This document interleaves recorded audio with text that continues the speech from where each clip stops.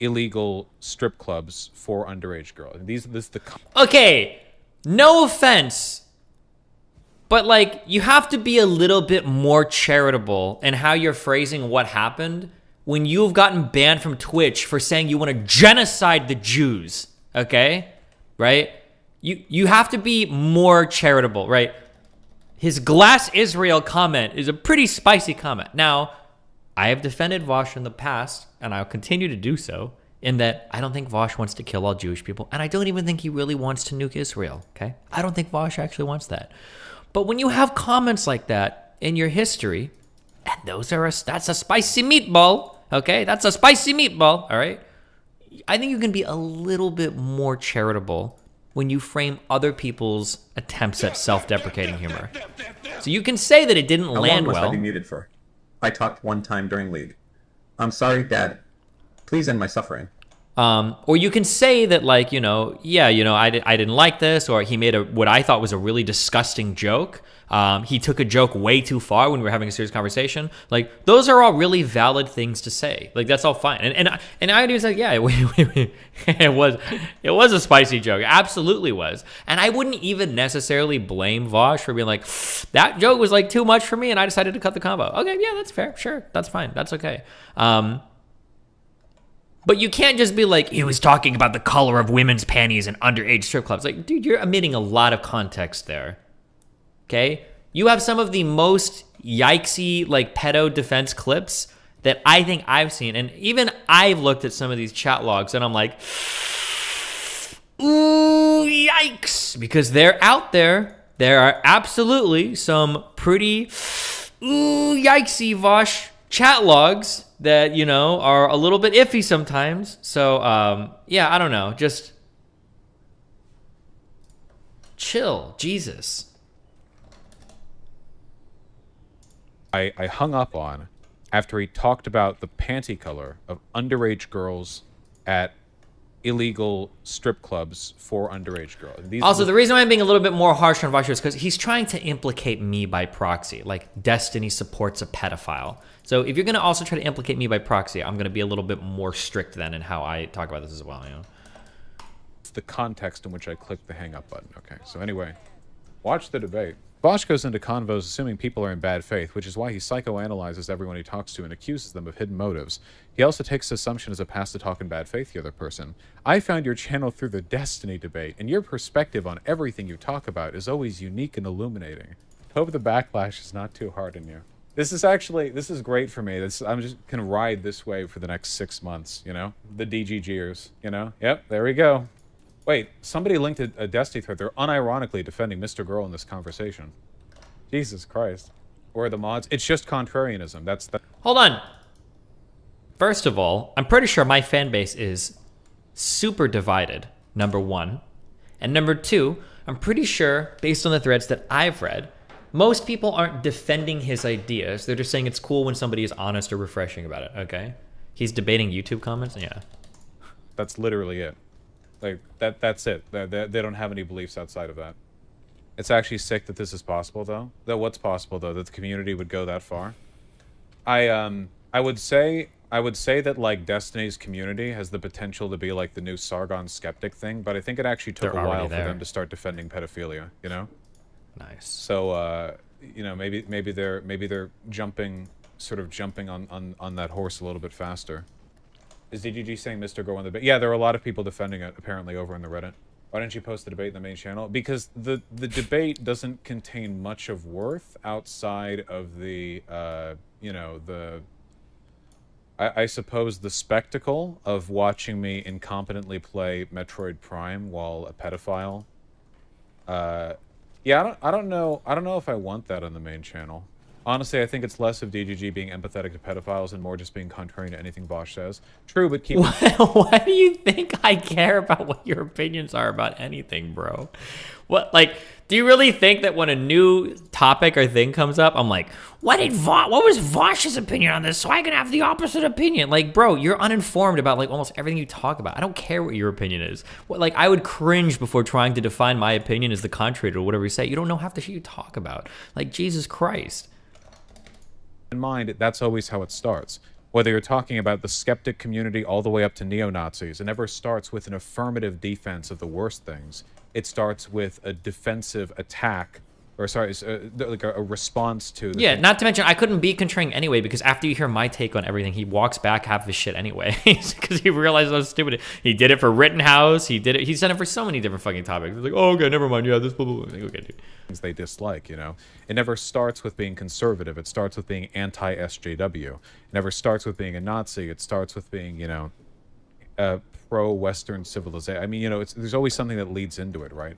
If spiteful contrarianism leads people so intellectually weak... I feel like he got super mad over the controllables beat stuff, so now he's like, oh, you have such to spite him. It's just so weird, because, like, if that was true...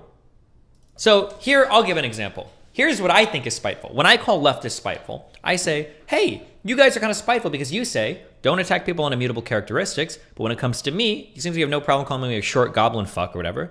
I say, hey, maybe we probably shouldn't use, like, racial slurs or whatever. And you're like, oh, well, you're like a Cracker Gusano fuck. Okay. Hey, maybe we shouldn't, like, do, like, crazy personal digs out of nowhere people. Oh, well, you know, you would say that because you're a deadbeat fucking father. Okay, right? When I say that people are spiteful or contrarian, that's what I'm talking about. That's what I say. I'm like, hey, it seems like you're being hypocritical to your core values or whatever that you claim to preach just because you want to shit on me.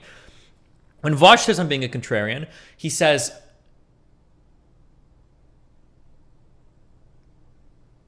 nothing. He's never pointed out a single position ever that I've held because I'm a contrarian. That what position? Like, if you think I have a position that I'm being a contrarian, please tell me. By all means, I'm interested in what you think a position that I have is. But I don't think I have any positions that are contrarian. Like, I think I believe in pretty strongly in everything I believe in. Like,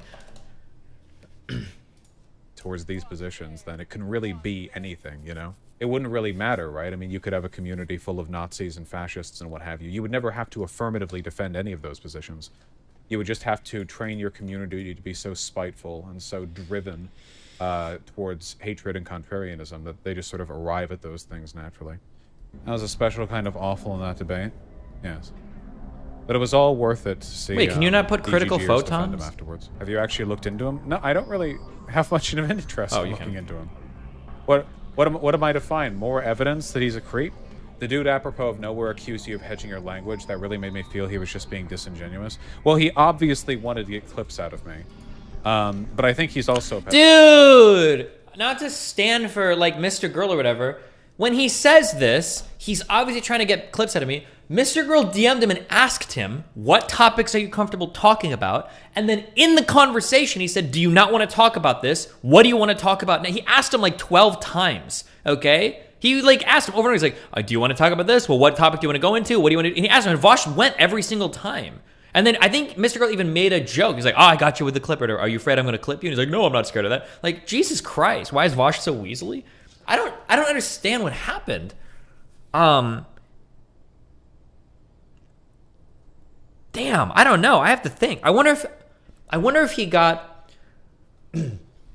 one benefit that I might have had. I think I have two huge benefits when it comes to existing in this space. Okay, I think I have two huge benefits. One is I had a lot of life before I got into internet bullshit. Thank God. Okay, I fucked my school shit up because I was working too much. Lots of shit jobs. Just lots of life and crazy weird life experiences before I got into streaming. I think that helped me, number one. And then number two, I think I ramped up very slowly to internet fame things, kind of.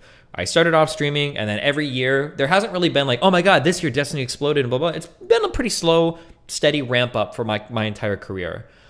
I wonder if Vosh going from nothing to basically my size, or almost, he did in like a year. I wonder if that fucked with his head a lot, because he didn't have any real life experience. He grew up in Beverly Hills. He's a sociology major with a degree that I don't even know what he was going to work with. And then he immediately goes from that into basically internet stardom.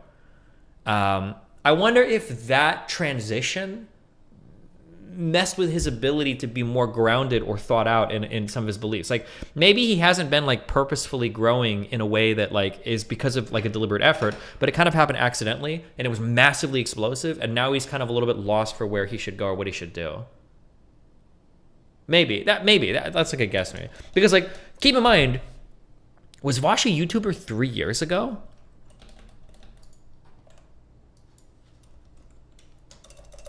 trying to think of when he started.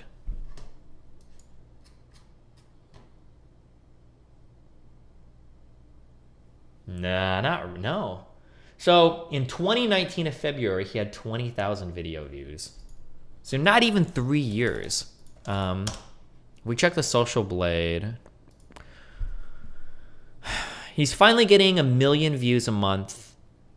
And basically at the start of like 2020, we're getting there. Yeah.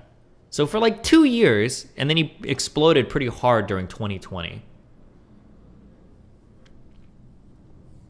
So I think he exploded pretty quickly in popularity. Damn, he grabbed like almost half his subscribers in like 2 months.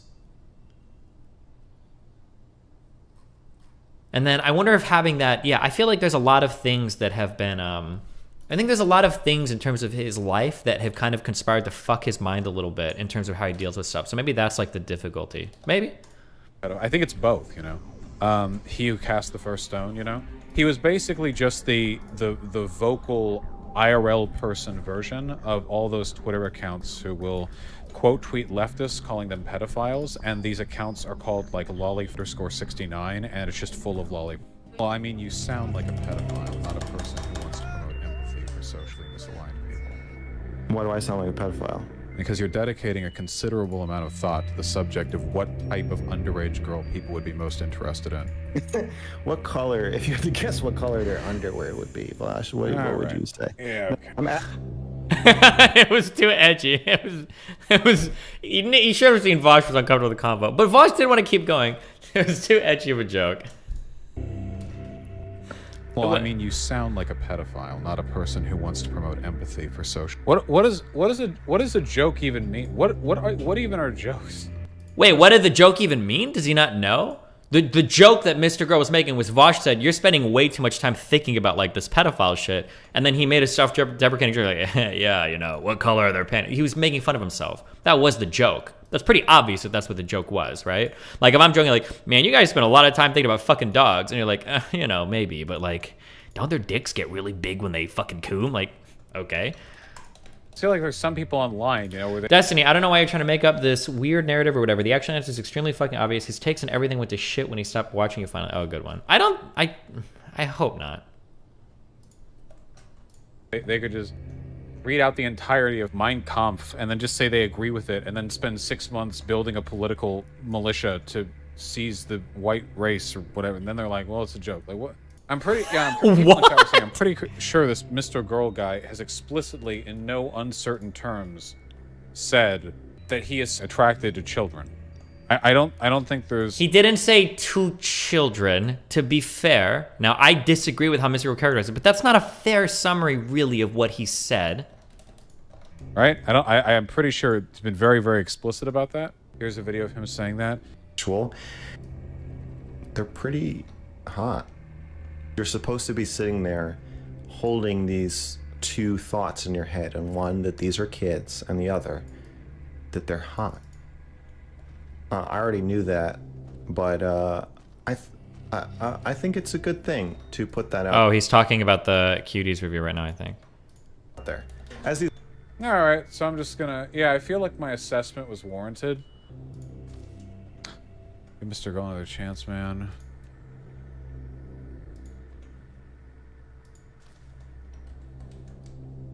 Weird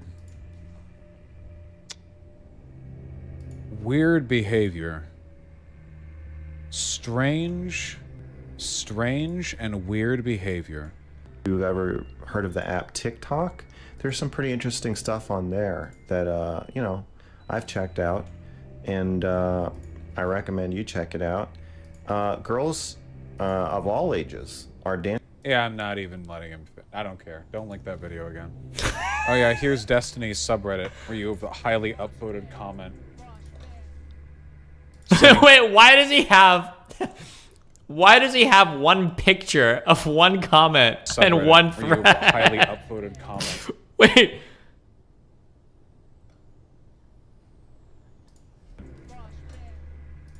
Saying they enjoyed a video from a pedophile saying that he's a pedophile This image perfectly shows when Vosh started realizing he could be a streamer. Why have I not seen? I feel like even I haven't seen, or I haven't seen a lot of the Vosh logs before. So every time I see a new one, I get a little bit iffy sometimes. Honestly, I'm a little sad. Destiny has not once commented on or acknowledged my growth as a streamer slash YouTuber. I don't mean to sound entitled, but I've been a part of his community for years, and it feels pretty noteworthy. It makes me feel like he's actively disinterested in networking with me. Jesus, look at how much they change in 2 years. How could I be disinterested in network? I feel like I debated him anytime he wanted to, even before he was a YouTuber. Holy shit, you're right about the ego? Oh my god. Supervillain origin story.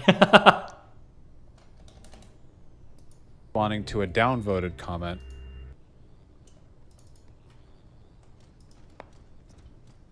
Okay, these colors look like vomit. This doesn't look good, does it? Ross said paying for kids to be our ape pet and buying a laptop is the same thing when debating vegan games. How can he accuse people of being pedophiles?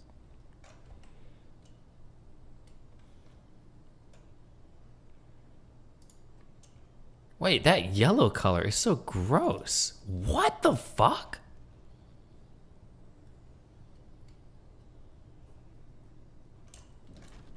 Oh, maybe just because it's not in the sunlight.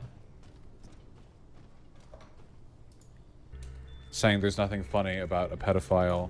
Yeah, maybe the joke about pedos and DGG was warranted. Maybe we should roll with that, dude. Holy. A lot of Mr. Girl Defenders only watch the Destiny debate and refuse to watch your debate. That doesn't make them not what they are. If you're so contrarian that you'll reflexively defend a weird reactionary pedophile because you dislike the other person, that you're still doing the same thing. Damn.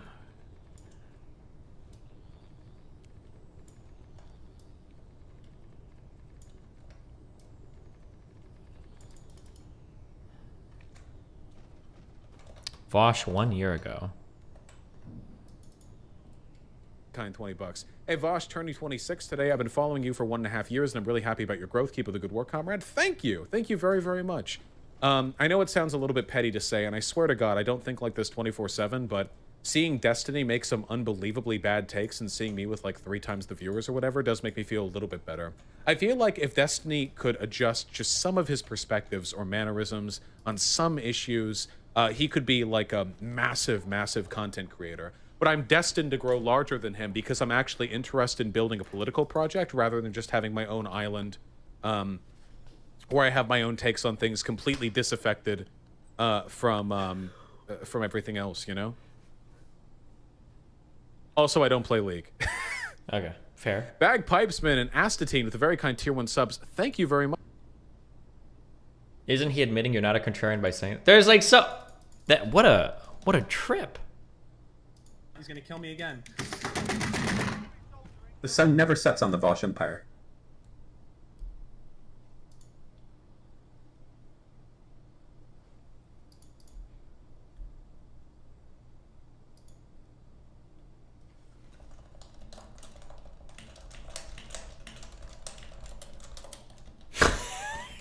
Destiny is whatever I want him to be in the moment to condemn him. True. Destiny can be whatever I want it to be. True.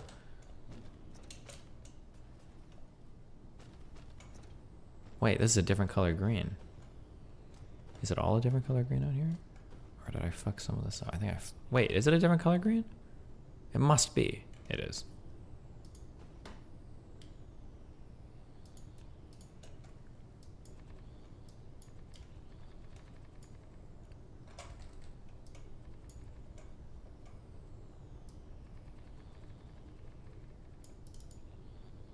No, it's not. I can't tell. That's fine. They're just doing their thing.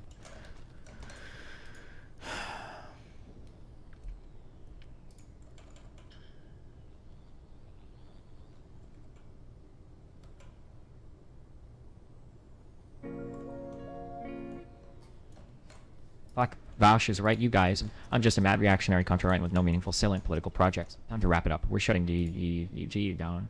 Goodbye, pedo chat. Based. And true build.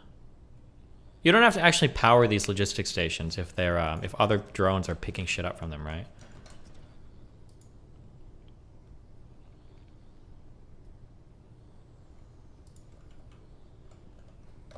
What are these?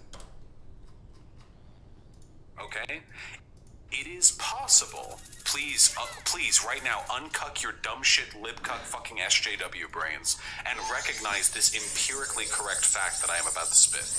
It is possible for an adult and a child to have a sexual relationship and for it to have positive outcomes on the child as well. That is possible. Come on. Now, I'm not even going to go as far as to criticize Vosh here, but damn, dude, how can you come out so hard and call someone else a pedophile? What the fuck? Bro. Make that a dono sound.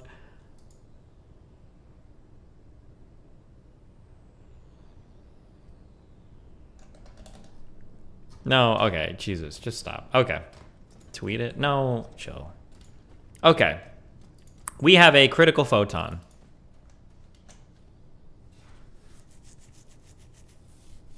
We need to make something.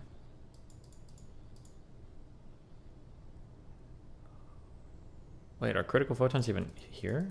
Am I blind? Antimatter.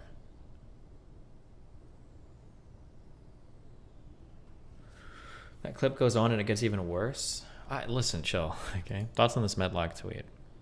It's very regressive to allow parents to pay for their children's college education. Theoretically, in a very weird kind of way, I guess. Because if your children are going to out-earn you, you could argue that maybe it's regressive, I guess.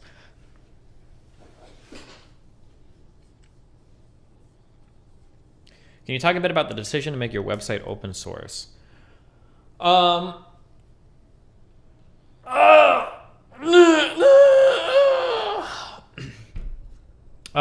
I grew up, I was very conservative, and when I was in the workforce, I was pretty libertarian/conservative.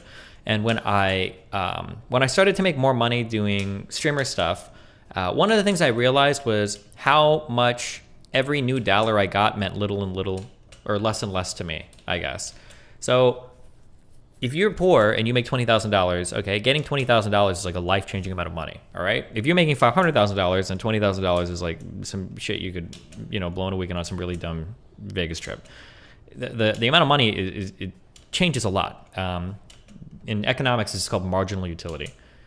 So as I started to grow as a streamer, I started to look a little bit more outwardly, and I started to realize, like, hey, there are small things that I can do that might actually make other people's lives like way easier. Like like taxation or whatever. Like I can pay more in taxes, and if theoretically through some government mechanisms this can help people, let's go blah, blah, blah. So I kind of applied that philosophy to working relationships that I had and have, and then to other like endeavors that I would go on.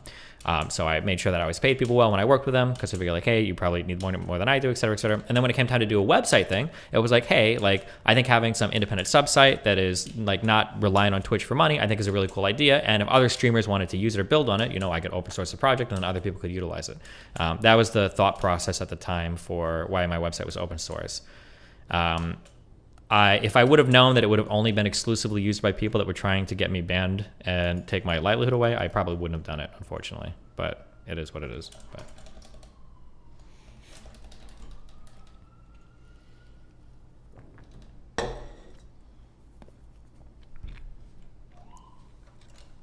Because I'm putting 100%. Heart. Happy New Year's Eve. I heard someone say that you got a discount on the website for making it open source. Is that true? Can you link me who said that? That is absolutely not fucking true. There was a big discussion early on whether or not it should or shouldn't be open source. If you want to point to selfish reasons why I made it open source, then arguably I could say, well, by making it open source, other people in the community might be able to contribute to the code base. But I mean, like realistically, for open source projects, that doesn't usually happen that much. Kay can tell me if I'm speaking out of turn here. But commercially, this seems to happen, and then in our own personal experience, it seems to happen. When you have an open source project, the idea is, oh my god, this is so cool. Everybody's going to be able to contribute if they have problems. But in reality, what happens is everybody just makes their own fork, and then they take your work and they try to do something else with it on their own, and they never contribute to the original at all. Now, I might be wrong. Maybe that's just my very limited, I don't know anything about open source project, but that feels like what actually happens in the real world. is people like, oh my God, everybody can contribute. And everybody's like, yeah, bro, we're contributing. And then, boop, let me go fork my own code base off here and I'm gonna go do my own shit. It seems like basically what's happening, yeah. But that's definitely what happened with my site. Yeah, that's definitely what happened with my site. But there might have been some people that contributed a little bit throughout the years, but the vast majority of the early stuff was done by a guy named Scene, who is awesome. I think he has 2 kids now. He's in chat every now and then. He did the lion's share of the work originally, and then Stan Pet did the lion's share of the work for the chat. I would say, if I had to guess, like of all the code contributed to the project, I would say 95% of it came from those 2. And then for the past few years, the maintenance of it and all the updating has been done by Cake, by, I think, Jader in chat. Linus did work with the... Linus does work with the bot. Was Dharma only the bot? Dharma did the first bot, which was really cool. Dharma did the first bot, and she actually learned so much about Python, like in working and everything with that bot, that she actually got a job programming. So I thought it was really cool. I haven't seen her in a long time, though. I think she's out of the community and everything now. But did you code anything in your website? No. I made my very first website a long time ago, but it was literally like in a text document, like with really basic HTML and CSS.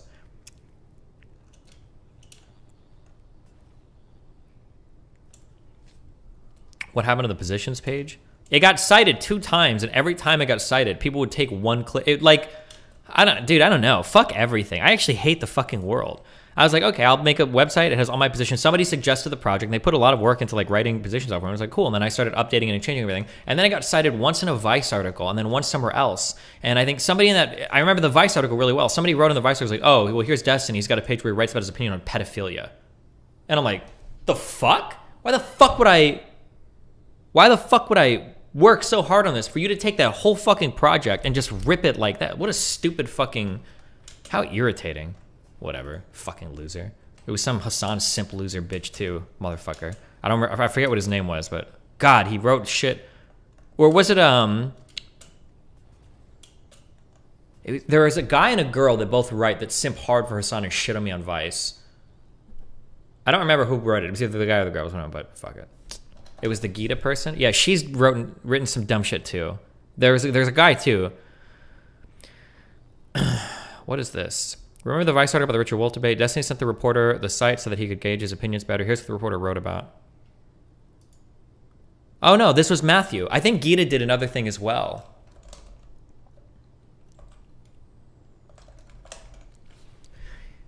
This is what he wrote about me, and has weathered a number of controversies around his political views in defense of his use of racial slurs. His personal website contains a section that outlines his thoughts on political and philosophical issues, from the use of political violence to thought experiments about incest and child porn.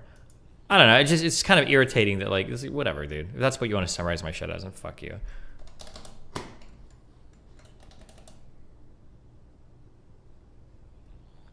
A video of Destiny working on his old website. Holy shit. July 8th, 2020. Oh my God, is that the Flash Media Live encoder box? We're streaming at 1,000 kilobits per second. Were you even allowed to do that back then? 11 frames per second, guys. We can't see your screen. Oh shit, sorry, I have a different thing turned on.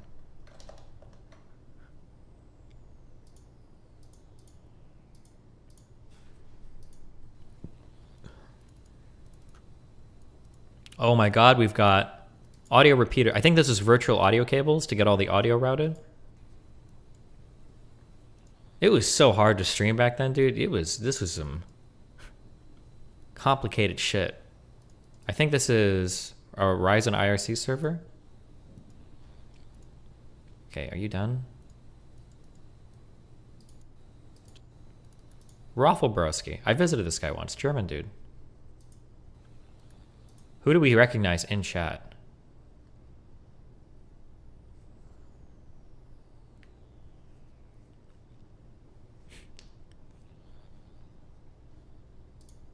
Oh shit. Jay Jazzes used to be around for a while. I think he's gone. Is Jay Jazzes Jazzly? I don't think so. God, and SCVs are being prioritized in it. No one cares. Is this Dreamweaver?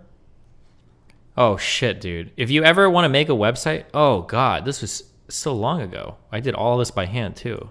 I was so motivated. What was I using to... Oh, I think you could FTP into your server too with this shit as well. If you're using Dreamweaver to make a website, does this advice even apply anymore? I don't know if people can do this. You have to code stuff. You can't click and drag shit around the screen because it will make some crazy garbage fucking code to try to put things where you want it to. These are called what you see is what you get, I think development tools or whatever. Typically when Americans go to different countries, they go overseas to... What? Greece or some European country. Is Greece really exotic? Destiny?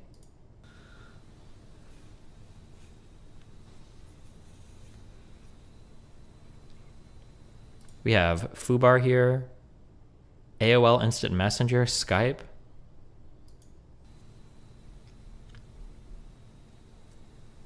How old is this Destiny? July 8th, 2020. So 12 years ago, I would have been like 21 or 22 here.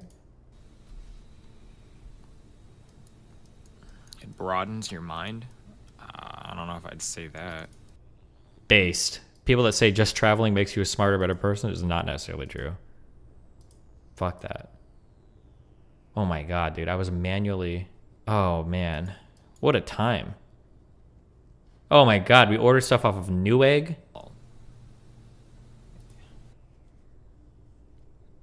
New CPU, boys. What are we getting here? 1366 socket would have been a... Oh, what would the chip have been? An E6750, I think. Core 2 Duo was my first streaming chip. I'm not going to be able to remember. Was it an i7? Was it a 970? Oh, a 930 or 960? It was a 9 something, maybe. Fucking Gigabyte. Whoa, God! Okay, chill. I had really bad experience with Gigabyte Mobos. That is true. I don't remember what happened, but I had a couple really bad Gigabyte experiences. Oh, look at this cute picture. There we go. Headphones? Shut up. I'm not even linking here. Where's my Amazon affiliate link? White Wolf. Oh my god, I remember some of these people. David used to hang out on stream sometimes. I think his name was... You know the 9 or something? Am I making that up? Something 9. Erica? Joe Oliver was a friend, my old friend. Erica and there was another guy that in my community. They got married. I met them a couple years ago. Oh, 9 Volt? No, not 9 Volt. No. Station. Yes. Yeah. Holy shit, who said that? Oh, the Skype sounds.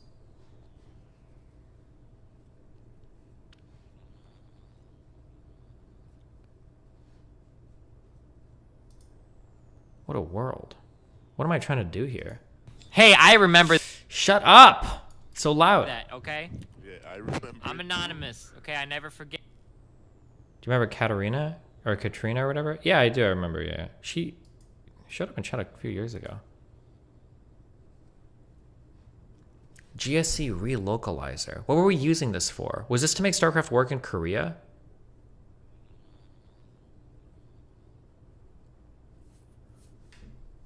Localizer again, bro.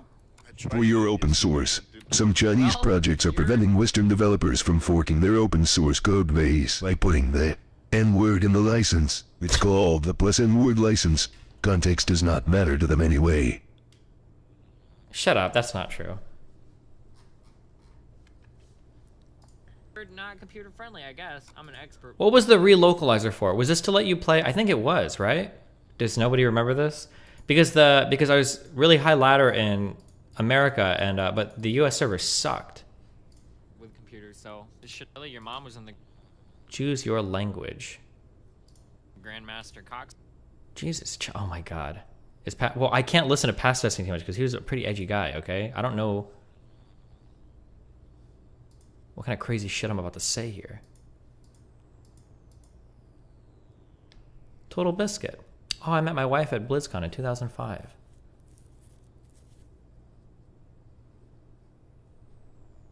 Damn, it's so sad that he died.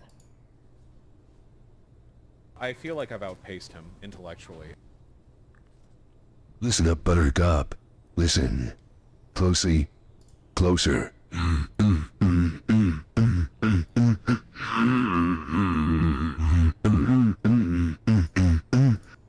Okay. Okay.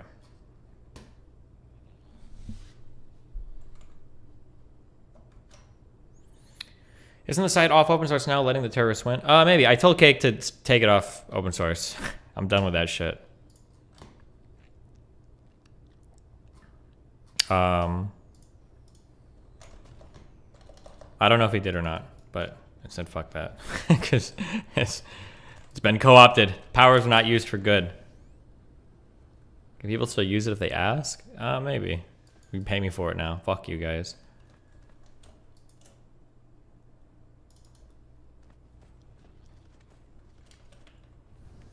What's the price for the site? I don't know. I don't charge for that shit. I'd probably let you use it whenever you want, but if there's any like major errors or bugs or glitches or whatever that come up that have to be patched out, I don't want anybody to be able to rip that work for free.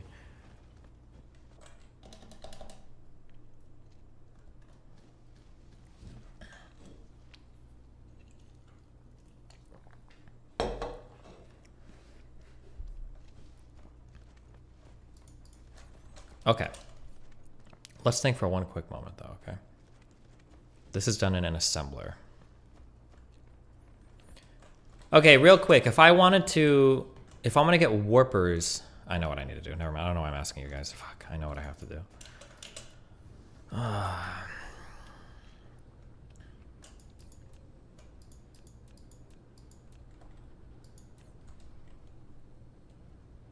Leave them with an outdated build and let them get fucked by hackers. I mean, I would hope at this point Nervosa knows how to maintain it. I imagine she does to some extent. Actually, the way to know, I guess, is if there were any critical vulnerabilities that came from my code base, I guess we would just have to look at their public commit history and see if any of those changes were committed, and then I guess you could see if they were copying from the main distribution or not. I imagine that's all public, right?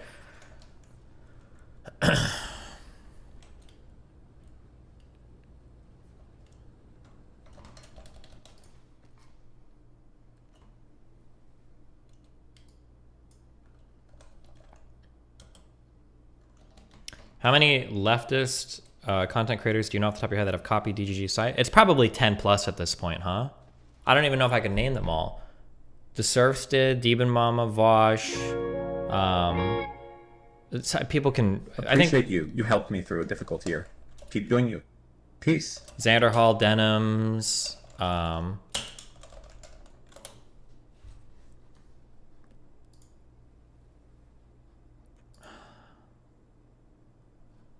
Fuck, what's the name of her website? Does anybody have it? Oh yeah, that Dear Girl.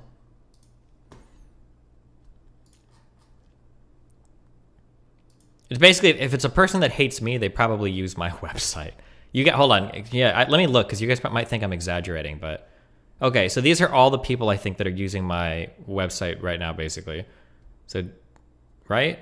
Demon Mama, Shoe on Head, I don't know who Crabe is, Strider Stone... Wait, oh, these might just be donos, people that donate. Hold on, let's see if we can find it.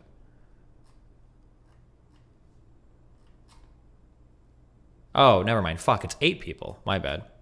Vosh, Conure, that girl that made that clip about me, the shooting needs to stop. Rose Wrist, Demon Mama, Surreal, I don't know how. Xander Hall, Vermin Hands, Rivera. Shoe on Head does as well now, right? I think there's a couple more that aren't listed here. Not Denims? Denims does, I'm pretty sure.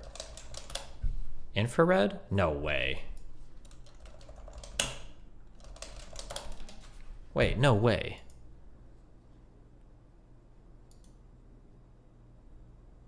Conure is a femboy? I thought Conure, I don't know what these people are. I don't have time to follow the changing identities all the time, right? Infrared.gg. No way.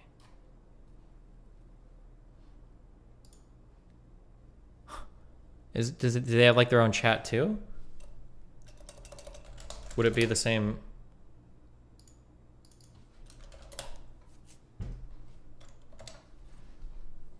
Infrared has a clone, but it isn't from White Nervosa. Oh, okay, gotcha. So it's a different thing. Okay. Chat is trolling you. Gotcha.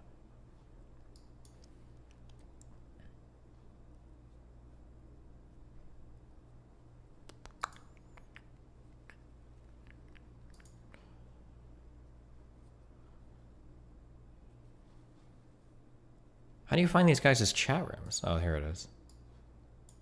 Oh yeah, Denims has a... This is a clone of my site.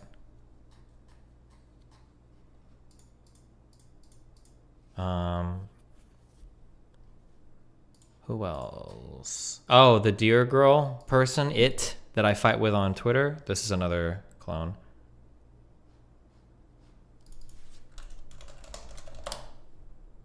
Fuck, how do you get their chats?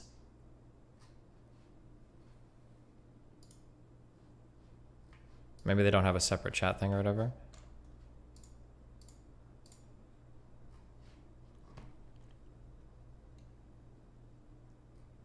Destiny has such a crush on Denims? I don't. Okay, she's just cute as fuck, right?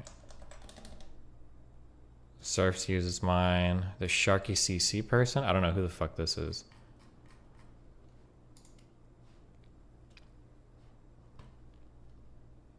The Surfs has that, yeah. It's kind of annoying how many crazy motherfucking people. Like, it's this, how frustrating, dude. How sad. Yeah, I don't know. But whatever. Yeah, Heme is okay. Rosebust is fine too, also. I don't necessarily hate all of those people, just like 90% of them.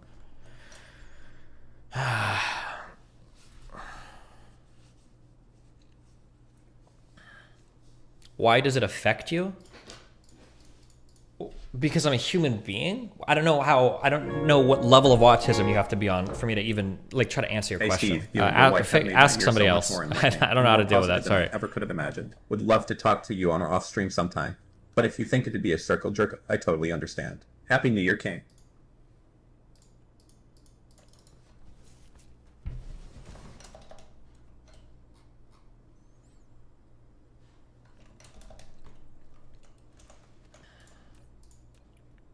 Okay.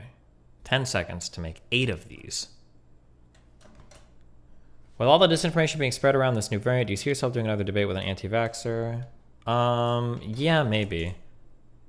I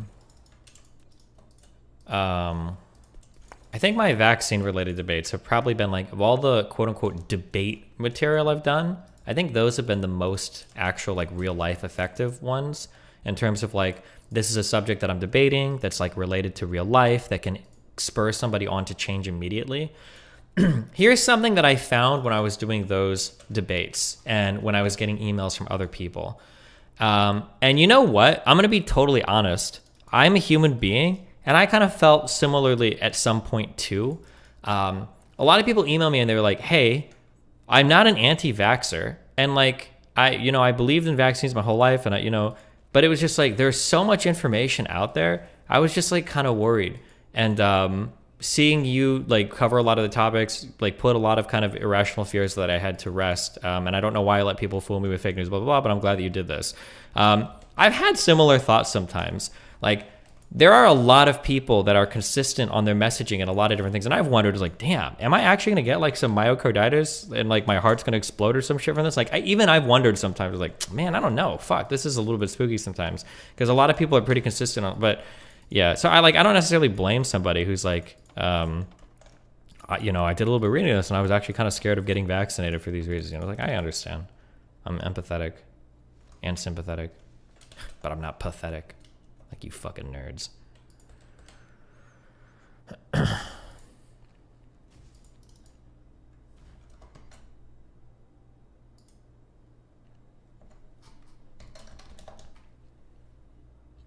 Vosh just got you in his last stream and essentially said your reaction. I think we already watched this. I think it's just what we just watched. You have to talk about D's convo with Heimlo. His defense of Lauren Southern was even more spineless and mental gymnastics than before. Lol. I don't really think there's a point, you know? Wait, right? Hi. Hi. Destiny sincerely does not have any beliefs outside of being contrarian to whatever people on the left expect of him. That is legitimately it. I genuinely do not think there's anything more substantive to that. He has so many contradictory beliefs. He's willing to be so edgy and so... Wait, can you give me one? Just give me one to work with. I wish that sometimes, I wish when I was responding to his videos, I could be like, okay, well, let's talk about this argument that Vosh brought up to see if he's right or wrong. But I don't even have anything to, like, engage with. But okay, now he says I've got a lot of contradictory beliefs. Let's see if we can find any. Dismissive towards progressive people sometimes, and then at other times he's willing to be the most woke scolding, the most... That's not an argument. At times, Destiny is dismissive against progressives, and at other times he agrees with them. That's not an argument. What, like... Formatively offended by other lefties. He's incredibly critical of other lefties, like platforming, advocacy, and arguments, and then he'll go ahead and like hardcore simp for white nationalists, you know. When do I get mad at people for platforming arguments? I don't even know what I get mad at people when they make bad arguments. Or I get mad at people when they agree with things that I don't agree with. Like if I'll disagree with them, but like when do I get mad at people for platforming things? The only explanation for his behavior is just being a contrarian. That's it. There's nothing else, really. If contrarianism makes him reactionary, he is a reactionary. You can treat him that way.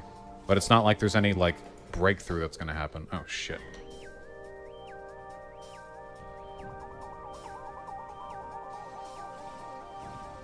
Oh, okay. I'm mad when people platform Anna. That is true.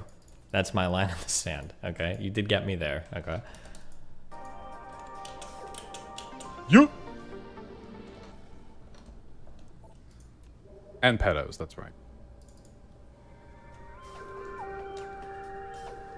The saddest thing is how his chat gasses him up to absurd levels. Lefty communities are incredibly good at self-policing. They will like... This is a phenomenon that I notice in online chats that's really frustrating, is left-leaning communities... let's see. How do we do this? I have to request and then to wrap it off. How annoying. Left-leaning communities... this is what's annoying, okay? I'm trying to think if I can blame people on the right for this. I don't think so, because they're typically willing to be competitive. If you have left-leaning people and right-leaning people in any chat room online, invariably what'll happen, and if somebody has alternative examples and you moderate stuff, I'd be interested in hearing about these, because right now my impression is really bad.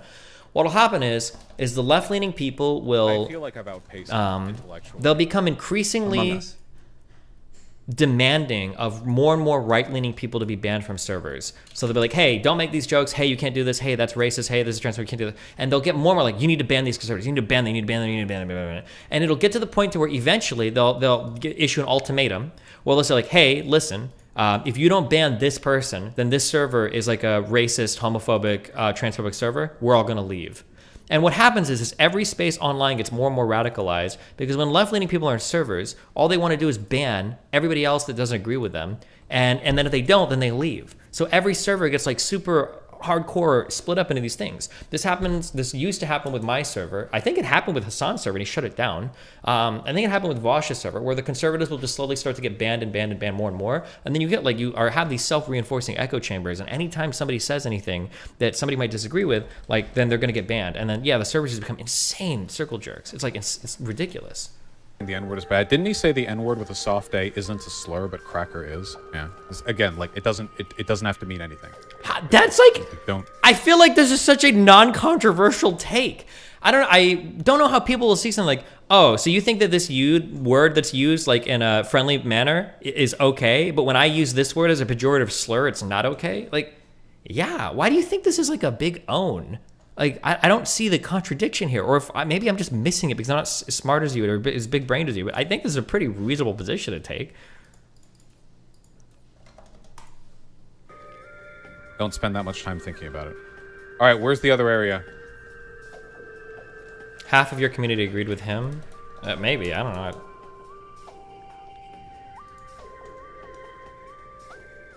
Somebody said like the Great Bridge or something? What was the name of the place?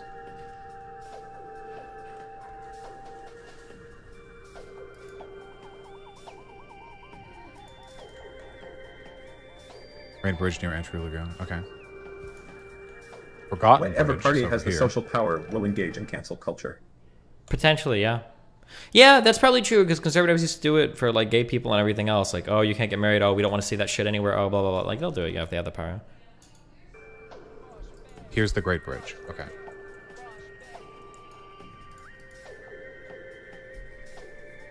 I'm very powerful.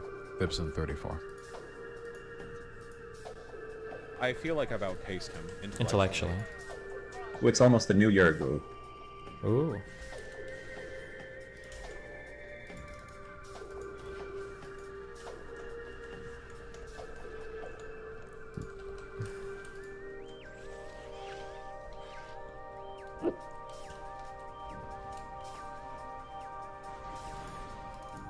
Do you think I can take warpers out of this if... Oh, no. Well, supremely bad guy, it sure is difficult to avoid that when chat incessantly brings up. I have no. It's like there's a guy called the Shit Eater, and you. Oh, there must be mad at him about. I thought you weren't going to talk about Destiny.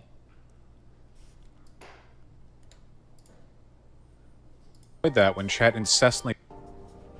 Well, supremely bad guy, it sure is difficult to avoid that when chat. Hi, what? Okay. Hold on one second.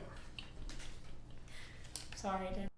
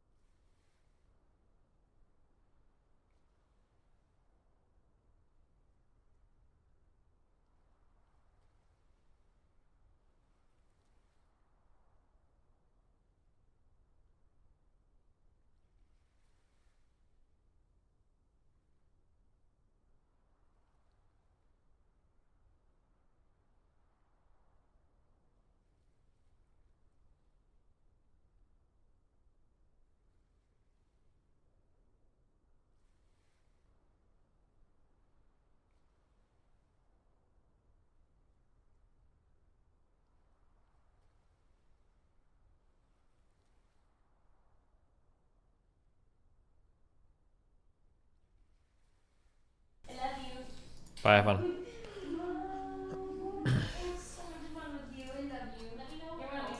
Chat incessantly brings up. I have no. It's like there. Wait, what is this? Some Instagram meme account made a meme of you. We had the function explained to women that Try free will not to doesn't get banned exist, as much next year, DGGL. and that we are all caused to merely finite modifications of this one substance. This is a really good picture. The only thing I don't like about it is the angle of the way that this is makes me look like I weigh 400 pounds.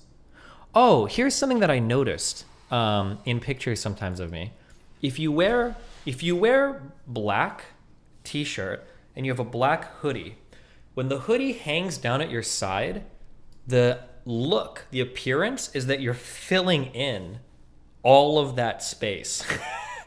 I noticed it because when I look at some pictures, I'm like, wait, what? I look like a rectangle. And when you look at, if you ever wearing, you should never take fashion advice from me, but if you ever need to wonder about this, if you wear a black sweater or sweatshirt and it's hanging down, you have a black shirt on, it looks like your body is filling out the entirety of the inside of it. Because I've seen a couple, and I'm like, oh my God. There's a guy called the Shit Eater, and you guys keep informing me that he's eaten a new pile of shit. I don't know. We know. I have nothing more interesting to say about this, you know. Destiny is not a particularly novel or interesting person at the moment. There's not some unique insight I have to offer. You could bring me any new thing he's done. Every stupid thing he's done the past half year has been, oh, he's spiteful towards the left and it's broken his brain. That's it. It's not changing. There's nothing new. Keep asking, like, or guessing at my perspectives on it, but like that's it. There's really not much else. I'm actually really glad that we allowed for talking about Destiny in the Reddit again, because now you know how fucking boring it is. Oh, damn, he did another stupid, objectively incorrect thing that is contrary to his stated values in a way that just perfectly aligns. No, is he going to name anything else? Please. people say that I don't evaluate your things in good faith, Vosh, because I don't make real arguments. And the reason I don't make real arguments is I don't have anything to argue against. You haven't given me a second. Please, come on. We can find at least one argument here. I know we can do it. I know we can find something. Please, please, please, please, please something. There's apparent desire to spite everyone on the left, especially myself. Damn, that's crazy. Like, okay. Yes. Yeah, did you hear Piss Chugger chug some more piss? Did you hear? Did you know? Hey. Here. Hey.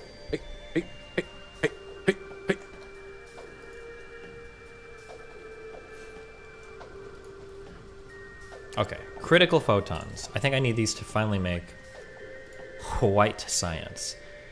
All right, antimatter. I'm gonna have to start banning you people. Holy shit. Uh-oh. Oh my god. The bans are coming out. Oh no. Oh, speaking of Jarhead, with the 10 euros at the beginning of the stream, I saw this. Have you seen the clip chimp about act versus rule statement? People have been debating it all day. Yeah, it's been pretty funny. Wait, antimatter is real, right? I feel like I've asked this question or looked this up before, and it always is, but I feel like I didn't learn anything about antimatter in physics at all. Ever. Can we make it? Is this a theoretical thing, or does it actually exist?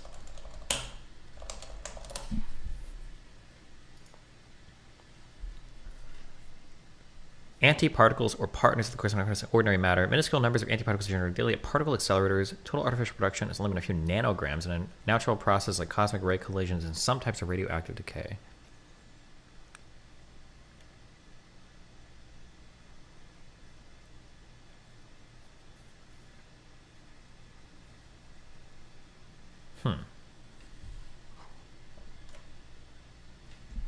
I saw a comment you left giving advice to some Reddit dude on the sub. You should just go on there and be nice and turn them all against him. Okay.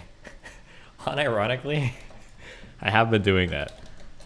That's a top secret Destiny astroturfing campaign though. Every now and then, because what happens is I have like usually I would go through our all in my Reddit app, but now I notice that if I just click home, it shows me like the front pages of all the subs that I'm sub to. So a lot of Vosh's stuff will pop up. So when I see stuff of me in there, sometimes I'll go in and I'll go into the threads. Sometimes I'm combative, but sometimes I'll be really nice. And usually I get a really good response. So I figure he's probably gonna ban me soon because I'll make like nice responses in the subreddit, and then I'll get like people that are like respond really kindly too. So I feel like I slowly turned the subreddit tide against myself. I got into some conversation yesterday with somebody about like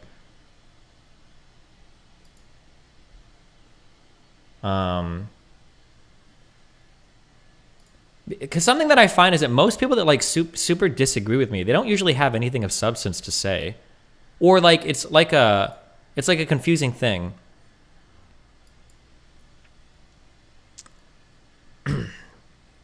This person said, Lemeo, terminally online loser. As someone who has worked in warehouse or grocery stores doing manual labor her entire life, you don't know shit. I said, why you got me there? I said, steady amount of stress. So then I asked, I'm curious. Okay, well, what part of the manual labor experience do you think I'm missing so you don't understand? And then they give a response about how I'm not in touch with anybody and blah, blah, blah. You don't sell your labor for wages. Don't have the same financial pressures that working class people do, blah, blah, blah. Okay, I don't know if you guys remembered this. So here's a real life working experience that I had. A lot of you guys didn't have, okay? Where are my millennials out there? How many people here worked jobs in 2007 and 2008? Because when the economy crashed, it was probably one of the few times in U.S. history where your shit got scaled back. Now, a lot of you guys might have this like, we got shitty raises, or like stuff kind of stagnated. In 2007, 2008, they actually took shit from you. They wouldn't degrade your pay, but I remember they cut all our 401k matches. Our 6-month biannual raises were completely gone.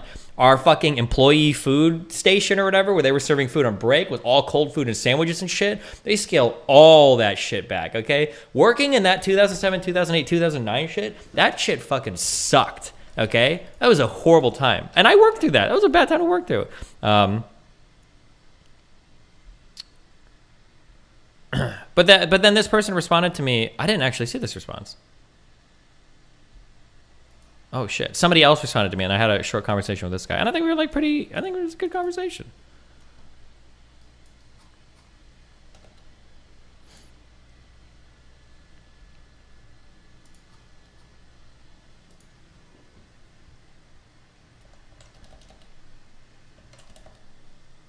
Wait, I didn't read their response.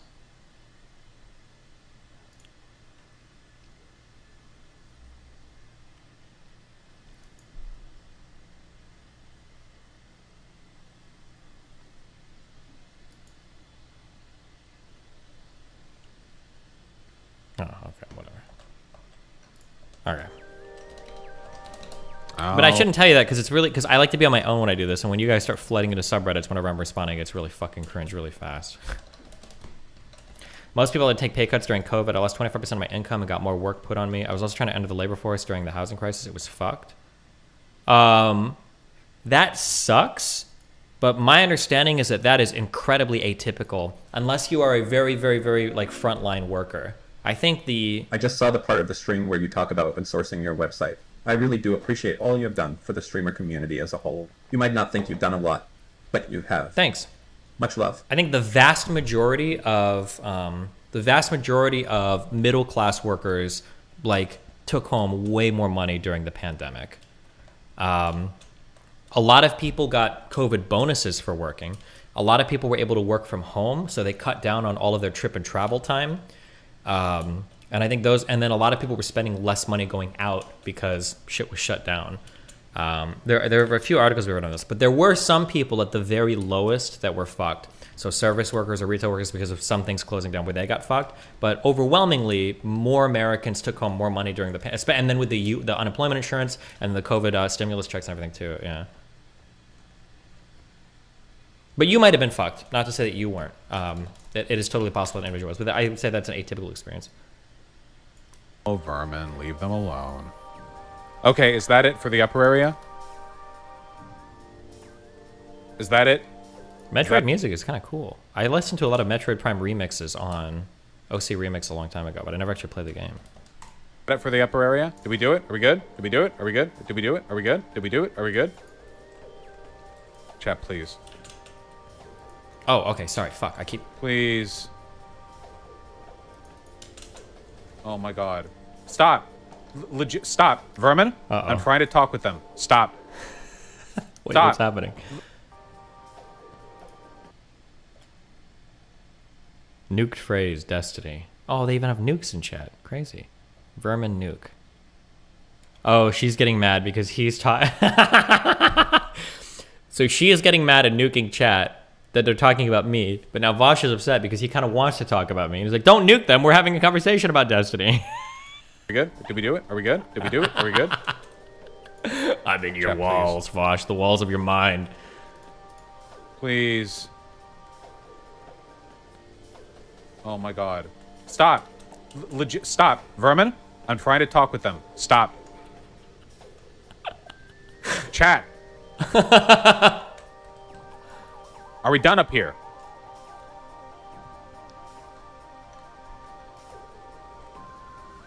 Yes. Okay. Jesus, fuck. Holy shit. It's getting mad. Okay.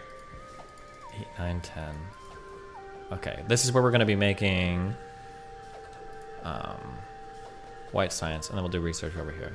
Wait, it's the wrong place. Is it? Oh, it totally is. Yeah, hold on. Oh, I can go even higher? How high can you stack shit in this game? What the fuck? I feel like I've outpaced him intellectually. I'm getting out of your walls if you don't play League soon. Joe, who's asking for League, bro? You're sick in the head. God damn. Okay. We're going down. I guess you are sick. So that's why you live in the fucking walls. close. Christ almighty. Damn, I'm still mad. What are you mad that about? we couldn't have a proper fucking schizo debate. Or whatever. What? Schizo's my term. Why are people co-opting my DGG language?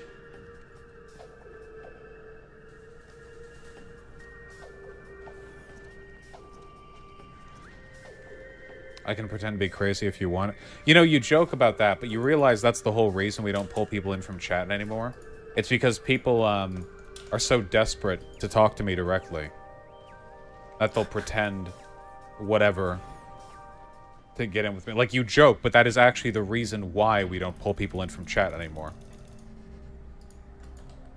Vosh, just agree with someone on Twitter without being ableist, challenge level impossible. Chef to the left, I'm sorry, you know? People can be mad about it if they want, but there are a fuck ton of mentally ill people on the internet. I'm tired of pretending they're not, okay? Base! I'm tired, okay? Well, I'm breaking free of my woke chains, all right? No longer will I pretend that when a bunch of crazy fucking dipshits on Twitter take issue with me for no apparent reason and all act like absolute freaks about it, that they're totally rational people with nothing wrong in the head. No longer. I am unchained. Good. Interesting take there. I know the truth. And it's that disagreeing with me should be listed in the DSM-6. You have to use ableist slurs like that? Yes, I do. What did he... Oh, is mentally ill ableist?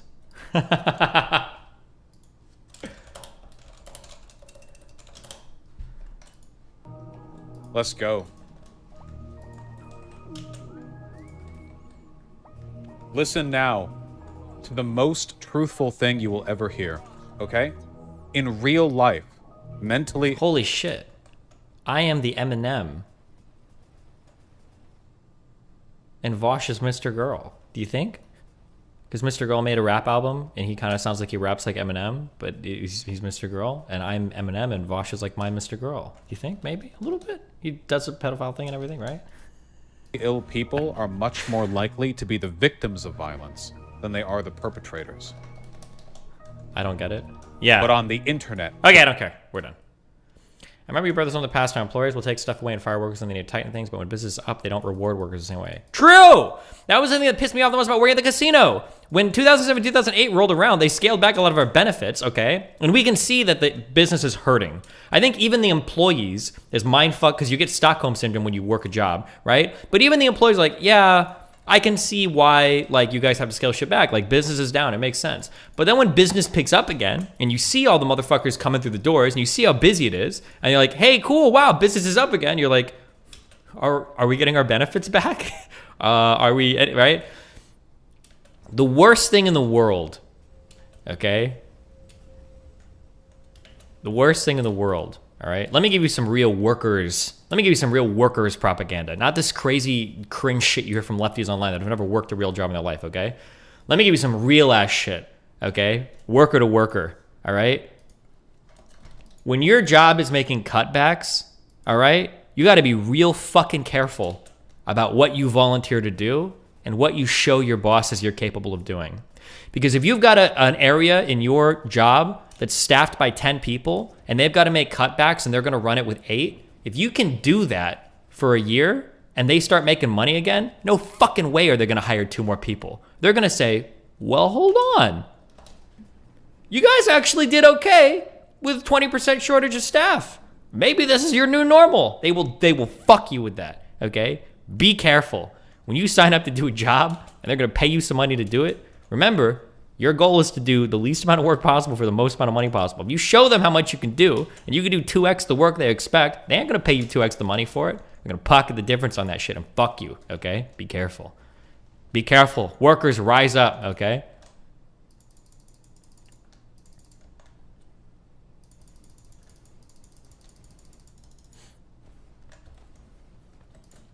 That is nursing 100%. I've heard really scary things about like medicine and nursing in the US. There's like a lot of shortages in staff and shit. And the jobs and everything seem like pretty impossible. I don't think I like the idea of doctors and nurses working 24-hour shifts, even on call. No offense. I don't want somebody performing surgery on me that's like on their like 26th hour of being awake or some shit. That's a little bit scary to me. And then like the caretaker burnout is real, and like the, you know, it's just, yeah, I don't know, damn. We don't talk about it much on stream. Some people say that like occupational licensing in the United States is a bit extreme, that we need to like tone back some of the med school shit and everything because it's like getting really hard to fill our shit with like doctors and stuff, because like getting through school and like getting registered nurses and everything is really difficult.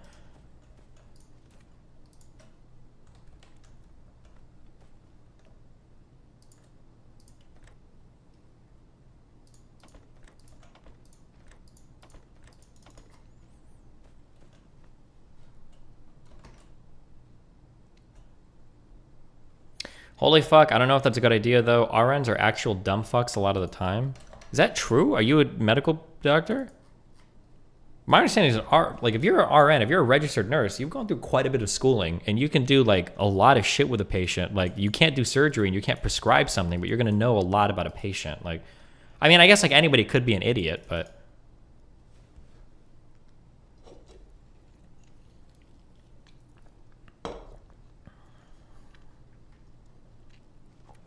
RNs are 4-year degrees, aren't they?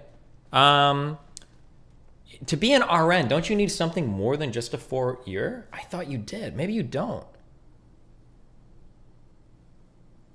I thought after you get your undergrad, I thought there's some other nursing school you have to go to. Is it just 4 years and a test? Are there other certifications? I don't know how long nursing school is. Maybe it's not as hard as I thought. I don't know. My kid's mom's sister became an RN, and she did it through a master's degree program. Maybe that's atypical, though. Maybe not everybody does that.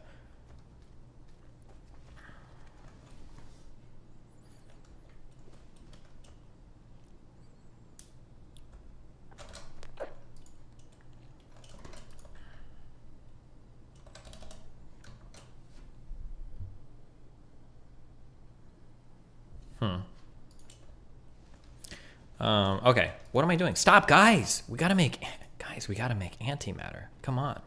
What are we doing here?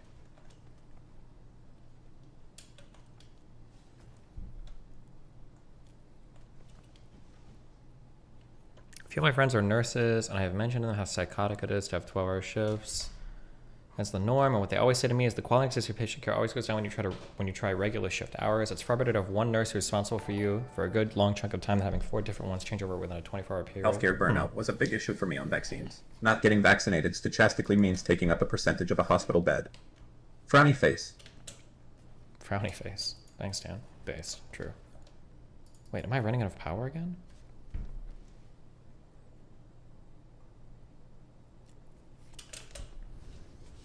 It's all about continuity of care? Sure. Do you ever talk to your sister? No.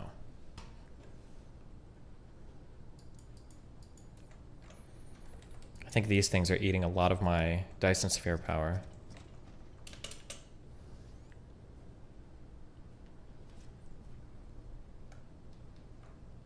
Do you think...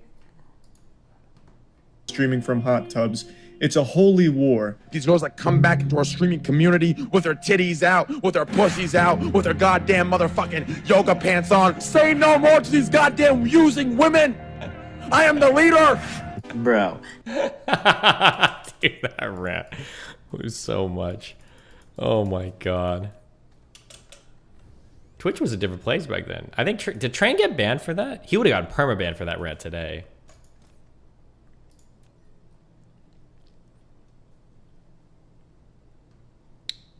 How long did he get banned for?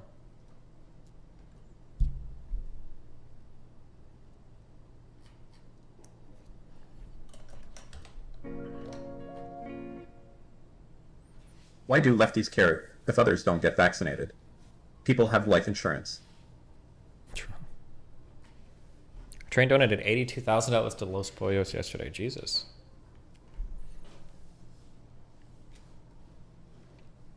Do you actually agree with Train and Andy when they said their rant was satire? Listen, no comment. Me and Train are cool now, okay?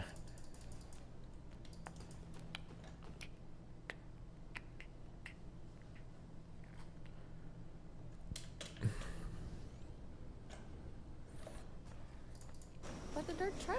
Oh, hold on, I'm turning my PvP on. Come here. Shut up. I would beat the shit out of you, dude. I would kick your fucking ass. Oh my god!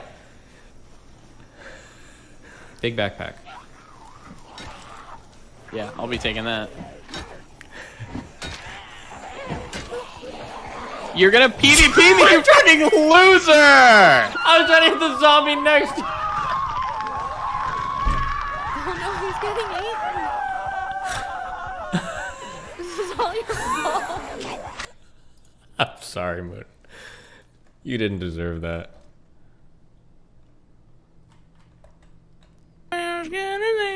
Betty White is 100 and I'd still smash. Betty White dies this year. Mark my words. Oh no. Mark my words. Betty White dies before this year ends. Betty White dies December 31st, 2021. I'm tired of her. I'm tired of Betty White and her... Jesus Christ!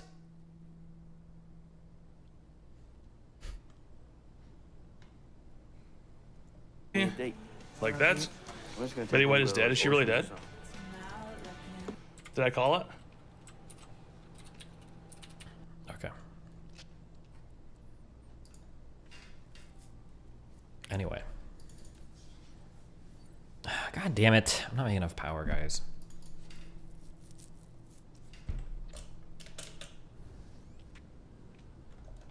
Okay, we'll build stuff and then we'll worry about that later. Okay.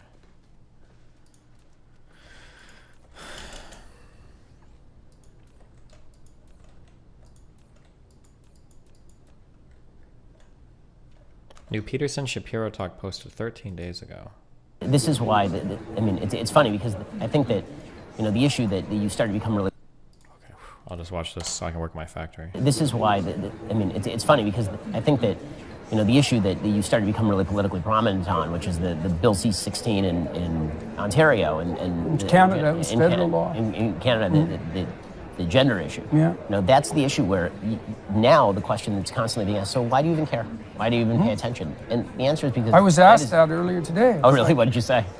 I'm not letting a cat have my tongue. Yeah. It's like it has nothing to do with gender as far as I'm concerned, or that's peripheral in some sense. So the accusation, why do you care? Fair enough.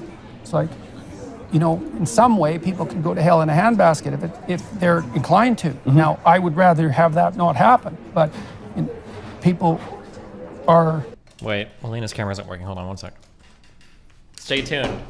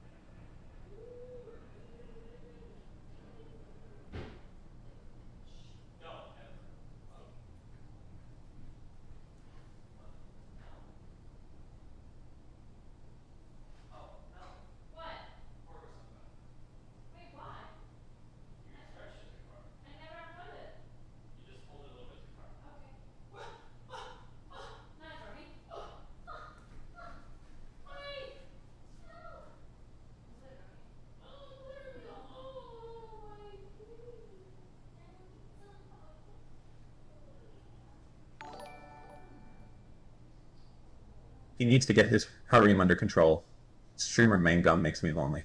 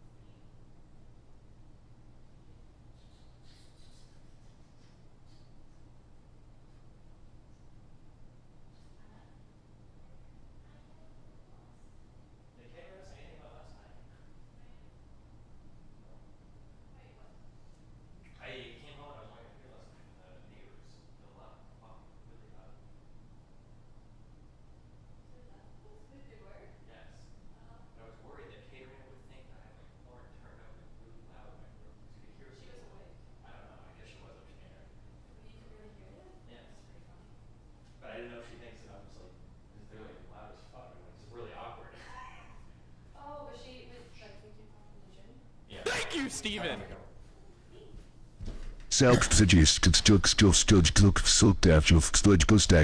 What?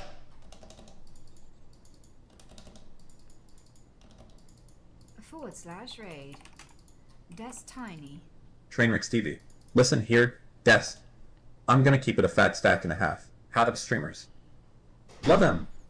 But I can't stop subscribing to their OnlyFans and I'm down bad. Why are you guys spamming emotes so much for? What are you guys doing?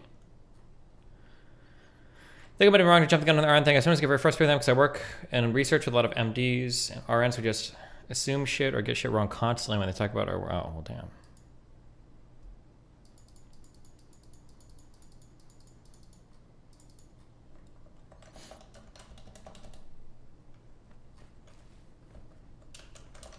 You heard the woo yeah? Good. Woo yeah. What would you say? Doomed to their own autonomy. But I'm not saying words that other people want me to say. And the idea of compelled speech, it's like the bill was this much about gender. Right. And it was this much about, oh yeah, the government's going to tell me what to say, hey. But now they're regulating what therapists can say, therapy sessions. This is interesting because to me, the problem with a lot of this is less a free speech issue, even though... Hold on, I have to... You know, you could probably add a check to your positions page that shows something different if the referrer says the viewer came from Vice. like receiving traffic from any no, because that would assume they're coming from like a similar domain from work or whatever. They could be like serving their website at home. That would be really funny though if you mark like all traffic from like CNN or Slate or Vice or whatever. It's like, hey, I've noticed that you're a journalist trying not to be a disingenuous piece of shit. Yeah. I'm on the same page with you. And to me, it's crazy to me that a bakery or cafe or whatever would let these guys who are relatively controversial record here. It really is a fundamental truth issue, meaning that, yeah, you're trying to force me to say something I don't want to say, but to me, the fact of what you're trying... I don't like the compelled speech argument. I think it's a really weak argument. When you say, like, they're trying to compel speech, like, what is, like... I don't think I agree with that. Nobody's like compelling you to speak in a certain way. They're just telling you not to say a certain thing, but I don't know if that's like the same thing. Like, so for instance, let's say historically, I just refer to black people as the N-word, okay? I mean, I'm Desi, I do all the time, every time in my real life, all the time, unironically with a hard R, right? Let's say that I do that, okay? And then the government's like, hey, we're gonna make a new law. If you have employees, you're not allowed to call them the N-word anymore. You have to treat them like human beings. And I'm like, seriously? Compelled speech? Like, calling that compelled speech just doesn't feel... I feel like it's the weakest argument. Like, there might be other arguments that he can make, like some ontological... There might be some ontological arguments that he can make. So, like, things relating to, like, when we say what a male is or what a female is and then trying to confuse these things, like, blah, blah, blah. Like, maybe there's some arguments, if you really want to, sure. I would disagree with them, but they're better arguments than this compelled speech thing. Destiny, you are conflating you can't say this with you should say this. But like, it's not, I just don't think it's compelled speech. So for instance, is it compelled speech that you have to call somebody by their name when you go to work a job? Because I'm pretty sure employers probably have to use your name, right? Or is it compelled speech to say that you should refer to somebody as like Mr. or Mrs.? Like, it's a garbage argument. It's just a dog shit argument. There are better arguments out there if you want to challenge it on these grounds. I just think our brains are not built for this. I think... Wait, hold on. Trying to force me to say is so innately opposed to the good is the problem. Like you could try. I would have objections to you forcing me to say that I like a particular movie, right? It may not be true. I don't like a particular movie. It would be bad if you tried to force me to say that. But the level of passion that I have for issues. Oh my God, infrared beefing with Bad Bunny? Hold on. This is some like, how can I resist watching? Remember this, Bad Bunny? Remember your Discord likes might cover it on stream. Oh my God, ha ha ha ha ha.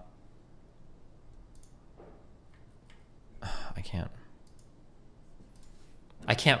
How did my whole speech about how I need subs to keep the stream going if you like the content, blah, blah, blah, how that results in 0 subs?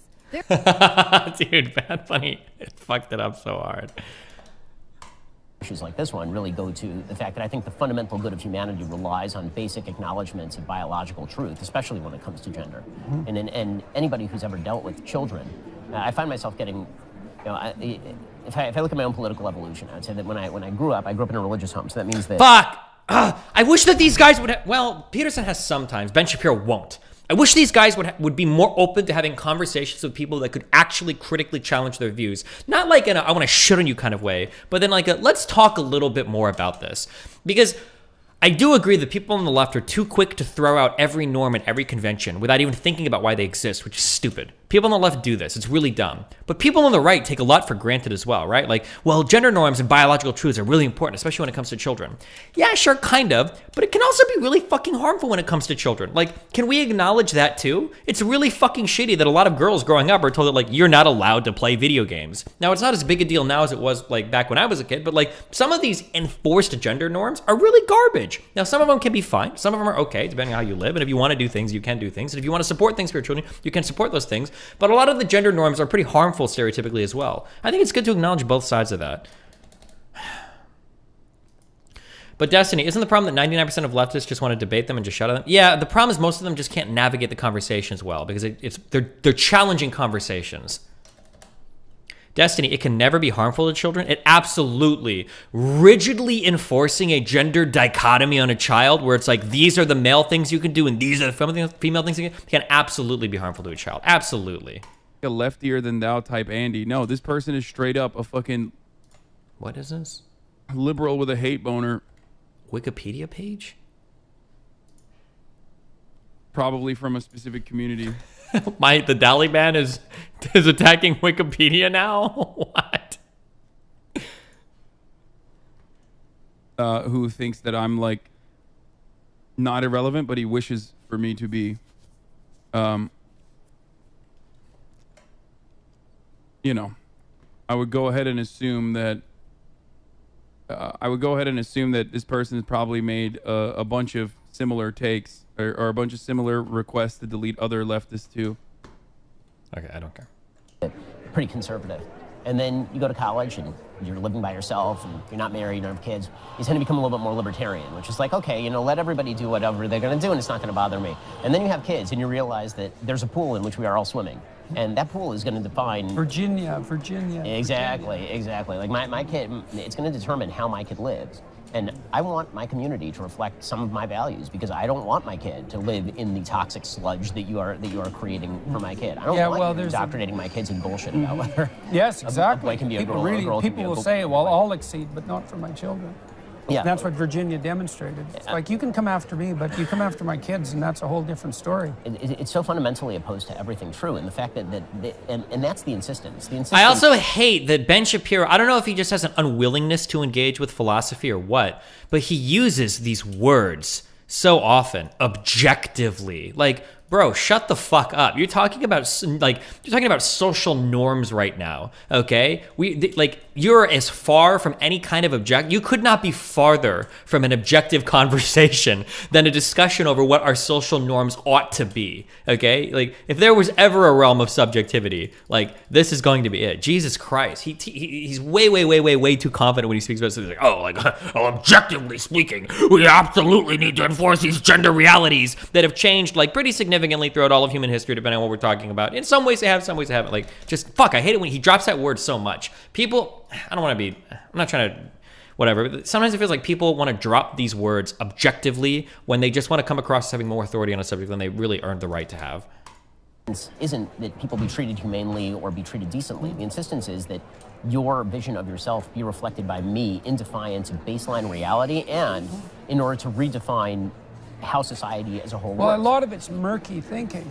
You know, if someone asked me, do I believe that there are gender fluid people? I would say yes. And I would say a young man who's gender fluid, I know what he's like temperamentally. He's high in agreeableness. He's high in neuroticism. So he has a feminine temperament. He's more interested in people than things. And he's extremely high in openness. And so his temperament is fluid. He's creative, and so he's one thing one day and one thing the next. And his fundamental temperament is tilted towards the feminine. But that doesn't mean he's not a man. Right, exactly. So so it's murky thinking. So that's exactly right. It's certainly the case that 1 out of 10 women, now it depends on where you put the cutoff, I would say, but you could say with reasonable certainty that 1 in 10 women has a masculine temperament and 1 in 10 men has a feminine temperament. And so that's a lot of people.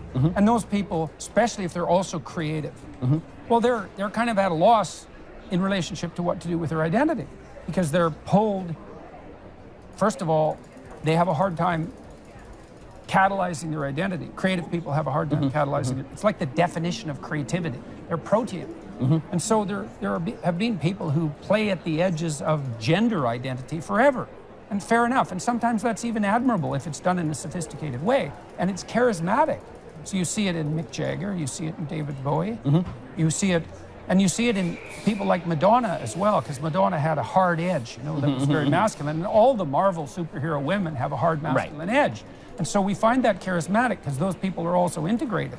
But the notion that there's such a thing as gender, that's not right. There's variability in personality and temperament. And the idea that, that there's no such thing as biological sex, that's just insane. It's insanity.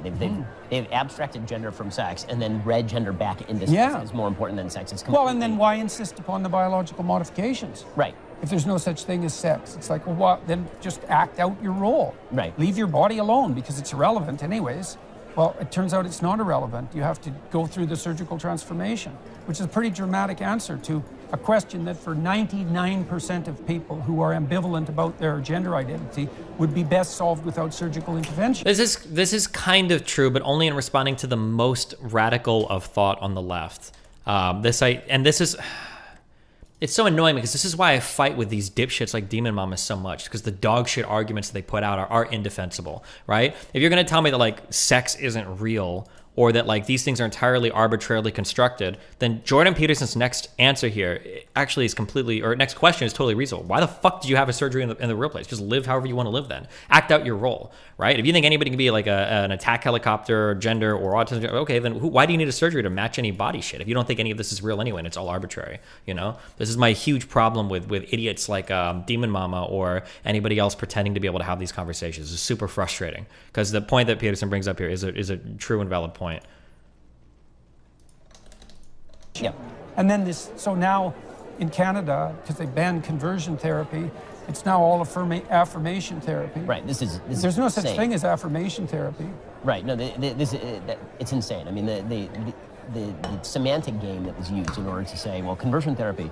Your objectivity rant just now is whenever you talk about the gym, food, movies, television, and music. No, it's not. You're just a Care Bear dipshit, baby. I phrase all of my stuff so carefully, and it doesn't even matter. I'll say over and over again, like, oh, this is just my opinion. Like, I don't necessarily think about it. I found this to be that. But even if I say that over and over again, like, you guys will still come out like, why does Destiny think that Dune was an objectively fucking horrible? No, I'm just giving you my opinions, okay?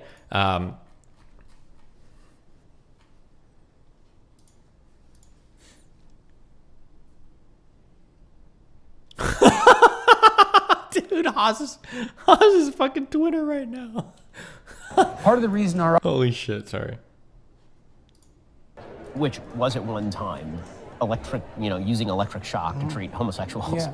And saying that that's the same thing as you have a gender-confused 12-year-old. Look, I had a 14-year-old kid who was a client of mine. And, he was in the mid stages of puberty. He was a pretty creative kid. Agreeable kid as well, right? And that's important. So he had a bit of a feminine temperament. That also meant he could be pushed around fairly easily. Well, there was an aggressively gay guy in his school. Was hitting on him and trying to convince him that he was gay. Well, he didn't know. So he wanted to talk to me about it. It's like, well, I was going to tell him. What the hell do I know about this kid? Exactly. You know, and I wanted to hear what his problems were and how it might be sorted out, what he wanted. And like that's what you do in therapy, is you help people sort out their problems.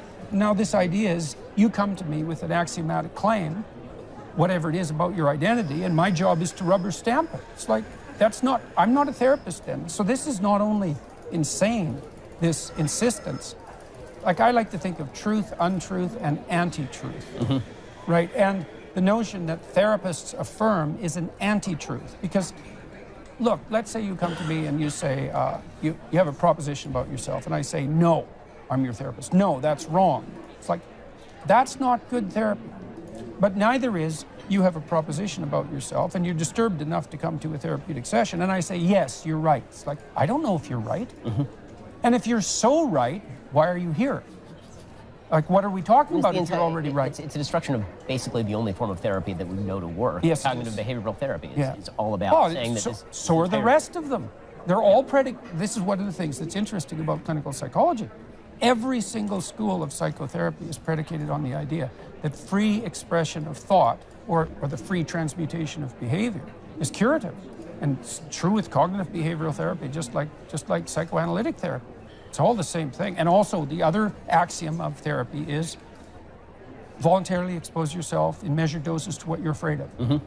And so that's an interesting thing, because the psychoanalysts believed when the behaviorists first came up with exposure therapy, they had it. Wait, what?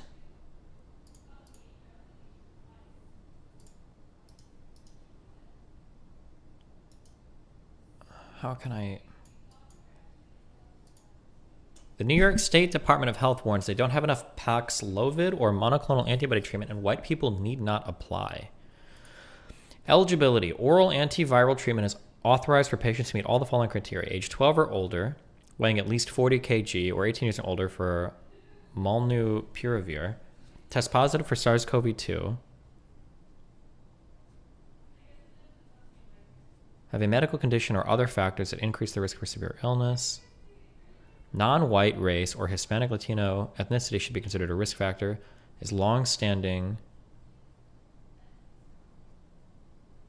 systemic health and social inequities have contributed to an increased risk of severe illness and death from COVID-19. What?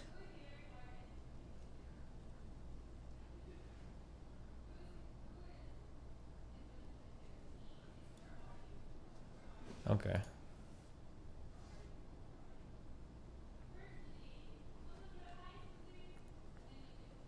They're saying that being non-white is just a risk factor, not that white people can't apply it. That's true. This tweet is a little bit extreme. That is kind of fucking weird, but whatever. Ugh.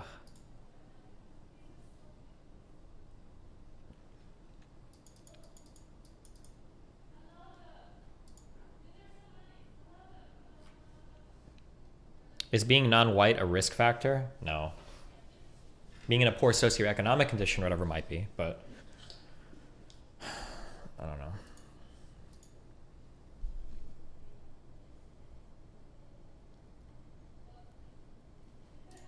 Formulated wrong. They thought you learned to be afraid. So you're normal, and then something hurts you, and then you learn to be afraid of it. That's wrong. You're always afraid, except when you learn not to. So they had it exactly backwards neuropharmacologically, and it really matters. This matters. That doesn't mean you can't learn some fears. You can, but mostly you unlearn terror, right? So children are afraid to get away from their mother. It's because they're afraid of the entire world.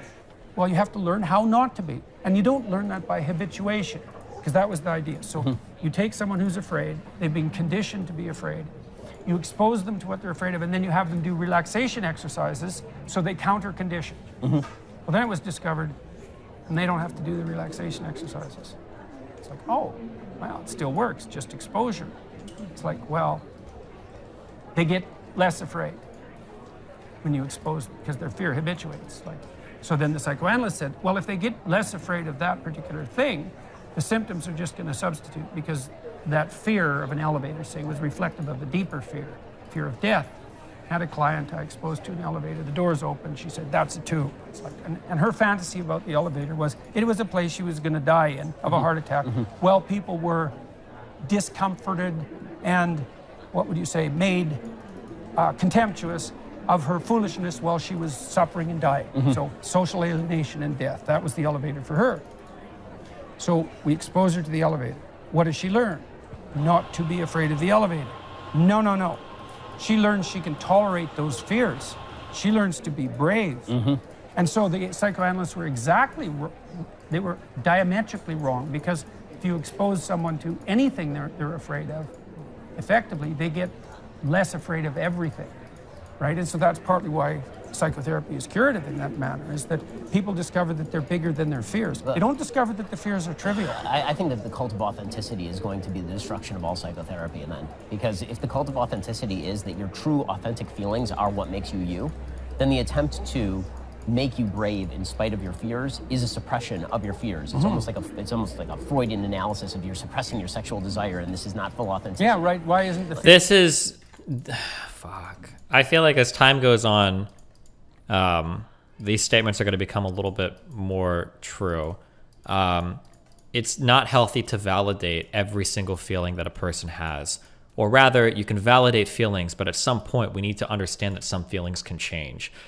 One big issue is I've talked about this a lot, framing everything through the lens of trauma and using trauma to describe everything, I think has been incredibly negative when it comes to conversations about anything, mental health, work, anything. That like everything is traumatizing, that everything leaves a lasting mark, that like people about like the slur discourse, like, oh, the N-word, that's traumatizing. When a lot of people hear they have a PTSD, so it's like, really? Like maybe if they've actually like had like a traumatic experience with it, but like by default, no, come on, let's be real here. I think a lot of this happens on Twitter too, with like the romanticization of mental illness, with people constantly reinforcing like, oh yeah, self-diagnosis is totally cool and valid and awesome, and all of this crazy shit. I think you have to be really, really, really careful with this stuff. No, you're not. You have to be careful. It's bad. At some point, you should be able to say, like, hey, we need to be able to talk about this, and you need to be able to put your big boy pants on or big girl pants on, and, say, like, hey, you might have a feeling, and not all of your feelings are necessarily reflected in the real world. Not every single time a woman is treated poorly, every single time a black person is treated poorly, it doesn't always mean somebody was racist. You might have been an asshole. You might have fucked up. You might have legitimately not gotten that job because you suck. It's possible. And this externalization of all of our problems or all of the responsibility for our problems, that nothing can be our fault, that everything is the world around us, that capitalism is to blame, that everything else is to blame, blah, blah, blah, is, I think is incredibly detrimental to like a person's development. I don't think it's good. That's kind of where we're at right now. Fear you. Right, exactly. The authentic you. Exactly, and I think that that's kind of where we're going. It seems like yeah, well, so this movement towards unity that we were talking about, this is a place I think where like informed liberals and conservatives could meet. It's like, well, there is this authenticity, let's say, and drive for adventure, and you see that elevated to the highest place in some sense in the more careless Disney movies. But the full manifestation of that in an integrated sense is the drive towards authenticity inside this higher order unity. It has to be, because otherwise it's disuniting. It causes fragmentation and chaos. And so it has to be subordinate to a higher order end. And then you might say, well, what is that? Part of that's the reciprocal altruism that the evolutionary biologists are always on about. It's like, some for you, some for me. Seems like X is valid played into this a lot. People took that and made it that X is correct, which goes pretty far beyond what valid was supposed to mean. Yeah, true. It's kind of like how some people we have firsthand experiences with will weaponize certain psych terms because they don't understand what they actually mean. And I'll explain this again since it needs to be said because apparently nobody understands this. Can you can you jump all the way up on top of the world if you keep jumping up on these? A feeling being valid does not mean that the feeling is reflective of reality. It doesn't mean that the feeling is good, and it doesn't mean that you shouldn't try to change the feeling. Saying that a feeling is valid just means that if you feel a certain way, it's okay to accept that you have that feeling, but maybe it's a feeling that you should change. People completely misunderstand this concept. Valid does not mean that it should be never changed and that it's a good thing. But yeah, ugh.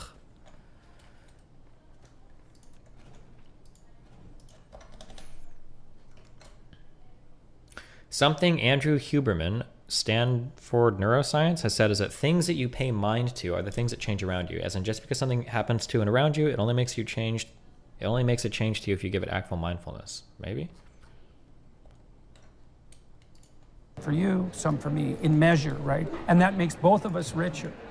And so that's part of the... It's so hard to get my girlfriend to understand that she's allowed to feel some way, and they didn't choose to feel that way, but the tantrum following it is suddenly allowed and okay. True. Higher order unity, and people are intensely reciprocally altruistic. That's great. It's good. Actually, if I can get a re-up on something, that would be awesome. Yeah. Thank you. Okay. And so... what did he say? You have 2 more minutes? What? For his food or until you have to leave? Are they kicking him out? It's authenticity in the service of what? Now, when Pinocchio becomes real, he's already rescued his father, right? So he's established an accord with the tradition that gave birth to him already. He's revitalized that. So when he wakes up, he's not free. He doesn't have any strings on him anymore. But he's already existing in a harmonious relationship with his father, which is a big deal. And one of the lovely things about what happens to me as a consequence of my lectures is that lots of fathers and sons come up to me and say, we've really worked out our relationship. It's like, and they're both like, you've never seen smiles like that. It's really something. Oh my God, stop being so fucking melodramatic. To be stopped on the street and to be told that, to see people so joyful about that, because it's their heart desire, you know? And that's that integration of that drive to autonomy with the family, with the father, with the mother, with the broader community. All that has to be in a higher unity. Yeah, exactly. And I think that's the conservative insistence, right? Exactly. Is that there are these, the wall, as you said before, the walls have to exist. You can have autonomy, but the autonomy has to exist within the walls. And then once you let the autonomy or the rationalism destroy all the walls, well, there's no autonomy without the walls. There's just chaos.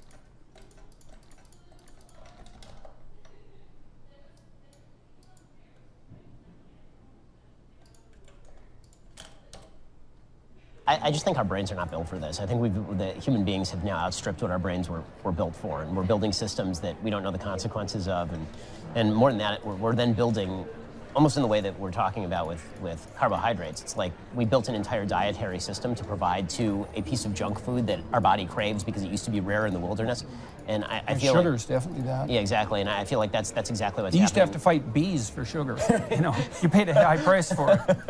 Right, exactly. And now I feel like that it's the same sort of thing with regard to social media and the metaverse and all this stuff. I think we're constructing worlds that are just designed for the sugar high and the dopamine release. And yeah. I'm afraid that we're going to live inside it. I was reading Robert Nozick the other day, and he has this thing in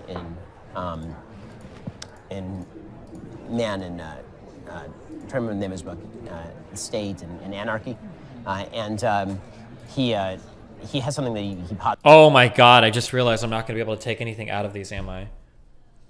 The CDC website echoes something similar to the New York DOH post in terms of the risk factors that is prioritized more.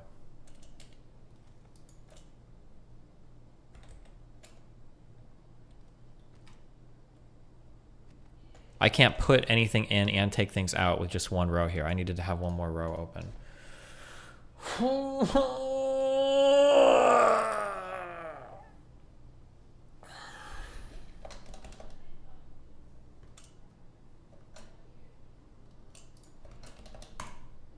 He calls the experience machine, and his basic theory is that if you are given the choice to live inside a machine where you get all of the feedback loops of pleasure and it feels real and all of this stuff, you still wouldn't choose to live in it because you would understand that you're not having any real world impact. But the problem is, what if everybody else is inside the experience machine with you? I think that the libertarian basis for society is kind of falling away, because if everything... I think the problem with thought experiments like that is that they're actually not possible. Like, shut up! And I think it's sorry. That's why it's called a thought experiment. Of course it's not possible. That's actually a technical problem with conundrums like that. This is the big problem with Schrodinger's cat. The cat can't simultaneously be alive and dead. Observations don't truly interact with reality. Yeah, congratulations, okay? There's a conundrum. Claire Lehman talked to me about this, the editor of Quillette. She was asked this question. It's one of these philosophical conundrums, and so this is a rough one. So imagine that you're in Amsterdam during World War II, and the Nazis are everywhere, and you have a Jewish family in the attic, and you're up there with a baby, and there's 25 Nazi... Oh, is this our deontological challenge or whatever? Nazi officers on the ground floor, and the baby starts to cry. Do you smother the baby? Oh, never mind. You save all the people upstairs. And Claire, who was a mother of a very young child at that time, said her response was, "Don't ask me such stupid questions," which I think is actually the right response. And it's more embodied response, right? And you can trap your philosophical cognition into weird corners, but that doesn't mean that your fundamental intuitions are flawed. Yeah, this is right. With this Nozick thing, it's like, well, if you could not have a body, it's like, yeah, no. You know, you're grounded out in the world. Well, that's the rejection of Derek Parfit, right? So Derek Parfit's entire moral theory is the trolley problems, and you can decide how morality is constructed based on trolley problems, and people are like, well, that's not really how morality is constructed. It's not all based... Here's the interesting, let's find a real world application for this theory, okay? For the experience machine, okay? So if you're not aware, the experience machine 1, 2, 3, 4, 5, 6. Oh no, wait, it did work before. No, no, no, no, it was fine. Because my antimatter is going to be brought in here, and then that's an out for the white signs. Fuck! Hold on. Autosave. 6, 24?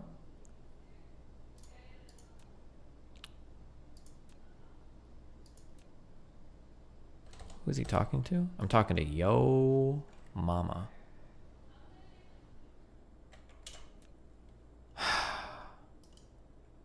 The white sign's gonna be running. It was fine. It was fine. And I fucked it up. God damn it. The experience machine is the idea that somebody says, if you can step into a machine, and it's not real, but if you can step into a machine and you'll live like the perfect life for the rest of your life, every possible pleasure, everything will be great, all the love, all the real shit or whatever you like in this world, you can have it in the experience machine, but it'll all be fake. But once you're in the experience machine, you won't know that. Would you do it? And the answer most people give is, well, no, because it's fake. But if you wouldn't truly know, you know, how could you say no to that? And I think the real world application to a question like that comes in with severe drug addiction. Because I think that any reasonable person would say, like, okay, obviously I'm never going to be, why the fuck would you ever be addicted to heroin? What a stupid choice to make in life. That's so dumb. Don't do that. It's obviously stupid.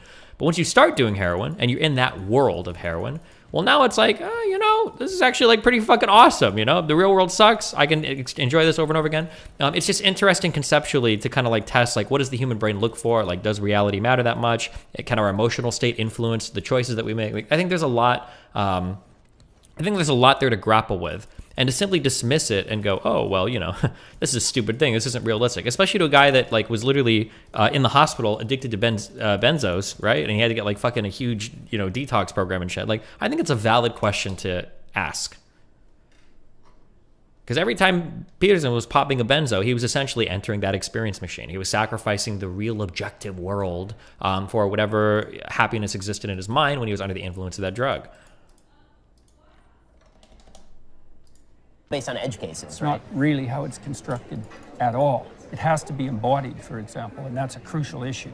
You know, and so the notion that a set of semantic philosophical propositions, even coherently organized, constitutes the ethical world, and that ethics is top down from the semantic space into the embodied space, there's some truth in that because there's feedback loops, right? We think about ethics, and we can move around the edges of ethics and so forth, but it's within a game that's already established. And that game is actually established through embodied negotiation first.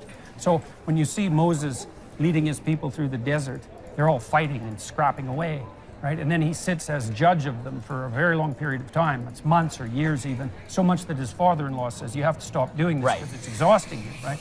It's after that he receives the revelations from on high. And so my sense of that psychologically is it's a story about the fact that morality is encoded in our behavior in a deep level. And so deep we actually don't understand the morality. But then now and then we get an imaginative insight into the moral pattern. And then we get a semantic representation of the imaginative insight, and that's this revelation. It's like, here's a moral rule. It's like wolves suddenly becoming semantically conscious of the authority relationships in their pack. Oh, that's really good. I like that a lot. That's quite took me good. like 20 years to pick up, so put a lot of effort into that. Yeah, no, there's a big kind of rich debate in Jewish philosophy over whether Moses is right to listen to Jethro. So Jethro comes in and says you need to devolve authority to lower levels. You need the princes, you need the judges of the tens, and then the judges of the hundreds. Yeah, which is a lovely way of thinking about it too, because they parse out I thought that's what should have happened in Iraq, right? Kill the tyranny. Well, what do? You have to establish a hierarchical local authority. Yeah, exactly. So Jethro, centralized control doesn't work. But one of the big questions is whether, in doing that, is Moses setting the stage for all of the chaos that follows? Because once you give up the authority that he has, the direct authority, and you have now layers of authority below him, how much authority can you devolve to layers below you without? Bro, are you okay? Destiny, you're arrogant and ignorant, a dangerous combination. Where's your Swedish girlfriend? Sucking on 5 black dicks somewhere? What a fucking dumb bitch. And you are a complete clown. Ignorant, low IQ streamer. Jesus. What is she up to right now? Go fast or anything like that, but I was like turning around. No black dicks yet. I'll keep an eye open for him. Thanks for the heads up, Chief. Giving up the prime authority at the top, right? That is like one of the cardinal questions of life, isn't it? You know, if you have a family, you want to devolve authority and facilitate autonomy. And the question is, how much can you do that without generating disunity? And I would say it depends on the value of the goal that unites you.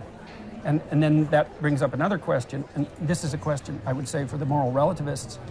I was talking to Rupert Sheldrake in Cambridge. He has lots of wild ideas, but I was conducting a seminar there on the nature of the uniting ideal. So it was imitation of the divine ideal. Say, you need a higher order aim to unite subordinate drives. Right? So the question then is, what becomes the highest order ethic? Right. It's like the pyramid with a gold cap on the top, or the Washington Monument with a pyramid on top of it with this aluminum cap on. Something's at the top, and the thing that's at the top is actually qualitatively distinctive from all the things that are subordinate to it. So the question is, well, what's that highest order uniting principle? And, well, one answer to that the three religions that are based on books have proposed is it has something to do with the authority of the word. And Christianity, that's developed into the notion of the divine word. And you see that saturating Judaism as well. And that's at least in part because the thing that has to be superordinate is freedom of, it's not freedom of thought exactly, it's more like freedom of consciousness, because logos isn't thought. It's not logic either. It's much broader than that. It's more like consciousness itself. And the reason logos I think in what that's true sense? technically is because imagine that consciousness and attention are in some sense isomorphic, right? I mean, when we pay attention to something, we become conscious of it. Okay. Consciousness is the mechanism that generates proximal solutions and dissolves and regenerates them. And so all the proximal solutions have to be made subordinate to respect for the process that generates all the... Oh, okay. Yeah, Makes sense. okay. I think it's a cardinal presupposition of psychotherapy. Because what you do in psychotherapy is you allow people maximal freedom of expression, right? You don't impose your views on them. Even the Freudians use free association. Say whatever comes into your mind. And it turns out that that process of untrammeled expression in good faith is actually curative. It actually makes people better. It leads them to what they're afraid of. That's one of the consequences of free speech, right? Because you tend to circulate around what bothers you and what disturbs you. And so untrammeled freedom of expression will lead you to the source of your fears. And then you can confront those fears. And then in confronting them, you can get more courageous. That's all part of it. Obviously. Do you think Benny Ben is following the conversation? I feel like we're talking about a lot of random shit right now.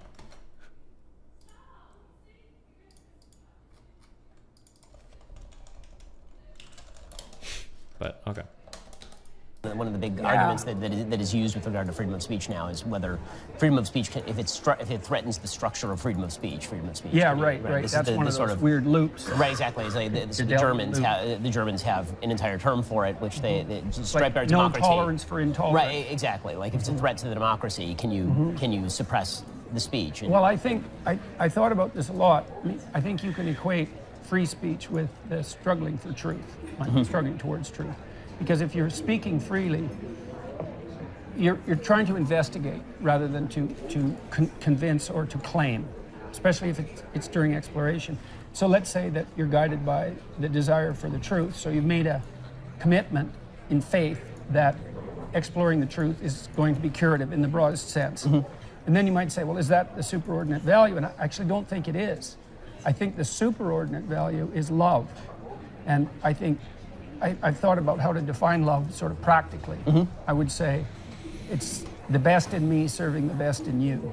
That's one way of thinking about it. Okay. But it's also the desire that all things flourish to the degree that that's possible. And so you can imagine you have a fundamental orientation on life. It could be Mephistophelian in the Faustian sense. Of course. Mephistopheles in Goethe's Faust.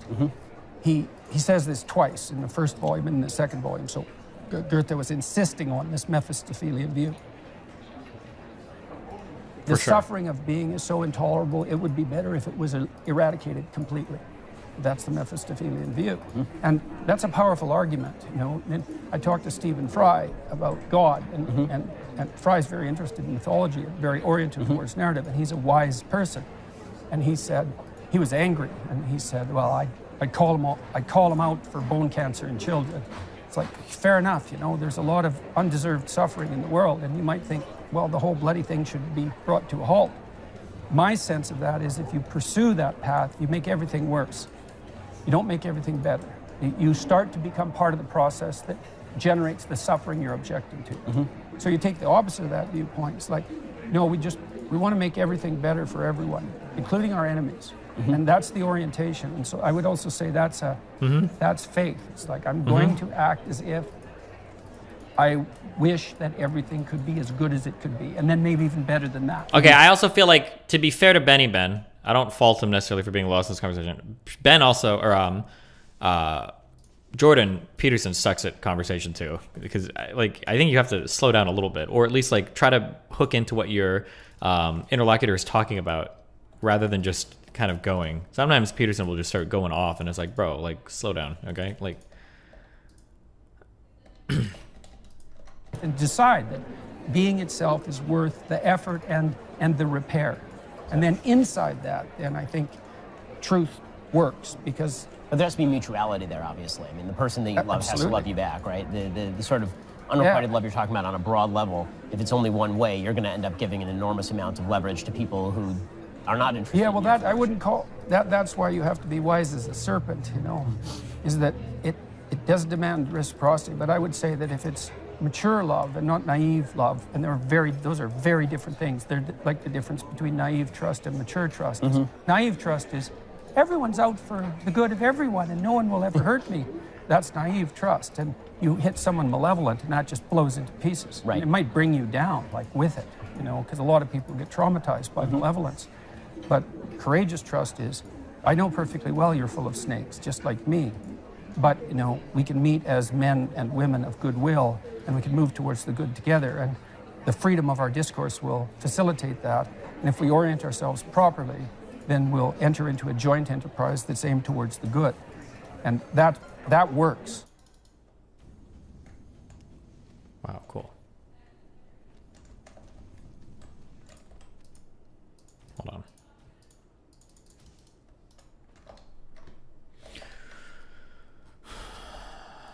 Last one.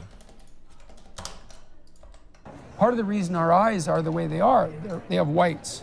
That's an evolved adaptation so that we can see what other people's eyes are up to. Interesting. And everyone who didn't have visual whites, visible Wait, what? I've never heard this before. It might be true, but I've never heard that before. whites either died or was killed or didn't mate.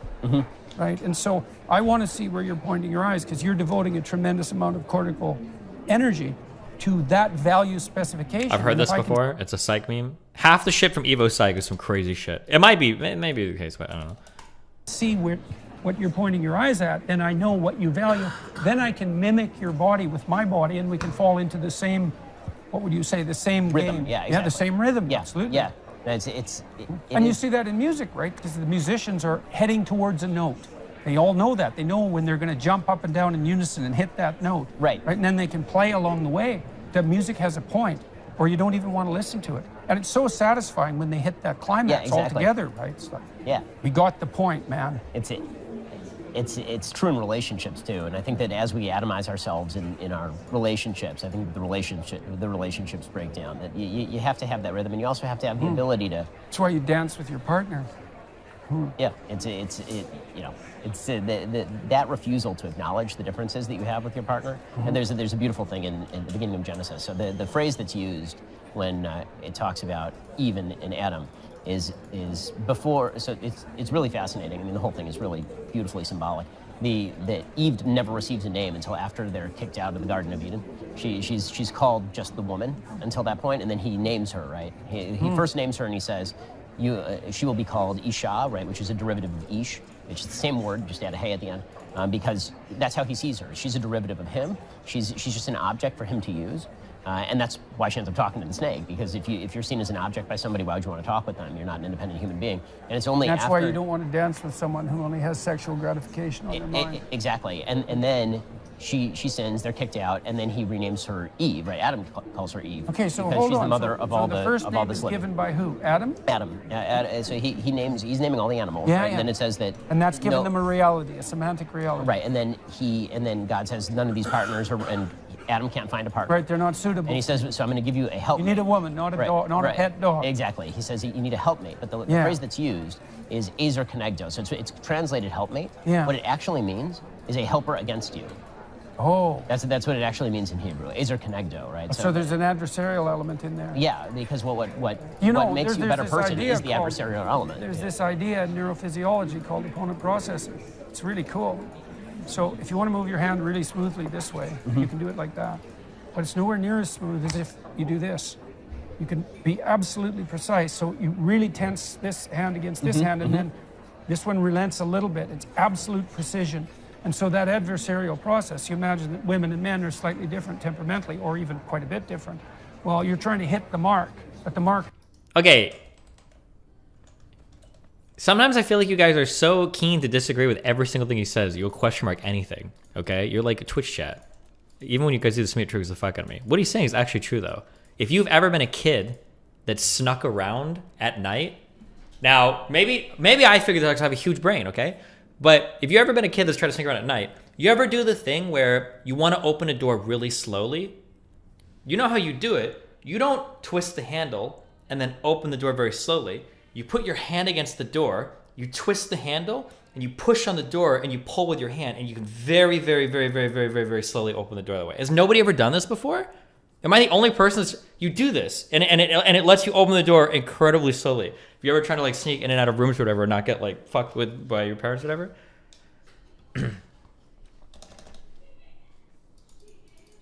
I do this all the time. Yeah, there is some truth to this. Right. I've never seen Shapiro fight harder for talking time than when he does with Peterson. Well, I think it's because Peterson's really bad at going back and forth in a conversation with somebody. You can tell because a good conversation should have both people. So here's, I'm going to say this and now they're not going to do it, right? But here's something, this is the hallmark of a bad conversation. A good conversation is, I start a conversational thread, and then somebody else will pick some of it, and then they'll start talking, and then I'll pick some of that, and then they'll pick some of that, and then I'll pick, and then we'll kind of like go down this thread that we've started, and we kind of talk back and forth. But when Peterson talks, he'll ramble, and then when the other person talks, it's not directly engagement, and it's kind of like a new thread, and they're like, they're not really like going back and forth with these concepts. It's both them like talking a lot at each other, and then kind of moving from thing to thing, because they're not like engaged with each other very well. I blame Peterson for this more than Shapiro, though, because Peterson rambles so hard, and he's a very hard time bringing it back to the conversation and weaving it back into the topic so that the other person can understand like how it's relating to what's being spoken about, which is very irritating. If I was Shapiro, I'd be very irritated. This seems like to be a pattern with lecturers. They always talk like this. Like Richard Wolff, maybe. Moves. And so how do you hit it? Well, you hit it with this adversarial process. And you do that with kids. And when you're negotiating in the house, too. It's like, well, you think this, and I think this. And that's why when you fundamentally refuse to acknowledge the difference between the sexes, you lose the ezer kenegdo part of that. You lose that opposition that's necessary. That's also, see, my wife has a more masculine temperament than me, and she's really low in politeness, which is an aspect of agreeableness. And it makes her quite formidable as a combatant. And sometimes in our life, she'll say things that are so outrageous that, well, it usually makes me laugh. Like in an intense fight, she'll say like 3 of the worst insults you could possibly imagine, and it'll make me laugh. And it's hard sometimes to deal with her because of this more aggressive element. But it was also something that really attracted me towards her because she's no pushover, and she's got this she's got a kind of a knife-like sense of humor that comes out quite often. And so I really like the combative element to it.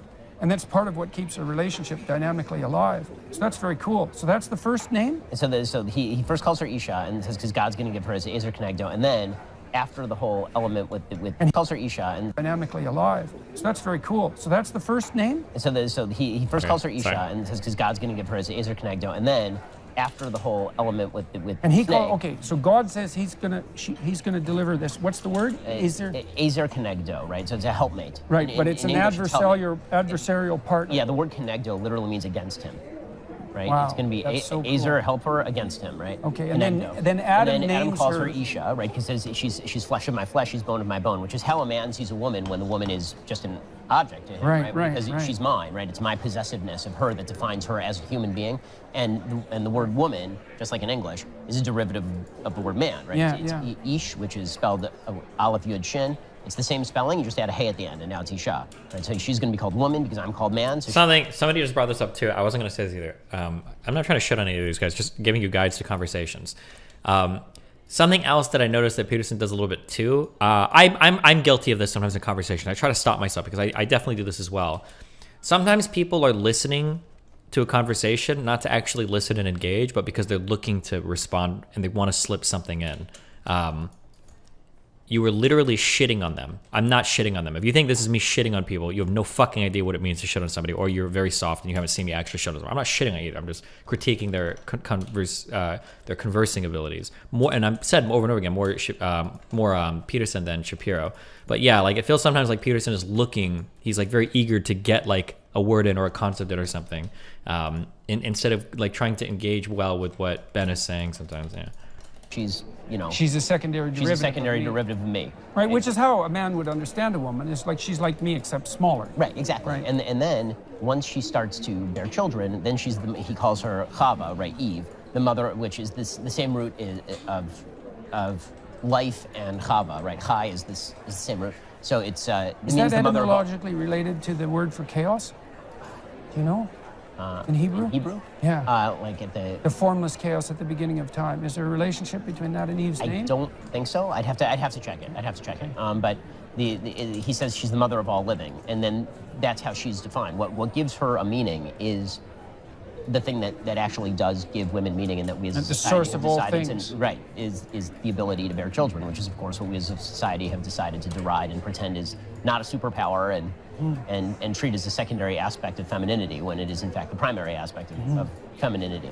And so it's really it's quite fascinating, and it's really... That's why I like Beauty and the Beast.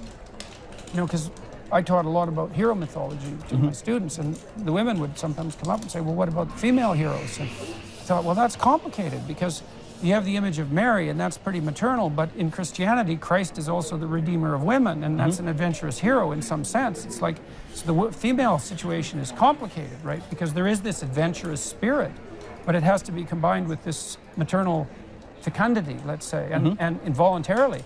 Well, what I really liked about Beauty and the Beast, and I do think that's the best Disney movie ever made, was that it's a real female hero myth. I mean, the woman, Beauty, is beautiful, so she's high up in the female dominance hierarchy, but she's witty and well-read and intelligent and adventurous and brave and courageous and truthful, all of that. And she doesn't fall for Gaston, the psychopathic persona. And young women are much more likely to fall for men like that, by the way, than women who are slightly more, what would you say? Mature. Wiser. So they'll fall for dark triad men, and that's partly how psychopathy propagates itself across the generations. Don't tell Anna. Right? They can be enticed by psychopathic personas. But she prefers the Beast. It's like, well, the Beast is the adventure. It's like, well, is this terrible man, like he's rough, he's unhewed, but he's got potential, right? And that's what really attracts her. And she wants someone who can guard the walls and make a safe haven for the children, but who's generous enough who's productive. Wait, what? I had a way different reading of that movie than this interpretation. Now, if we're interpreting media, we could interpret it in the way that we want to tell a story that we want to, but in terms of like having this being a grounded interpretation, I thought that the Beauty and the Beast had. I could be wrong. It's been a long time since I've seen this movie, like decades probably. But I thought the point of the Beauty and the Beast was way simpler, in that it was basically just like a don't judge a book by its cover. Like, I don't think she wanted the Beast because he was this hugely powerful person that could guard the walls. I thought it was because he was a genuinely good person. He just has like a frightening exterior. That's productive enough to be useful and generous enough to share. But technically we can read into these however we want if we're trying to make a point, I guess. Well, that's the female hero myth. It's like the civilizing of men is the female hero myth, and the civilizing of nature, in some sense, is the male hero myth. and to pretend that that's like a secondary pursuit, which is what the society says, that like what we should value is it. In a certain way, feminism is a construct of the patriarchy because they're completely, and it's modern, guys, because the notion is, well, the men have got it all right, and all we'd have to do is for women to be more like men. Right. Exactly. That's your aim. This is, my wife is engaged in a series of discussions with this Jonathan Pajot I mentioned earlier. It's an inquiry into the symbolism of the divine feminine, because we have a real question in our culture. We have a more elaborated narrative of, let's say, call it masculine heroism, and a more differentiated sense of masculine totalitarianism as well. The female role is still somewhat undifferentiated, and I think that's partly not acceptable anymore because women have control of the reproductive function now. So a lot of this has to become conscious. It can't just happen automatically. Right. No, I mean, that's right. And so at a time when the virtues of... One of the big problems that I have with how conservatives traditionally read onto gender roles is people will say, like, well, women just have a different role than men. They're not better, they're not worse, they just have a different role. And in an abstract sense, I can get that kind of, like, okay, well, women excel at taking care of children, doing the whole blah, blah, blah, blah. But it does seem to be the case that there is an intrinsic drive for a lot of types of roles, and all of these are relegated to the masculine, which I think feels pretty shit. So, for instance, like, I think it's probably pretty common through human history that a woman might think, wow, it would be really cool if I could, like, fight and save a nation or do these cool athletic things or be a hero that goes on adventures, blah, blah, blah. That's probably like a pretty big staple of human history. I don't think that's that controversial to say that. But I don't know if it's ever been the case. So that's like an example of, like, the feminine desiring the masculine, right? But I don't know historically if it's ever been the other way around. If there's a lot of men that are like, God, it would be so cool to, like, just stay home and take care of my kids and to be really feminine and pretty and not be able to do any of these things. Like, I don't think the envy goes the other way. And I think that demands a bit of attention, right? If all of the cool traits are relegated to the masculine, and then we call that masculinity, and then all of the kind of, like, their complementary traits, I could say, get relegated to the feminine, and we call that femininity, and then we say that anytime, like, we've set up a dichotomy where anytime a woman is trying to escape this, it's like necessarily a bad thing, or we said this is what it means to be a man, and this is like the only thing, this is like relegated to the domain of man. I don't know. I feel like that's a kind of a shitty thing to do. I mean, creating life, you don't think anyone ever thought of that? No. Come on, dude, really? You think men are like, God, I wish I could get pregnant and have a kid? Because men can create life just as well as women can, but we aren't burdened with the physical arduousness of it, right? A man creating life is busting a nut in a woman's pussy. A woman creating life is dilating her cervix, fucking 20 times larger than it normally is, and then spending 8 hours screaming in a hospital, drugged up like a motherfucker because of the pain so that she can have a kid, right? We're not the same, okay, when we create life. So no, I don't think that generally men are like, God, I wish I could do that, you know? And we're not even talking about the annoyance of being pregnant for 9 months, you know? Femininity need to be taught more than ever. They're being taught the opposite more than ever. Because you have to opt into this feature of humanity. See, Ben is like trying to get a thing out, and Peterson's already got another speech ready to go, and Ben is like trying to just finish out his thought. Where before you didn't have to opt into it, it was going to be forced upon you, right? I mean, as long as you were going to engage in sexual activity, you were going to experience the joys of motherhood, and you were going to have to play this role. But now you no longer have to, which means that you actually have to be taught that there's value in the role. He's letting him speak now. Okay. Embrace the role, and you have to be willing to notice that within, without seeing that as only part of you in your peculiarity and not as something regressive. Somebody clipped something I said and put it on one of those YouTube shorts. It's like 3 minutes long. That's a very modern and male-focused point of view. Consider the many matriarchies in history. There's not many. My history is shit, but even I can tell you there's not many. That is a very small minority of women-led societies versus male-led societies. You can point to me like one or two, but it's like when socialists, like, what about the Rojava or whatever? What about like the one Portugal for 10 years, or not Portugal, Yugoslavia or whatever? Like, yeah. How do you misspeak that word? What was it? Matriarchies? patriarchy, matrimarchies. I've never seen this word in my life, so I don't know. But I don't know, 8 million views or something, and they called it advice to 19. oh, matriarchy. Oh, he spelled it wrong. I'm just reading what he said. Consider the many matrimarchies in history. I didn't know if that was like a word for like a type of female. Matriarchy would be a word I'm familiar with. He is trolling. You go read his thing. He literally said it. 18-year-old women. And so what I said in this brief video was that, okay, so we'll go for another minute, was that I've worked with women as peers my whole life. So I was part of the first generation, I would say, and certainly in my profession in psychology, there's been a plethora of women, certainly since before I entered the field. So I've worked with women as peers my entire life. And I worked, even before that, I worked in the daycare branch of Alberta Social Services and as a consultant, and that was mostly women too. So, and what I noticed about women, and this really was struck home to me when I worked with high-end lawyers in Toronto, because I worked with the best law firms in Toronto for 10 years with their best lawyers. They would send them to me, and some other people that were involved in this enterprise, and our deal was, we'll increase the efficiency of your high-end lawyers by 10% in terms of billable hours, but we work for them, not you. And so then I had about 15 of lawyers like this come and see me. They were skeptical to begin with, but we got over that pretty quick. And some of it was management discussion, some of it was strategy, some of it was sorting out their marriage, work-life balance. Like, it really depended on the individual, as it should in the therapeutic session. But we had a lot of discussions with the women because the law firms lost all their women in their early 30s. And the story was always the same. So these women who became these top lawyers, they all had the same story. They're hyper-conscientious and very, very smart.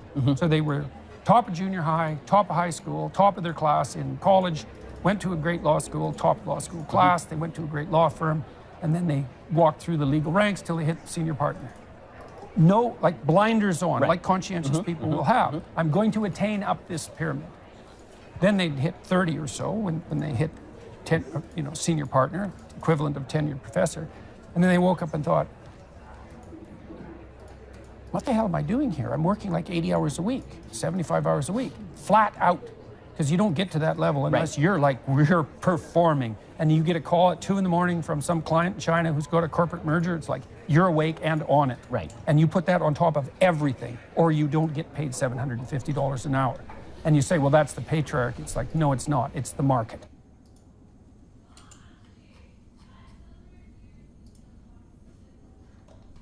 Well, that's it. That's the end of it, guys.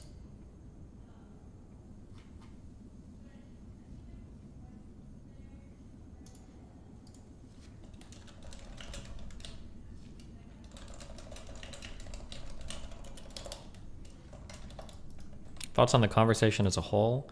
It's interesting, but dude, society has changed. Like, no, society hasn't changed. We've always been this. I wish that these conversations would happen between smart people in adversarial senses. There needs to be more intelligent left-leaning people that can have like intelligent conversations about these topics that can provide a challenge. It's so much more interesting than listening to two people kind of like circle jerk on the topic. Not that circle jerks are always bad. Like, you can have like an entertaining circle jerk, but it would be more interesting listening to more. I say adversarial. I don't mean like combative, but just somebody like, oh, like this person clearly disagrees with this person about this thing. I think it'd be more interesting.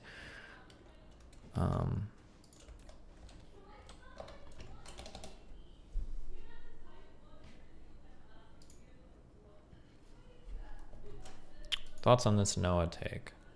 Unpopular opinion. Twitter banning the QAnoners, anti-vaxxers, 1-6 supporters, and Nazis provided crucial respectability for the nascent conservative resurgence, and its failure to ban extremists on the left will weigh liberalism down over the next few years. True.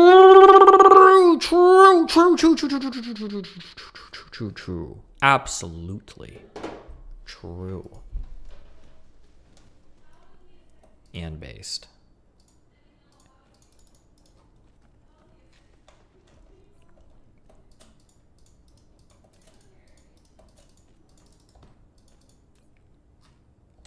Bro, my factory is not making enough energy, I don't think.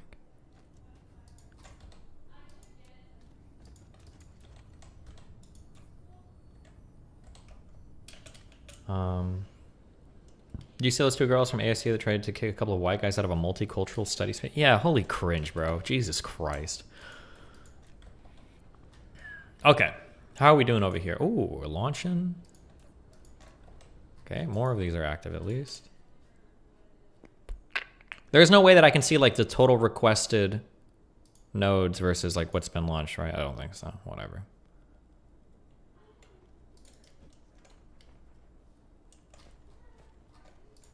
Okay, what's keeping us from making even more of these? What are we short on? We're short on deuterium, deuteron, fuel rods. That's what we're short on. Why are we short on those? Because we're short on deuteron. Is it deuteron? I thought it was deuterium. Is it deuterium? Is that a thing? What am I thinking of? Isn't that like an ion of fucking water? What am I thinking of? Fuck. There's some chemistry knowledge in my brain that I'm trying to dig through. It's water. It's an isotope of hydrogen. Deuterium. That's what I'm thinking of. Hydrogen isotope. An isotope means you have a different number of protons than a normal thing would be expected to have. Is that what it? Neutrons. Same protons. Okay.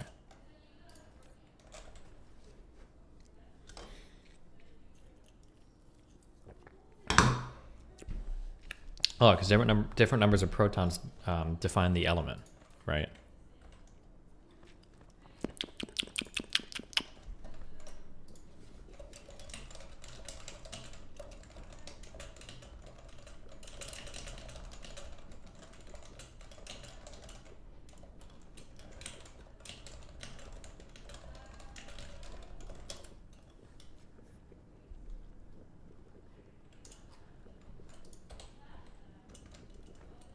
Some elements can have varying electrons and neutrons, but not protons. Varying numbers of protons. No, varying numbers of neutrons are called isotopes. Varying number of electrons are called ions? Is that right? Or...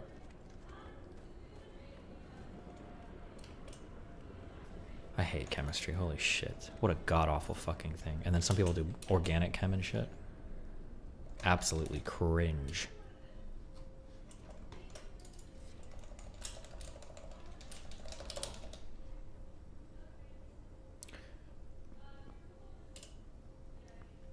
Got no clue what's going on. Stream quality set to 1080p in a trip with YouTube and Twitch player, but I swear the stream is played back at like 720p at the most. What's going on? I tried on my laptop and PC, so it's not on my own. I have no idea.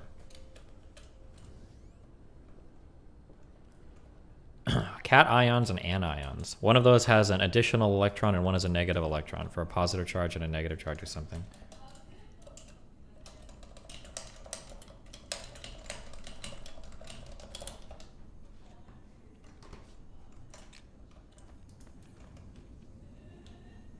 YouTube quality is shit. I think YouTube quality is always just a bit lower because that's just how, because YouTube will re-encode everything.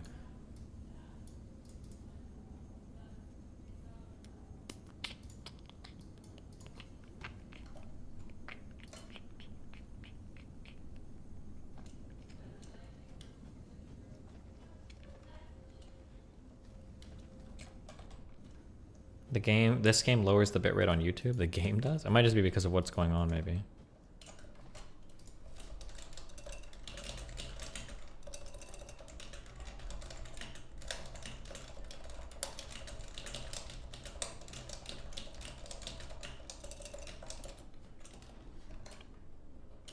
Other YouTube streams are higher quality than yours. Wait, well, what's wrong with my... How could something be different in my YouTube stream quality?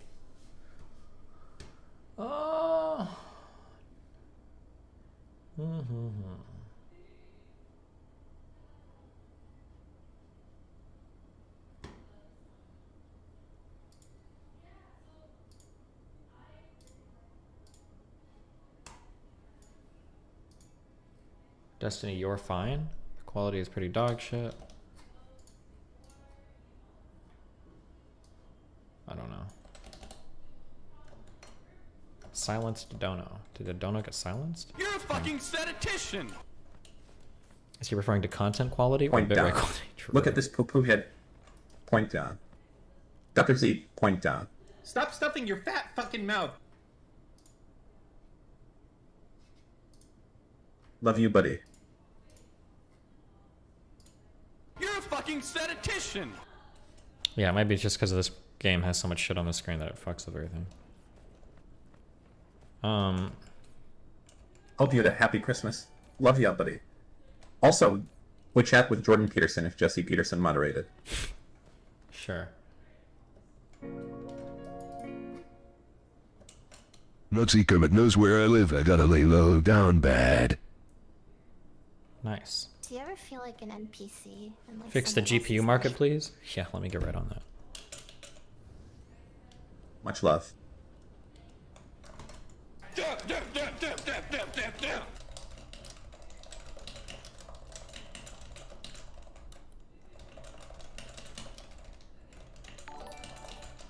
Hey Steven, I just wanted to thank you for entertaining me for the past 15 months. BTW, I think you've got some asbestos up here. You should really check up on that. L.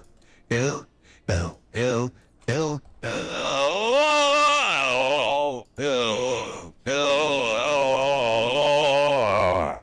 Good one.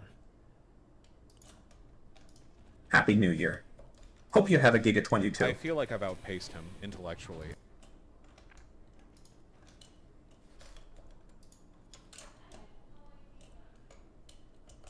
Fucking Destiny, can I get a contractually binding hello? Hello.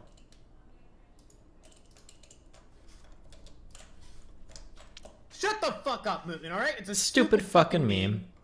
Yo, Dest, if you had to bet 10K, who do you think hates women more? Me, Tabor, for a Grub W.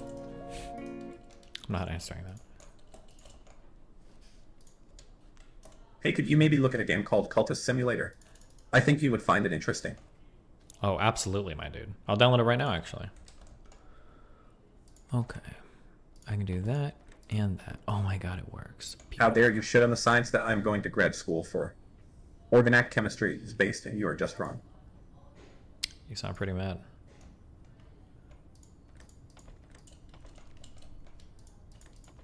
I can't even make any memes about organic chemistry students because everybody hates it so much nobody even knows anything about it. So you're safe today for my jokes.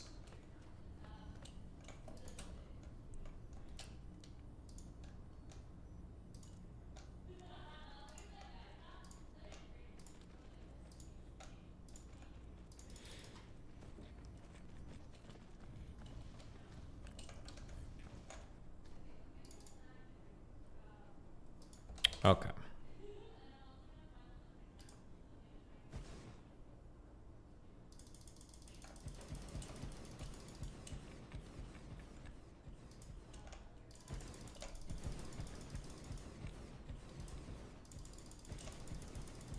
How many research labs do you guys normally run at once, or do you guys normally support?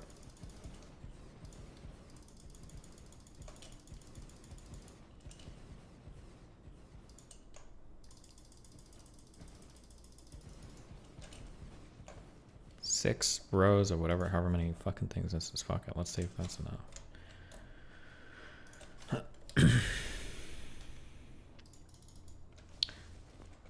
Do you just not moderate not safe work during streams now? It depends on if I see it or not. If I see it, I'll ban it. Stop posting not safe for work, you fucking nerds. All that being said, it's definitely unfair. I feel like I've outpaced him intellectually.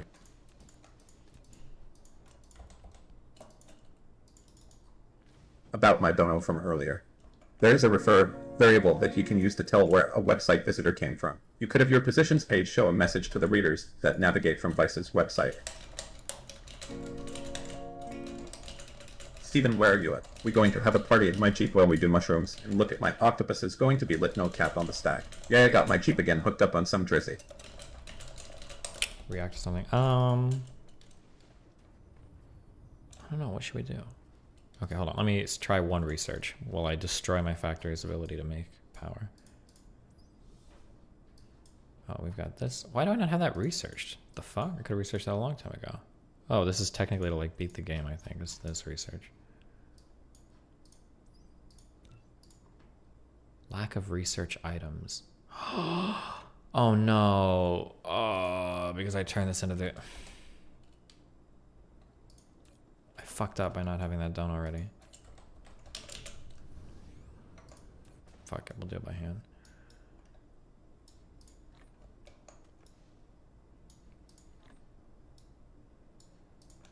Oh god. Reacts on organic chemistry videos so you can make fun of it. What? True, good one. Why can't I look at your social blade? I don't know. Ask social blade. Okay, there we go. This should take no time at all.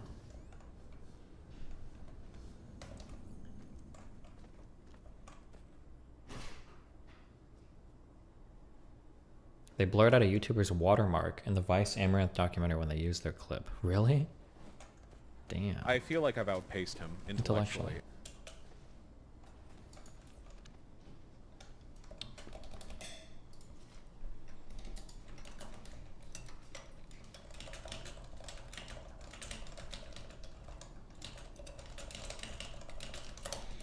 Oh, the pick a side meme. Oh yeah, we can watch that, I guess. I kind of want to do Zomboid with Moody today. What is this? Jesus. Why? Oh, this is the person you started watching because they said nice things about me. Is this even a big streamer? How do you guys even find people like this?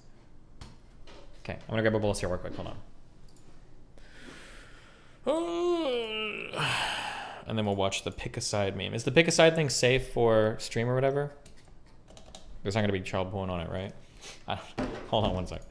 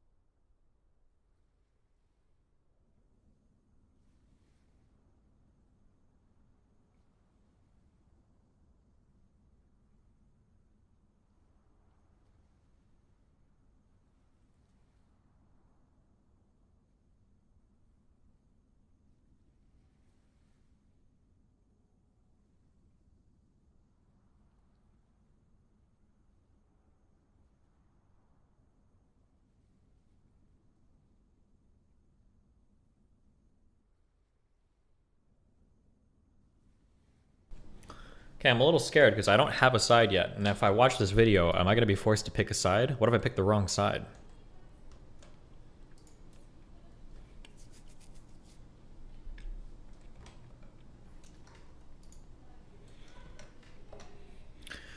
Xanderhall did the Mensa test on stream and he got a oh no.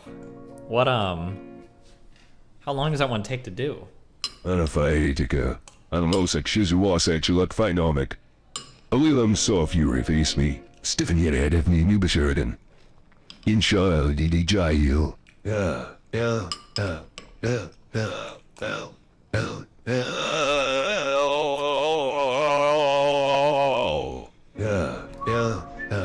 Oh.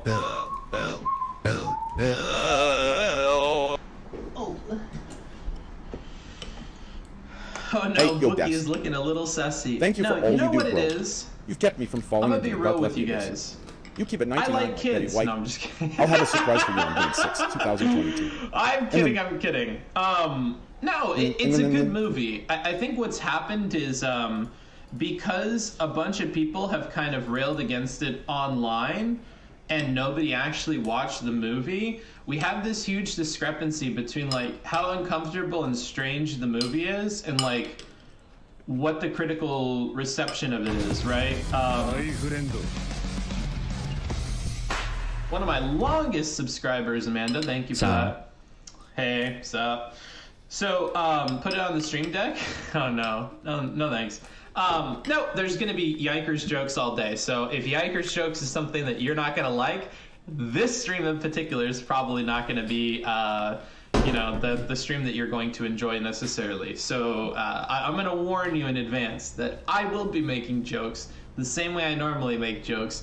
The difference is today it's gonna be about pedophilia, so if that bothers you, this may not be the one for you. I'm just hoping that TAC edits all this into like a usable video later, and we may just make this like a Patreon exclusive VOD. That's the direction that I see this going, depending on how bad it gets. And how much time is the interview? It's at 3 p.m., so we have about half an hour. Let me talk about cuties just real quick though. So, nobody watched this movie. Everybody with bad opinions about it have not seen it. I've not talked to anybody who has seen the movie start to finish who has one of these like, oh, it's all for like pedo bait, or oh, it's about the exploitation of young women. Oh, it's, you know, like, you guys all make shit up. If I were to bring any of you into like a call and ask you about it, I'm not sure you could answer questions about the movie very well, because I don't even think you have a good idea in your head about the movie. Have you watched Cuties? I'm just gonna send a straw poll, and I'm not gonna use the normal straw poll because the normal straw poll I think is like broken. Have you seen Cuties? I mean, it's like a silly thing to ask because I know the answer is gonna be no for most of you. But here is your link. Let me post this in the chat for all of you. So, I mean, I'll do a smell check and I'll ask around the room how many of you actually watched it. Revan, you did, yeah, because I talked to you in the Discord about it. Banger watch party last night. Happy you enjoyed it. So, there's going to be a group of people floating around who had watched the Cuties thing with me in that watch party. And I think that that's a really core group of people whose opinions I care about significantly more than the rest of you, quite honestly. Destiny is restreaming you? All right. Oh, awesome. Happy to hear it. So, having watched the Cuties movie, it's a nice movie. What the movie is about, to give you a synopsis that's not yikesy, is you have this little girl growing up in like a Muslim family in France. And the movie is about how her family and all their traditions and their culture and their expectation of women is something that she's not really vibing with. She doesn't really like. And it's sad to see her mom, who is heavily invested in that culture, as a woman married to one of the men of that culture, to a man from Senegal. The man from Senegal, this is all spoilers, is getting married to a second wife. And you see throughout the movie the mom having to deal with that, having to like push down pride and feelings she has about that to put on a face that she's happy about it or that she wishes them the best and whatever. And you follow the mom throughout the whole movie. By the end of the movie, the mom kind of frees the daughter from that. She tells the daughter, hey, look, I have to go to this wedding. I have to stay married to your dad. I could get divorced from your dad. At some points during the movie, it's mentioned, like, if this is too much for you, you can leave, whatever, because the creator is Muslim. So she wanted to portray Islam in a more modern way. The woman can leave. She can get divorced. Women have rights in Wait, did he Islam, watch and that the was movie? important The for her Cuties to movie? show. The mom had the ability to leave, but she couldn't because she is wrapped up into this. This is the woman that she's become. This is the culture that she's stuck to. Wait, what and did he she's think about on it? Train tracks. In He that liked direction. it. Oh, She doesn't man. want that for her Oh, daughter. shit. So by the end of the movie, she's like, you don't have to go to this wedding if it like traumatizes you or whatever. This is not something you have to be a part of. She frees her from the Muslim side of things. That's not probably what you guys have a problem with. The problem that you guys have a problem with is the other half of, or the other side of this extreme that the girl's being pulled into, and that's the cuties group. So this group of like little girls is like a dance troupe, and they are like, if you're a boy and watching this, which is far more likely than you being a woman and watching this statistically, they're just like teenage boys. They think about like sex and the opposite sex, but they have no idea how anything works. They don't know what sex is like, what a penis is like. They don't know any of that shit. At one point in the movie, one of the little girls like finds a condom in. Whoa. You know what's funny about us freaking out about this? Am I making this up? In Romeo and Juliet, weren't they both like 13 and 14 or something? Am I wrong on that? How old were they? They're pretty fucking young, I think. Really makes you think. She was 13 and he was 19. Gotcha. Ooh.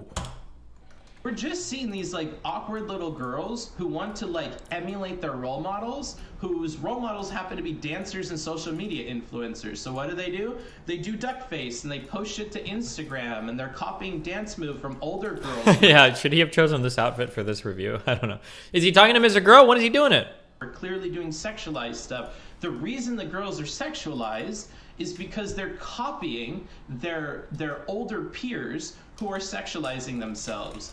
And so it got me thinking, like, male role models, if we copy male role models and we act them out of place as children, it is a lot less funky to me. Like, it's for some reason not disturbing to me to have like a little boy who is like pretending he's gonna be a soldier and is gonna fucking kill people. Like, for some reason, that doesn't bother me at all. For some reason, it doesn't bother me at all that little boys might start working out because they want to have like a physique like fucking Thor or something. All of it seems really positive. But when these girls want to like feel like they're older or feel like they're sexy by doing these dances and stuff and to be popular on social media, it's really weird to me, right? Watching that. And so that was my takeaway from the movie, is like, how do I feel about the role model in the modern day for like Western women? Like, it's kind of sad. Like, I feel bad that that's what they look up to and stuff. I feel like we have it easier on the other side of the gender spectrum. Like, are things that we're meant to grow up to be, like, we're supposed to focus on like working hard and having a good job and like having our version of a sexy body is, I think, healthier to achieve. Like, I think on the flip side of the coin, we have it way easier. And that's what got me thinking about this movie, is like, you know, that these girls, what they're looking up to and whatever is just so different than what boys have to, that it's a complete change for my brain because I don't think like that, right? And so this is where all of my focus is in the movie. We started out on that watch party of like 30 people in the Discord, watching it for the moments where we're gonna feel like it's cringe, watching for pedo bait. And if you watch for pedo bait, you could find it, sure. The movie opens up with a character we have no context for. We don't even know is like a young person. We get a shot from her from the back. We don't get to see her face for quite a little bit. And she's wearing these tight ass leather pants and like shaking around in a laundry room. Thank you for the gifted tier 1. She's shaking around in like a laundry room, and she like whips her hair and like irons it to like flatten it out, and she's doing all this, and she's got like. Okay, hold on. JSU Gambit is saying, I don't have to watch a movie that has little girls doing what they did to think it's cringe and think watching it is a disgusting thing to do. It's been a long time since I've been in an English class, but I'm pretty sure like all fucking media traditionally has had a lot of fucking like child sex related stuff. Not in terms of like children are fucking raw and that's what they do all the time, but like I'm pretty sure if you read old literature, if you do old mythology, like there's a ton of like either children are naked to show innocence or the average age that people started fucking and having families was really fucking young, like 13, 14. This idea that like you can't critique something by showing this movie is like, it's unfathomably horrible. Like you are a pedophile if you think that. Gambit, I'm talking to you. You are a pedophile. If you think that like watching a movie like this is like, oh God, I want a fucking 10-year-old. You are a pedophile in denial, okay? Accept your pedophilia. Get help for it. Don't abuse children, right? When people, I absolutely firmly believe this, okay? When people are obsessing about like, if you see that thing, it's gonna make you want to fuck kids. I think you are projecting hard, okay? You're not a pedophile, Gambit. I love you, okay? But seriously, like chill, all right? Even in a book like Brave New World has children sexually touching each other and stuff. It's meant to challenge our perception of sexuality. Yeah, true. Fucking, yeah, I don't know. Even in I've mentioned this, even in popular media consumed, you don't realize like I'm pretty sure the movie, okay, cuts out the whole part of the sewers where the kids think in order to get out of a sewer or to get rid of the clown, they all need to start fucking the like 14-year-old female when they're all like 9 or 10 in the fucking. It's like crazy shit. Like historically speaking, like this type of shit has always been a part of our like literature we write about. This recent like obsession, freaking out of like, oh, like. I don't know, dude. I don't feel like I'm gonna turn into a fucking pedophile because there's something referenced in a movie or something. Like, Jesus, chill, all right?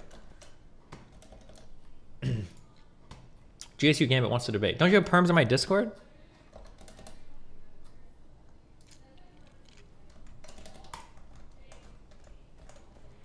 Who's obsessing here? He saw the marketing targeting pedophiles and said if you watch that, you're probably a pedophile. The marketing is not targeting pedophiles. That's like saying that like the woman with the dragon tattoo or whatever is like that's a movie targeting like rapists or like vengeful murderers or something, or like watching Save It Private Ryan is targeting like future like war crime people. Like come on, fuck off. I don't know.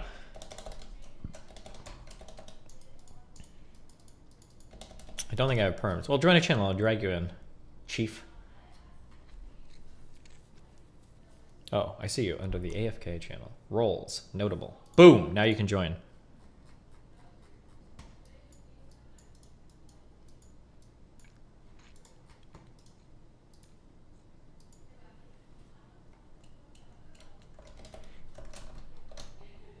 Check this. I've already clicked this, so if this is a stupid link. Oh, don't care. We've already seen this.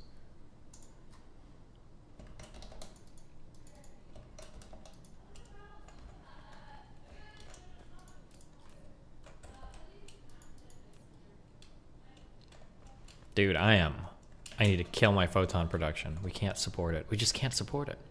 Destiny, check which channel. Join the very, very top one. You gotta scroll all the way up. It's a secret one, my child, called Destiny's Room. There's no way I can just shut off photon production easily from all of these, right? I would have to like take all of them apart. Hello.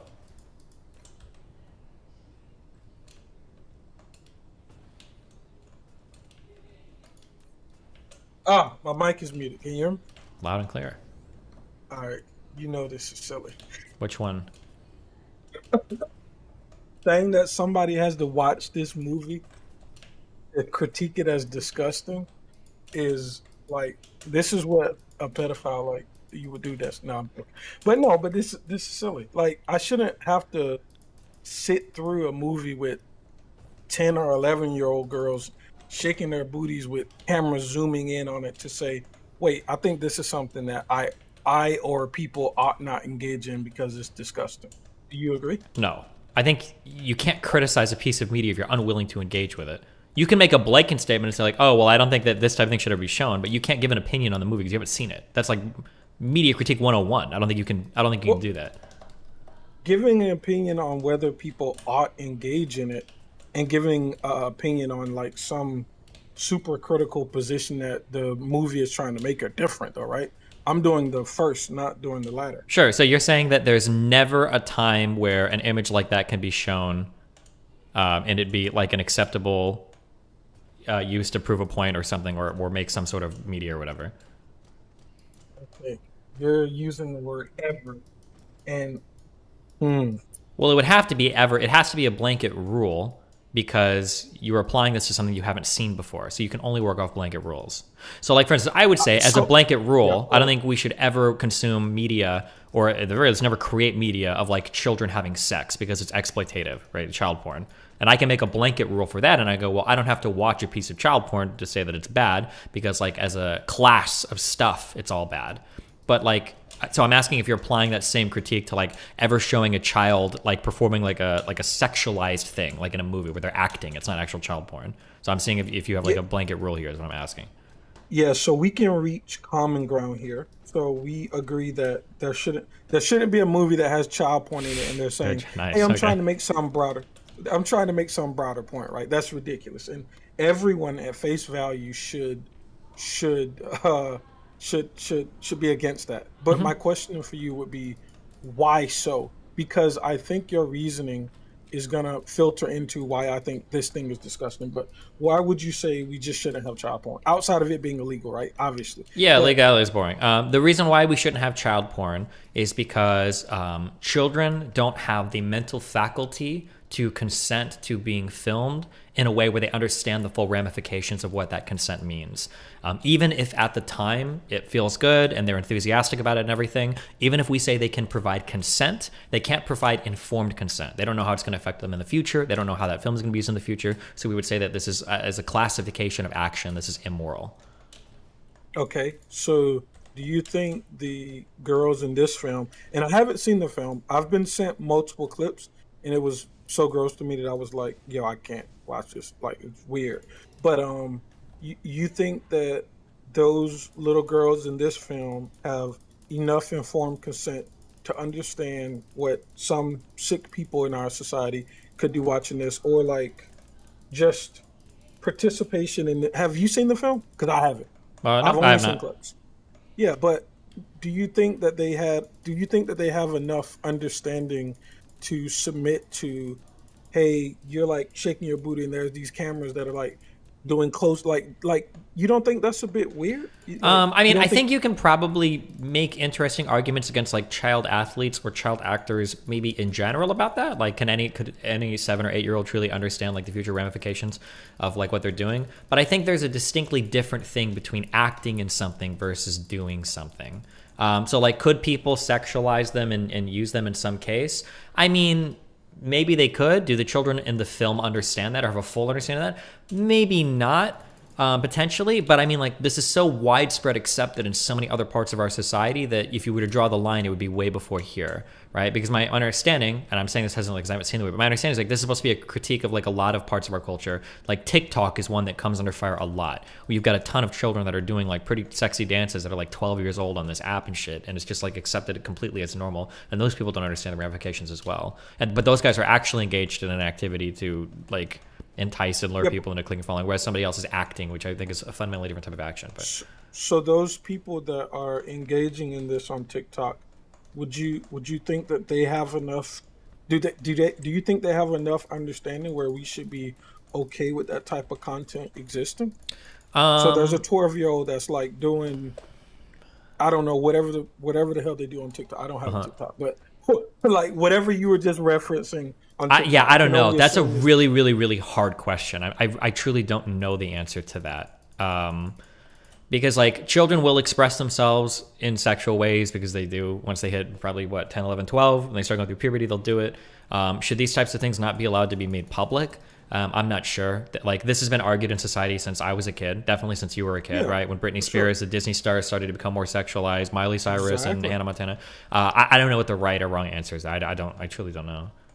Yeah, and I feel the same way about like even like recorded conversation somewhere, which is why like the whole social media thing kind of like violates a lot of things to me. But like the idea of permanent conversations from when you were a kid, like existing forever, right? Like when we were kids, we did a whole bunch of dumb stuff, and luckily for us, we were not in the social media age where everything that we did is going to be plastered or could be plastered for the rest of our lives. So I think generally in these things, I try to err on the side of caution because I don't think kids can understand what they're really getting themselves into. Yeah, potentially. But I think the critiques there are more broad than just like, things that are sexually enticing from preteens or teens. I think the critique there goes more towards like the permanence and the ubiquity of the internet. Like if you do something on the internet, it's going to be there forever and it'll be everywhere. I think it's a different type of critique. Not that it's wrong. I think it's just fundamentally a different type of conversation. Or even like when you came in here, like it sounded like your argument in chat was originally going to be this type of thing is wrong because it's pedo bait, versus now the argument is I don't know if child actors can ever truly star in things like these because maybe they don't have the faculty to consent to starring in something like this, which is an interesting question and could apply to all child actors. Yeah, go ahead. Well, I think it's specifically on this topic though, right? Like the use being like I do somewhat think this is pedo bait. I don't know how else to like. When you say it's pedo bait, do you agree that there are ways, potentially, I haven't seen the film, so I'm being honest, right? But do you agree that there are probably ways to engage with this form of media that's not pedophilic in nature? So I agree. And that's why the original question I'm struggling to answer, but I do want to give you a concrete answer. Are there ways that these things could be handled responsibly to bring about, to at least identify broader things in our culture that are messed up, right? And beauty pageants and things like that are definitely a good example. So if someone were using this content, which a lot of people have argued, to bring about like disgust towards beauty pageants and blah, blah, blah, my answer to you has to be yes. I have to think that there's a responsible way to do this in order to bring about awareness and blah, blah, blah, right? It's just from the things that I've been sent, and I've only looked at probably like 4 clips of this, it seems as if this has to be the least responsible way to do it. So here's like my next... of them being naked. So here's my next question. It seems like people respond more to provocative content. And I think we can evidence this by the fact that you and I are even talking about it. If this lady had a really strong opinion about child porn, or not child porn, but the sexualization of teens, like teens and preteens, and she wrote a really, really, really good essay on it, maybe like 20 people would have read it, right? Nobody would be engaging with any of this. But if you make a film that's relatively provocative, and then you use that as a jumping point, well, now it seems like a lot of people are talking about this. And as sad as it is, if I'm going to do streams where I'm talking about serious political issues and I'm like, my most educational content is going to be when I'm reading through articles. I don't get very much engagement on those streams. I get some, but not very much. But if I'm doing streams where I'm screaming at somebody and I'm saying like, you're a dumb fuck, like a Palestinian would kill you if you ever blah, blah, blah, or whatever, some crazy shit like that, I'm getting way more viewers. Now, my goal is to try to make my more provocative content steer into educational content, so I'm not misleading or uninforming people.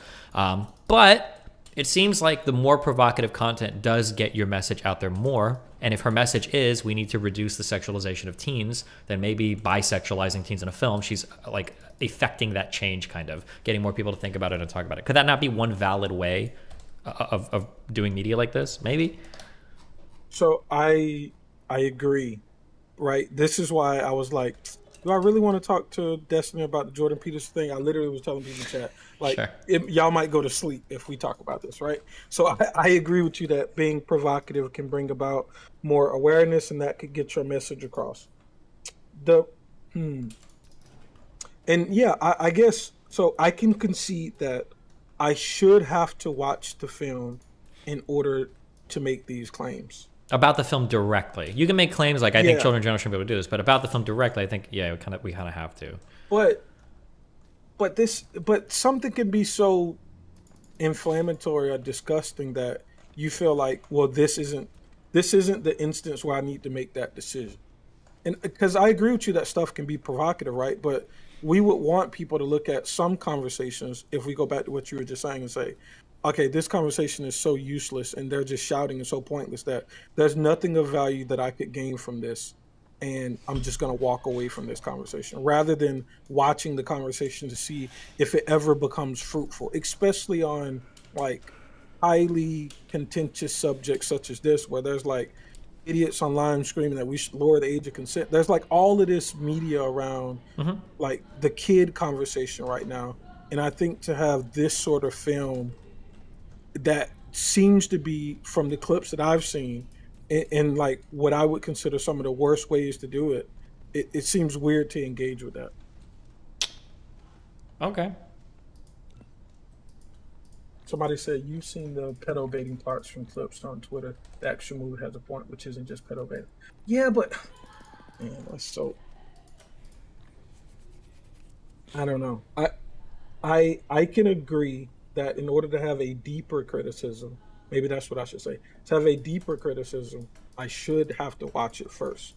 But I think some content can be so inflammatory that like it's not worth it. It's like if you sent me a vid and you were like, hey, they're saying like black people are cattle, right? Like I shouldn't have to watch that to be like, all right, this is some nonsense, right? Like that you agree that there's a line. So I'm conceding to you that potentially there are films that can do this responsibly, and you can watch those films and maybe get a greater understanding of what the director intended. But you also agree that there are some things that could be so inflammatory. And I would assume, evidenced by the fact that you haven't watched this, potentially you have the same views because this was highly controversial. Everybody on Twitch was talking about it, but you chose personally not to engage and watch it. So I didn't watch it because I don't give a fuck. It has nothing to do with it. If I was like truly interested, I would watch it. I don't give a fuck. But I just don't care that much about this particular topic. I don't believe this. What do you mean you don't believe me? I think you were like, yo,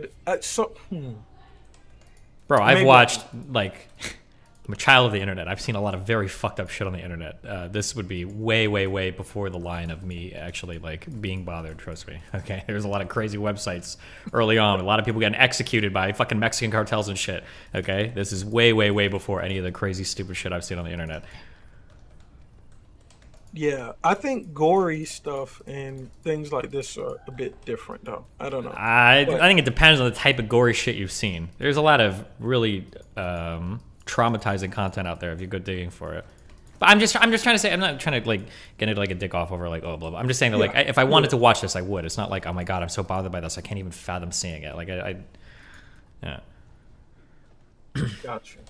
Okay, so we mostly agree, but you do agree that there could be a point where something is so inflammatory where you don't feel the need to have this investigative analysis, right? I don't know. I'm not sure. I would struggle to think of like an example of that. You should watch the clips of cuties. No, I'm joking. I've seen the clips of them, but like I'm super hesitant to like try to judge something based on like a clip because like fuck, dude, people clip me. I don't know. True. Clipping is bad. Yeah, but I don't. Yeah, true. It's like. But I wish I could think of an example of something that like looks really bad in a clip, but then when you see it in context, it's like this makes so much sense. I'm sure there are movies that have done this before, and I just can't think of any right now. But like,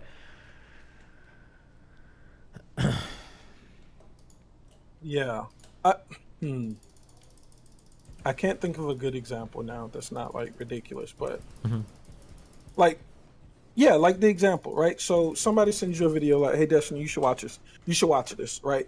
And you know how August edits your videos, and right? He puts like some of the stuff at the beginning. At the beginning of it, they're like, yeah, all black people should just be jettisoned to the sun. They're like these creatures that have like undeveloped brains that don't deserve rights in our country. It's ridiculous that we ended slavery, right? Like you could watch just that clip of it, and you would say, all right, maybe this isn't worth watching. Maybe this person doesn't have anything of value to say, given that these atrocious clips actually exist. There's a difference between clipping and putting somebody's viewpoint into a more concise version and using that to ignore them, right?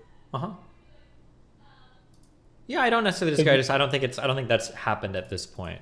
Like for instance, if I found out that Amos Yee made a movie about child porn or something and he had provocative clips of children, that might be a movie that I don't know if I would have to watch it to think if there's any value there or not, right? I could agree with something like that because he's... I'm not sure who that is. Oh, he's a guy that just got convicted for having child porn and grooming a 14-year-old or something. Oh, gotcha. Okay. Gotcha. Yeah, for sure. But, okay. Anything else? You got like 5 minutes before this interview starts. No, because I'm gonna watch the interview too. No. Okay. I love you. We'll talk about Jordan Peterson one day. I don't know how to make it exciting for your chat though, but okay. You know he's always right. I can see that you know he's always right from how you cover it. Gotcha. You just have to like do the I gotta push back a little bit to keep chat happy. No, this is not true. I don't know why people have this delusion about me, but you know, keep dreaming. Have fun. Be careful. All right. Sexualization of real child actors in these movies. Okay, let's wait for him to get to the more.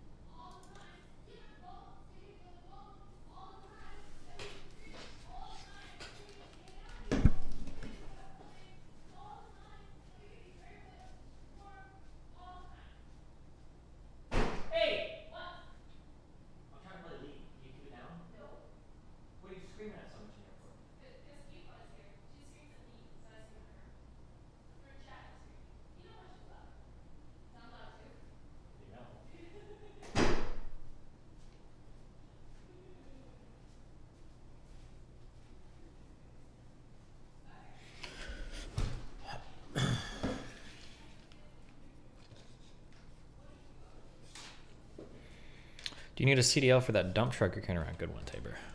Doesn't sexualizing children to critique sexualizing children get into hypocrisy?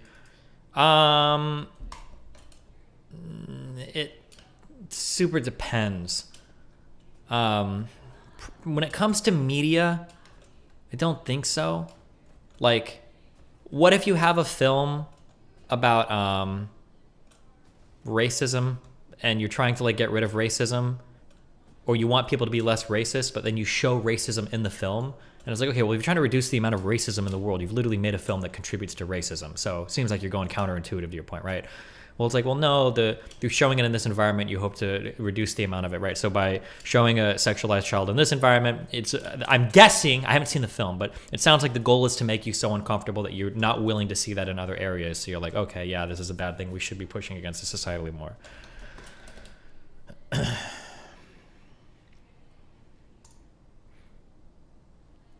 Booksmarts is literally optics, man. Uh-oh.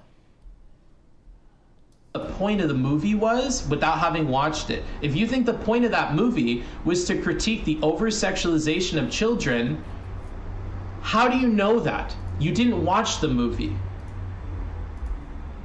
How do you know that the point was to play on pedophilic urges or inspire them in people or make people confront that? You don't, because you didn't watch the movie. Okay, we're just waiting for him to get to Mr. Girl. What are they going to be talking about? Oof. Wait, manual research. Why are we not done? Wait, what happened? Wait, why is this research not finished? 0, 0, 0, 0, 0. What's happening? Do I need one more?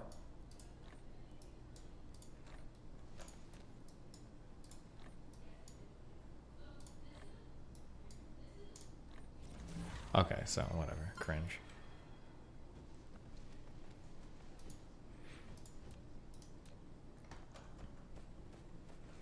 Why do you care so much to listen to or interact with everything he's got to say? He's a 10K sub YouTuber? Ooh, Booksmarts?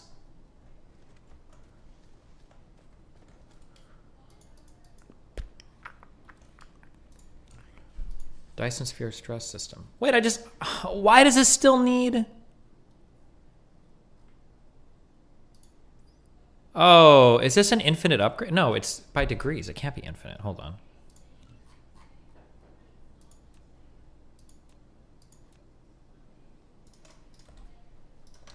That research has several levels. Yeah, I see that now. It could have been a million other things, but if the critics all, without that shit influencing them, put it at 88%, you have to think about this. It's a good fucking movie. And furthermore, on the actual poster for the movie,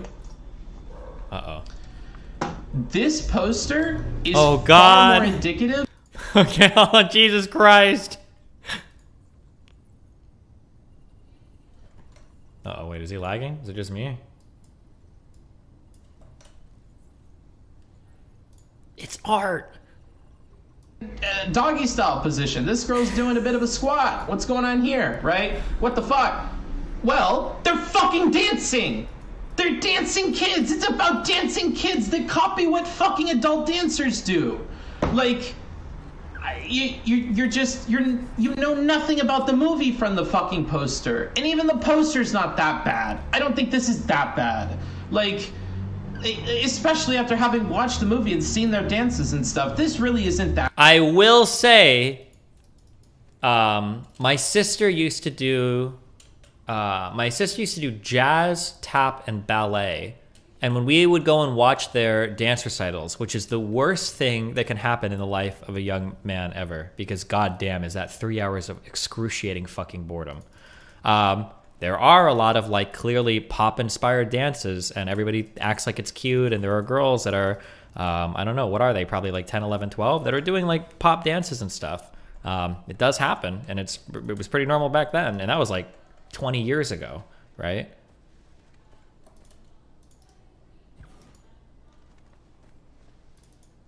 But that bad. So like, I think you guys just need to be a little more open and a little more understanding of your ignorance about this movie. Booksmart's going the that's full what I would say. So fuck optics route. 78% of you have not seen this, right? Like, bear that in mind. I certainly will, as I'm looking back on the chat after talking to Mr. Girl, because like,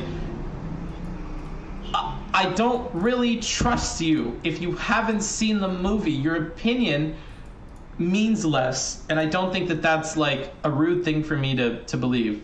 Terrible poster, to be honest. You're right, the other one was better. The other one is better. I wouldn't say the other one's awful, but whatever. I just rewatched the trailer. Doesn't seem bad. Yeah, let's watch the fucking trailer together. Oh no! Let's watch the trailer together. It's been a long time since I've seen this shit. Because it's a minute. We can do this. Let's watch. It's a minute. Together. I thought he was about to say it's amazing. Spoiled the entire movie. It's basically the entire movie. So this girl, Jesus, can you really iron your hair? At the very beginning is the one in the leather pants who we're not introduced to. This girl dancing around in the fucking room. We don't see her face. We have no idea who she is, right? The very next scene, we see her at school. We see her get in trouble. We see her friends like jumping on each other at the fucking grocery store and being hooligans. We're introduced to her as a girl next, as like a little girl. And then after that point, I think it's difficult to sexualize her, in my opinion. Once you know that she's like a little girl and you learn more about her. But hey, that's my only interruption. Let's just watch it.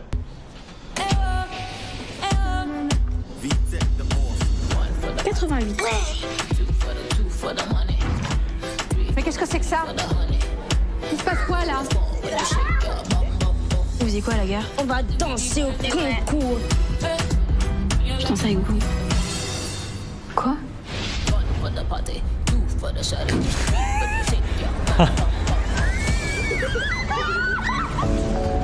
Oh mais les gens t'ont grave kiffé que tu vas. I can't make any edgy jokes, never mind. Vous savez où passe l'esprit du mal? Ce sont ces femmes dénudées pour le mariage de ton père. Regarde comment elle te va. Tu es une femme maintenant.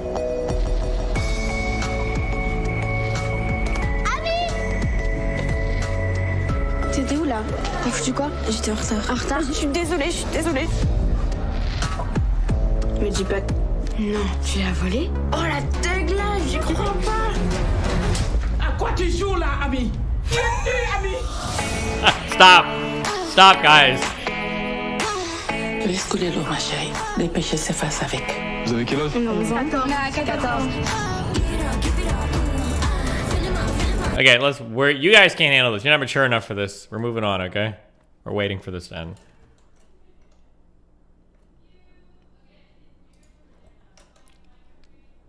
How can she slap? How could she slap? True.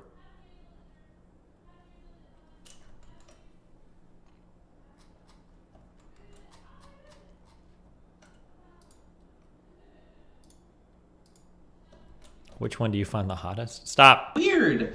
It literally includes a ton of the fucking wholesome parts of the movie. So like, you know, it's rough. Okay, I'm gonna call Mr. Girl. He says he's running 5 minutes late. So we'll call him in a little bit here. Can we watch the review? It's very long. I'm not sure we want to. It's much longer. This looks like a step-by-step plot synopsis. It is. It's literally all of the events, like, basically in order.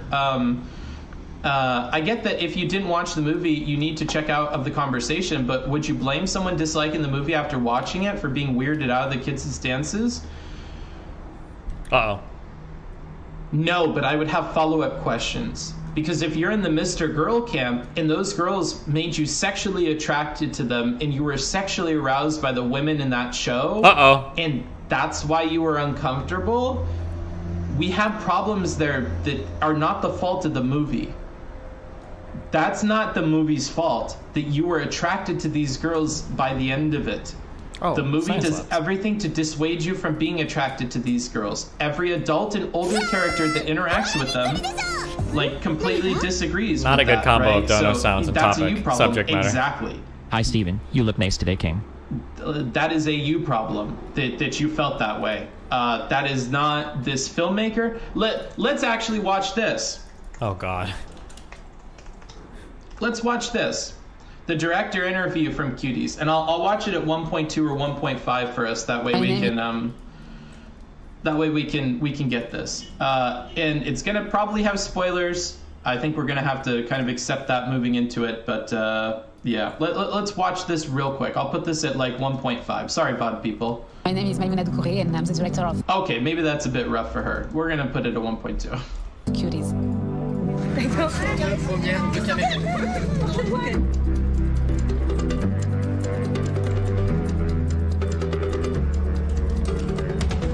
Cuties is the story of an 11-year-old little girl who is trying to find herself.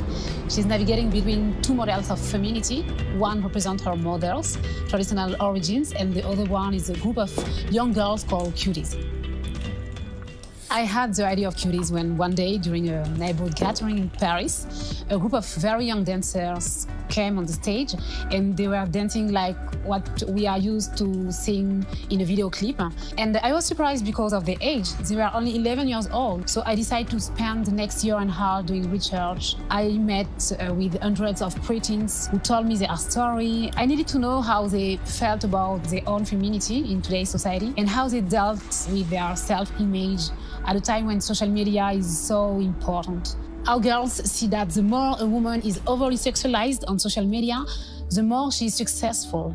And the children just imitate what they see, trying to achieve the same result without understanding the meaning. And yeah, it's dangerous.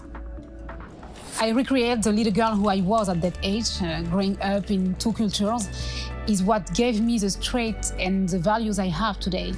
I can appreciate my double culture and live between my parents' one, which is Senegalese, and my French Western one. And as a child, that question of how to become a woman was my obsession. I saw so many injustices around me that women were experiencing, and I kept all of that anger inside me. I was powerless when I was a child. Today, I can use my voice, my art, to share my vision of femininity, my fight for women's freedom in society, and in our minds as well. I put my heart into this film because this is my story. I believe that cinema and art in general can change the world. We are able to see oppression of women in other cultures. But my question is, isn't the objectification of women's body that we often see in our Western culture not another kind of oppression? In my research, I saw that pre-teenagers are caught in a difficult transition. Their body is constantly changing. And at this age, especially when you are a girl, it can be complicated to find your place and deal with your body that is transforming itself in spite of what you want. You are a child, but you are also coming into teenagerhood. When is he doing the interview? I don't want to watch all this shit. I don't care. Have donos. Thank you, Steven. Chat, type in mem if you want to keep this version of after the holidays. Shut the fuck up, Movement, alright? It's a stupid fucking meme. Evolving in that. Do you think you've outpaced Vosh? Physically? Your mom has. Got him, dude. Oh shit, wait, I can't produce enough science. Did you finish the game with only using 1-star system? Or did I just miss you going to others? I went to one other to get some. Because I'm putting 100%. Not true. He's making the point that the show is crossing the line when it comes to how it's sexualizing children, even if it is to make a broader point. There is a such thing as going over the top with messaging. And that they actually use kids. Cool. So does your mom. Got him! Can I get some got-ems in chat? Stephen, do you think a lot of people from the right came to you because you are popular with women? I may be projecting because I base my self-worth on female Because interaction, I'm putting 100%. which often made me feel miserable, but it led me to you. I'm grateful. Do you ever feel like a gigachad, like in someone else's walls?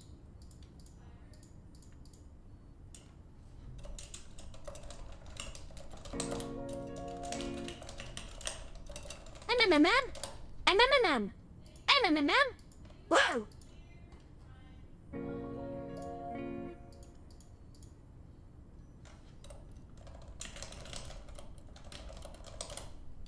Good one.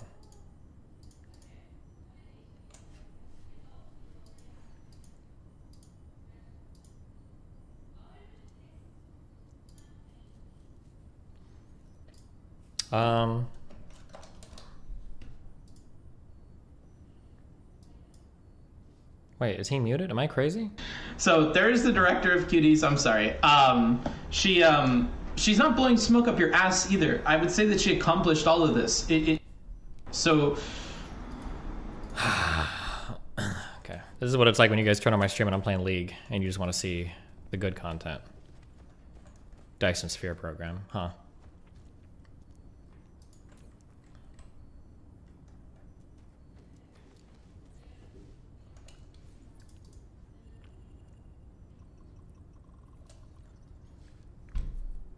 Oh, when Jim talk, yeah.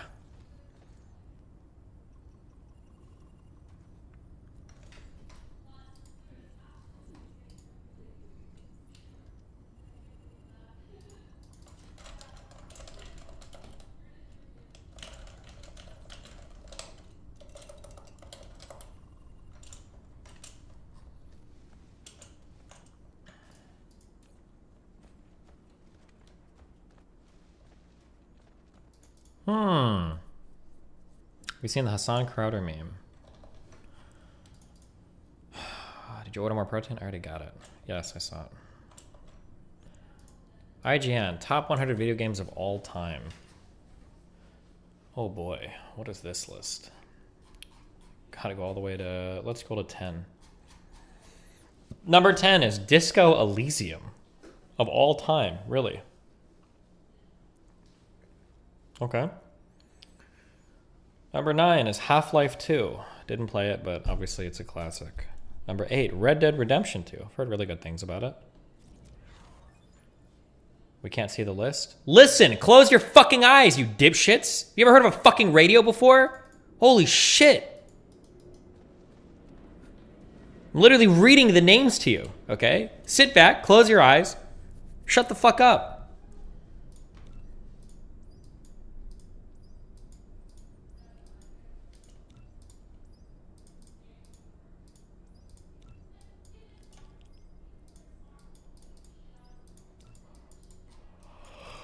Oh.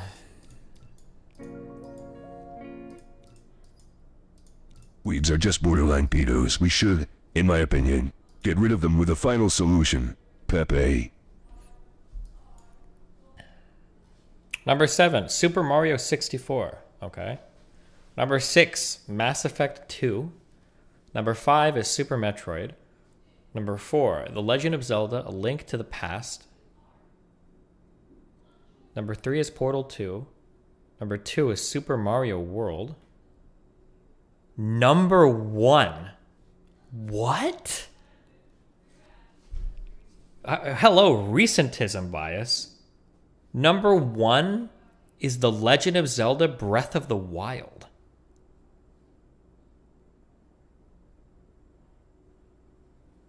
Is this guy just a huge Nintendo fanboy? The one person responsible for writing this article? I really enjoyed Cuties a whole lot. My favorite movie.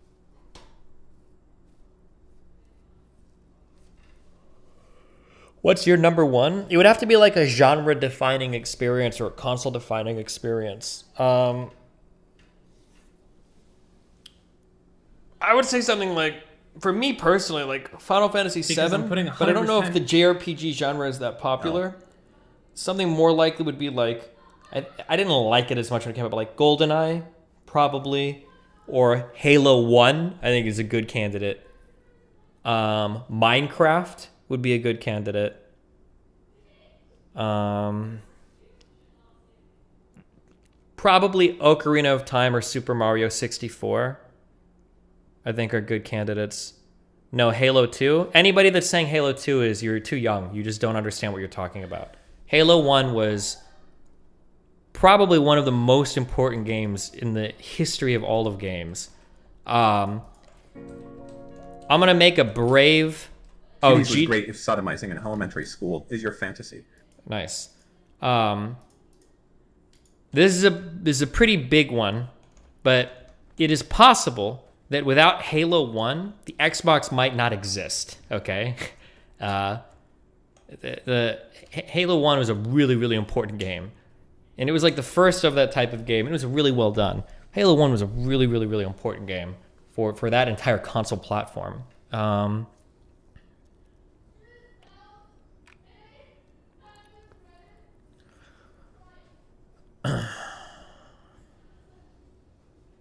Minecraft is a huge one for PC gaming. Minecraft might be the most popular game in the world. GTA 3 was really big too. If you play GTA 1 and 2, they were super fun games. And GTA 3 is scary because you're trying to take a game that works really well in 2D. GTA worked really well in 2 dimensions. It was almost a perfect 2D game. It was so much fun. And trying to translate that experience to 3 dimensions is pretty hard, and they did it perfectly. GTA 3 was really well done for what it was. And then Vice City came out later, which was cool. I think those are different games. San Andreas was really good. Ocarina of Time and Super Mario 64 were really good. Is that the list of most important or best games ever? Well, I mean, you kind of have to consider both. This is the top 100 video games of all time. That's what it said.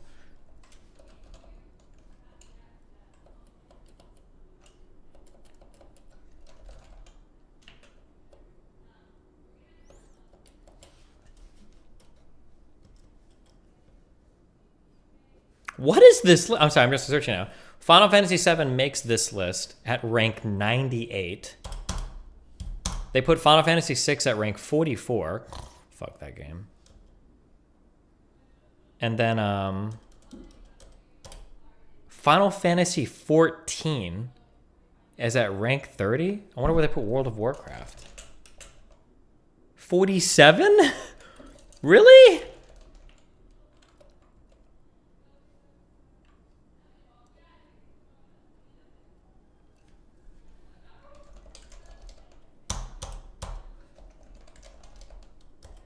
Damn, StarCraft is at 48 and Warcraft isn't even on the list. Did they put Minecraft on here? Minecraft is at 33. League of Legends is at 93. Dota's at 72. Doom is at 29. Wolfenstein not on the list. Okay, Jesus. If you open up the stream, yes, but otherwise probably not, because I'm not sure. I mean, I could do like the OBS thing, but you'd see yourself if that's something you want. Oh, but you won't. You can't turn your camera on in Discord. I could, but because it's being used by OBS, it'll turn it off on my stream. Oh. I could do that though, if that's something you want to do, and I could just stream the Discord. Wait, is this true? Yesterday we reported more than twice as many cases were reported yesterday in a single day than the other record high for the coronavirus? Holy shit. Worldwide, there were almost 2 million cases reported yesterday. My other thing here. Maybe. Let's go ahead. Yeah, I think because I'm using an Elgato, I think it can like do too. Okay, let me see here. Did the deaths follow it? We won't know for 2 weeks. The deaths have been pretty decoupled since the vaccines and shit. So let me figure this out. So I need to disable this from here because we don't want this.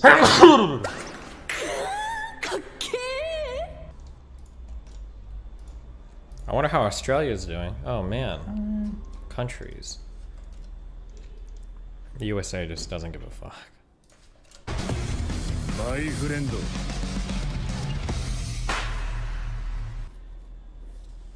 All right. Damn. This should work, I think. Rip.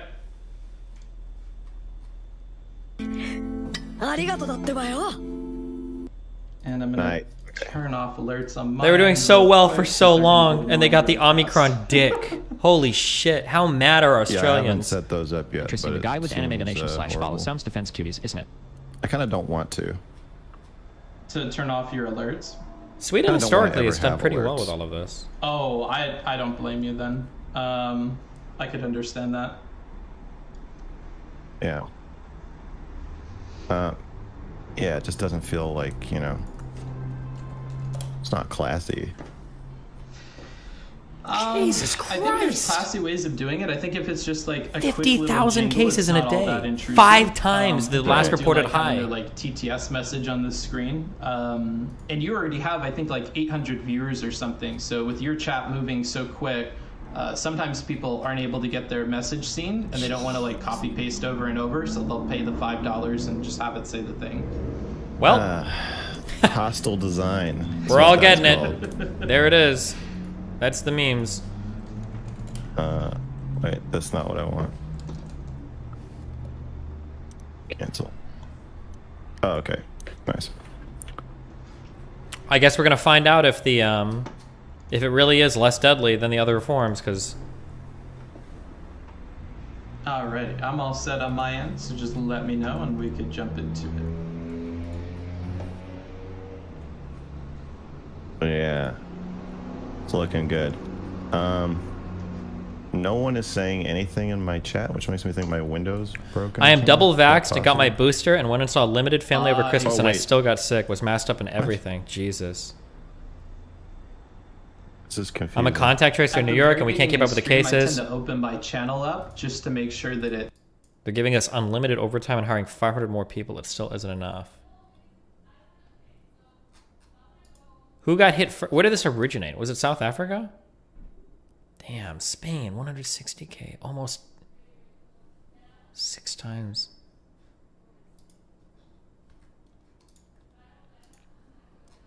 Dude, and I'm supposed to travel in 2 weeks? I mean, I think you just, at some point, you probably have to resign yourself to getting it, right? I don't think it's avoidable if I don't already have it, because Melina and Katerina were out.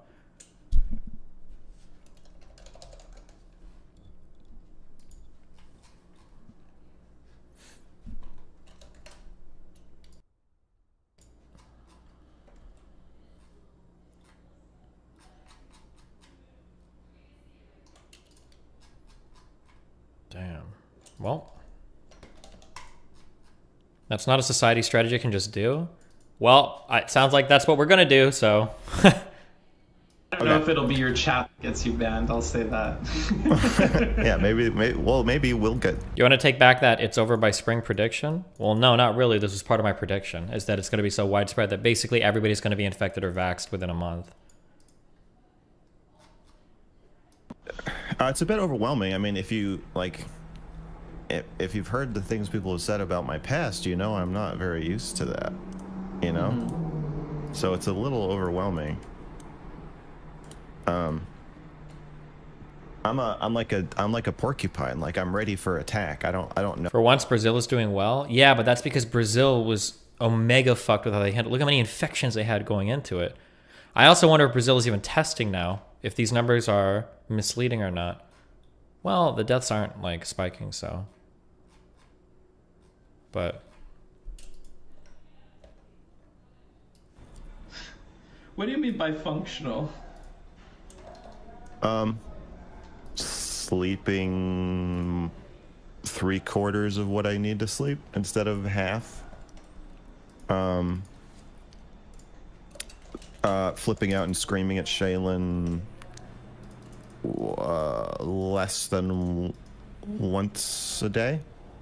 Well, on average. I'd say I'm averaging 0.5 flip outs per day instead of Okay. like 3. The Cuties review. I was not doing well.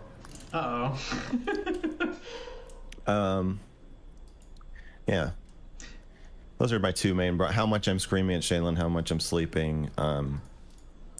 Still exercising and stuff. Still bathing. I took a shower. That's that was good. Pretty cool. Yeah. When you got all that criticism about the Cuties stuff, how much of that do you think is coming from people who didn't watch Cuties? 99%. Right? Yeah. Most people who are mad about Cuties haven't seen Cuties, which is understandable. I'm mad about child porn, and I've never seen child porn. And if somebody was like, "Well, you haven't even seen it. How are you going to critique it?" I'm like, "Well, I don't need to see it to critique it." So I understand from their point of view. If they think it's literally porn, then yeah, they can critique it without seeing it. I think that's the central argument. Like, is it child porn or is it a movie?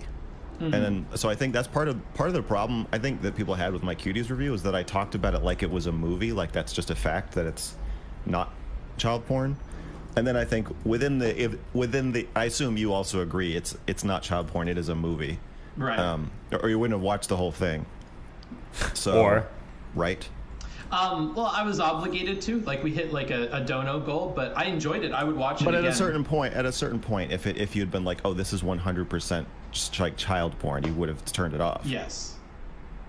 Yeah. Right? Yeah. Me too. So I assume our discussion's going to be within the it's a movie framing of what's happening. A little bit. So when you're talking about people were under the impression it was child porn and for that reason chose to disengage with it entirely, I do think that your review did, in my opinion, do a really good job of pointing out some of the themes in the movie and pointing out like how it is a movie, and it was a good movie. It was a decent movie. At the same time, however, you open up and have at several points this talk about how the children were sexualized in a way that you thought was successful, and that as somebody who normally would not be attracted to children, you were attracted to or found the girls in the movie hot. And I think that things like that fueled other reviewers and people who chose not to watch it, like Moist Critical, who referenced you at several points and referenced those quotes to like say... You're saying it's my fault that he never watched it? In part, sure. That's funny. I think a little bit. Like, do you not feel like you are one of the influences to people, leading them to believe it's child porn and not something to be engaged with as a movie? I never thought of that because it's a review, but like I think of it as a reaction. But I agree that in the real world, millions of people have seen Cuties and never talked about it. Like in an offline world, and I don't even know if they know what's happening in our world. Yeah. And then in our world, there's a totally different set of norms and standards. Like if Moist Critical, like if his like aunt or something was like, I'm a feminist, and like I just saw this new movie on Netflix, you gotta check it out, let's watch it together. And then he watches Cuties with his aunt and like his cousins and family and whatever after Thanksgiving dinner, okay? I don't think his reaction would be to say like, this is child porn, somebody needs to go to jail, what the fuck is happening, this is the most disgusting thing I've ever fucking seen in my life. I definitely think, whether he wants to know it or not, my view is that he would probably have a much more muted, normal world reaction to the film. And he might be like, hey, well, that is a little weird. And it is a little weird. Yeah. Yeah, so I didn't think about this before, but I think you make a good point that if you've seen some gross guy talking about how it was mildly successfully arousing, or that they looked hot or whatever, then that could prime you. You're saying this is my fault. But people were outraged because of the Netflix poster first. That's why I watched it. Yeah. Because people were super mad about the poster. Yeah, when we're saying something like it's your fault, and this is something that I think will become clear as we talk, but is something I'd like to get out of the way. I'm not one of these like debate bro-y people, though I'm in the circles with them. I talk about like optics and empathy and stuff like that. So when you're saying it's your fault, I don't want you like, I'm not trying to say it's completely your fault or something like that. There was a lot going on here from like other people and what they're saying to the poster. Like you're saying there was already a vector happening, and I nudged it in a certain direction, but it was already kind of going toward that direction. I understand. Yeah, because you became like a reference in multiple different reviews that I saw about like this kind of child porn angle. And I do think that opening up the entire review with this like, hey, this successfully like sexualized children to me, and I don't even normally feel this way about kids, but I thought those kids were hot. Like, if I know nothing about you, I don't know that you make songs about pedophiles and whatever. And at the time, you didn't make all that stuff, so people wouldn't know. No. From their perspective, like, damn, this normal, albeit a little bit weird dude, like, got converted to, like, thinking children were attractive, like, just by watching this movie. That's frightening. I don't even want to give this a shot. Yeah, that's you think they're afraid it was going to turn them into... You think it's like The Ring?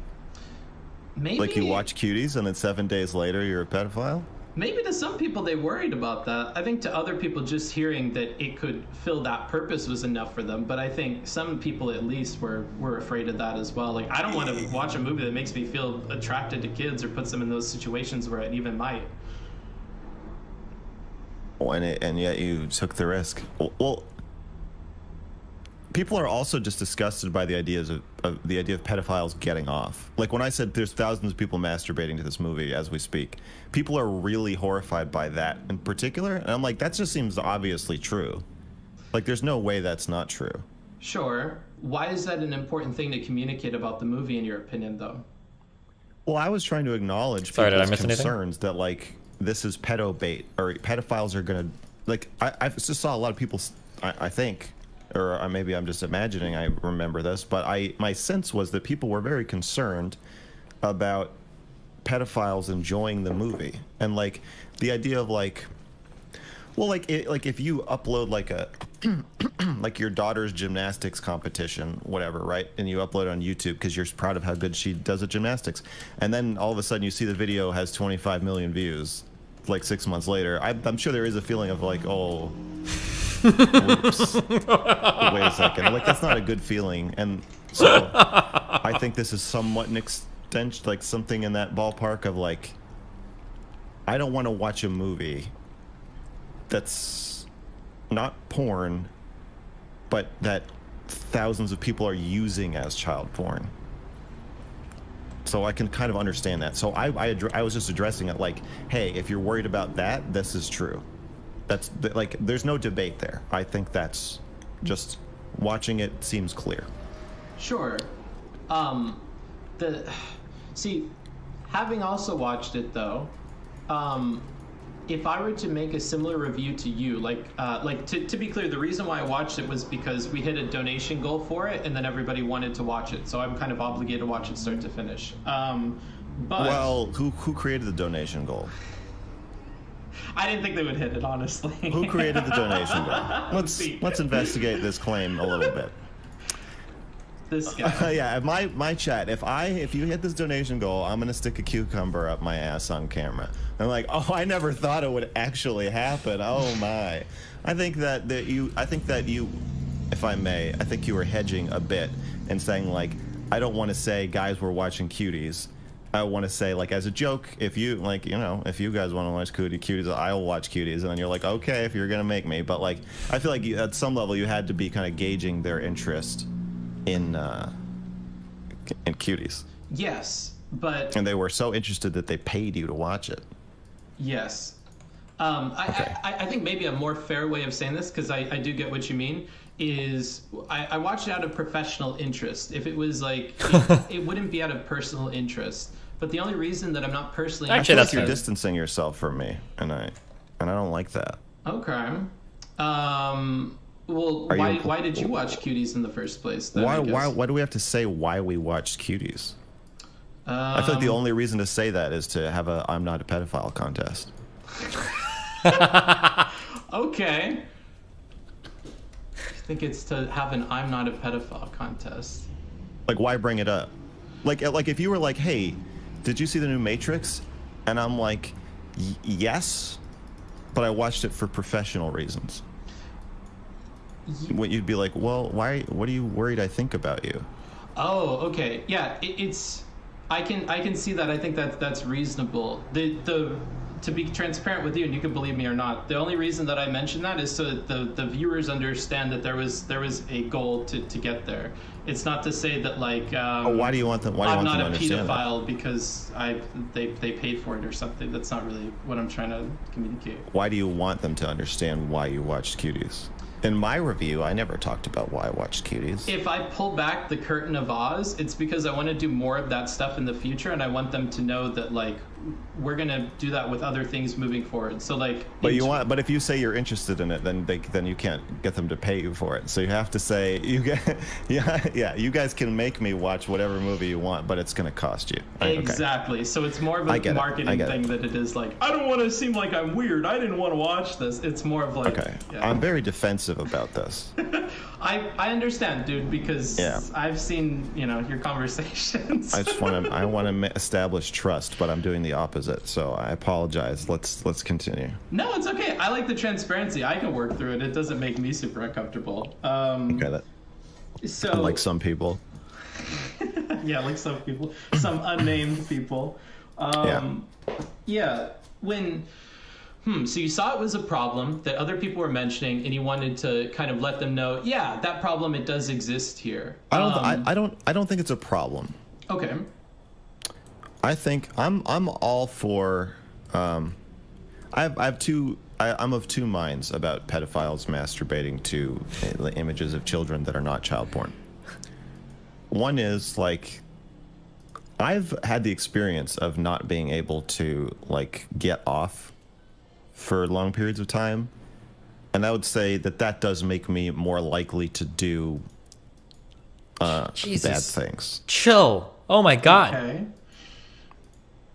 On the other hand, I can also see the argument that the more raunchy or extreme pornography you view, you become desensitized to it and want more. And I oh no, the FBI shut it down. I experienced both.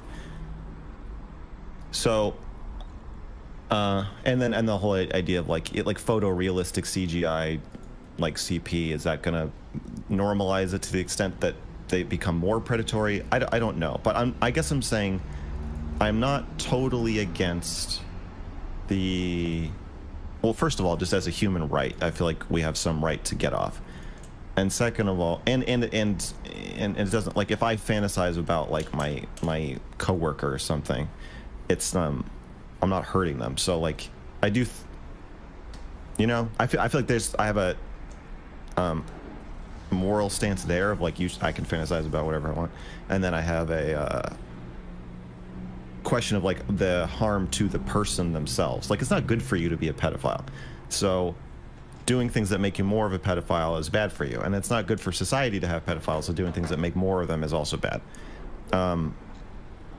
But it's possible that lolly and stuff like that makes people less likely to offend, or maybe neither. Oh no, he's doing the Destiny. I don't know.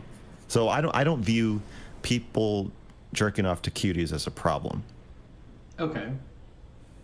That makes sense to me when we come all the way ethical back child with porn the explanation. Yeah. I view it as something that people are very upset about. And maybe they're right. It might be a problem. I don't know. I don't think anybody knows. I guess that's where I'm at. Okay. So when you were kind of conveying that people may be masturbating to this, what do you think your goal was aside from like confirming those people's beliefs? Was there any goal beyond just saying, yep, that's probably happening? Can I ask you something? One of my viewers wants you to explain the RGR fantasizing about coworkers take. Do you want to talk? Is that relevant?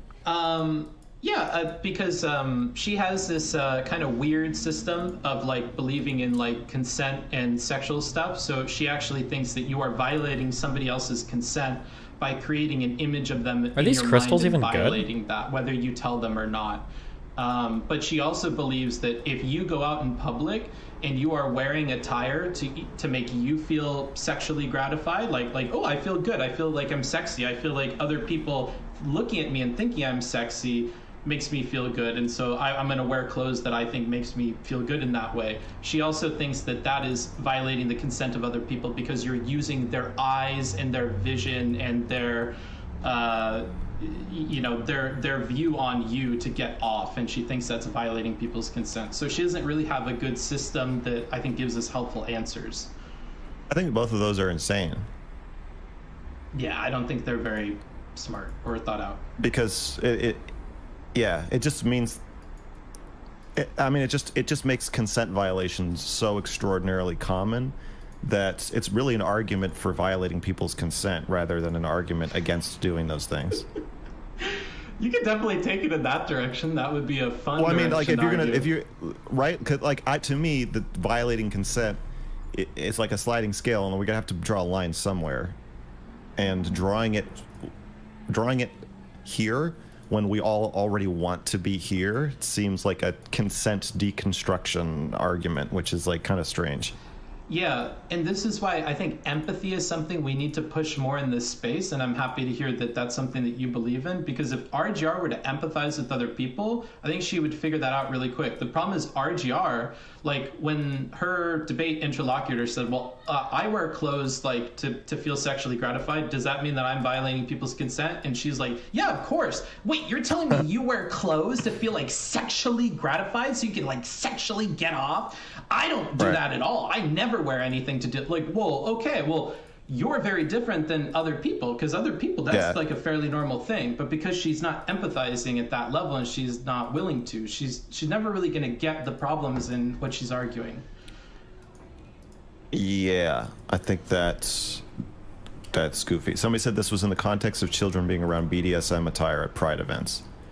That's how it started. Yeah, I feel like if you like bringing your kids to Pride, like they're gonna see an ass. That's been my experience at every Pride event I've ever been to. Like, I guess we just need to iron out, like, is that gonna happen or not? And then we can stop being surprised one way or the other, I guess. Yeah. Okay. So, my intent in bringing that up, I think I was just kind of thinking through, like, I've been through the singularity, you know? I know what's on the other side, and I'm reporting back. And one of the questions that the human race asked me before I went through was, like, is it porn or not? Are people masturbating to it or not? So I would just want to be like, the answer to your first question is yes. Okay, that makes sense to me. Yeah. One thing you said that I'm not sure I agree with you on, and actually maybe like a fun jumping off point to talk about some more topics around sexuality and aesthetics and attraction, is you said the purpose of this movie, at least in part, is to make you sit with this idea of, on the one hand, these are underage women, and on the other hand, they're hot. Dark Bob tried to call someone a dumb fuck, and he typoed dumb fuck. The main purposes or the main things that the movie is doing, or? I think that is one of the... Mr. Moon says 17 and a half hours for subs. Oh no. Or cognitive dissonance the movie is trying to create in you. I assume for the purpose of you resolving that cognitive dissonance by saying, just because someone is hot, that doesn't mean that they're an adult. It doesn't mean that they're like ready or that they're matured. So I feel like the scene where the kids are eating gummy bears in the bed is like the most childish scene. And it's kind of bookended by them twerking, and they're twerking, they're copying the like teenage girls that they've seen on social media. Mm-hmm. So I assume that, like, definitely there's a juxtaposition there. So to me, the juxtaposition was to create discomfort in that one moment you're looking at them, they're acting like they're like 4 almost, like they're acting younger than they are. And then suddenly they're acting, maybe 4 years younger and then 4 years older. I guess in the movie they're 11, but in real life they're like 12 to 14. So, yeah, I do stand by that. Okay. When you say that the movie is trying to create this, well, do we mean that like this is the director's intention or the production's intention, or who do we think is injecting that like purpose into the media? I don't know. Because you could have edited it could be edited in a completely different way where that would not come across like that. I think that's why I said the movie is doing it, because I don't know anything about the director or her intentions, and I don't I think I don't care. Okay. You know, like I feel like a piece of art or anything, like I think you've already said things about the review that were not what I was intending to do. To like you're basically saying the review is almost a horror movie, and where I'm saying if you watch Cuties, this might be what happens to you, and that effect has the effect of that is that it terrifies people into not wanting to see the movie. That was not my intention to make it into a horror movie or to make like The Ring for Cuties, but I will agree with you if you said that's what the video is trying to do to me. I can, even though I made it and every step of the way, I could say like it is kind of doing that. I see what you mean. That's the effect it's having. So I don't mean any intention. I just mean that's what I think it does, or like what it's designed to do, even if that's not, you know, what the designer had in mind. Yeah, I mean, like, I can understand that and work with that for sure. Like, the way that I would describe it is, like, incidental. It's incidental that it creates this situation in some viewers' minds where, on the one hand, they're children, and on the one hand, they're hot. Because this, on the one hand, they're hot thing, I think is more subjective than objective. Like, I think it's, I think you may overstate how many people are going to find the children in this movie hot. Like, I don't think so. I think they're objectively hot. Okay, if you were to guess what percentage of the audience that watched Cuties man. found the women sexually attractive, what percent would you say? Well, what do you mean by found sexually attractive? Because when I say hot, I don't mean like literally drooling, falling, you know, like it's not like I have like a super strong reaction to seeing a hot person. So I would say, let me put it this way. Man, we're gonna get the sounds of the traffic, the sounds of the streets with book smarts out here. In a socially acceptable situation where it was okay to determine to answer whether they're hot. So like if your say your son is 12 and he's like, you're like, oh, there's going to be these group of girls at this like a function that we're going to, and he says like, oh, are they hot? I think most people, if they saw the girls and then they're like had a socially acceptable reason to say yes, they'd be like, well, yeah. Okay. Because I don't really like I would say I don't think about children in that way, and like hot. But you're being asked to. Are you saying you can't? No, I could empathize with you and like go. Okay, no. See, I'm they're wearing stripper clothes. I need to revoke. Twerking, I need to revoke my apology earlier for being defensive. I do think that I do think that you're trying to come out of this a little cleaner than it's going to be possible to. We have a difference of opinion, but I think that's where it's coming from. I don't think we have a difference of opinion. I think that I think that you are now claiming that you are unable to determine attractiveness in 12-year-old humans. Attractiveness to other 12-year-olds. Objective. Hold on. Objective attractiveness. Book smart's like, wait. Think for 2 seconds. You can think for 2 minutes. I have no problem with silence. We can sit here. I will think my thoughts, and you'll think yours, and no pressure.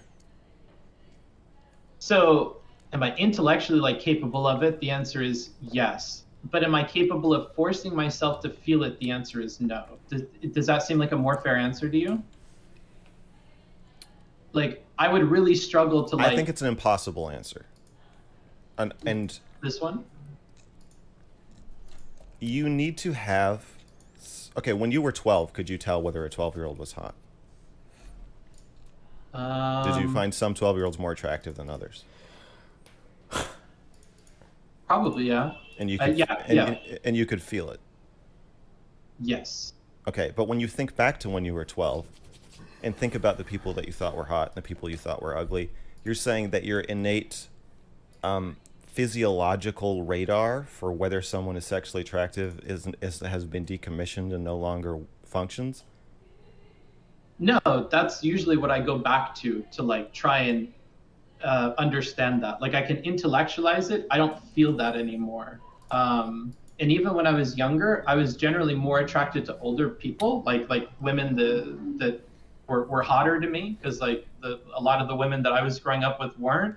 And the ones that I did think were hot or were cute or I was sexually attracted to were kind of already showing early signs of like the things that I already liked in older women. So that was to give you insight into like my experience when I was younger. That's how it is. So I go back to that to try and You've always been attracted to well-adjusted 25-year-old women. But what if 12-year-olds too? Like I said. But like I was also. I'm just trying to be. Mr. Girl means by that, but I feel like that's true because isn't your first sexual awakening as a child, isn't it watching some woman on TV that you end up getting really attracted to? Isn't that really what happens? Like, you see a movie or some actress and you're like, oh my God. And you're 12 and she's like 20 or 18 or 25 or 30 even. I don't know. It depends on like the Pamela Anderson or whatever. Like shit like that. You're like, whoa, wait, that person's really hot. I feel like Poison Ivy and Batman Forever. Yeah, I feel like there are things that happen as a kid where it's so hard because these are so personal and maybe everybody's different. Yeah, I don't know. I feel like your first sexual attraction is actually to like an adult-like figure. Other people would think about this person and then synthesize that into some sort of educated hypothesis about whether she's hot. I don't believe that is the mechanism by which you are doing that. This is gonna come off as really bad, but I don't care because it's 2022 soon, and I don't care about this dumb shit anymore. We're gonna be real as fuck here. Here is what I would you know what would solve this? What would be really interesting? And I could totally be wrong. I'm genuinely curious what the answer would be. Okay. Now that phones and stuff exist, would 12-year-olds jerk off to nudes of other 12-year-olds that they're like sending each other? Because obviously sending nudes wasn't really a thing until I was like 20. Because you didn't have the good enough phone for it, like phone quality for it. But once I was 20, like, yeah, of course I'm like sending news back and forth to my wife or girlfriend or whatever, like that we do that shit. But I wonder like when you're like 12 or 13 nowadays, when you're a kid, is it that common that kids are snapping a whole bunch of nudes of themselves? Is that super common? I don't know. People are saying obviously yes. I don't know how you know that, but I don't know the answer to that. I'd be curious about that. Is that like a really common experience? Like I'm sure some people do it, but like when you're a 12-year-old or a 13-year-old, is your go-to like, oh my God, like I really want to jerk off to like this other 12-year-old in my class, or is it like I'd rather jerk off to like a 20-year-old at like a porn star or something? But yeah, I don't know. Can you just like the dog's question? Can you tell which dog you'd rather fuck, and how do you think you're doing that? Tell which dog is more hot or whatever. So, yeah, I guess we can agree to disagree. I just don't believe you that you went. I mean, can you tell which ones are more cute? People are saying like nudes are prevalent in high school. I'm not talking about high school because by high school you're already like starting to like develop and shit. So that's the thing. But I'm talking like would like a 10 or 11 or 12-year-old that are like quote unquote dating or whatever kids do at that age, would they be sending nudes to each other and getting off to it? Would they think like, oh wow, you're very sexually attractive at that age?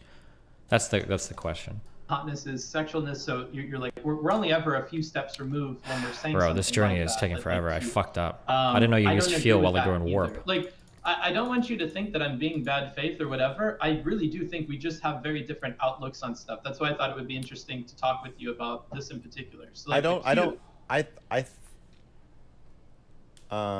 know you don't want me to. Why would you want me to think you're bad faith? Because you said you don't believe me, but I've like explained really truthfully like how I'm internalizing. Well, I don't believe you. I don't know if that means you're bad faith. It just means that you're careful. Do you think I'm lying to you though?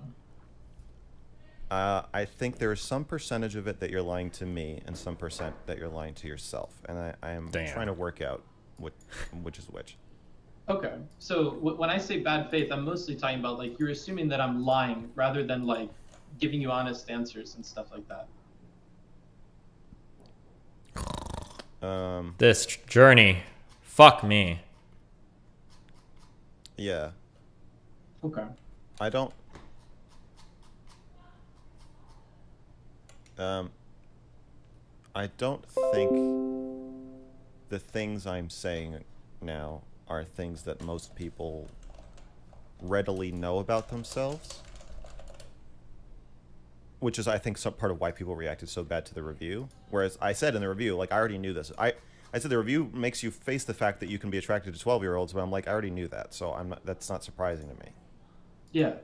But what is surprising to you is that may be a more unique to you experience than you originally thought, whereas you think every human experiences that. Maybe that isn't the case. No, Hey, that's not. why does I mean, my it's not Twitch randomly surprising to me, disconnect 'cause I don't think sometimes? it's true. Somebody's fucking with But me. you were surprised and well, I'm not surprised at all. No, I know that most people don't know this about themselves or can't talk about it, especially in front of hundreds of people. but how do you... I think that's part of what people are reacting about with me as like the new like Twitch whatever is that I know that about myself. B, I'm willing to say it to myself, and C, I'm also willing to say it to you. So I'm not surprised. No, I'm not surprised by your reaction or anything you're saying. No. Sure. Okay. Surprise, maybe not the best word, but I mean, you don't believe me, and you wouldn't believe other people that would tell you they're living a different experience. But I think that would be tough for you to know because you're kind of limited to just your experience and maybe the people that you talk to. I think like... I don't think that's true. I think...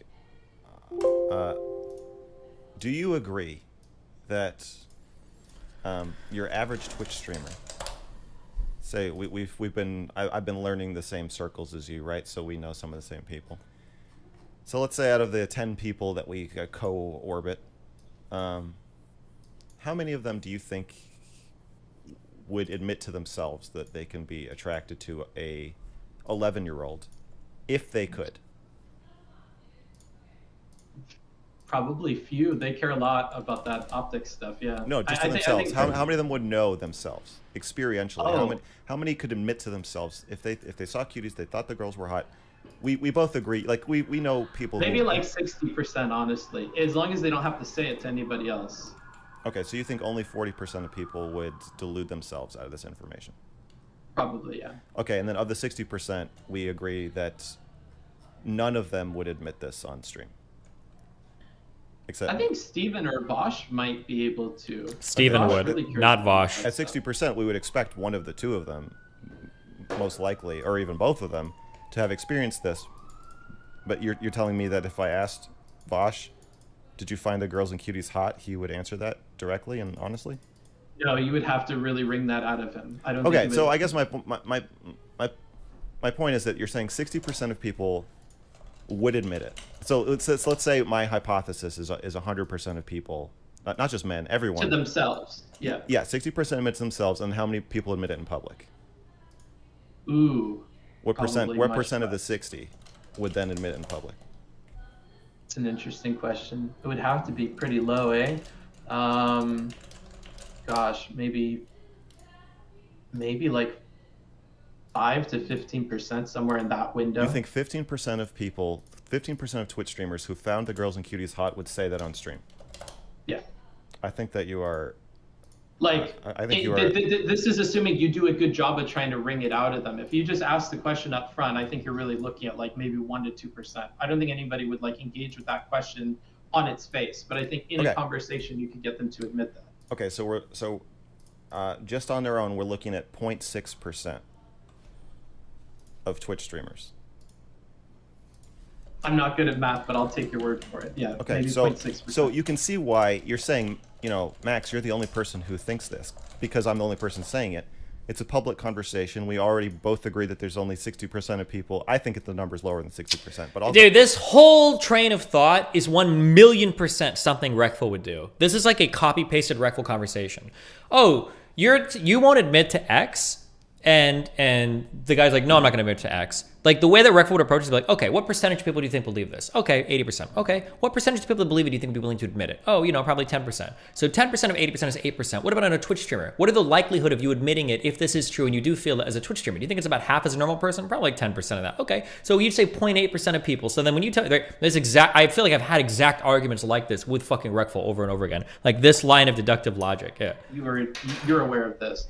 When we're doing all these percentages, we're already pulling them from a group of people that feel this way about the Cuties movie. And what I'm saying is like the group of people that already felt that way. Well, we have two hypotheticals. In my hypothetical, that's everyone.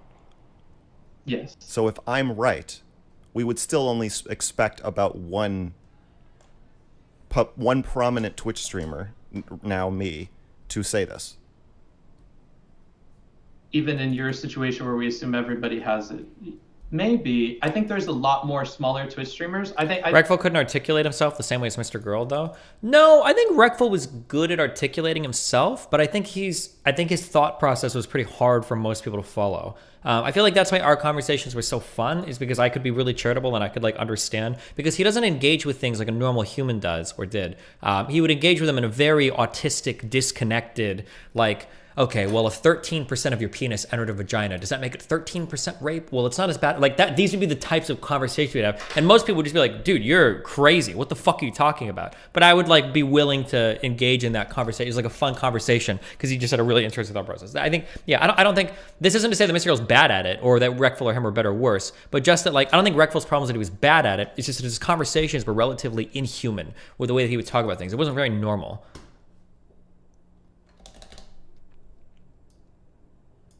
Is evidence that I'm wrong, but I mean, you could be right. You're right. We're talking about things people don't even know they're feeling. So I'm basing it on kind of like other evidence and my other sense of what's going on, and a kind of harsh, brutal honesty I try to have with myself, and then like some weird studies that are not super reliable but indicate that men know. Like if you took a ugly girl and a hot girl and put them on an island with 100 non-pedophile prisoners or rapists, I think that if they ended up raping the girls, you would be able to look at the two girls and say, I kind of innately I know which one they're going to rape, and that doesn't mean you're a pedophile. It just means that like you can tell when a 12-year-old is hot. And then so like yeah. I think we should just move on to the cuteness conversation, because to me that's the same thing. When you tell when you say, oh look, he's so cute or she's so cute, or even a dog, the dog's cute, you're saying that like if something looks like appetizing, you're saying you want to eat it. If you're saying something's cute, you're saying you want to touch it, or it's some kind of physical attraction that I think is pretty adjacent to sex. Sure. And that would be your take. I do understand. Do you think that's how you sound to lefties when you bring up some analogies? Yeah, maybe. But you should be able to engage. Complicated than that. Like when I was talking with Steven, I think the best way of putting it is aesthetics have an important role to play in these conversations, and I don't see many people, whether it's Vosh or Steven, those are the main two that I've seen you talk with, bring that up with you, is that to find something aesthetically pleasing is not always this clear one-to-one link with sexual attraction, right? And I think that cute for a lot of people is an aesthetic statement, like, oh, it's adorable because the kid, I don't know, has no blemishes or has big eyes or whatever. They're not picking features that they necessarily think is sexually attractive. And cuteness is not, for a lot of people, an extension of sexual attraction, especially when we're talking about kids. It's rather like an aesthetic preference. What's the easiest feel I could make I would say it's definitely, I wouldn't say it's just aesthetic. So like if I look at a car, that I think looks really well. I guess people say cars are sexy, so I'm trying to think of something. Yeah, but when they say cars are sexy, they don't actually mean sexy, right? Like this Xbox controller. I think this is aesthetically pleasing. Oh, that's hot. But it doesn't make me want to smush my face into it. Right. It's a different feeling. When I see like my cat, If I see my cats, I want to smush my face into them. It's and then they purr and they curl around, and like it's not like I get a boner when I'm cuddling my cat. Right. But the urge to caress and touch and feel, like, it's a sensual thing. And I think the same thing is true of a cute kid. Like when grandma calls you cute, she's gonna come over, she's gonna kiss you, she's gonna drool on you, she's gonna pinch your cheeks. If you're really young, she's gonna pinch your legs, she's gonna grab your legs, pinch your butt. Like, it's a tactile, sensual thing. So I agree that it's not consciously or directly sexual, but it's sexual enough that when Joe Biden does it to somebody who we don't want to see him doing it to, it's weird. Like when when you see two other people doing it, you see Joe Biden sniffing your kid. He probably feels the same way I feel about my cat, but from the outside, it's much more clearly sexual. It looks creepy because of the behavior he's engaging in, for sure. But it seems sexualized, even though it's the same thing I do to my cat. I sniff my cats; they smell good. Yeah, but we would both agree that's like wrong-headed, right? To think that that's sexual. I don't think Joe Biden is like. No, I think he's a creep. No, I think he is a creepy sex weirdo. Okay. Yeah. I think that, I think he is sniffing kids for sexual purposes, despite him and without knowing it. Okay. Without him realizing it. But to kind of go back a little bit, you do. I thought you did say kind of like you can see that it's not this one-to-one link between sexual that kind of is implied in your review. That I think for a non-insignificant amount of people, if not the majority of people, it's more of an aesthetic statement than it is one that's like a couple of steps removed. Do we agree that there's a do we agree that a cute kid I've reproduced. is likely I've reproduced as they go through puberty with 3 if they're kids. still cute? Oh no! Chet, I've reproduced with 3 kids. Okay, Chet, I've When you're a cute reproduced. little kid, they say, "Oh, you're gonna break hearts. Just wait till you get to college." Like, It would depend on but you've heard people say that, right?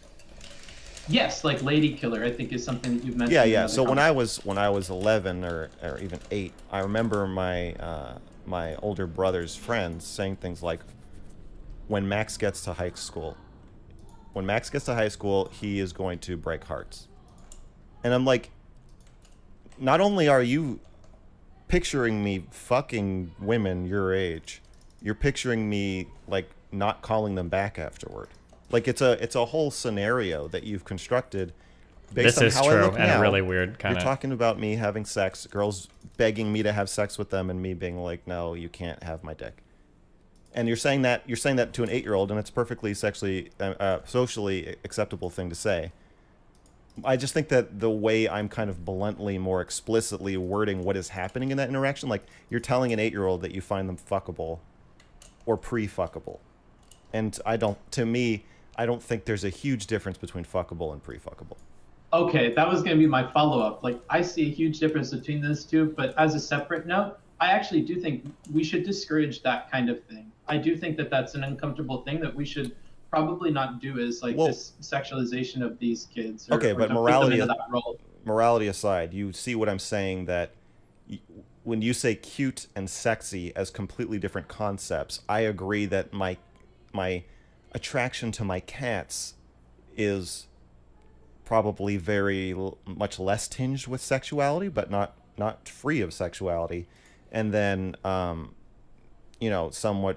like Shaylin, who I think is I'm very very passionately attracted to, that's a more sexual thing. And then there's times where I see a woman looking cute or in a childlike pose or childlike facial expression or lighting or something, and then all of a sudden you find them cute again. I don't think it's I don't think they're separate. I think they're attached to each other, overlapping. Yeah, I think the only place we disagree is how much they overlap. Like, as a matter of fact, I think there's a lot of use cases of cute where it is almost directly related to sex. So like, if there's a girl in the space and I want to flirt with her and I'm like, oh, you're so fucking cute and like whatever, like that could very well be. It's a non-threatening way to say I want to fuck you. Yeah, based, true. Yeah, if we want to word it that way, I think wording it that way sounds extremely. You're saying I want to pinch your cheeks because you're so adorable. If a girl tells you, if a girl says you're adorable, she is also attracted to you. Yeah, a lot of the time, yeah. It would depend on the context, right? Like for something like that, like if it was like a family member or something like that, I'm not reading that into the situation all the time. But yeah, like if a girl in the space came into my DMs and was like, "Hey, I just saw your stream. You're a really adorable guy." Like, yeah, that's how I'm reading that. Okay. So you view it as there's sexy, there's cute. That's not true, right? Sections. It super depends. Being charitable, I'll say, yeah, it's true. But I mean, like, if you're like, I really like you, you're so cool, like, I really love spending time with you, and the girl's like, oh yeah, you're really adorable. I mean, like, that could be a big letdown, right? But if you're like chatting with a girl and you're like, oh yeah, like I saw your stream the other day, blah blah, and she's like, hell yeah, I saw your stream, you're super adorable. That's like, we're clear for takeoff. But it super depends on that's super contextual. If adorable is used to shut down like more direct flirting, then you're kind of fucked. But adorable can also be like it can be like a hit on, like they're hitting on you when they call you adorable. It really depends. Baby, she's so cute, or like, oh my god, look at your dog or your cat or whatever. I think there are more uses of cute that are actually outside of that sexual area than are within it. Yeah, I guess I just think the cute you're talking about is like an urge to protect, to feed, to take care of. You know, in part. Perhaps, yeah. Like the way babies are cute. Mostly you feel like, oh, I want to just help you. And then there's the urge to fuck. And I think that we feel some of both for everyone. I disagree with this. We'll see how Booksmart deals with this. These primal urges that are all to varying degrees with varying people. There is a fuckability number above everybody's head, and we can all put wait, including children, Booksmarts, because that's tries to drop the fuckability number for the main characters all the way to the floor when they're chewing on gummy bears and they're falling out of their mouths and they look like developmentally disabled almost. And you're like, oh Jesus, like you're like a 2-year-old.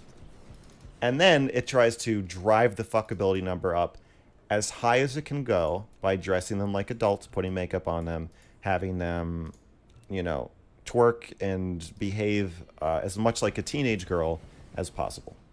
And I think that's the drastic, you know, roller coaster I think that the movie's trying to take you on. And the success of that, though, varies a lot, right? Like, it was successful for you as described in your own review.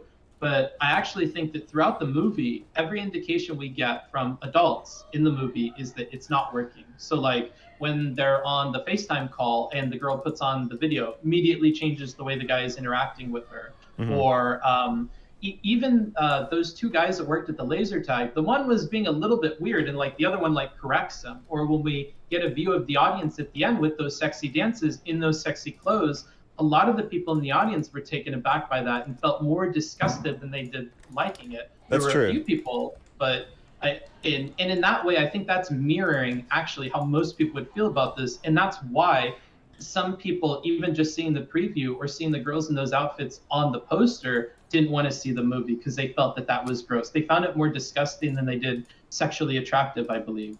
I agree that is how most people would react. Okay. I think in private, if you put a 12-year-old girl in booty shorts and knee pads twerks for 30 minutes on YouTube, I think you get 20 million views. I think in public, if you say, hey, do you want to watch this girl twerk in front of you on the street, I think most people will say no. Because they're not hot to the exclusion of caring that they're children. I think that the discomfort is the people don't react like they're seeing a 3-year-old twerk. Like when you see a 3-year-old twerk, it's not uncomfortable because you're just like, oh look, you're like, oh look, she's twerking, right? It doesn't really click or mean anything to you. I think to most people. Obviously, there are some people that it still does evoke arousal, but I think that's what is this stream? She's getting pretty banned. unusual. That's too much. Abnormal, yeah. Yes, I would say that is unusual to the point of being abnormal for sure. I don't know. Actually, I don't even know. I don't know if I want to say that, but I'll say that it's not evocative to most people to the point where they're going to be like okay, if you and I are hanging out and we're in a place where there's like a barbecue or something, right? And a 12-year-old in a bathing suit like drops down to her knees and starts twerking, like shaking her ass all over the place. Okay. You and I would both become pretty uncomfortable. I think. In a thong. Yeah. Right? We'd be like, oh, hey, somebody should tell her that she shouldn't be doing that. Right? We'd be like, the social norms are being broken. If a 2 or 3-year-old started twerking, nobody, I don't think anybody would care. They'd be like, we'd probably laugh. Because it'd be like, you're trying to look, maybe you're copying a music video, or maybe you're just bouncing around and it happens to look like twerking. Either way, it would be funny because of how completely ineffective it is. Like if the 2 or 3-year-old was also wearing a thong and was doing it the exact same way, I think there would still be a level of discomfort as well. I don't think a 2 or 3-year-old can. A 2 or 3-year-old is not capable of moving the same way as a 12-year-old. So there's kind of like an uncanny valley thing that would happen. Where okay, we could pick like 5 or 6. I don't even think a 6-year-old is really coordinated enough to twerk. But there's some 6-year-old I'd argue dancers. the girls in the movies weren't, right? Because there was a whole like training arc, and even after that, they were not totally. They were not the best twerkers. Which I hate to actually is part of the problem. Yeah. It hurts me to say it, but they're not the best twerkers. I agree. Yeah. And that's how I felt through the movie, though. Like what you're describing about the 3-year-old, I still feel about those 12-year-olds. Like there is a discomfort in knowing they're emulating the behavior of these people who are doing it to be sexual, and that makes me feel weird because they may not understand that that's what they're doing. They understand. They know exactly what they're doing. Don't ever let anybody tell you the difference. Listen, who doesn't know what they're doing? Is that if you see a 3-year-old twerking at a barbecue, it might make you a little uncomfortable. Not nearly as uncomfortable as a 12-year-old or a 13-year-old. What's Mr. Moon doing? Does he want to do Zomboid? Or an 11. Oh shit! I didn't mean to click this. Wait, did his stream just die? Oh no.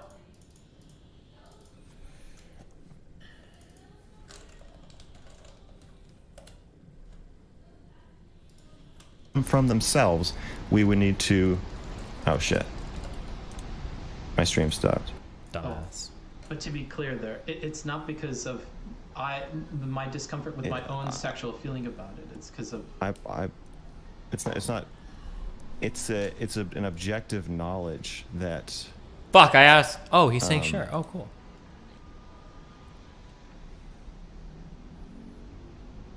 Because like I totally get your perspective having watched these other things. Like I feel like I have a mental model for you, and I understand for you. And I just think we're different people that have different reasons for feeling. My whole point is that we're not that different.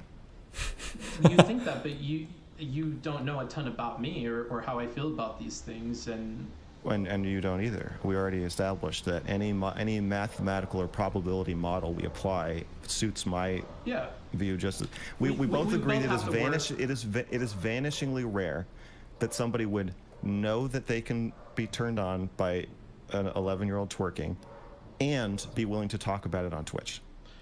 So that they will have sorted through that internally and then will be willing to talk about it on Twitch. So there's nothing you can say about your experience that to convince you that proves that I'm wrong, and there's nothing I can say to prove it. Well, you're bringing up evidence as though it's subjective to the audience. So if the audience believes me and they're willing to take that leap of faith that I am being honest about my internal experience. Well, I'm not trying to. I don't want to do the pedo fight, so I don't care who the audience believes. I don't want them to believe me over you either. All I'm doing is explaining to you my perspective and explaining why, when you say, well, but but Mr. Girl, you're pretty different from other people. My whole point is that I'm not different from other people. That's the whole point of the Cuties review. And a lot of my content in general is to say that we're all more similar to each other and to these supposed freaky outliers than we'd like to think. And so your evidence being, but I'm saying to you, I'm not like that.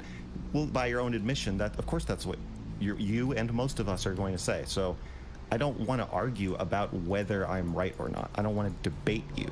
Sure. You're debating I think me. you're missing what my point there was, though. My point is, you are not going to trust what I say. I can understand why you're not going to trust what I say.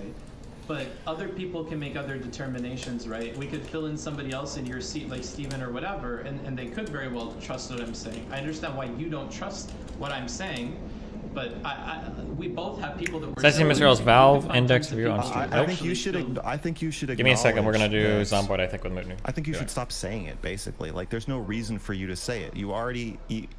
You really would say that if we were at a barbecue and a 12-year-old started twerking, part of the reason it would make you uncomfortable is because you thought they were hot? Do you really think you would say that right now?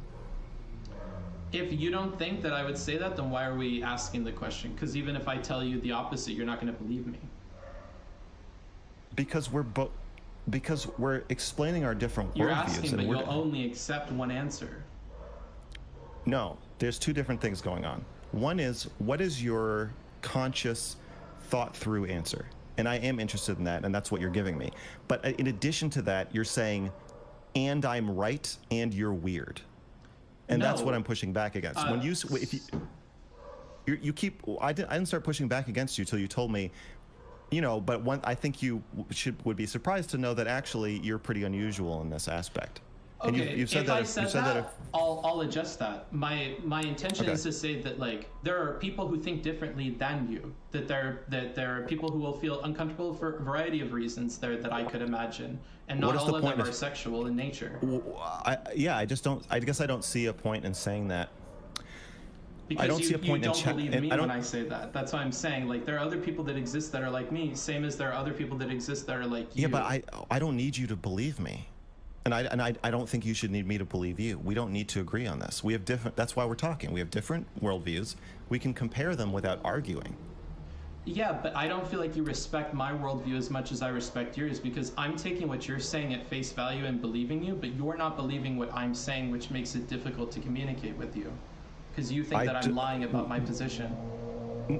I think you are wrong, and you could be lying about your position, and you have already done a couple things and that make me think that if you had the same position as me, you would take a safer, more defensible stance. I think that in this discussion,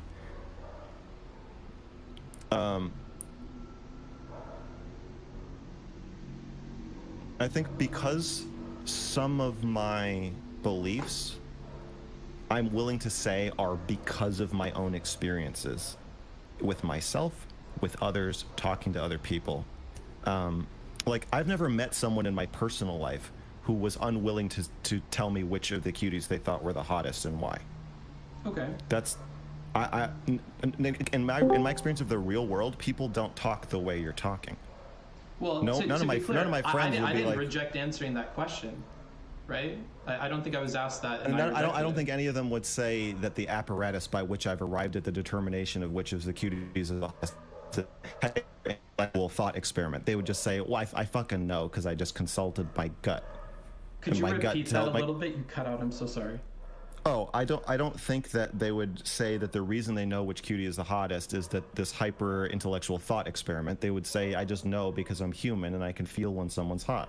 But we also agreed that people don't think it through, right? I think if they thought it through a little bit more and sat with it, maybe they could trace back why that immediate answer came into their head and give that to us as well, right? Maybe. I feel like we're getting derailed from the meta conversation about the conversation. So my point is that it feels like you have a vested interest in arguing with my worldview.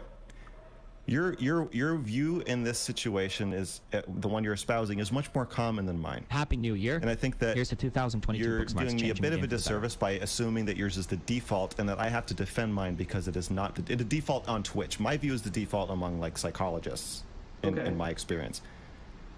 and sexologists and people who study pedophilia I'm not and these arguing things. defaults, to be clear. But I believe that you. It feels like you're. It feels like you're not willing to just say, okay, so you believe that the reason I would be uncomfortable at seeing a 12-year-old twerk at a barbecue more so than a 3-year-old is because I have some innate attraction to the 12-year-old that would clash with my sense that I'm not supposed to be, and that it's awkward and they're not mature and they're a child, and so that's what would make me uncomfortable. I don't think you're really willing to just let that stand, that's just what I think. And then No, when I you do. say, allow me to finish. Allow Sure. me to finish. And then when I say that, and you push back against it, you'll go a little further to hint that, well, maybe you just think that because you think 12-year-olds are hotter than most people. And essentially, I didn't say that at you're all. essentially well, you said, don't you think that maybe your experience about this is a little different from most people? No, is no, that not possible? from most people, from other people. That there are other people who have a different experience. Because I told you a different experience. Well, You said okay, you yes, don't one of the believe it. people, one of the people being you. Yeah, well, like. Okay. So yeah, we can just talk about my experience if that makes you more comfortable. That's not my point. My point is that you are within the community of two. Fine, just you and me. You have a vested interest, it seems, in pointing out anytime I say, "This is what I think." You say, "Just so everybody knows, I don't agree with that because I think that your innate experience of 12-year-olds is different from mine." And so I know that you're not coming out and saying it, but it feels like you're deconstructing, or it feels like we're debating because you want to say that. Okay. Can we take? Wait a second. I have 2 seconds to respond? Wait a second. Okay. I've just gotten some information from my chat. Oh. That you just typed in your chat. Booksmarts. This is getting a bit weird. Yeah. Right. So this because is another problem. I didn't say some of the things that you're saying that I said. That's fine. This is another problem I have with a lot of these debates and conversations is that most of the time the streamer is talking to the chat. They're not actually talking to me. I'm talking to both. Well, I'm not the one paying you. What do you mean? I mean, you've got another vested interest in, as all streamers do, in communicating more directly with the chat. Okay. Than to that, like what I'm doing could be seen as just a performance, and maybe we're not having a conversation at all. Maybe I'm just talking to my chat, and nothing I say to you is. Maybe I don't care what you say in response to what I say. Maybe I just want to impress my chat. I mean, I started reading the chats too because now they're giving me fucking opposition research, so I have to read it. I haven't had it open until just now. I was like, I feel like I haven't said this stuff, but if they were like, Booksmarts is backpedaling or something, then I would be like, okay, well, I'll ask him, like, when did I say this thing? So, yeah, I just barely opened it and typed that. I haven't been looking at it this entire time. You've had my full attention. Yeah, but if I say you're backpedaling, you wouldn't care. No, I would. Like, if you point, like every time so far that you've said, like, well, you're saying this, and I'm like, well, did I say that? You're like, well, no, I feel like that's what you're trying to say, or that's what you're trying to get at. And I try to handle each of those when you tell me them. So I do feel like I'm listening really hard. I'm taking notes this entire time. I'm trying really hard to engage with you. I think that we're at a crossroads. Okay. Do you want me to make a joke about 11-year-old android's panties so you can boot me? Or do you want to have a real conversation? No, I'm not going to boot you, dude. I'm not looking for that opportunity. Why are you telling them it's getting weird? Why are you whispering to the secrets about me? So the reason why I said it's getting weird is because I want to have like a vibe check from my chat. Like, am I off here? Why'd you say it to them and not to me? Here? I already said it to you. I said I don't feel like you believe what I'm saying. I don't feel like you trust what I'm saying. That's different from Booksmarts. This is getting weird. Don't try to tell me the same thing. It is because I'm talking to two different people or two different sets of people. I'm talking to my chat, and yeah, I'm asking you why you're talking to your chat and not me. I'm talking to both at the same time because I'm streaming right now. You're saying different things to the chat than you're saying to me. Yes, I am, because they're a different group of people than you. Well, you're talking smack. That's known on the street as talking smack. I'll bite that bullet. It is a bit smack talky because I don't feel like you're engaging with what I'm telling you. I'm not trying to. It's obviously talking smack. Why? I want to know why you're doing it. That's all. Because I don't feel like you're engaging with what I'm saying in the conversation. You're putting words and ideas into. Well, then why don't you just say that? Because I already did. I said that to you already. I said that to you before I typed that in my chat. Okay. So what do you think I'm not engaging with? So, like I said already, I don't think that you believe what I'm saying is correct or is true or is representative of reality about that 12-year-old situation, or about the cuteness and attraction thing, or about the gauging the hotness, right? You said that you're intellectualizing all that, but I don't think that's how people are working. And even if that is the case, I think because of this percentage scenario that we discussed before, it's difficult to trust you, because I think even if you believed what I believed, you wouldn't tell me that. You wouldn't be honest about that. Okay. So I don't believe you. We established that. I don't think what you're saying is true, either because you're in denial or because you're lying. This is weird, but it's so interesting that it's so difficult to logic have this that conversation. out, right? I really think you should continue. Just vibe, guys. Book smarts, Mr. Girl. So, how can I? Are you religious? A little bit, like spiritual. Okay, and I'm an atheist. Okay. So, if you're talking to like a fundamentalist Christian, how do you handle? I think your book is wrong, and I don't think there's a devil, and I don't think anything you're saying is true, but I still want to talk to you about it. So how do I respect your beliefs here, or how do you respect mine, while with you feeling like I'm engaging with you? Can I have 2 seconds to think about this? Yeah, I don't like the fast back and forth. I am fine with a long pause. So how would you engage? Talk shit in my chat. What do you think? If we have like very fundamental disagreements and you don't believe in the thing that I'm saying is true.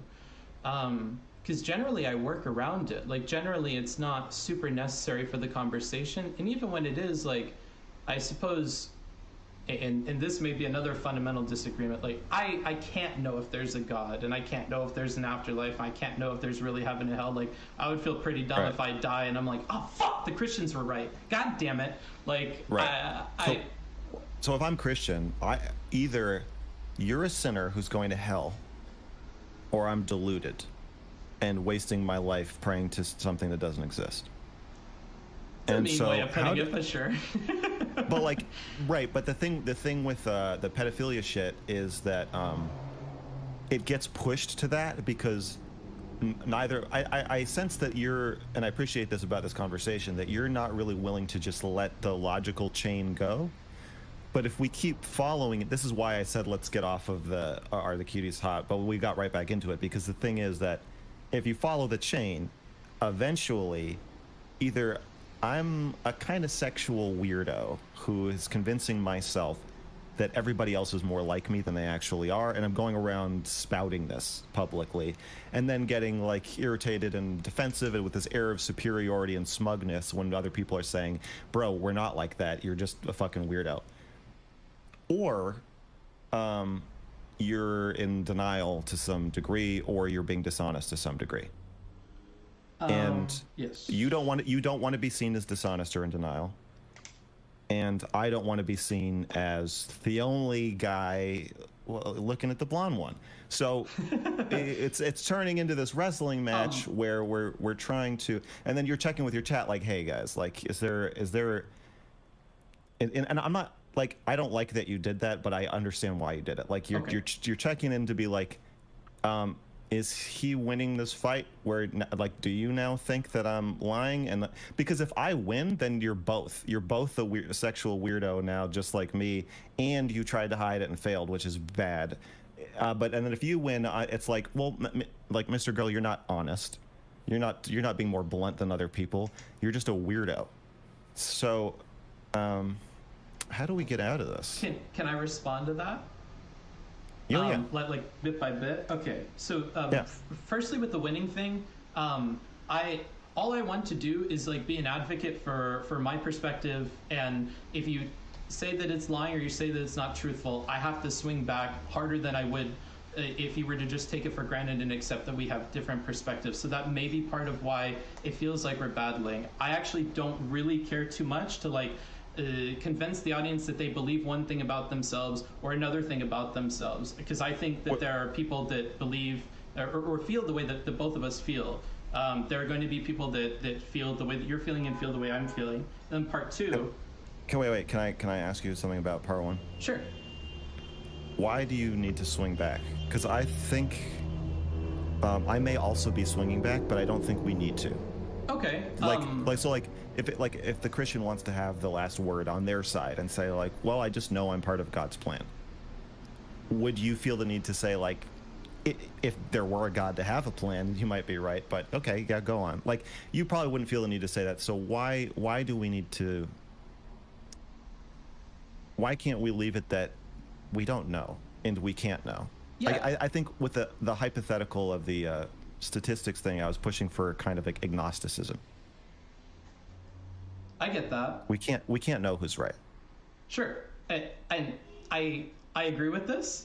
I agree with the agnostic thing is where we're going to land. We can't know for everybody. We cannot read their minds. It would be impossible. Neither of us should argue that like we understand how everybody else works, because that's not possible for us to do. The same way it's not possible for the atheist or for the Christian to know about God. The reason why I'm pushing back so hard, and this may answer why you're pushing back so hard, is because I actually think a better parallel with the religion thing is you're telling the Christian, I don't actually think you believe in a God. I think that that's ridiculous, and I don't really think you believe in a God. Whereas I'm like, well, no, I do believe in a God. You could not believe in the God, but that's my experience. Is I do believe in the God, and I'm willing to fight to defend. All right, I'm back. Did they figure out their differences yet? I do have faith, right? And that's what's inspiring that kind of pushback. Okay, let me ask you this then. Do you think it's possible to have sexual feelings you're not aware of? Yeah. You missed everything. They're mad. Like subconscious things, kind of like Oedipus complexes and Freudian stuff and all that, definitely. Mr. Girls thinks Books is lying to himself or others. It is. They're fighting. Uh-oh. Your experience. You're right. Possible. Well, I guess what there's I'm saying. something I don't I'm know. saying that your experiential arguments against that don't matter, and so I don't mean to be dismissive, but if I say you unknowingly feel XYZ, I think your only two places you can go there are, or I guess three, is I don't think I have feelings I don't know about, or there's no way I can argue with that. It could be true, or I feel like where you are going is I don't want people to think that's true, or I don't want to have feelings like that. Yeah, and I know nobody both. wants. Nobody wants to be sexually attracted to like minors. Jesus Christ. Yeah. This I don't want to be sexually attracted to 18-year-olds. It's not because like I don't want to date 18-year-olds. It's not convenient. Right. So I feel like you have to pick one of like. No, I'll be agnostic. The door is open. It is quite possible that there is some subconscious thing I can never touch that actually has me attracted to kids in some way that I actually have no ability to reach with my conscious brain. Ooh. That is possible. But like the God example, like the faith example, it's something neither of us can prove, because I can't dig through my subconscious to find that thing that by definition is impossible to find. You can't because you don't live in my body. But so in your daily experience, do you feel like you see or sense repressed emotions in other people? That they believe things or feel things that they don't know that they're feeling? Yeah. Okay, so in that sense, I don't feel like it's that much of a break about what we both know. We both repress a lot of things. The question is what things, and there's no way to know, at least in this conversation. There's no way for us to guess in the kinds of questions we would need to ask each other to try to get a more educated guess. We don't want to ask. We don't like you don't. We don't want to start detailing our sexual fantasies to each other. Like we're not going to go there. So I feel like the you could if you want. I don't. So I feel like the more and I don't believe you do either. Buddy. I thought that was a joke. You ready? I think it's Are you funny, ready? but yeah. I would enjoy it. Is our house still there? It's house is good. it's funny, but I'm in the neighbor's I house don't think disassembling that everything you to get my want carpentry to out. Discuss your sexual fantasies with I me. actually would be okay with that. I don't know. I don't get to talk about it on stream much, and if I was forced to in this conversation, I actually wouldn't mind. Okay. I think we would run into the same problem immediately, where I would say, I don't think these are your real sexual fantasies. Do you ever find that that's less helpful, since you can't, like, it makes like people's testimony about their personal experiences not helpful for you at all, like even asking these questions because you can't trust any of the answers? I think since we're talking about something that everyone wants to not be true about themselves, your answers are interesting, but they're not that meaningful to me. Okay. No, because we're talking about things that we don't want to believe and things we don't want to think about and things we don't want to feel. Sure. So, and I think that's part of what, I think that's what I was trying to say in the Cuties review, that why I think I'm uniquely able, I think what is unique about me is that I'm, or maybe just among social media people, that I'm okay with it. I'm more comfortable with disgusting aspects of my sexuality than I think your average person, at least your average content creator. Of your internal thought processes too, like one recurring theme we saw with your conversations on the stream, because again, I'm like the rhetoric and theme guy, and I look at like, how are people communicating, how are they perceiving things, what's their perspective? You often give voice to, I think, these back of the head thoughts that people have, these call of the void thoughts, they're really uncomfortable bringing to the surface and being real about, like your school shooter discussion that you had with Steven, or that story. Like, yeah, I think most people have thought about like doing harm onto other people, even if they like them. Like, it could be in a dream, it could be just like a passing thought. And I think to deny that is... Does DoorDash works here, right? But they can't bring it to your apartment. It's probably going to be. I have to go out every time. Okay, so people, I think to move they just don't know. Nobody's gonna do anything. Well, because you can't. There's no way to get in, right? I think that they can technically call you and you can buzz them in somehow, but I have no fucking idea how that works. Like, it's just a fact that I think you're in denial or that you're lying, but I'm not trying to judge you, and if you keep pushing me into saying that, I ordered I'll Indian keep saying food. it, It but was I'm only saying it to just be like blunt. Just and as a okay. disclosure. I don't think you're particularly more in denial than any of us are in general. I think we're all in denial about all kinds of things, including me, and I'm not saying that's a bad thing. It's just a necessary conclusion of the way my view clashes with yours. And I think we can both agree that you think that it's not that I'm more aware of bizarre sexual feelings or predilections I have, it's that I have more of them. Don't you have to be holding it? I think that if we just agree that you think that, then fuck that. That follows from your beliefs, and my thing follows from my beliefs. And I think we both. How did the slingshot go today? Are you shooting? Be seen as today was like a little more careful and cautious on stream than be seen as a pedophile, and I'd rather be seen as a pedophile than be seen as. Today I legitimately had a lot of dog shit teammates. Then I don't think we have to keep hammering at each other. There. Fair enough. I can agree to all that. The only little asterisk I'll give, and I'm so sorry for having an asterisk, is no, it's fine. I actually don't think you have more of these thoughts than anybody else. And if I've communicated that, like, I don't really want to. Like, I don't think you have more bad thoughts or more of these feelings about whatever. I think there are plenty of people that are just like, and I wouldn't describe it as like more. Well, then what do you think the difference is between you and me that makes me say... Okay. Can I, like, disassemble the floor and shit? No! Cuties was good at making me attracted to 12-year-olds. You can build shit, though. Why did I say that? How do you explain the difference between us? Another Wing by DJ Khaled. He has a restaurant down here? Portrayals in the movies. You were able to feel that way about those kids. I can understand... Why? You're saying with a more you're saying with a better movie you would have felt attracted to the 12-year-olds if they had done a better job. With a better movie, would I have been attracted to the 12-year-olds if they had done a better job? Huh. They definitely could have done a better job. Do I think at some point they could have Hold on. You mean toothbrushes for a house? Like or whatever. Do I think there's a point? I think what you're asking is, do I think there's a point at which they could do such a good job of sexualizing them that even I? Saying you mean toothbrushes for a house? For what? Yes. I think there is some for dental hygiene. That's over. So much to where even I felt we're done with that shit. Your use of the word "even" there implies that it's easier to make me attracted to a 12-year-old than you. Well, based on the objective, like, that you saw that movie, you felt that way. I saw it, I didn't, but I could see some point in the future. Then that would be the even. Okay, so I don't need the whole loop around. You can just say I'm more of a pedophile than you are.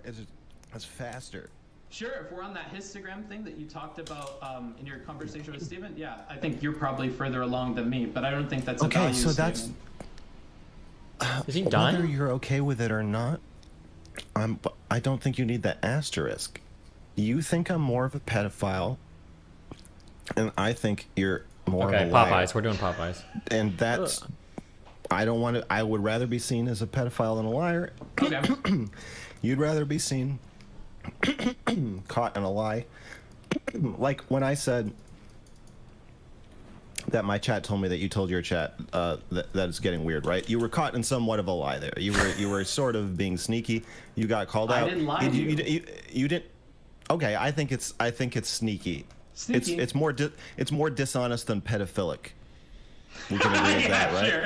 Okay. I think that if my chat suddenly outed you as being some kind of pedophile, your reaction would not be like, yeah, you're right. You would be like, oh fuck, this is a big fucking problem. So I don't think we need the asterisk. I think you think I'm more pedophilic than you, and I think that you're more denial or repressed. And okay, and we can agree on that. Move forward. that I can agree on. Wait, what does blackened mean for Popeye's chicken? Blackened, mild, spicy, blackened. I don't know. Okay. Does shit ever respawn when you put it on the ground, chat? If you want to get back like into a fucking aesthetic, crash that discussion about aesthetics versus sexual stuff, I feel like we're making progress at like finding a place where we agreed. Despawn, not but respawn. at the same time, I feel like I kind of know where we would land. If you want to go back to that, we could. Like how cute versus sexy versus cute. Yeah, and like how much it's tied to sexual attraction versus like, oh, I want to cuddle this thing. Yeah. So if you accept Destiny's wall server of my like, own private one. If you're attracted to people below this wall, you're a very unique outlier, and it's probably not going to just happen once. It doesn't taper off. Then your definition of cute versus sexy makes more sense. And if you think that you have some innate attraction to all humans, then it has to be like a spectrum of sorts with all different, shapes and dots all over it. I'm more of spectrum belief. One thing that we haven't gotten into from the Destiny conversation is I think that his firewall of binary, where like a spectrum for pedophilia doesn't start until after we've had at least one, and then you're automatically a pedophile, and it's just a question of how much of a pedophile you are. I don't personally ascribe to that. I'm more of your opinion that like everybody probably has like a pedophile number, whatever, above their head, and they fall on a spectrum of that. So are you just saying that then, if you're saying to some degree we're all attracted to 11-year-olds, we could be, yeah. We are, or we could be. I think that's the same thing, right? Depending on the scenario that we present you, we could make you attracted to an 11-year-old, or depending on the 11-year-old, that you could be particularly attracted to them. Well, obviously, depending on the 11-year-old. Okay, so you're saying that we all have some non-zero attraction to 11-year-olds that can be manipulated through different situations. But you're saying it's there, it just could be vanishingly small. Sure. Yeah. Okay. I doubt it's vanishingly small for most people. To give like a point to your side, but Jesus. Okay. And then you're saying that cuteness. You're saying that's not part of cuteness. That is a separate thing. I actually think what you said, that there is some overlap there between that cuteness and the sexy, but I also think that cuteness in its usage extends beyond that into territory that has absolutely nothing to do with sexuality as well. Okay, so I think what I believe is that when you want to protect a child, you want to protect it to continue your bloodline. We protect babies and children and things that look like babies and children, like cats, because of an innate desire to spread our DNA. Okay. I think that's the pull of cuteness. And I think that's the same reason that we fuck things. And the fact that they're used interchangeably after a certain age, like people of all ages can be cute, but if they, you know, as it's more socially appropriate to want to fuck them, or actually desirable, then cute takes on a sexual connotation, and then when you get into your late 60s or 70s, Clint Eastwood stops being hot and he becomes cute again, a non-threatening cute old man. Sure. I still find him handsome, but just as an example, the fuckability drops and cuteness remains. So I guess just for me, why do I have no mouse in they're this fucking game intermingled on the screen? I can't see my and fucking in mouse.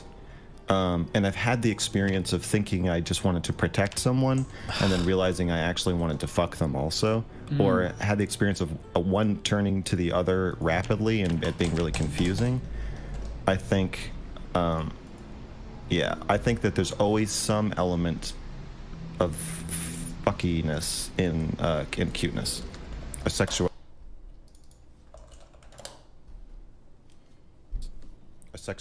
attraction in adoration. Okay. I'm actually liking that we had our big like that, because it's actually given me more insight into how like repressed feelings kind of fit into your worldview and interpretation of stuff. Like go ahead. Yeah, because you're saying that when people call something cute, they're not consciously thinking, they don't mean, or they're not experiencing a sexual attraction. And in some cases, yeah. It goes both ways. Yeah, and I'm just saying that part of what they're experiencing is just below the water. Okay, so okay. And 100% of the time, you think? It's You guys see a mouse on your screen, but I don't see it on my screen. Why? What the fuck? What could that even possibly mean? It's 100%. I don't know that either. That's just my like kind of spectrum-y worldview. Synergy plus OBS. You can never know everything you're feeling. Sure, but that not knowing means that there's some probability that's unknown to you, but a probability nonetheless. But you're assuming, well, it's always got to be that it's the sexual thing, even though we don't know, right? That's where I'm confused there. It was OBS. Yeah, I guess what I'm saying is that there's always some sexual component to finding something, or like at least finding a person cute, and you don't know what it is. Sometimes you feel it and are aware of it and mean it. Sometimes you intentionally are trying to convey it when you say cute. And then, yeah, I think when grandma's pinching your cheek when you're 5, I don't think she means to be sexual towards you, and I don't think Joe Biden means to be sexual towards kids when he's sniffing them. But I think that it's there. Under the surface. I think it's there. I'm not saying it's a bad, lurking, evil, horrible thing, and that it should never happen. Sure. But I think with Joe Biden, it becomes uncomfortable when other people can see it and he can't, or some of us see it and some of us don't, and it becomes like the a optics of it's not good. Right, because it's like that's supposed to be under the surface, but it's like poking out. Well, because I'm about to go and explore. I need a book. Optics you want to come? I'm trying to get my mouse to show up on the fucking game. I don't know why it won't with OBS up. Little girl, and just left it at that would be fine. It's the sniffing and stuff that's weird. For the behavior, but I don't think like if he went to a bunch of like a girls' school and he's like, I've seen so many of you cute, young, bright individuals who I think are gonna I don't think that would be weird. But the sniffing is strange. It's strangely uninhibited. I don't think it's that strange that he wants to do it. I feel like we all want to. We want to rub our faces on things that we think are cute. I think it's strange that he doesn't know that he shouldn't be doing it. Yeah, he should have more social awareness for sure. To respond to this though, now this kind of there's always something lurking beneath the surface. There's the possibility that you don't know it, but the sexual thing is what's pushing you to say something like, I think that you're cute. You think that despite not knowing what the probability is there, that you're going to assume that every time you use that cute thing with another human being, there is a sexual component that you either are or aren't aware of, but it's always there. Am I understanding that? I think that's how it's almost semantic, but I think that's how I define cuteness. Yeah. Okay. Because I think, and how many other folks have you? No, I won't bring other people into this because that's gonna derail us again. Do you think that this cute thing also applies to like inanimate objects or animals and stuff too? That there's like a low key sexual component to it when people are using it? With animals a little bit, but I think we like animals that look like babies, so I think it's very, very muted and minimal. I will say, if bringing other people into it, that when I talk about this stuff in the real world, in my personal life, everybody's like, well, yeah, of course. Like, it's not seen as strange or controversial in the circles in which I travel. Or, you know, some of it, people might be like, okay, that's an interesting way of thinking of it. But, like, there's not a lot of pushback. And then in online world, it's obviously, I mean, you know the reaction. Well, you're also on like debate Twitch things as well. Like you're talking to people that they're looking for anything they disagree with you on to argue with you, and that's like. Oh, I can't have this window up. Get fucked, True, guys. but like the reaction to the Cuties review, like I guess lately I've gotten more feedback of people being like, Was it yeah, having actually the? I think it was really. It was good having the video. window capture of Microsoft Edge was fucking with my cursor. I don't know why. So I don't know. It was a good video. Like, and you don't have to agree with everything in that video to think it's good either. Like, I can disagree about the kid and the hotness thing, but you had good commentary on the themes, and you even caught things that we missed when we watched it. And we went back in the Netflix show, and we like went back and we were like, oh, that is like when she climbed under the bed. I didn't catch that was because she couldn't finish tying her shirt, or like there were other things. When you have when you have thin-skinned, okay, when you've got like increased chance of scratches, lacerations, or bites breaking the skin, does that just increase your chance to basically get hit? Is that what that means? Probably like the roll. Yeah, okay. That's my guess. This is a horrible trait then. Yeah, you should take like thick-skinned if you want like a good-ass trait. Apparently the best bad traits to take is short-sighted because it doesn't do anything right now, and then like underweight. I have very underweight. I think that one's a bad one to take because that one's hard to overcome, but it's possible. It just takes a long time. Yeah, that's fine. Yeah, sure. Okay, so short-sighted. I just ate some chips. Prone to illness is good. Smoker is good. What does smoker do? I don't understand. You need cigarettes, I'm guessing? Why do I want to smoke, though? That's fucking disgusting. Don't take it. If you take very underweight, you can't be athletic? What does that mean? Have you ever had a peach Red Bull, man? No. Do you think it's actually You like peach taste? That's peaches? Like hard. Like I like peaches, but like like bananas don't taste like banana flavoring, right? Not at all. Okay, I'm telling you right now that this drink tastes like peaches. Okay. And I'm not bullshitting you either. Right. Very underweight is fine. You can gain 3 pounds every day. Yeah, but somebody just said if you have very underweight, you can't have athletic. Is that true? Or wait, does that even matter? I don't take that trait anyway. Or do you guys take athletic? Yeah, I'm talking about peach Red Bull, okay? Chill. I've turned a few people onto it, and they are never going back. Oh, wait, I don't care. I don't take athletic anyway. Although athletic does look based. Fuck. What does it give you? Just better skills? Plus 4 fitness. I have 4 fitness right now, just starting out. Wait, very underweight is bad because it gives you -2 fitness. It doesn't go away once you gain weight. Is that true? I don't know.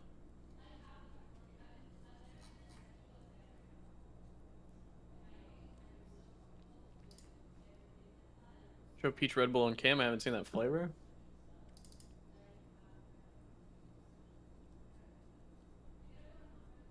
Do you really need to be a burglar? It gives you nice bonuses.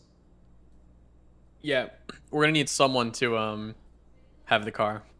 So but we could just have keys to cars too, right? We could, but sometimes you can't find the key to a car, just as you can't find the key to like a shed. But I do agree with you, yeah. Why don't you reach out for a Red Bull sponsorship? Do you think they would? You know what? Fuck it, I might DM them. I think Team Tempo has Tempo Storm has them. Do they still as a exist? Sponsor. The weather outside's really shitty.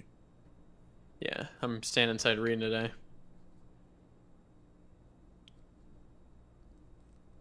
High thirst probably never goes away, huh? can also hotwire if you have 2 mechanics and 1 electronics. Got it. Oh, you could do the sleeping one because we don't sleep on the server, so it shouldn't fucking matter.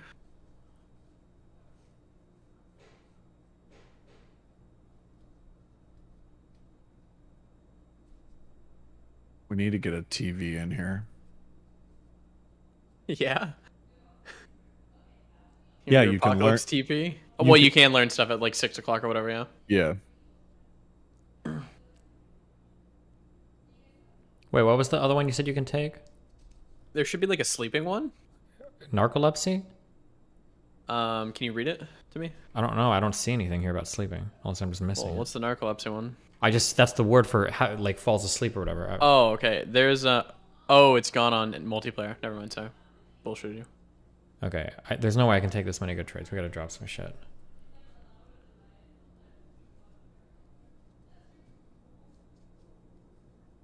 Probably gonna dump Hunter. Taking overweight better than underweight? I think it's easier for me just to, like, eat food in this game, so... just like real life, brother, man.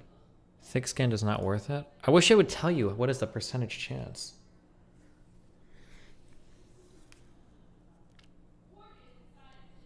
I took night eyes as well. Or cat eyes.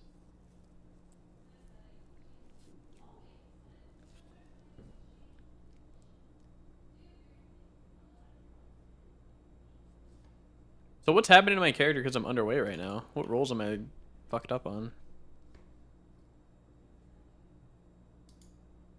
Where the chips at, brother? I'm not smoking. That's disgusting.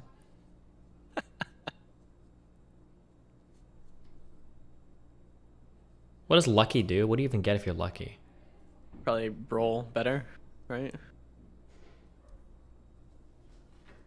70% chance of getting injured from zombies for thick skin. That sounds pretty sick. Of not getting injured? Yeah. What's or no, the of getting percent injured. chance? It's 70%, so 30% less chance, I guess. Oh, I see. Okay. Better loot rolls. Okay. Hello, crazy sausage. Apparently, cat's eyes is a must-have. You might want to grab that. Better night vision. Ooh. I think I'm gonna dump thick-skinned and athletic. It's just too much, guys. Or no, I I'm really dumping like that you athletic can and make strong. characters though. Yeah. Go. Let's go. This is too much.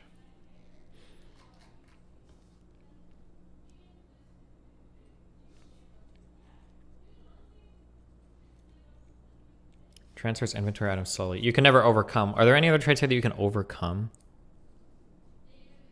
I thought like underweight, overweight, right? I know those, yeah. Dump hunter, you need strong. Oh, actually strong is so good for the inventory. Fuck, that's true.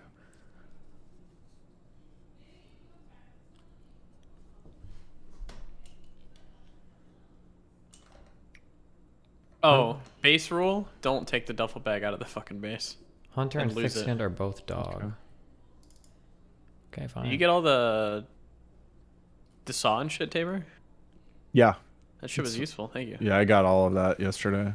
I'm gonna use all that for carpentry. I should probably be the only carpenter because I've already got it up to 3. All right, I'm studying metalworking. Okay, good. Sure you don't want to, you know, study, I don't know, therapy, something like that? Something useful for us? I do want to discuss theory. That is true. Okay.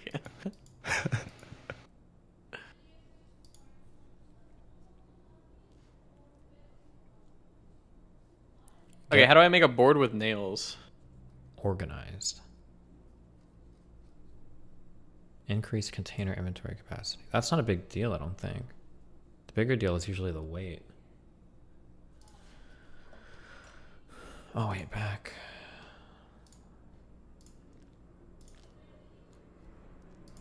Build spiked plank.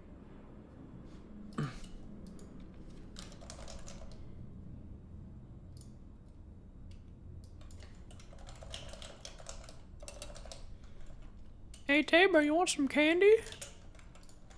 Yes. Okay. You can overcome claustrophobia and you can overcome cowardly. They go away after a month in game. Wait, can somebody link me the perks again? Can I see that somewhere? But you have the other, like, Here, the mom suck and on her this kid little who's like, lollipop. what the fuck are we watching, right? Yeah. Wait, 1 month in game? That's a lot of days. But not to the extent that they. Yeah, it's 30. We're on day 3. Yeah.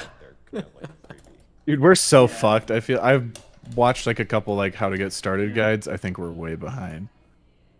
Shut up, Taylor. We are. Do you think we're doing What better do you mean at we're way understanding behind? each other Like and the guy was communicating stressing how fairly now fast you need to start watching earlier? I feel like TV you and started like out getting well. refrigerators and shit. Well, we'll be alright. Just agree on most of the stuff you're saying. I do think that we need like Okay.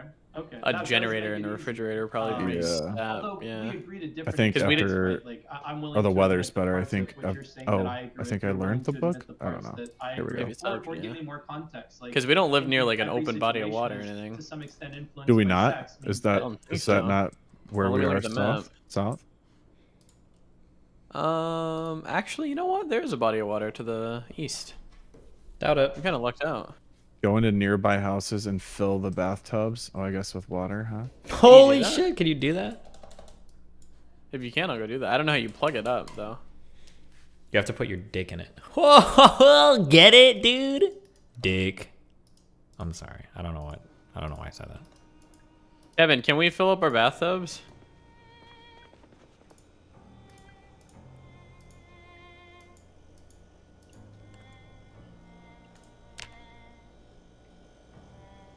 Oh, your map is Wait, why do we keep the saved? Christmas emojis? Oh shit.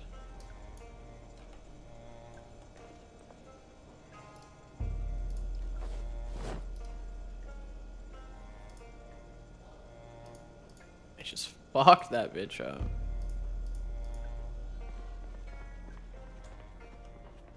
They're big ass barrels and industrial that can catch rain as well and hold 800 units. Oh, Steve needs to get in. So we need to get going. Oh no, I'm coming, baby. Make sure you save it in the bottom left.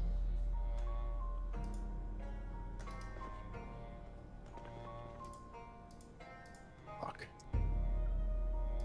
Oh no. Hey, but do you have a... I think there's a hospital down here. There's some massive building down here. massive building equal I don't want to fuck with. Ugh, but I think that's how we like advance. Yeah, maybe Just if you're talk theory. Stupid. What role did you pick? Burglar. You spawned in the house, right? No. Wait, what? Oh, I clicked wrong. I'm coming, but like the opening house I did had a rifle in it. Okay, so but don't worry, I'm coming over to you guys. I'm not that far away. Tabor, where are you at? I'm coming back to our house, I think. Okay, I'm gonna do a little bit of carpentry shit. Okay. We're gonna need to go get a barrel. Is for this our water. house? I don't know where you are, but Oh, is that Steve that I just walked past? Nope, absolutely no shot. Wait. yeah. Oh, it was me. Yeah, sorry. I Oh, didn't see. okay. Fuck. Yeah, our house is the next one. I'm gonna be in one of these houses, opening shit. Okay. Oh, did somebody plant something? Someone started to. Curious.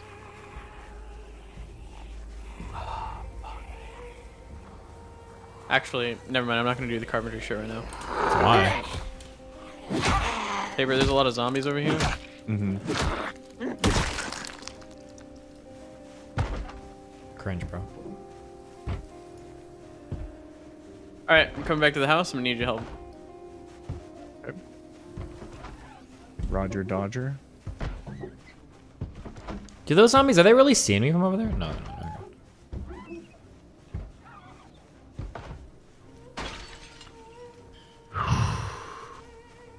Yeah, that bitch just got an axe in her back.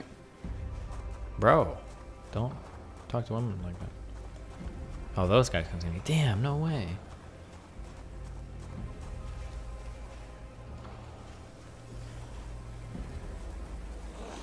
Oh, yes way.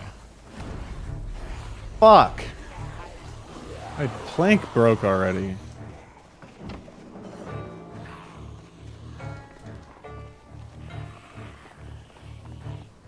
That's broken too.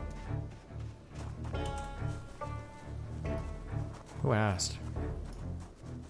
Yo, mama. These guys are taking forever to kill. Not where I want to be. Oh, my plank broke as well, Tabor. I don't see how that's my problem. It's not your fault. Might not be his fault, but it is going to be his problem. Oh, you just... Here, you picked that plank up as well.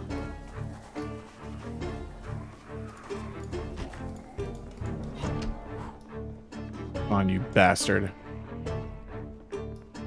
Ah! Oh.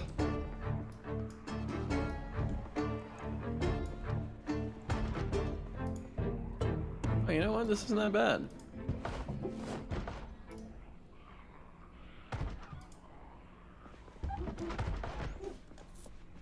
He's got a gold ring. I'm going over to the other building to get a plank.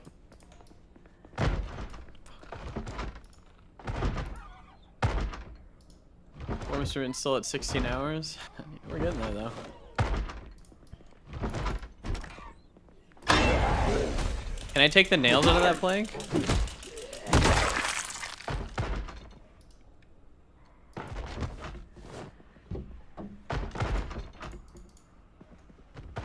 When you hit him, Tabor, say, Jessica, you bitch! Jessica, you bitch!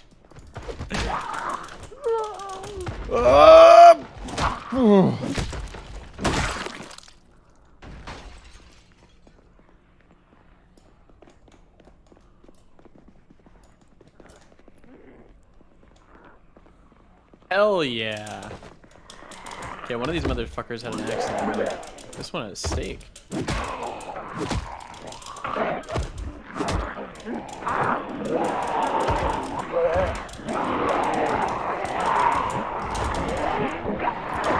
Oh, Steve's fucked. Did you see the axe lady anyway? No way, she got away. Damn, I didn't know you could jump out of fucking windows. Alright, I'm gonna try to bring this rifle over. He made it. He made it. Also, day 6, there's a helicopter event that brings like a massive horde that like is gonna fuck our base up. There's no way always I over can the run players? over there. I don't think I can. Huh? Is it always over the players, or is it just in the town? I think it's over the players. Are you serious? The axe person just isn't here?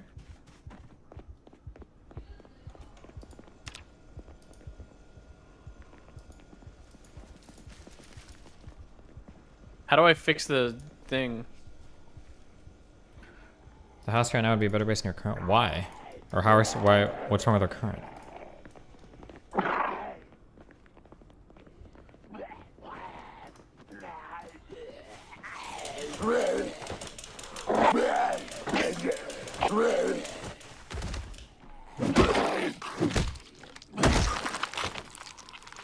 Taller fences? Can't you just build, Wait, can I set this place as my safe house? Yes. Oh, I'm already in my wreck. Alright, I guess I'm just gonna respawn then. Goodbye, rifle.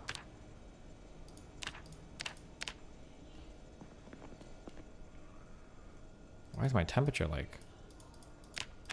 Oh.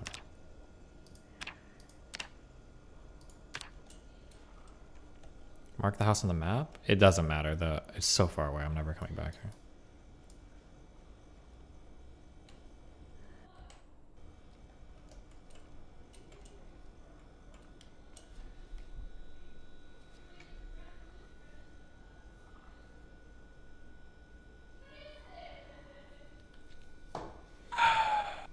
What? Mutin? Just struggling over here right now.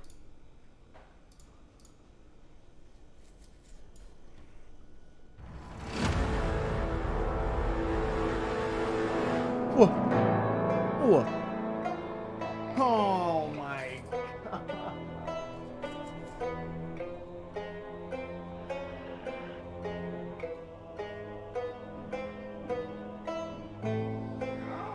Fuck. What? I died. Why is it asking me where I want to respawn?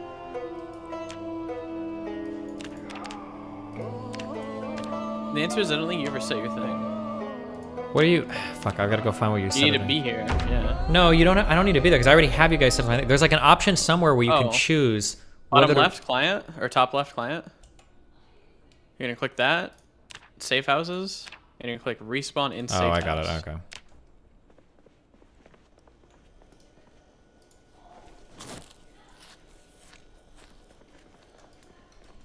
Wait.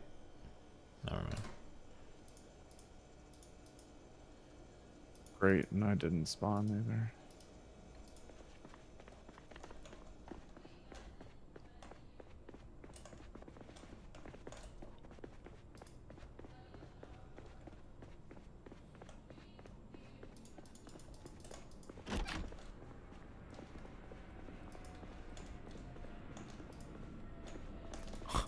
A blue electric base.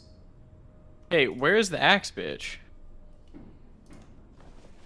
He's gone.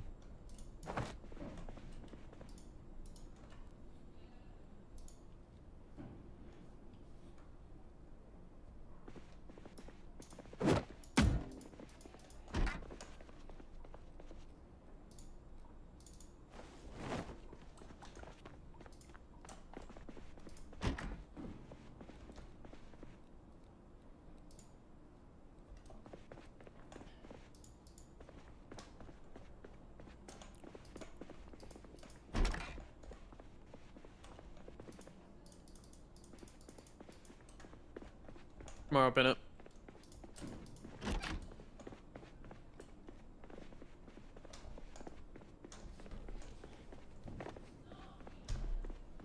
I love fireworks, soy.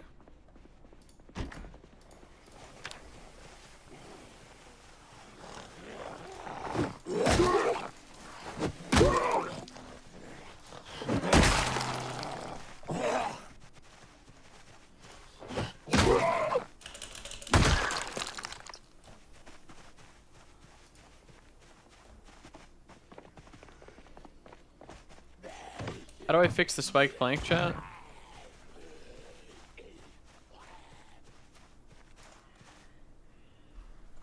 Ask yo mama. Please click. Yikes, just tell me what it is. I'm not clicking it. Oh, duct tape or glue? Oh. Let's make a new one. Kill yourself now. I'm not clicking it. It's probably garbage. It's a shit meme, ban him. I'll tab out and click it if you want, but if it's a shit meme, I'm banning you for making me tab the fuck out to click your dumbass fucking meme. You're not gonna ban anyone. I'll ban whoever the fuck I want. You're soft now. You don't know me. I know you.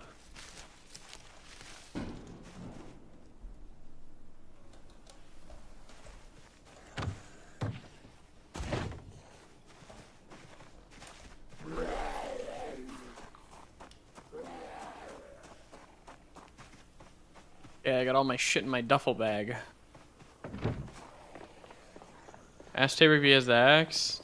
I don't think he No, did. I don't. I don't. Yeah, I don't. That bitch just despawned or some shit.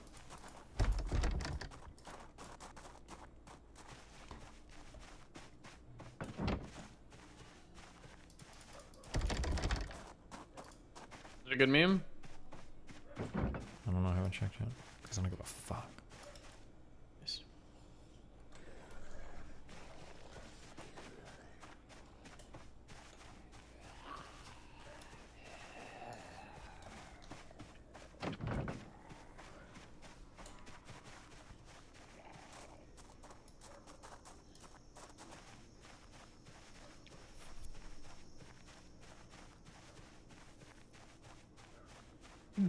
Ooh, sorry. Christ, dude. God bless. Not him.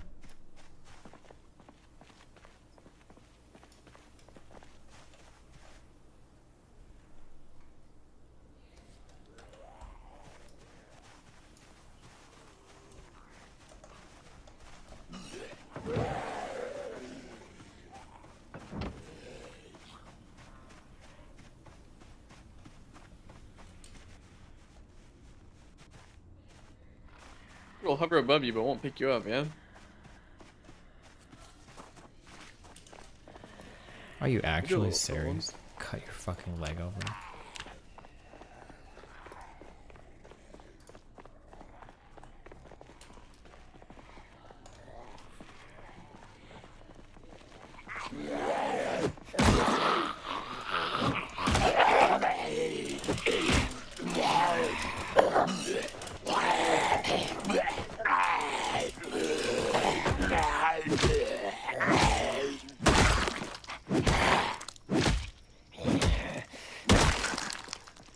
Oh, you have a guitar.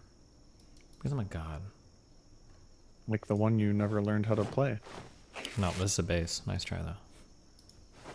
He tried to farm, but he only farmed Omega Lols because he's the domer.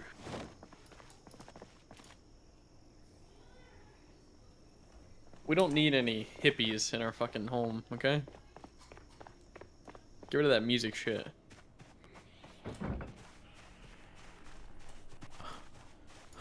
Our zombified twin brother is right up here, guys. We have to put him out of his misery.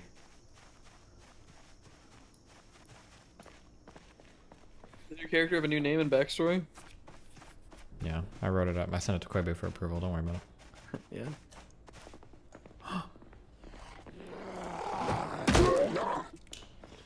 So sorry. Does that mean I'm the main character, Manly? Yep, that's right. Fuck, why is this playing this hot?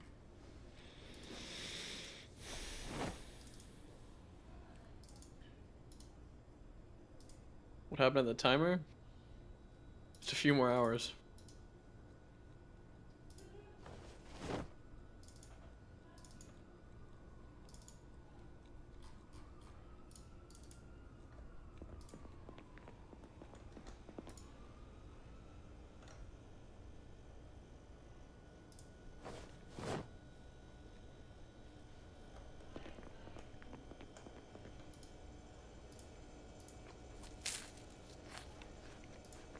What book do I need now for carpentry level 5, chat?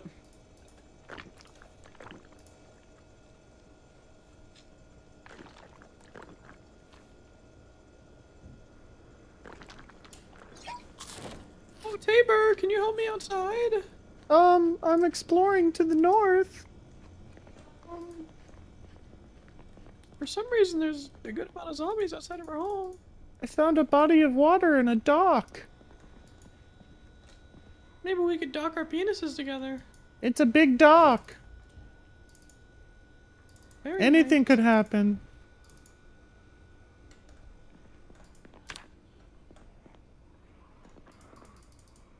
What's wrong with you guys?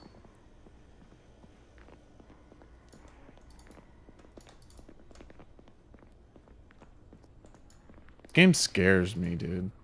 You scared, buddy? Yeah. You scared? Yes. Do the rest of me, and it was really funny. Mode? Like a little scared boy. Yeah, keep going. You gonna tell you gonna cry for mommy? Oh, okay. Almost. What about your daddy?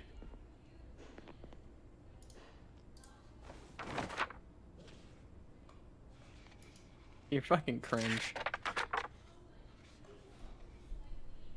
I got a tire pump at home. My order's been picked up. Thank God. Thank Lord Jesus. What'd you order? What'd you order? Because I need to order something. Oh, we ordered Popeyes. Popeyes, hell yeah. Ooh. Ooh. Let's go. Georgia's up, baby. Against Michigan? The Wolverines. All right, so there's a huge body of water up here that we can fish. Are you at least rooting for Cincinnati to win the whole thing? They lost. Oh, they fucking lost? Oh my God. Cringe. They played. I think they played pretty well, but they couldn't get anything going on offense. Well, Nick Saban sold his soul to the devil. What are you going to do, you know? No.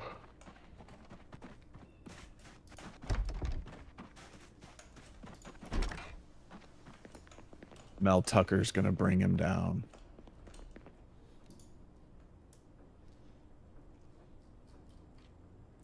Some of these cars you just can't open, right? Just fucked. You can bash the window in.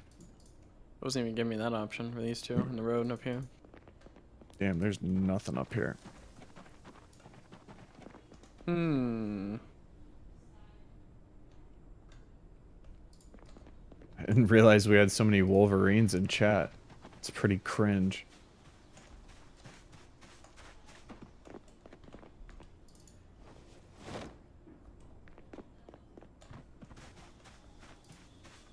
Stop making fun of people's sports teams, Tabor. Fuck you. Will you bring some food back? Yeah, Tabor, will you? No, Steve, If I find anything. no, Steve needs to bring it back. I'm looking, okay. I don't think you are. The worst thing ever is being married to an Alabama fan and alumni. That's the worst thing ever? Yeah. That's a sign of privilege right there. If that's the worst thing you can think of. Yeah, it is. Fuck you, aren't you from Michigan? Yeah, I went to Michigan State. Yeah, shitlord. Yeah, dipshit. And I won 2 Big Ten championships while I was there, too. Yikes, bro. And he would have won a... You would have won the playoffs if it existed, or whatever. Well, no, not quite. Did it exist? My senior year, we played against Alabama in the playoff, and we lost 38-0. Oh, well. Damn. Imagine losing to so Alabama. Bad. Dude, that's why I said it was the worst thing ever. What? Alright. I'm gonna wear this bra. Oh, a friendship bracelet. I'm gonna give that to my friend. His name was Steve Manelli. He never came back. Went on a Holy mission. shit, I've been walking forever. And? I just haven't found anything, and I've been walking forever. Ooh, kitchen knife.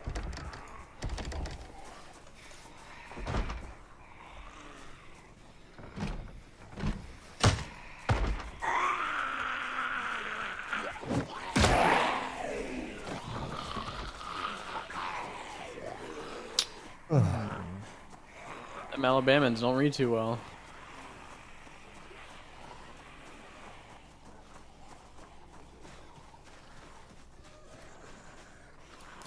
I read just fine. Yeah, you do. You're 1 of 7 out of 10.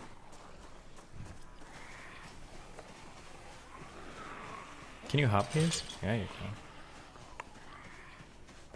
Oh. Of course, that would be the one door that's fucking open. Are you limping? Yeah, you know, my character likes to walk like this, okay? He's a liberal. And you limp because you're a liberal? Mm-hmm. Problem? What's the joke there? You got a You limp know. dick?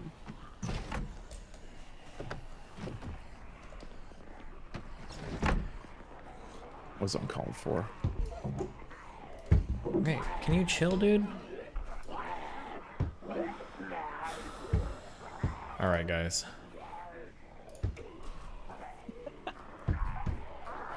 He can't progress fast enough, so he's gonna quit. 30% No. illiterate. There's no ladder in Project Zomboid. You okay? True though. Keep talking about ladder. We might go play League.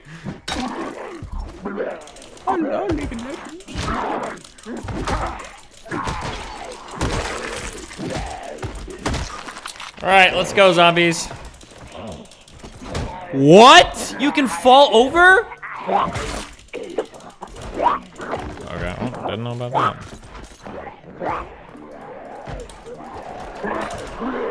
Let the bodies hit the floor. Let the bodies hit the floor. They can push you off by diving. Oh, that's good. Today we learned. Let the what it mean? Let the bodies hit the floor. Let the bodies. Can I hear your best down with the sickness? Ooh-wah-ah-ah. Ooh-wah-ah. Like, give me your best good faith. Ooh-wah-ah-ah. That one? Yeah. Is that what you want? Yeah. Okay. But like, do it like you're recording it. I can't be that loud. For My the neighbors get mad at song. me. No, you're good. You wanna know a good No, meme? you're- My DoorDash is sitting north of that fucking river. You know where he is. They're just sitting there on that bridge. I bet they're mad as fuck right now. Bet that bridge is gonna take a long time too. Yeah. Okay, I'm never making it over there. This rifle is gone. Okay, kill me. Kill me. Kill me. I own that NFT. And it's autographed. Did I sign it? Yeah. Yeah, dude. I gotta. You were signing all of them the same, but my NFT of that one has a special 1 of 1 Destiny Football Among Us signature on it.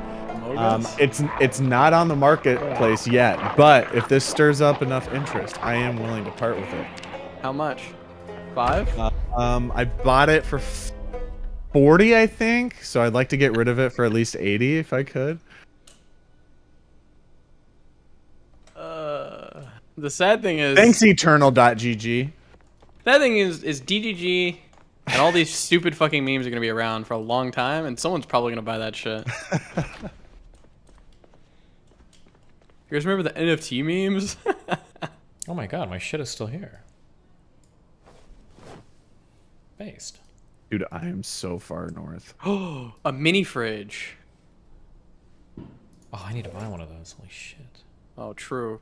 Well, I'm hoping that NFT will become my child's college fund. Well, let's not get crazy. Just make him go through football like you did. Can you eat dog food? I'm taking it. My character's kind of underweight. He might need to eat dog food.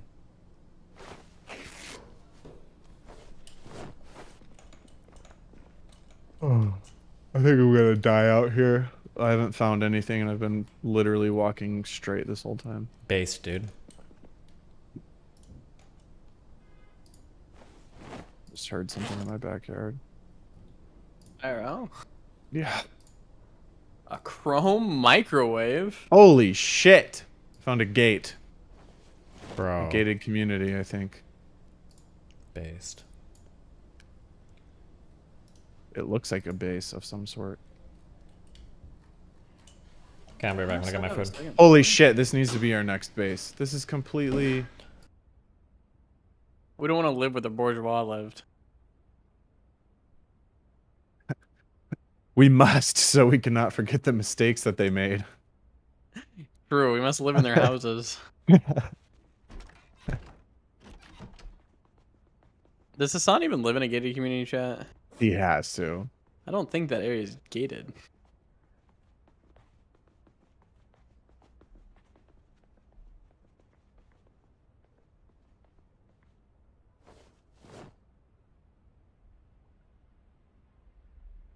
What a massive house. Holy smokes.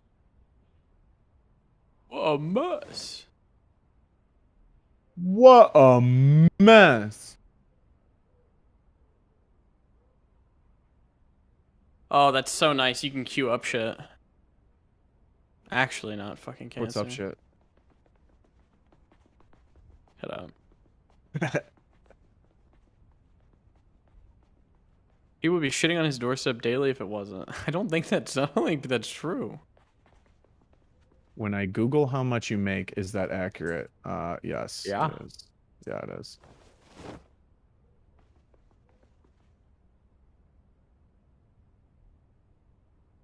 I found a TV. Don't worry, Tabor. Ours got leaks too. What? We're just like you now, the streamers. Oh, yeah. Everybody knows how much we make too. No, chat, I'm not doing anything Coomer. I'm putting shit in this area.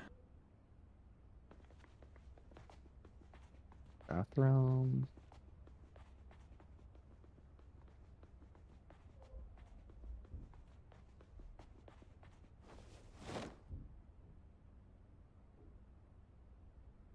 Staircase. Are you at home? Or are Who, you me? in San Fran? Yeah. Oh, no, I'm in San Francisco. Apparently the locals don't like it being called San Fran, so please refrain from doing that. Sorry. Like I give a fuck what they think. Yeah, I know.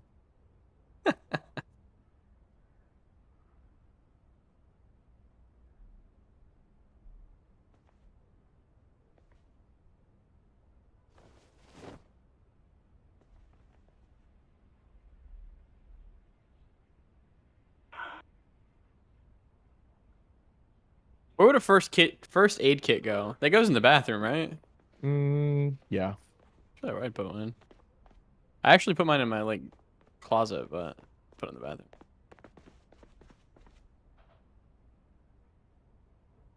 Stevie, can you go downstairs and get the food? Yes, my Swedish love.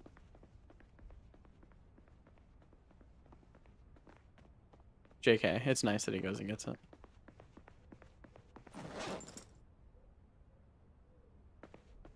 Why do I have this hammer on me? Oh, I have another hammer. Okay.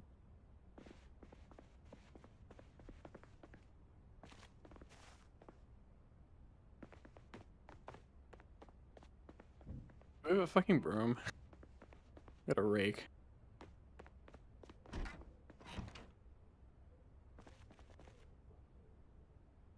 My cats aren't really giving a fuck about the fireworks, though.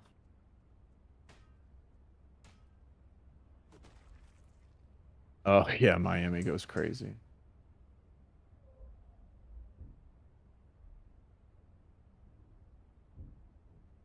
Can I not just yoink the TV? I think you need to use the left side of the screen. Dude, I really think you guys should come up here. Why? It's completely gated. And it's a full house. It has 2 TVs, a full kitchen. The issue is I've already boarded up this whole house. But this is like gated on top of... There's only a little bit that's not gated, yeah. Yeah, there's just a little bit... How far is it? It's pretty fucking far, Okay, but... well... If Steve wants to move... Like, have you gone down that dirt road? That one dirt Nope. road? But I Okay, know what it's you're like talking about. It's double like that. yeah, oh yeah, I it's see like that, double yeah. that. Do you see where I am? Can you see that? Not on the map. No, I don't think. Crazy. No, I can't. It's far as fuck away, but it's a really I nice mean, if house. you guys want to, we can. I don't know. I don't really want to move. Move. We just got a lot of food, so it kind of be... it wouldn't be that big of a bitch to move.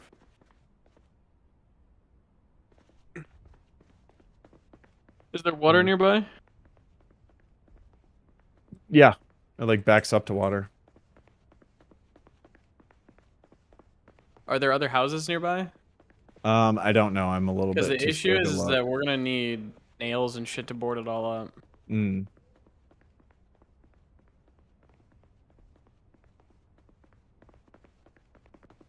Maybe when we get a car, we'll move over there. Mm. Or we could probably transfer stuff and then migrate if something bad happens. Never mind. I need to figure out what I'm eating for real life dinner. How do I find the water catcher, chat? You have to like level 2 or 3 construction, I think. 4. 4 doors, more horrors.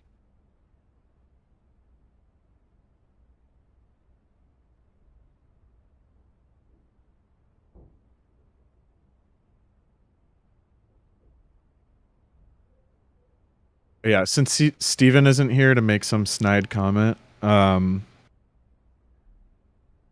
wife is pregnant with our child.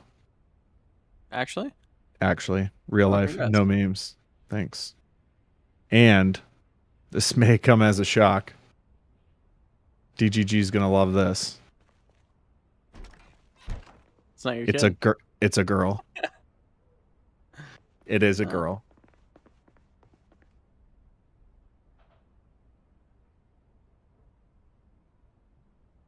Is it yours? Yes, it's mine. Well, we can't be, can't be too sure these days. Jeez.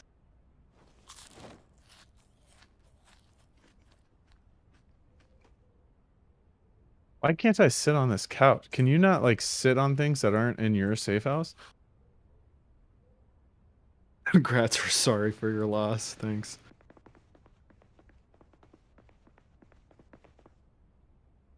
I think I can get Destiny as a middle name, I think. I'm going to try, don't worry. That'd be a good meme. Yeah.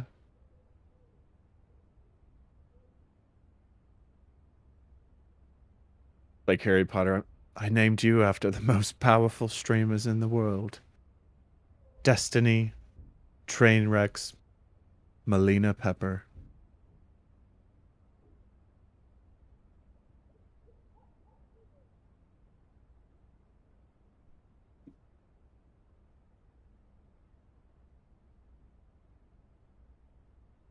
Yeah, I've heard that Vorfex. I think that's what we kind of are gonna do.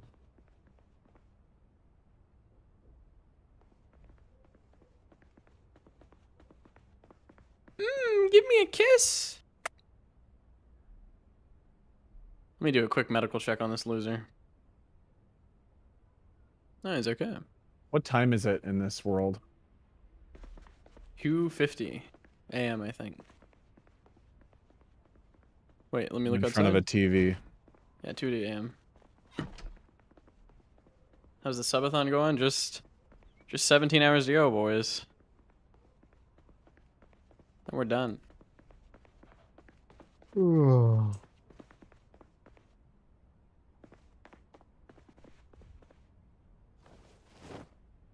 no, our table. It's broken. You know what else is broken? Your lower mid back after the subathon. Bro. That'll be broken. Gungeon right now. Moot will be the first streamer to slip a disc from streaming too much. I need some sheets.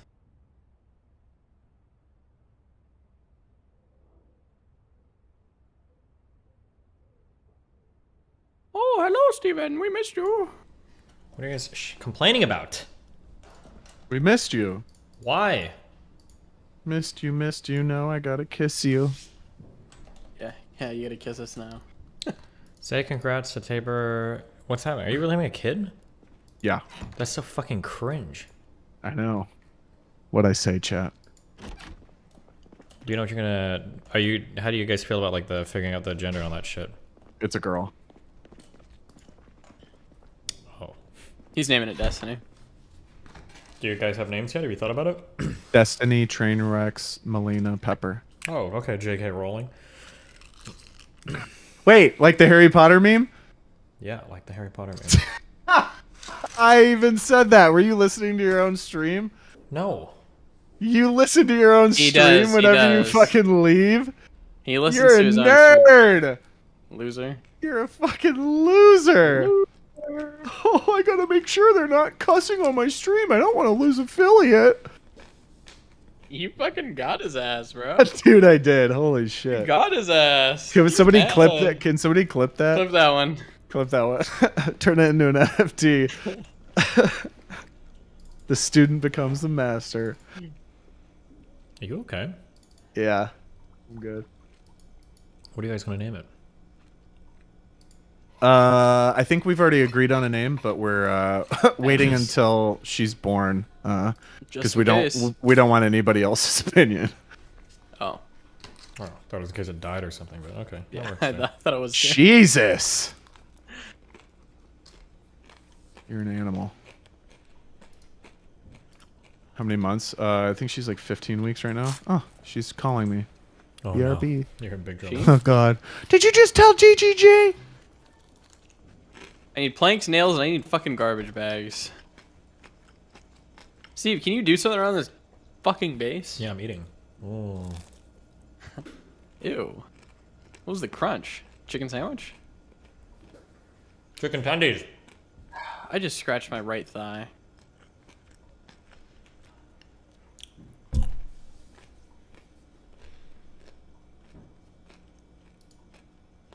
Are you kidding me? My shin is infected? Moat, you're gonna die. How do you fix that?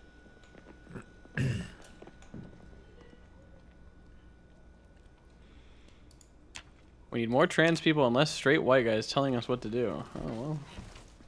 Are my skills really all level 0? Is that normal? What the fuck? Cringe. Antibiotics?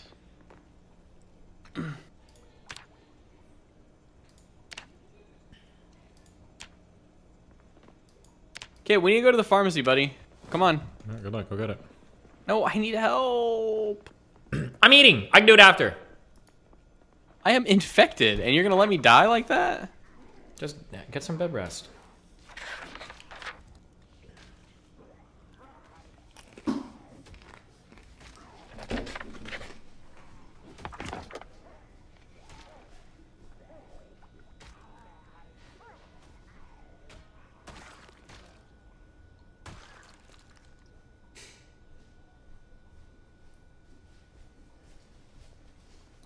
Man, he literally shoved you into zombies before. You know what? True.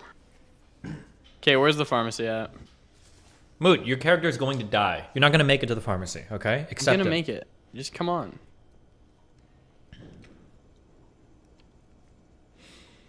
What do we even need? Oh, I'm reading this book. I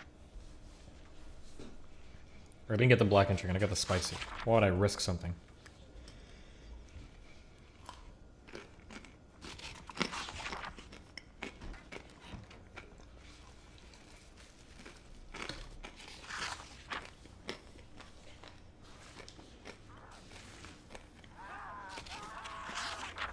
Hello? Hello? Okay. What? What do you want? One of you fucking died. I'm listening to people dying outside. Yeah, I fucking died outside. Oh, okay. You Now just didn't what? want to communicate. Okay, you're just gonna. No, Okay. because you're eating. I didn't want to disturb you, okay? Okay. I appreciate it. Oh, you're good.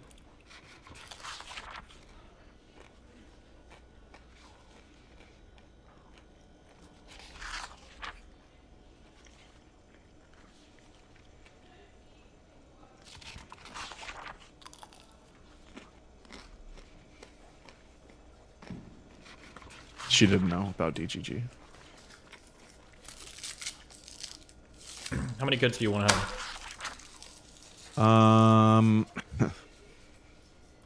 Well, since I'm having a girl, I kind of threw a wrench in things. I was kind of planning on having a boy first and then a girl, but I don't know. I've talked to Haley, and like, we're not against just having one kid because we both don't want to risk having two girls. Why? Because we don't want that. We want a boy and a girl, and there's no way to guarantee the next one. There is. There is. I mean, adoption, I guess. Well. Extermination as well, but. Yeah. Oh, yeah. fair. Oh, yeah. Like a King Louis the 13th or whatever. Well, I mean, you could do Whoever an abortion. killed his kids. Yeah, she would not do that just for the Hey, sex of a kid. Steve, you need to get the fuck outside and you need to kill those things with me.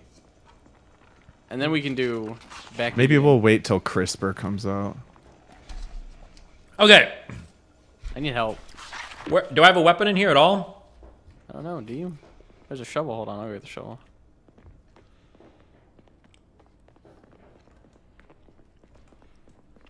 God damn it, now my mom's fucking calling me. BRB. Did you just announce this today?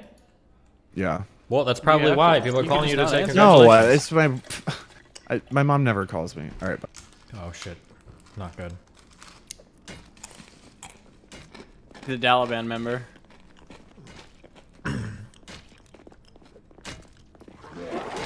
You needed help with 3 fucking zombies? Are you serious? I got unlucky roll, dude. One of them's got a fucking helmet on. He's like you. See? Do you see that shit? Yeah, I see you're just not a warrior like I am! I told you, the helmet guy, he's got shit going on right now.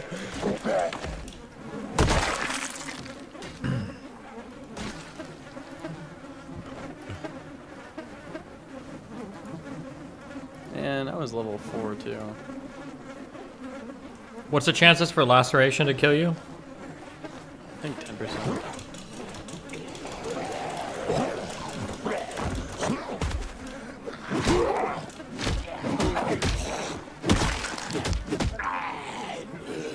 Alright, Moot, is it time to grind? I don't know. Well, what you've done is you've made me tired. I have done. You've logged on and you have done literally nothing. Lacerations are 25%. I'm infected. My character's fucked. Okay, well my character died. I was way further ahead than you. I'm pissed. This is a shit base. Who picked this place? Oh, are you gonna do what you did in Minecraft to me and fucking Cheeks? You gonna fucking burn it down?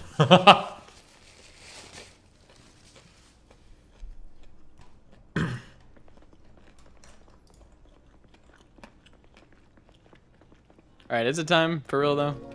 Tabor left us, I mean. Yeah, Tabor left! Can you give a top what 10 are list of we to moms who do? fucked this year? Tabor left! Sorry, chat. Tabor left. He fucked us, dude. I feel like I've He really outpaced him fucked us. intellectually. What a fucking loser. He always ruins Zomboid. Sorry guys, Tabor left. Nanomachine son. They We're aren't gonna in play response too, to man. physical It's gonna be all trauma. night.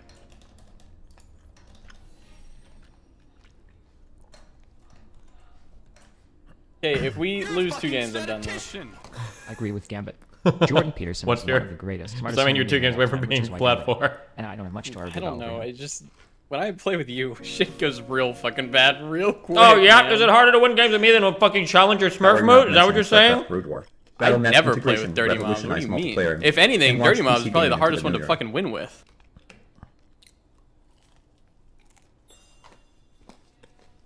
Weeb's out.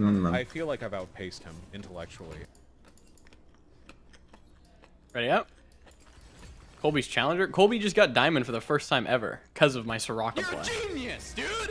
Because I'm a god gamer. I'm double vexed. Don't even leave my house cause I'm a Chad and still somehow got covered. Do you ever feel like an NPC in like someone else's life? Reminded that Dirty Mobs lost to a Steven, Yumi top? is You are that- the only there's no cutie way. I care about. You're trolling me. Destiny.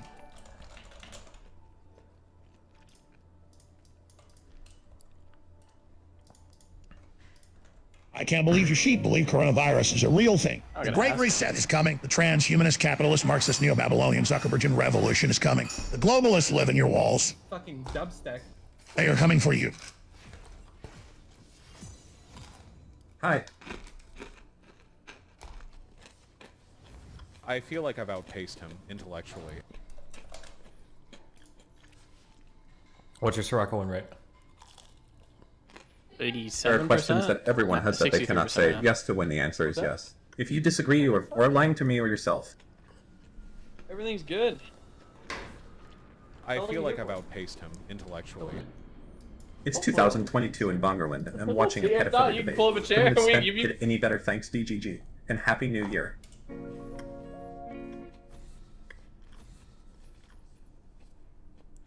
Happy New Year, mofos. What's Untitled 1? Oh, I finally took some progress pics. I got down to, I think I'm about 9% body fat in this one. Yo, this Happy I'm New so Year. sorry. It's such And a got bully. Art to Melina. I'm sorry. I'm sorry. I feel like I've outpaced him intellectually. Fuck, I need to ban Blitz. I want to A fuck Syrian Mr. too, I Girl don't know so if you bad, know. bro. Bumsy, it hurts. Oh, cool.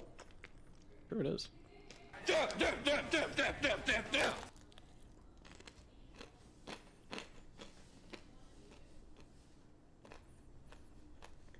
Where is Steven? I need his opinion. We have you surrounded? Form your own opinion. No, I cannot. Where's the one where he says, Where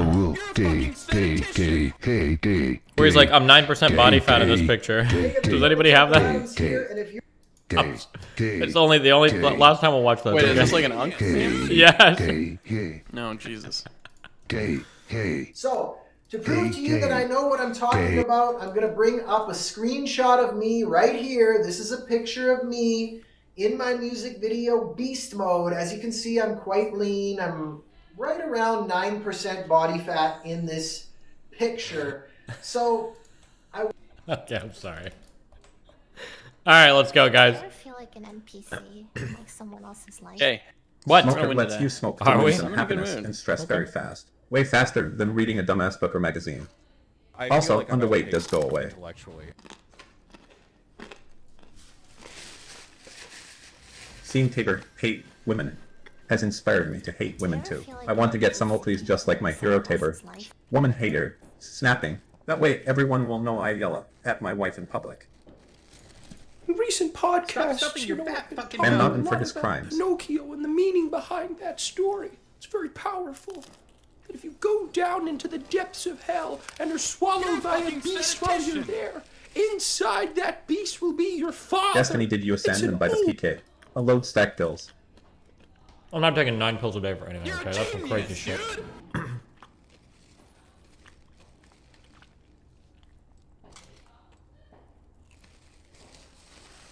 Thank you, Steven.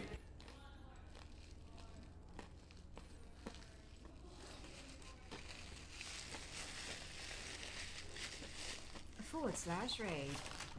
That's tiny.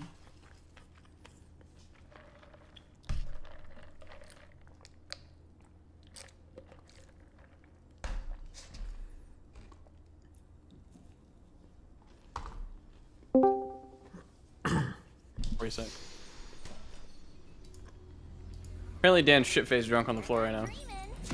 How do you know? His resters told me.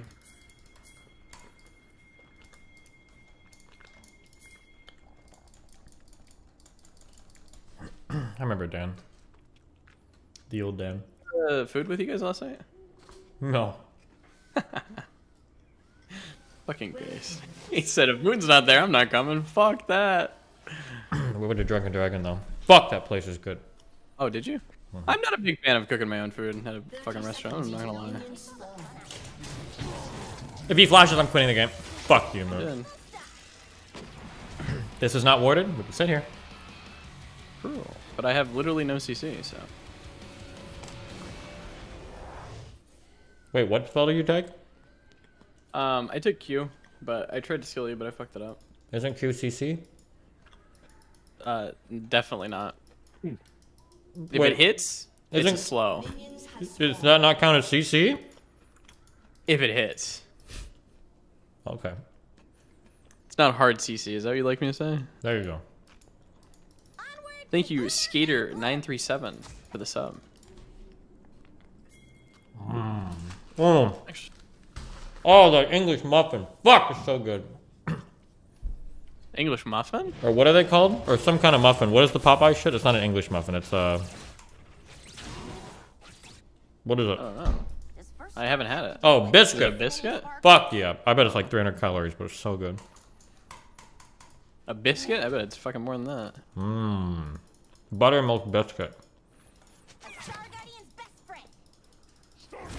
Fuck him up, my king. Anything for you, my goat princess. Hey, you're gonna die.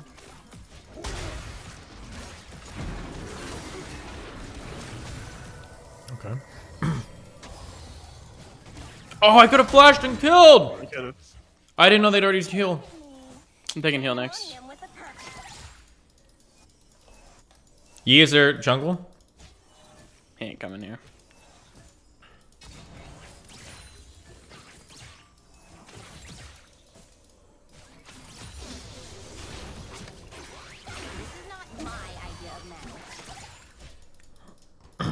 We win this line. Absolutely. It's over.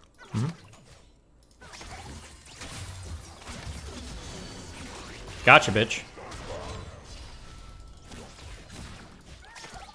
Okay, we're It's gonna flash away. Forgot that I had that cringe item, or the cringe ability.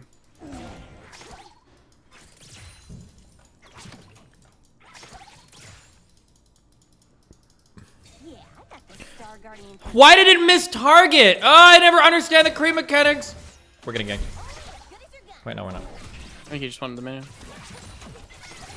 Can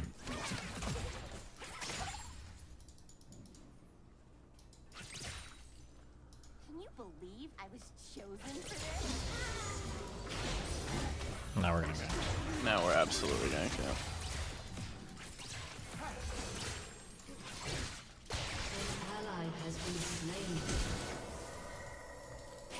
Okay, support got the kill. It's not the worst thing. Cool that they got bailed out from getting completely trashed on the 2v2 fight. That's good. And now they're winning the lane. Nice.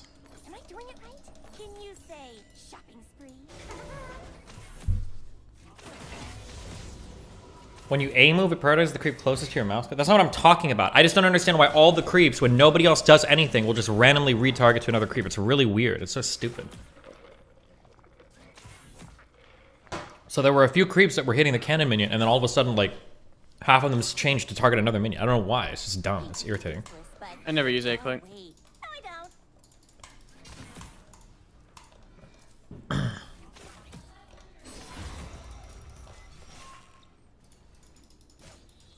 Shove it in? Nope. What's the reason? She's going back right now. Yeah, but it might push back towards us.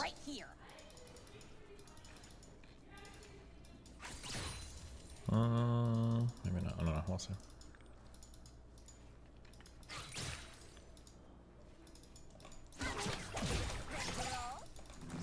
We have no idea where their jungler is. Yeah. My guns are getting restless. It's not.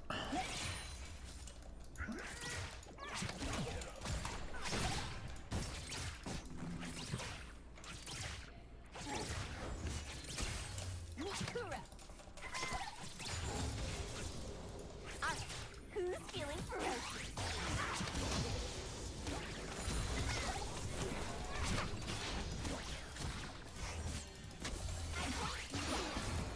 I'm gonna ward up here.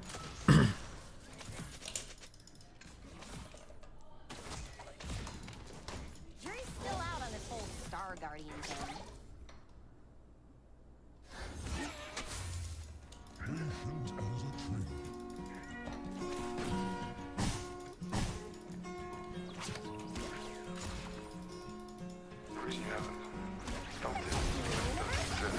Come on, Vayne.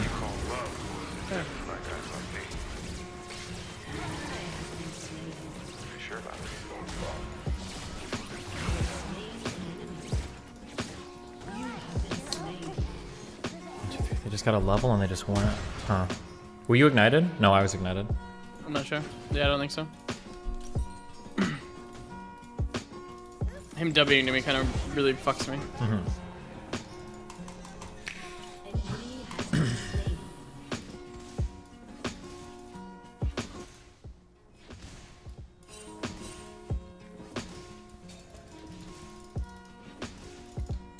I'm fighting for peace and justice and whatever.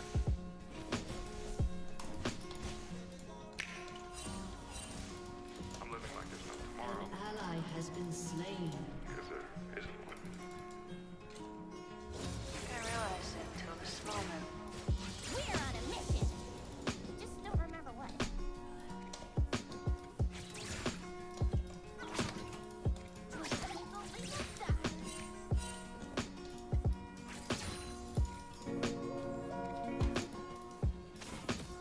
The only thing I'm going to be doing this more this year is your mom, woo yeah.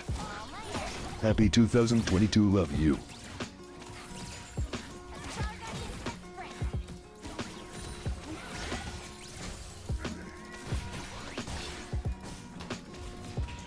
We need to start stealing Gromp or something, or doing it when it's all cooldown or something.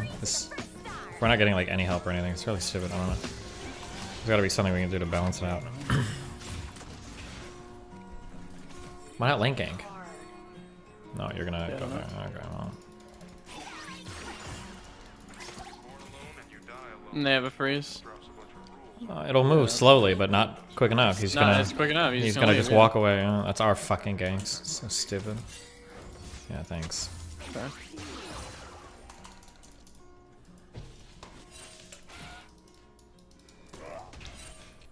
And now that it's massively pushing, he's nowhere to be found. Is that really not coming? Okay, there we go.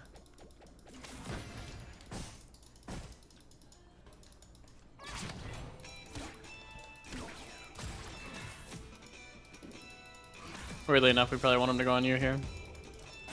If we are gonna fight. Oh, he's 6. Fuck, back up. Yeah, he's 6.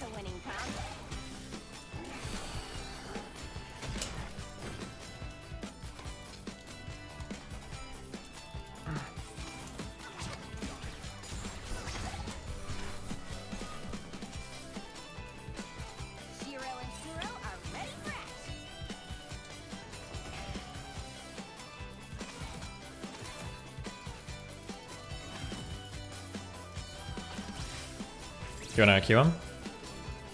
He'll just come to me. Yeah, just take over.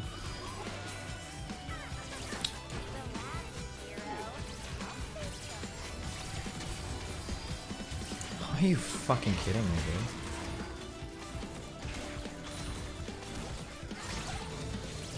Well.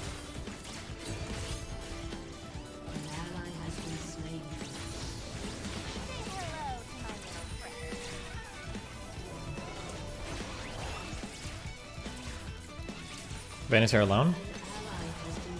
Use top side. You can really aggressively poke.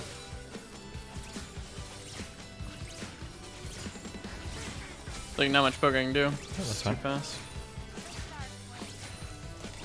Go back, go back. Oh. If she comes on me, I'm gonna fight.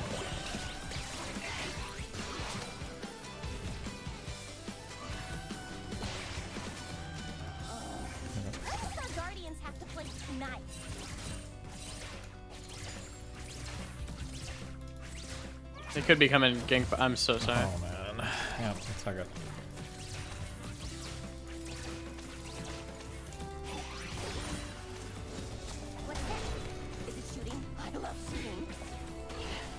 I'm looking for her to try to go on me.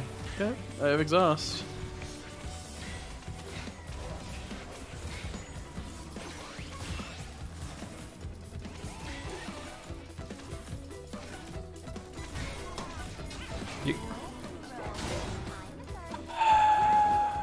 Our ganks, their ganks. He's gonna die. No, he's not. You're there. Oh, he is.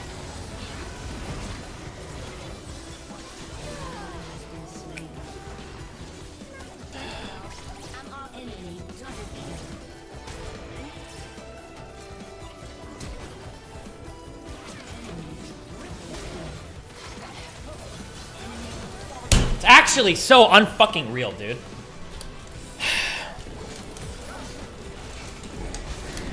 Jesus Christ. Well, this game is 100% over. He doesn't play jungle. I mean, Yeah. this game is like ruined by that shit.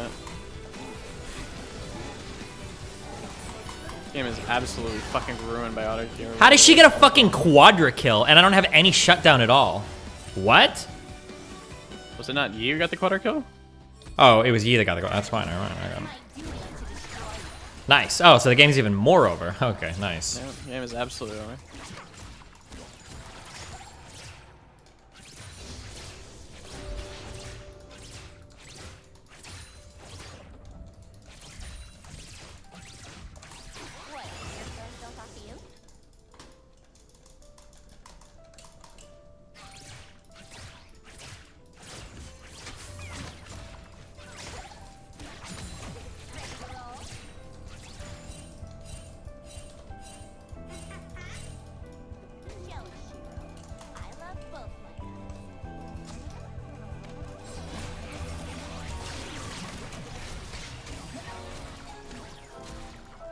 Probably might have to fight Vayne. Oh, we're probably gonna die. But...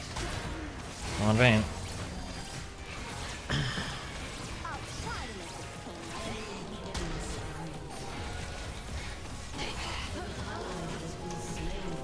They have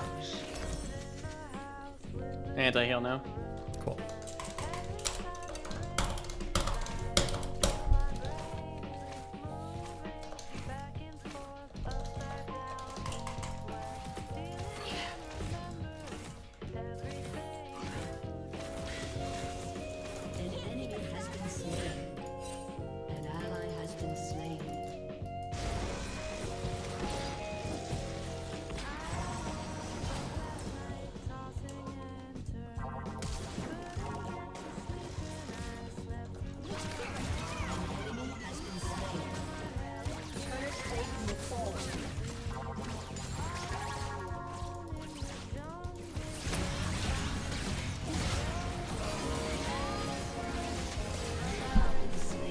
Tell me about Destiny. Why does he play the Jinx?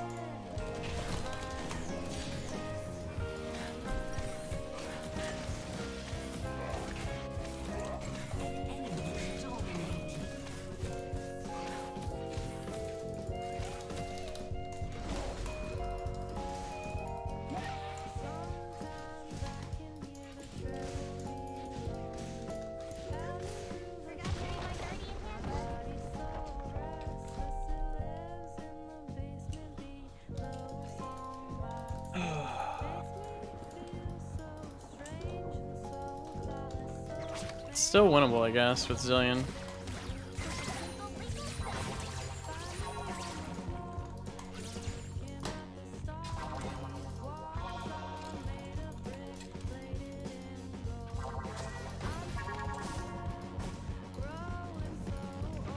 Being noble takes all the fun out of it. Oh, cool. Just watched your vid joining into Lauren's panel W/Brittany about pedos. Why the fuck did you not use the easy example of men in prison raping other men as an example for people sexually abusing others for different means other than their own sexuality?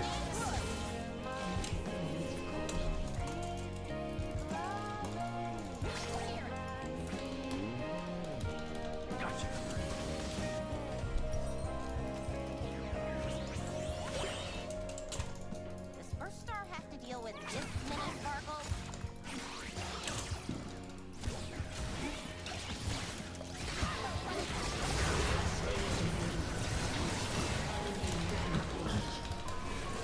Good job. Oh, I actually got him. We got him.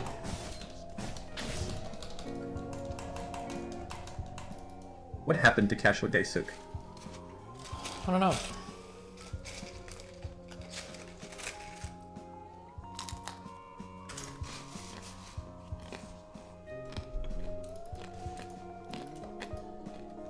Back in action. Miss me? I'm kind of a high roller. You know what? I think York's gonna carry this game. Probably. I've seen him do it before. It's a dog shit champion, so.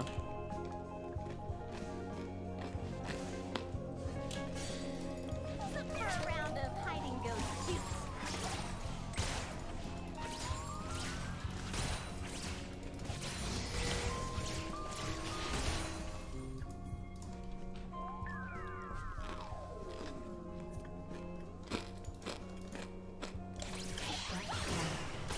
Got him.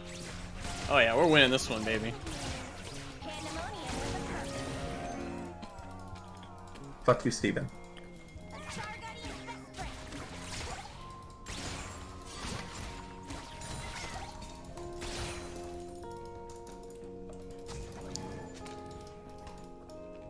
This is not my idea of magical.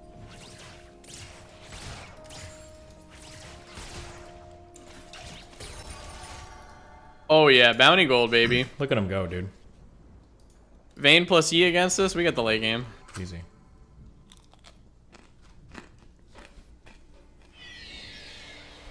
Gangster's paradise.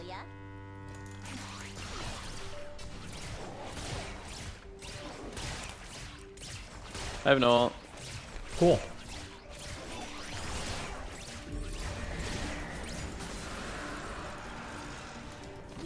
That shit is dead, homie. Am I done? Oh, yeah. Jesus Christ, my mom doesn't shut up. That's how long that phone call was. 45 minutes? You already ruined Zomboid for us, you fucking Yeah, bitch. you did. We had to leave. Literally how? We all died. Oh, look at our Yorick! I forgot how that was my fault.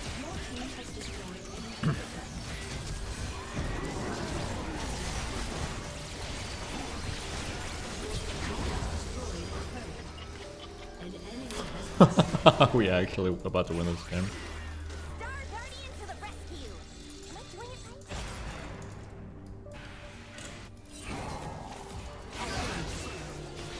It's fucking Yorick, man. Dude, that last girl made me a believer, dude. Got an inhib and a fucking turret. What a Giga Chad, man. Hate to be ruthless, but oh wait, no I don't. York is in the walls.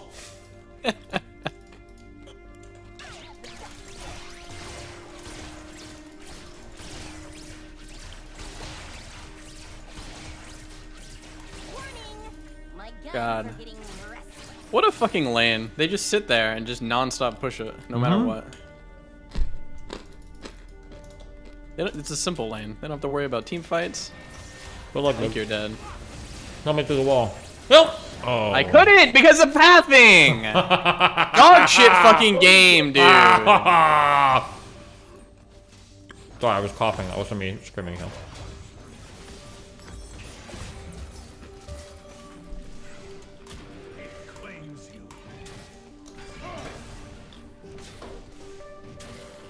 The game's fault? The game literally turned me around.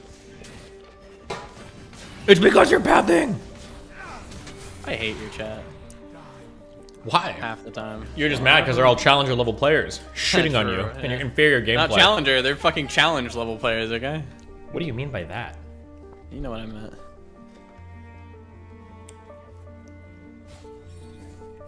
There's nothing wrong with that. What is York doing mid? Oh. Done. Sure, why isn't he top lane? Wrong lane, bozo.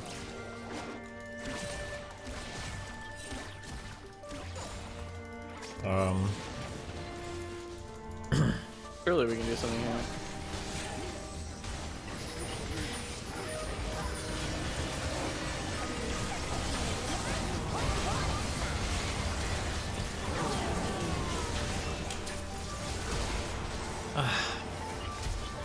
I'm here. I can't, I literally am. Oh, cool, we're all gonna die.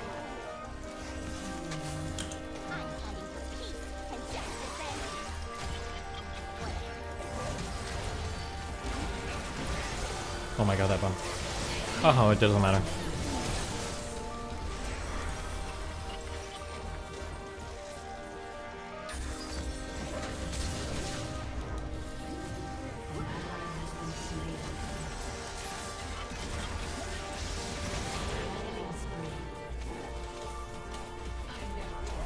Sorry, we're gonna win this one at Drake when we ace him.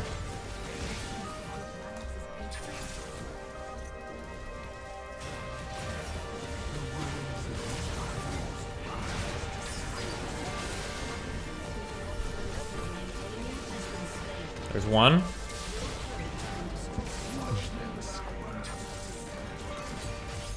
Fuck.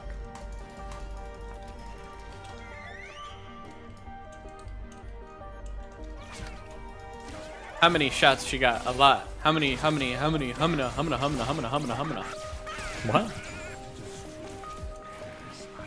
Just losing it, bro. How many shots she got? Fuck song Is this our first game? Yeah. Feels like the fourth.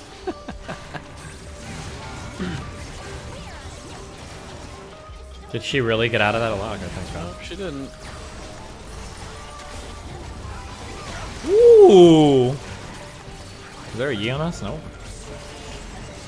We're not going after Dragon 4. We're just gonna we're just gonna try to end the game. End it, dude. This is our best shot.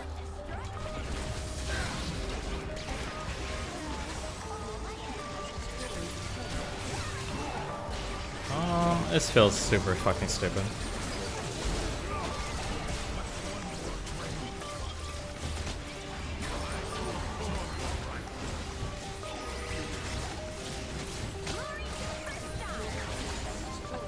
Okay, now it doesn't feel dumb. Good job. Good objective work, team. I fucking hate this game. This is just a shit game, dude.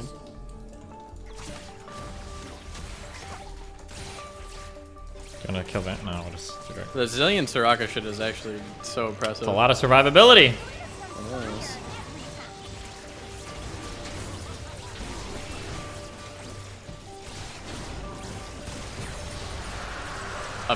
Another objective. Game out. Yeah.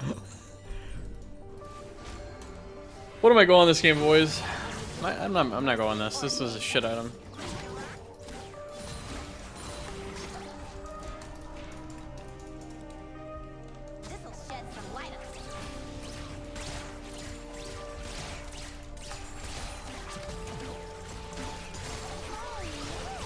What do you call it when you go like this, chat?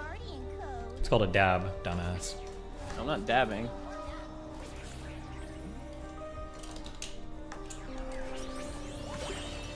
Is it like a tomahawk or whatever?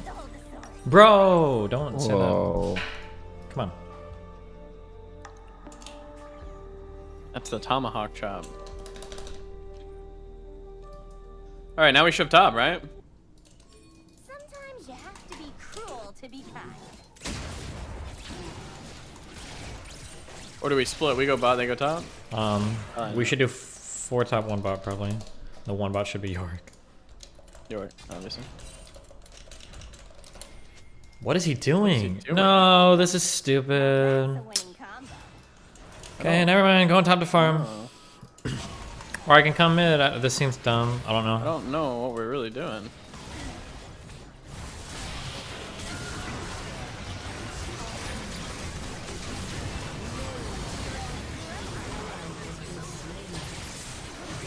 Dog shit.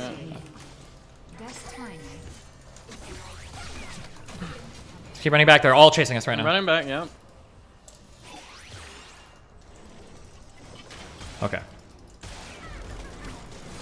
Why is he so fast still? Is he still ulted? Oh, he ulted. Okay, I guess it just lasts so long.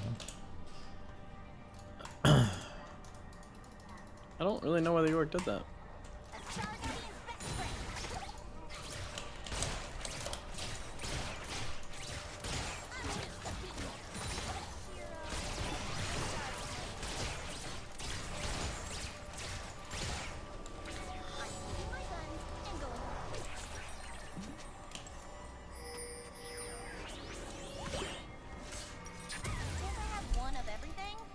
I can have just threw away his TP for that. Yeah, it was one of the worst TVs I've ever seen. Was anybody typing at him, like talking shit? Okay, no. He was memeing a little hard. Okay, this is good. We're getting 2 or 3 turrets here. Maybe an inhib. We just have to pressure them off Yeah, this. we just have to pressure them.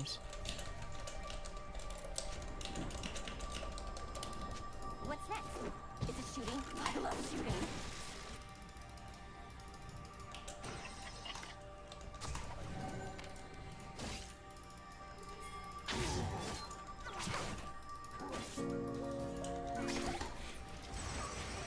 Please unmute me on Twitch. Okay, love you, bye.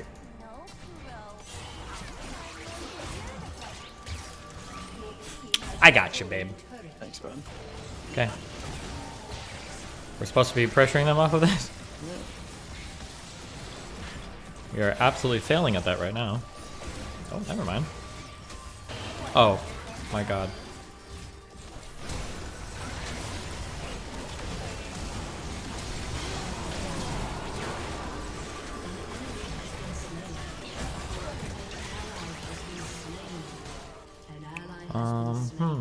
Can you stop their backs?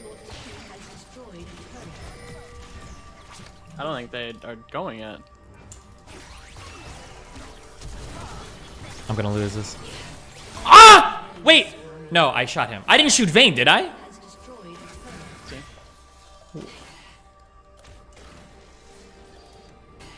I shot him. I'm gonna lose this. Oh no, okay. I just couldn't kill him. Never mind. I thought I shot Vayne for a second. You shot him, but he was in his W. Yeah, okay, he's fucking stupid champ. But we got 3 turrets and an inhib, so this was good for us. Dog shit fucking champion. Yeah, Vayne might have healed him too.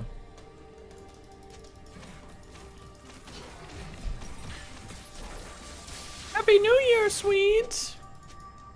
It would be nice to get this. Do you wear your mask when you go out, or is it into business? I don't know. I might not. Rush, I please, don't know. unmute Seems like my you're Twitch fucked. chat. Seems like everybody's giving it. Okay, love you, bye. Or getting it. I shouldn't be saying that though. Maybe I'm discouraging. They want to do banning us. Ocean Drake is like so rough for us. It's a really, really good Drake for them to have. That shit's gone. We're not getting Baron either. We don't have time. No, we don't. We could try to kill one, but I don't even think we can. no, we can't. Why are you on it? Well, you know, just shit it a few times. Leash it for him.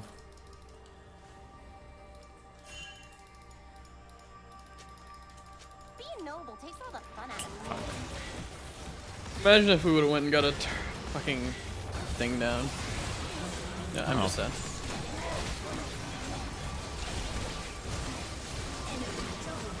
I can't kill the support. I'm just gonna sit here and die to him. Ah, fun game, dude.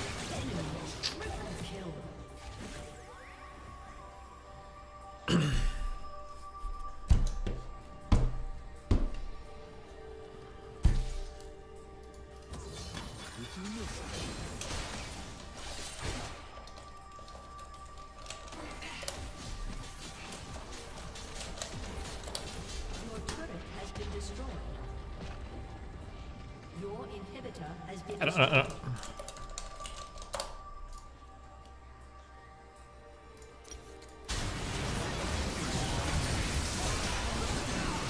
a good ult.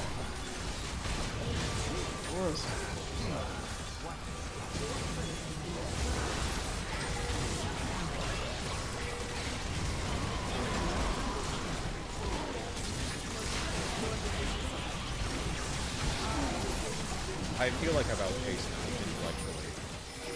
You can't kill him. Oh, so dog shit.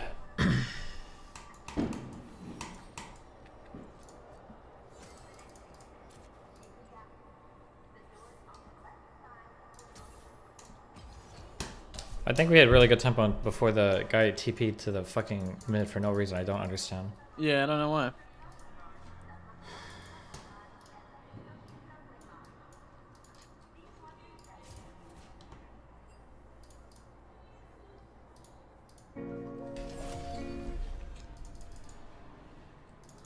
Why do people wear gloves? It is an article of clothing. Why do you wear clothes? Obviously, because there is no social stigma against exposing one's bare hands. It's obvious that my hands are cold. Any glove wearers in chat? What do you mean? You have gaming gloves? Oh, no. Do you? Yeah. Keep my hands warm. They're like infrared gaming gloves.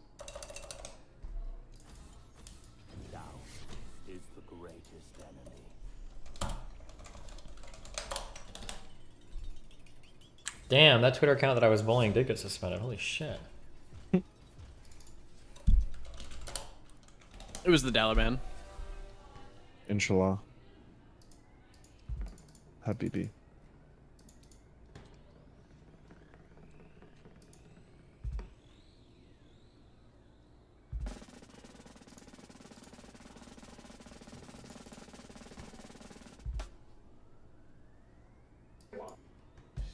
Just watch them.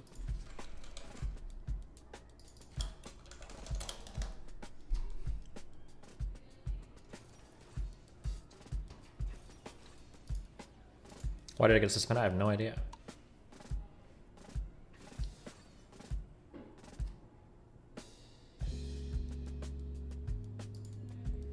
You're a genius, dude!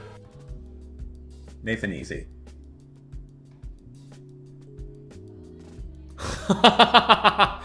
Holy shit. Wait, some of these old Trump tweets. Have you ever seen this shit before? Yeah. Robert, I'm getting a lot of heat for saying you should dump Kristen, but I'm right. If you saw the Miss Universe goals, Yeah. you would reconsider. Add Donald Trump. Some people don't understand that cheating is just wrong. My sister's been cheating for 9 years on her hubby. Disgraceful. He said, I have a friend that wants to meet your sister.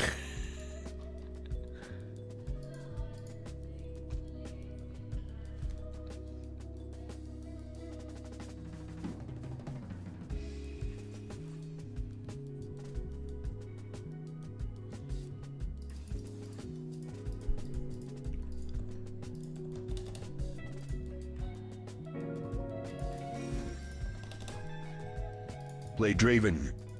Your jinx is up right now. Draven, please. And losing it within the walls. Why does this guy... Is this guy posting the same picture of the same hot chocolate every single time? Or is this a different one every single time? Does he just repost the same pic every time saying, look at my hot chocolate? Or are they different? You don't get it. He makes it the same every time. It's a chat meme? Oh, okay.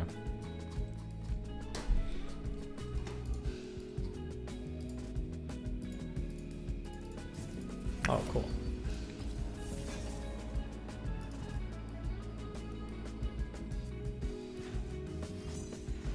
Someone explain the meme? They just repost dumb shit.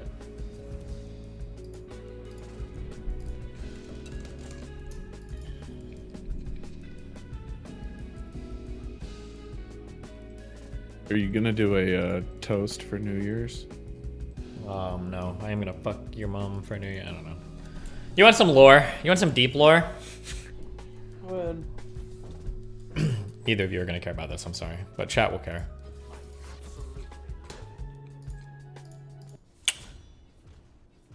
There was a guy that belonged to the group Original Posting on Facebook. That was the Uncle Adam's hater crowd.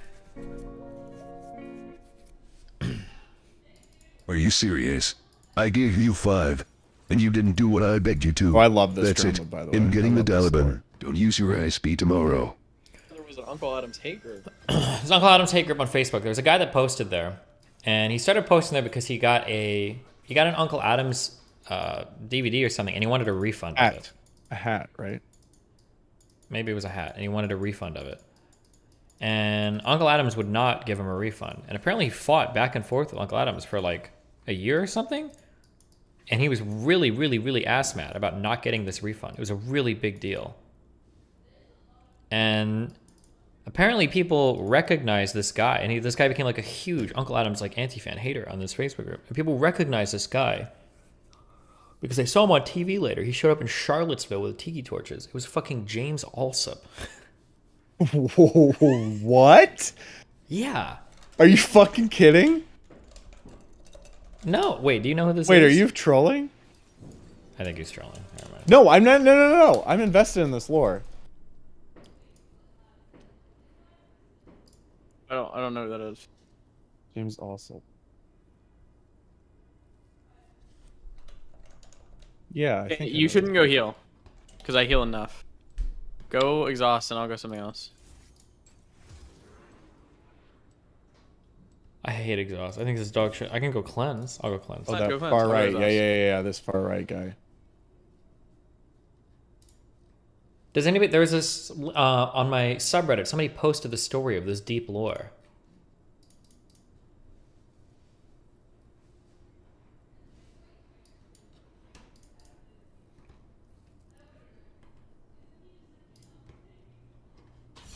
Is this the crying Nazi? Some Nazi guy, or you might call himself a white nationalist. I don't know what he calls him, but yeah. Are those not the same things? Not technically, but close enough. No. If a Make-A-Wish kid came to you asking to do a queue with you on stream for his final wish, how much LP would you be willing to lose? God, I you sure burst hope the we're gonna get a terminal new child? level 2 gang.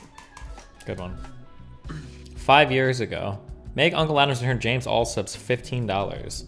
James Alsop, an adoring Uncle Adams fan, recently had $15 stolen from him. This was 5 years ago, yeah. Before he was like known for any of his Nazi shit. Yeah, it was crazy.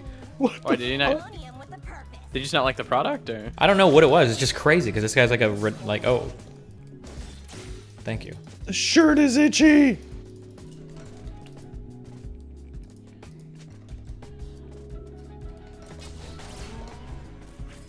Okay. Any more? It's over, dude. I got a 20 gold lead.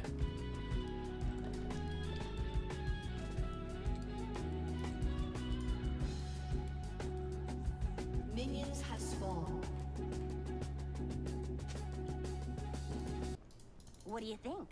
Mercy or mayhem?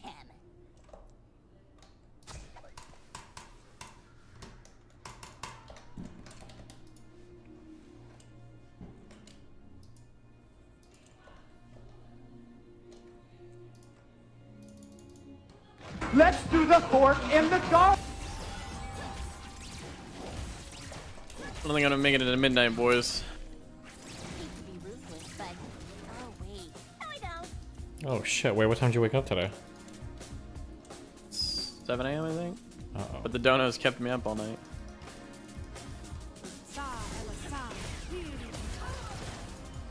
They were comboing Duke Nukem and Jar Jar.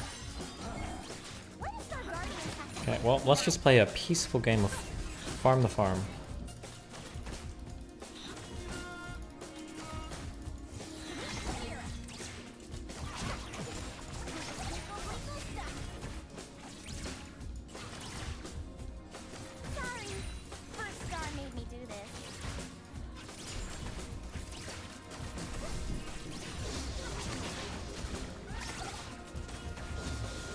Hey, we're playing peaceful. I'm going W.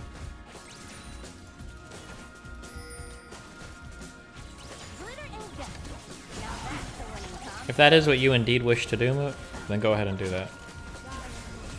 Inshallah.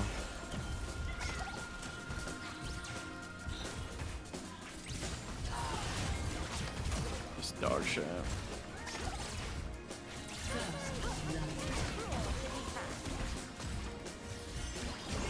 Got him. Careful. Just keep playing back. It's okay. These trades are good for us because we have to stand No, that up. I heal.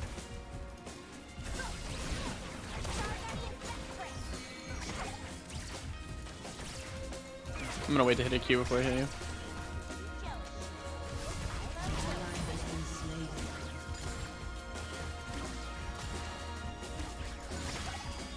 I feel like I've outpaced him intellectually.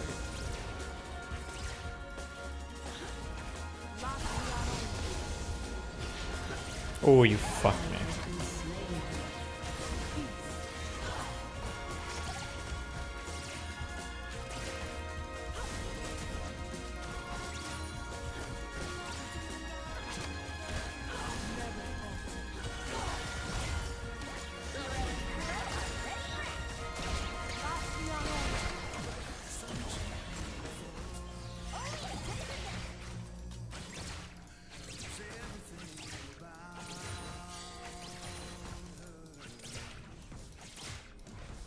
Jury's still out on this whole Star Guardian thing.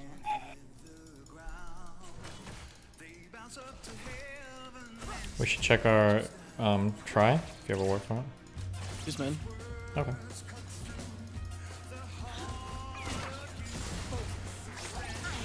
Yeah, I don't know how to hit the Qs, boys. I just fucked up.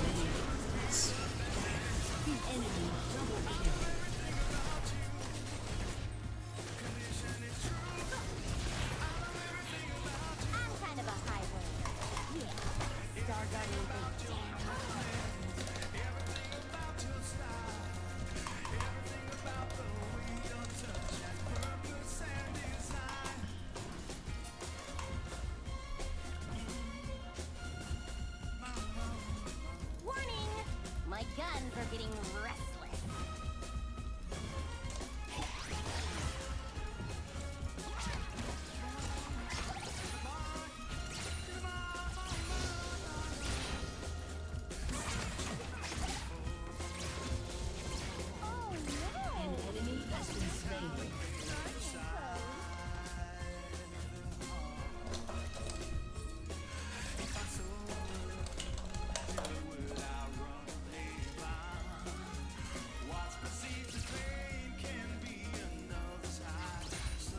First Star has to deal with this many sparkles.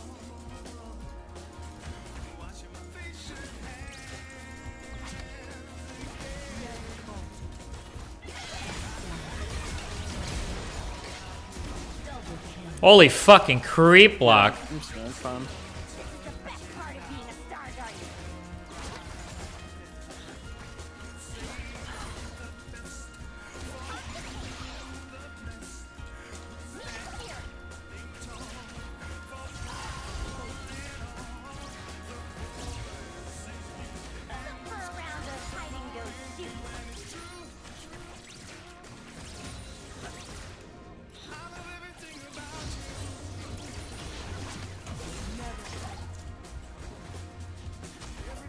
I'm gonna go for the plant.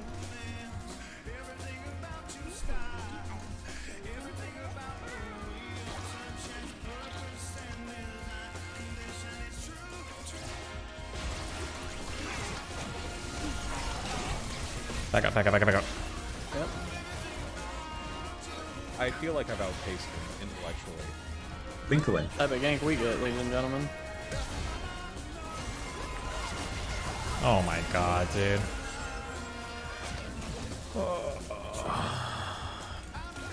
Why? Run.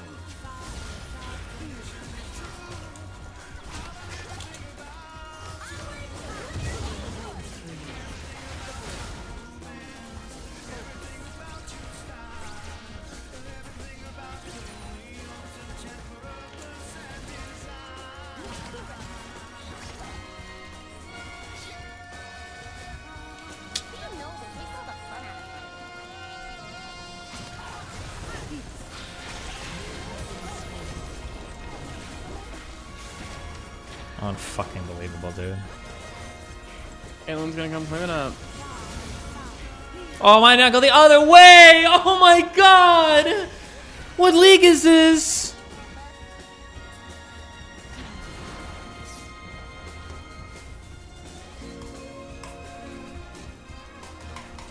I want to be Nina. I want to be Nina. I want to chop, chop, chop, chow down. Take chow down to Chinatown.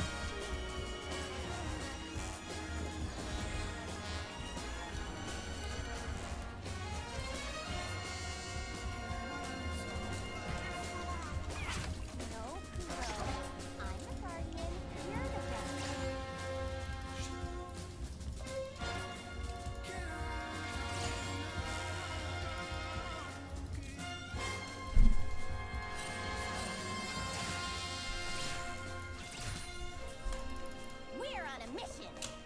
Just don't remember what.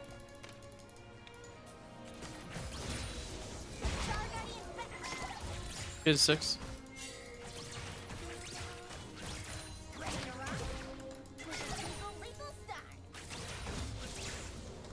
What? Your guns don't talk to you?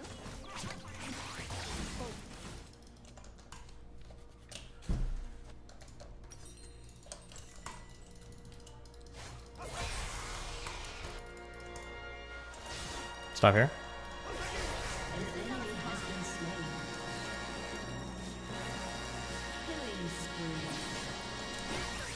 Got him. Easy. Good You gank. really showed him. Well, let's both go down in our tri bush. Protecting the universe, one bullet at a time. Hey Destiny, I like to make clay sculptures of all my crushes. Do you think a 44-inch buttocks is accurate for you? I'd say you are secretly a thick boy.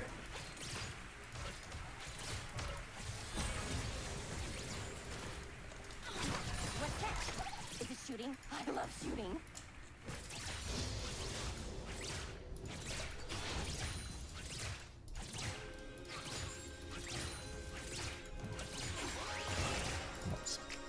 See him? They're waiting to melee. Yeah, I see him.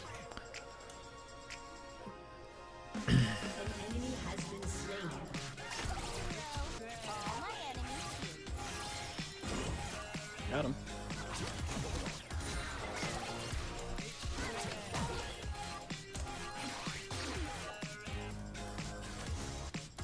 I have everything. I don't Would know. still lose hard. Yeah.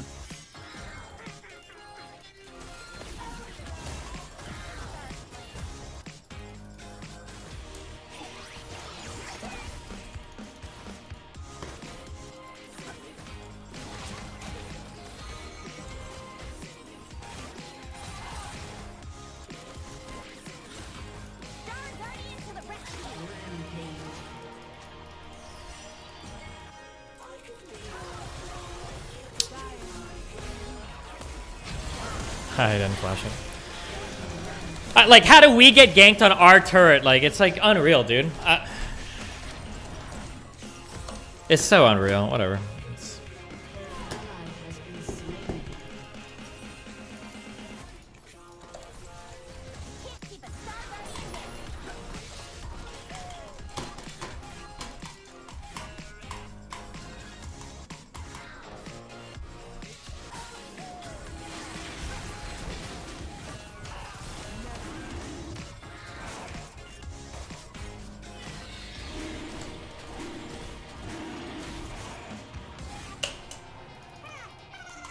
Don't worry, Kuro. Your time is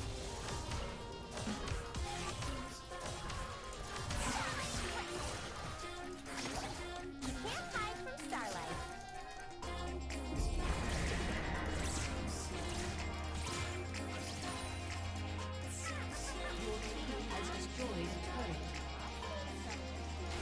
Oh, cool.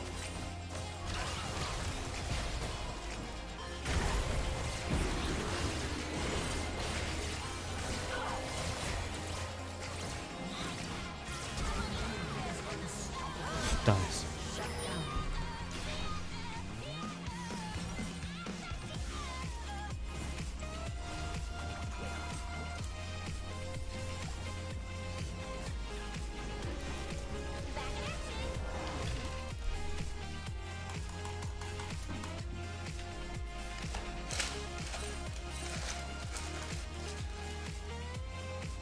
You're a genius, dude!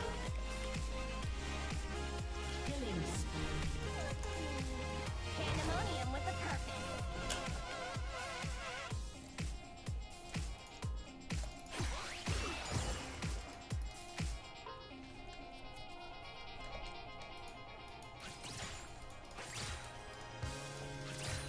Top, mid, and jungle are winning. Mercy Yep. or mayhem? I'm kind of give up on CS. As long as we don't die too much more, it's whatever. I feel like I've outpaced you intellectually.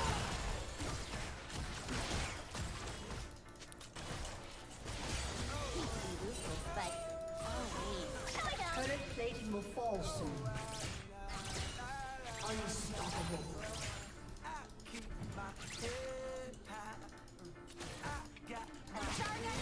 Never falter.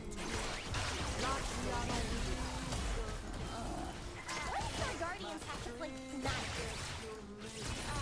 See, I see him, yeah. I don't know what he's saying.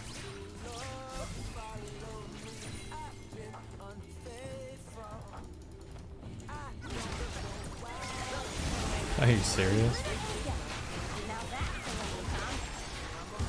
It's actually unreal. How long do you think she was sitting there for?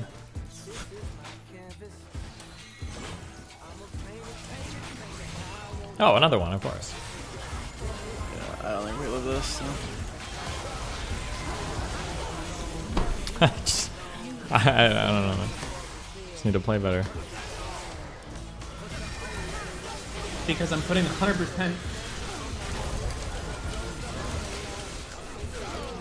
And they lose huge for the dumb shit they're doing. We're not carrying this game, but that's okay. Nope. These guys are doing okay. That's fine.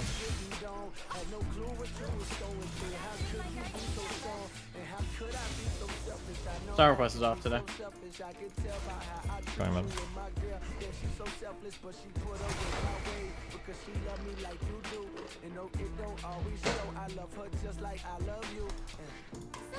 Get ready, boys. Song 3 to 5.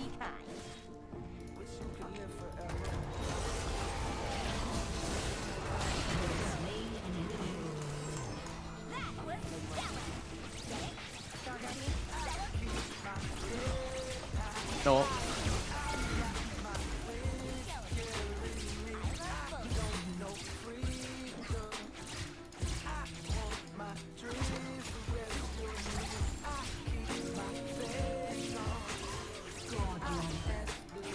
Prayer for my absolution. Jesus Christ. Bison Walahi Ramani Ravan. Alhamdu Walahi Rebel Alaman. Ramani Ravan. Maliki Yomiden. Yaka Nabadu Yaka Nastayan. Ayadina Sarah E. Mustakim.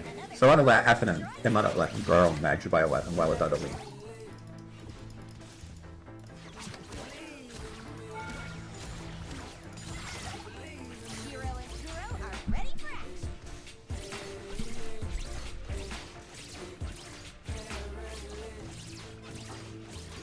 Back up a little bit if I see anybody coming after me. I just want to get through it and we're out of here.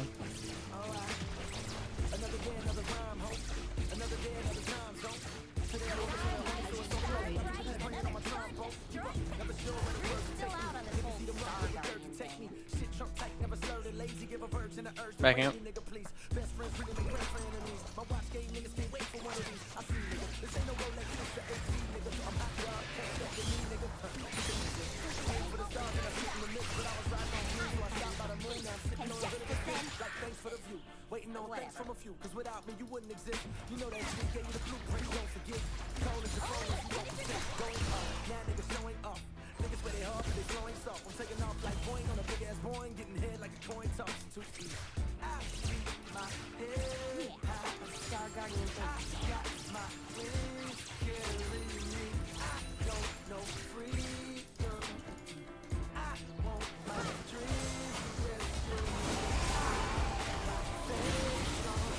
Oh, they're both.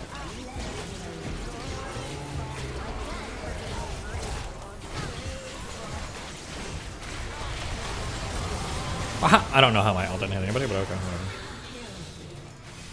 Oh my god. Aced. They mad.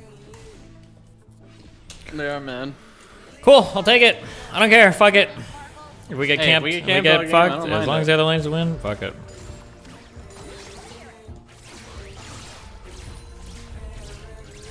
Now what usually happens is they all feed anyway. Yeah, they all feed. They lose their 1v1s hard. No, they lose their 3v2s yeah, hard because their jungle is bot lane the whole fucking game and they still manage to die.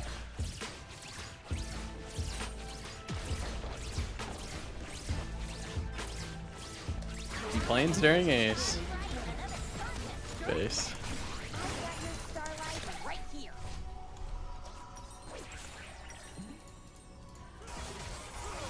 Are you serious, dude? Oh, are you serious?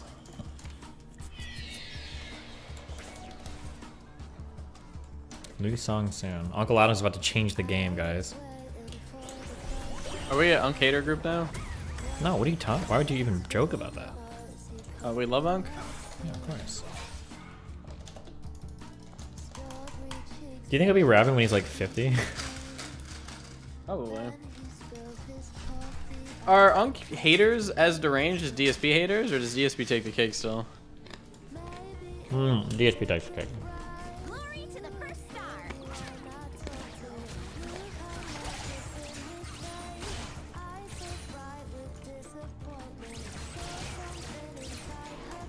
The DSP haters were proven wrong though. During the bank account. He's a god, dude. Bankruptcy thing. He is a god.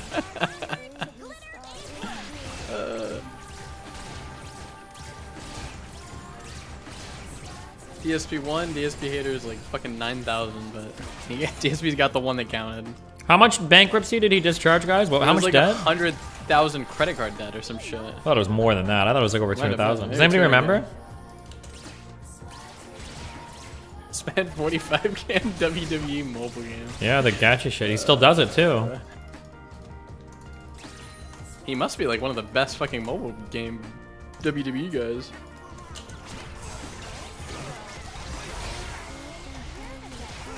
He has one hater that spends more than he does, so he can never win. I like how that fight wasn't even close, even though I trapped him. Unreal. That would be funny as fuck. He wastes his wealth. He's just always losing. Can't win. There's like a collective like DSP hate account. There's like 20 people funding one account just to Go fight him. fund me. Come on, guys, we need the new champion. Gotta get the platinum Big Show.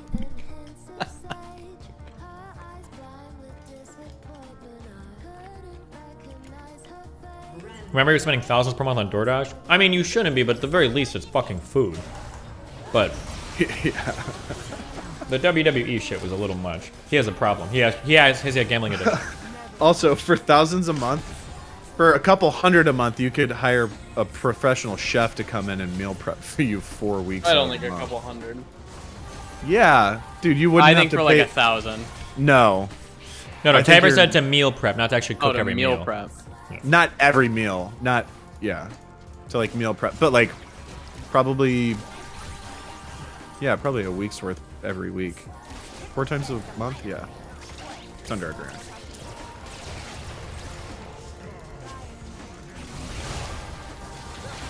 I just like inting. Because I figure, you know, I don't matter anyway, so.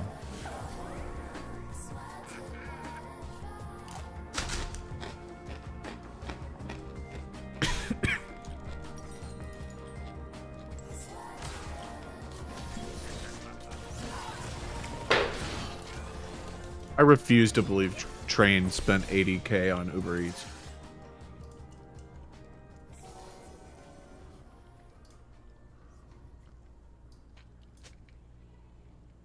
You would have to order like the entire menu every time you order.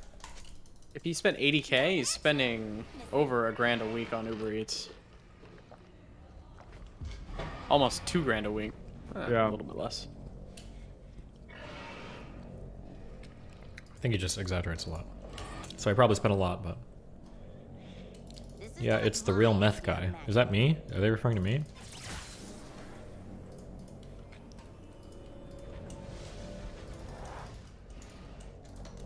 This person looks more like you than... Oh, the nose. I got it. Never mind.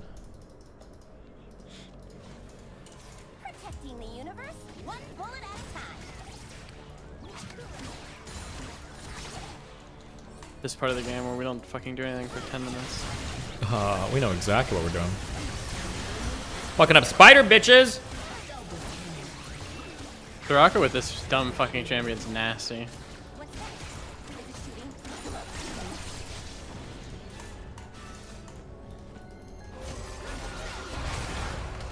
Yeah, Train's up big. Is he actually? I don't know. My chat always tells me it is, and they say Train's coming, lol. I'm let me check.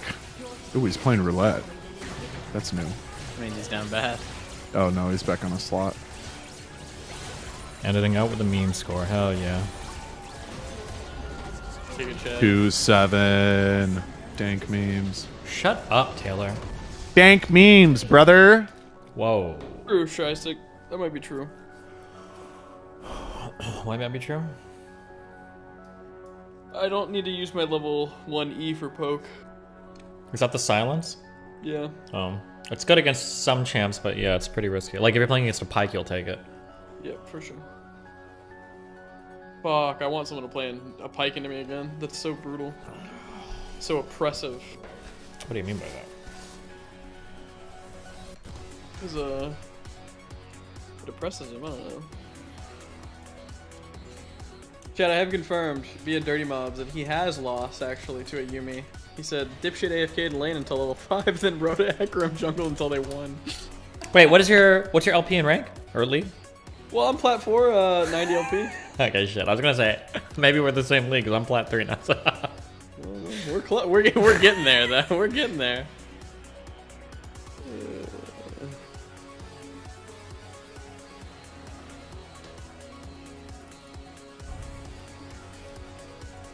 Dude, I think this girl name's doing wonders. One of my friends was doing what? I wasn't paying They're attention. like, hey, we played a game before. And I was like, I don't know. Did we?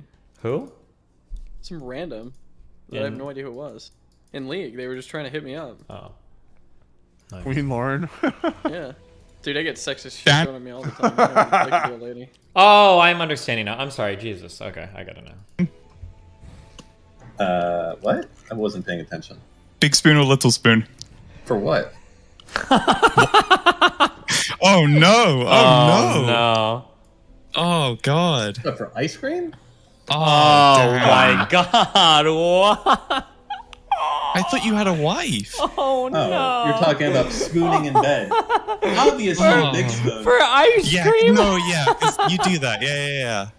Okay. For ice Hey, I'm not going to be criticized by you. You know what? Fuck all of you. What is this meme? Is this in the car? No, when we asked Dan, big spoon or little spoon, and he's like, "What? For ice cream?" Was I there? Were you there for that comment? I think it was subscriber call or something. Oh yeah. Are we queuing again, or you're going to sleep? Oh fuck! I thought I clicked it. Sorry. Probably my last game, but yeah. Unless it's a win. Gotta lose my elo before bed. Tomorrow I'm playing Mass Effect 1 though. Mass Effect 1. Is it gonna hold up? I don't know. I never played it, so. What's going on the LSF today?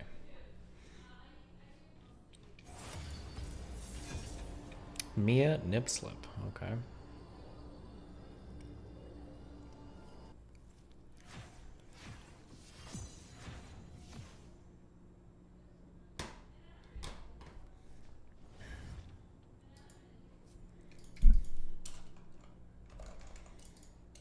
Yes.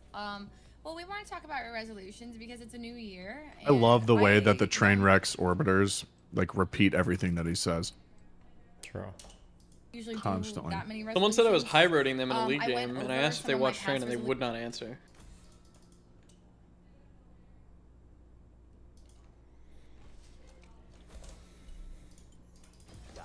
resolutions from 2020 to 2021, and I didn't fulfill like any of them. Oh. Wait, can you I'm give, actually gonna, can you give an example of one? Well, let me open them. Some of them are a bit personal, you know Oh, what I mean? don't read the personal ones. Well, unless one you of them want to get married. What? One of your New Year's resolutions was to get married. Wait, are they just back together, or are they just friends? Wait, are you serious right now? Read the room, dude. Yes. I don't get it. Wait, are who back together? Foosley and Edison. Yeah. Can't visualize myself as nothing but a criminal. Control the block, serving up rocks and stay subliminal. Cause young niggas is hard-headed, they letting off. Full of adrenaline, ignorant to what death can cause. Ain't no coming back, family dressed in black. Plus it's hot now, the cops outside. It's hard to flip a pack. Hi. How are you going to Hi. be worried about TOS? I'm talking about real issues. Happy New Year, guys. Happy New Year's to you too. Happy New Year's. I'm just not trying to end up like Destiny. What do you mean? What did Destiny Man, do? holy shit, you guys! Like, just What did Destiny do? I mean, I'm trying to play like a Mario Party, dude. Like, what doesn't the have a fuck fucking is this? verification thing anymore. I don't think that. Penta, you, or sorry, Kyle, you shouldn't have a verification to begin with. If I'm being honest with you. What are they talking about? I'm so confused. Oh, let me go wash my hands. One sec. Or you don't have to wait for me. Just do what you would normally do, you know?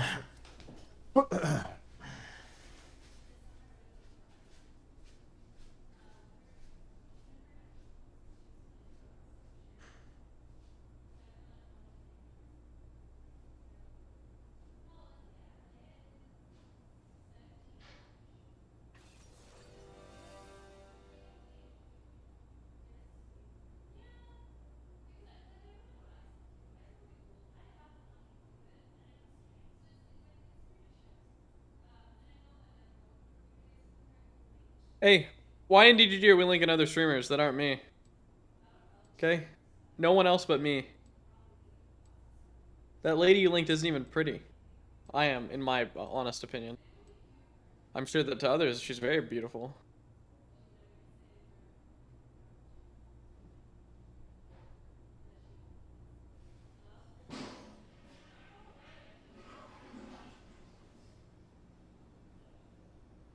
Last game.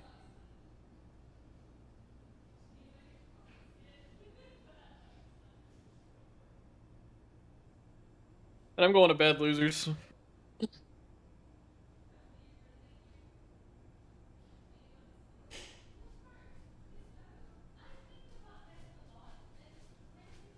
is pretty funny, right, chat? What's pretty funny? Just an image.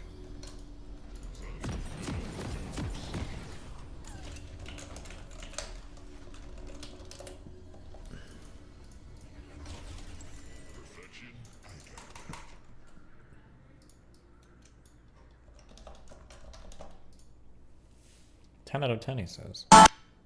So fucking loud. I'm never capping at session.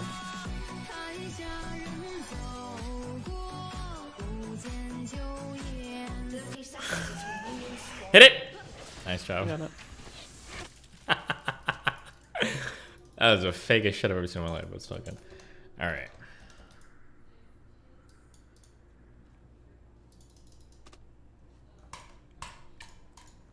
Why no DMC? Oh, I have rights to this music.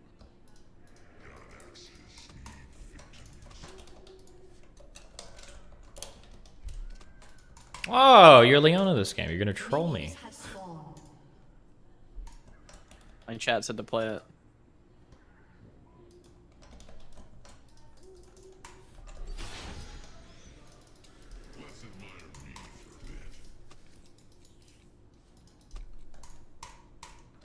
Yeah, what's the best season of Gordo? We trolled this kid. We absolutely trolled this kid. What are we doing?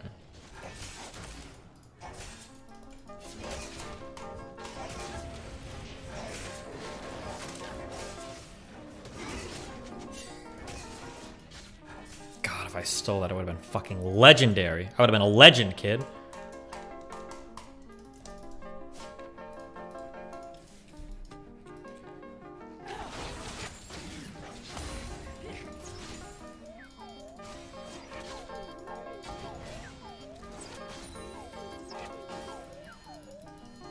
Please go away, cat.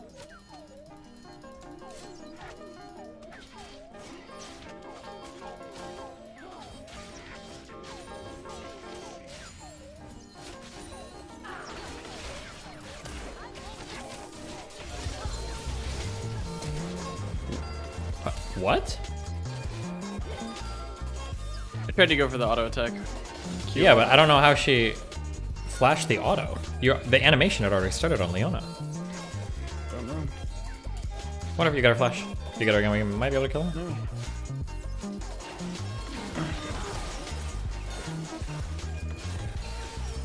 God, I just love Zyra, man.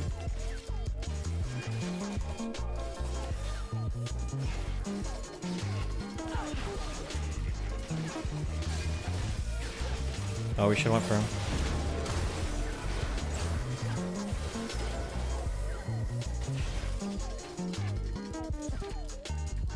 Fine.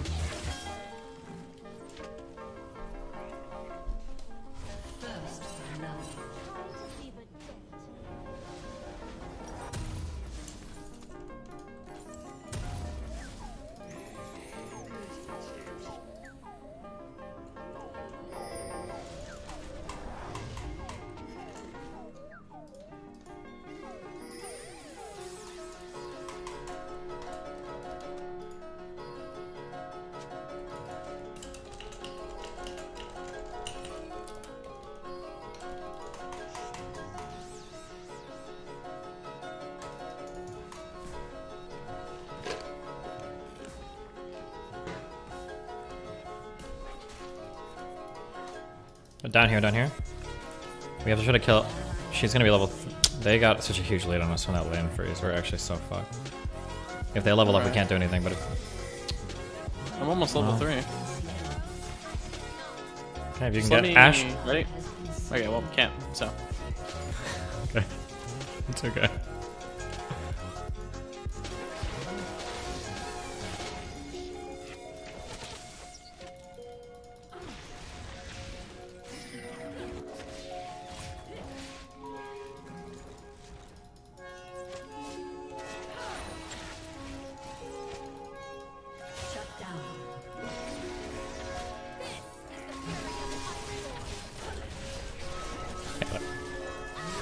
Nice. Okay, reverse freeze for us here.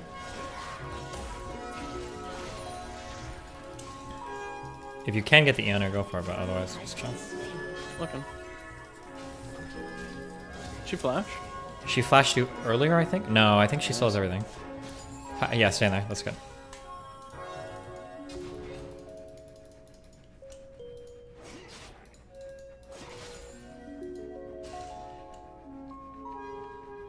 Oh, I'm big guy.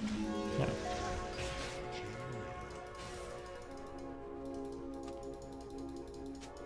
Okay, let's back off. We don't know where the jungle is.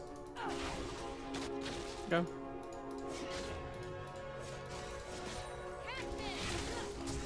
Oh, thing chilling. Just leave me.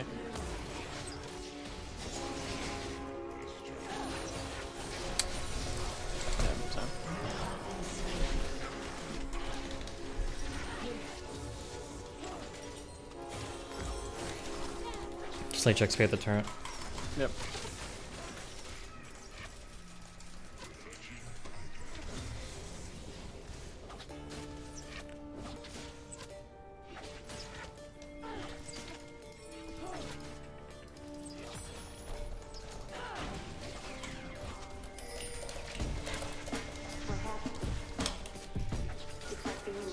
You can bait it if you want.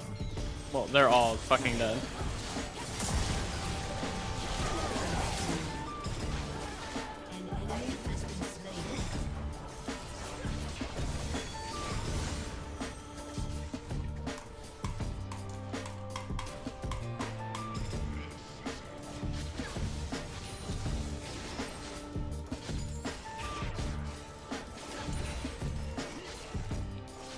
Backing?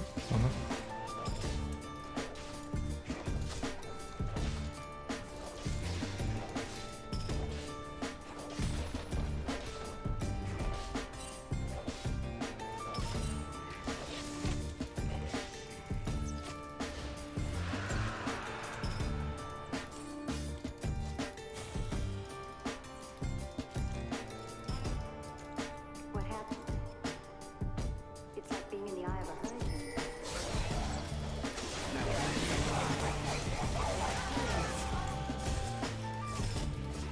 I can't believe he actually came to my fucking ping. Unbelievable. I'm too far.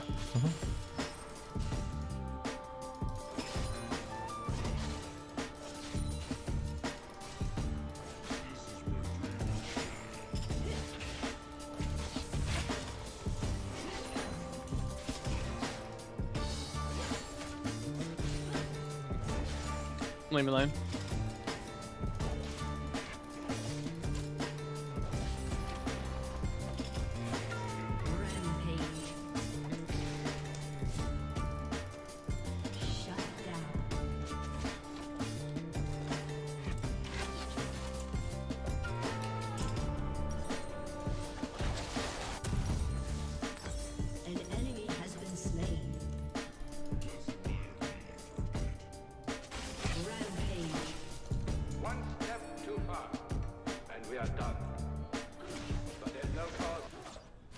No, Enderling.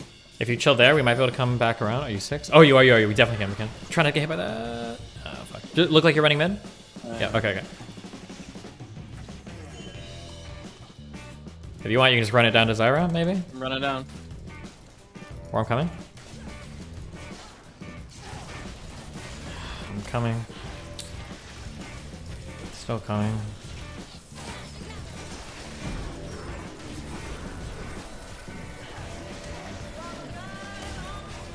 It's such a fucking joke, dude.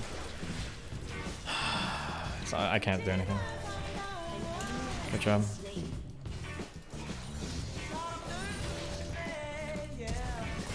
Nice.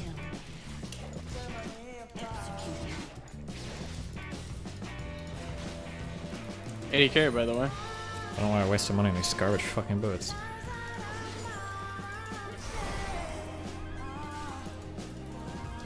I'm leaving because we have no idea where jungle is. And she will fuck us up.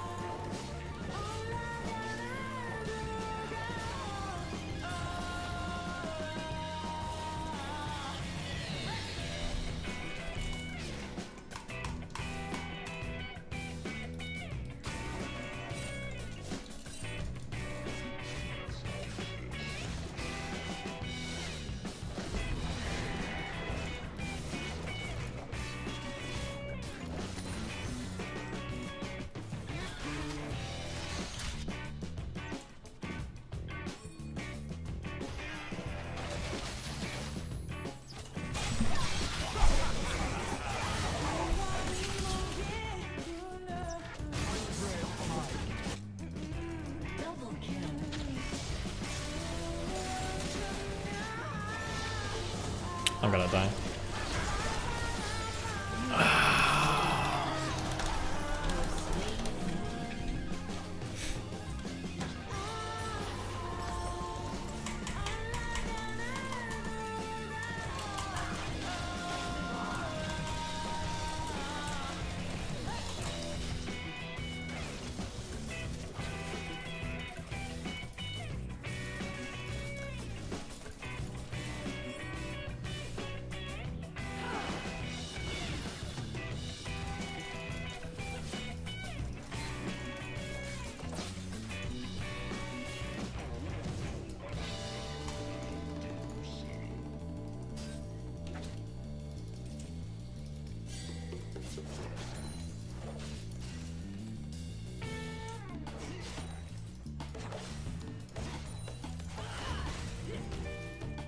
I don't think we win this right now.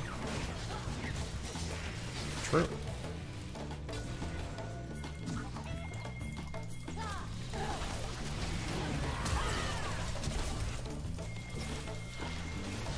I have literally 0 mana.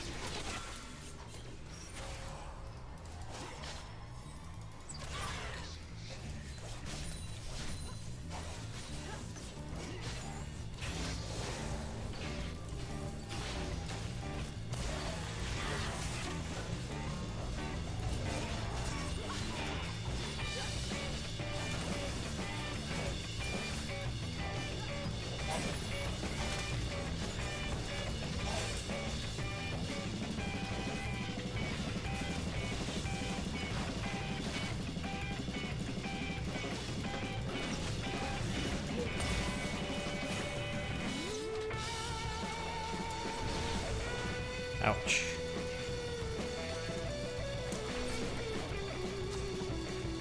I don't have mana to fuck around. No, that's fine.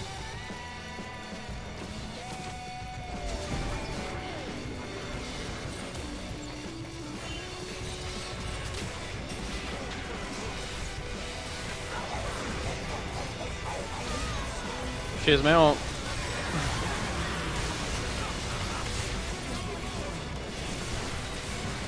Okay. The wolf. He's hungry. We got him.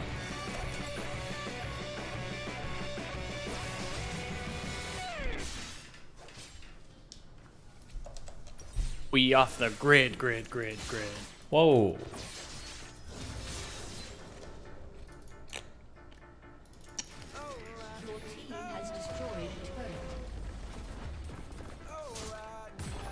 Rainy Yellow Heaven. Yeah, are we? Yeah. Turret plating will fall soon.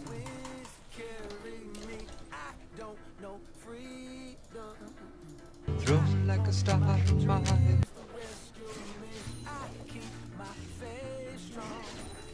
We have.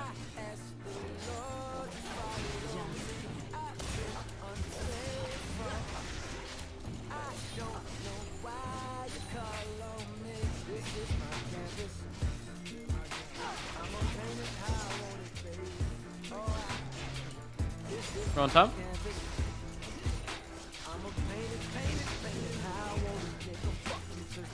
There is no right or wrong, only a song. I like to write alone, be in my zone. Think back to Forest Hill, no Okay. perfect home. But the only thing like home I've ever known. That'll work. They snatched it from my mama and foreclosed her on a loan. I'm so sorry that I left you there to deal with that alone. I was up in New York City, chasing panties, getting gone. Had no clue what you was going through. How could you be so strong? And how could I be so selfish? I know I could be so selfish. I can tell by how I treat you with my girl. Yeah, she's so selfish, but she put up with my babe because she love me like you do. And no, it don't always show. I love her just like I love you. Jesus. Okay, well, yeah, whatever. I'll collect my free one. I'm good with it. I'll take it. We earn these. True, separate enough.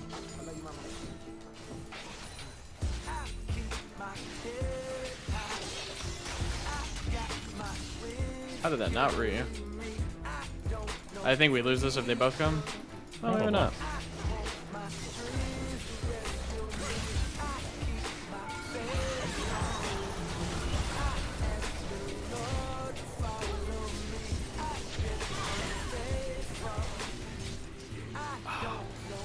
Borg's got the ult? Yeah. Sorry.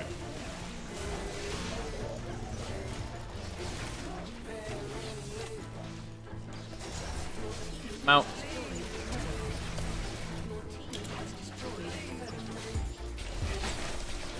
Oh, blood thing? Oh, she builds shield bow? I thought she would build literally any other item.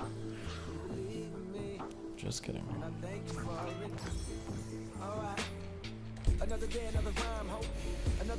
Who's LeBron playing against, chat? Yo mom. LeBron and yo mom. Booksmart wants to talk? After this game I think I'm going to sleep on some. No, not bad, yeah.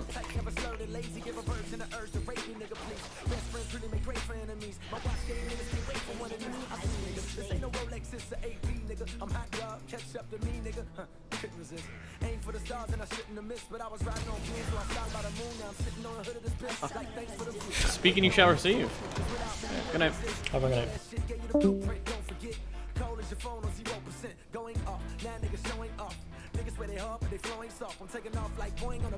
Huh.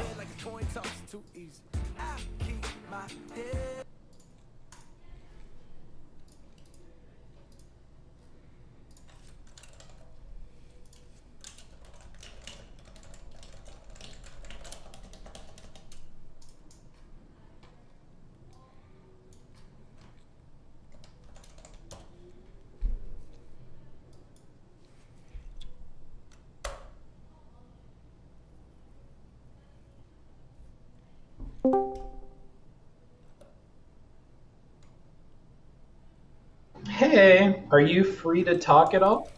Yeah, I'm actually super free. What's up? Alright, sick. Do you have any thoughts, comments, whatever, about that conversation with Mr. Girl? Well, I only caught like the first hour-ish of it, so where else did you guys go to? Oh, after the first hour.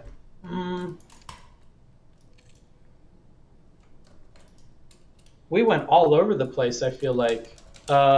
Did you see where we got heated and we were like arguing about him not believing me and stuff? A little bit, yeah. What do you have advice on what I should have done there to get out of that, or is that kind of just something we had to confront?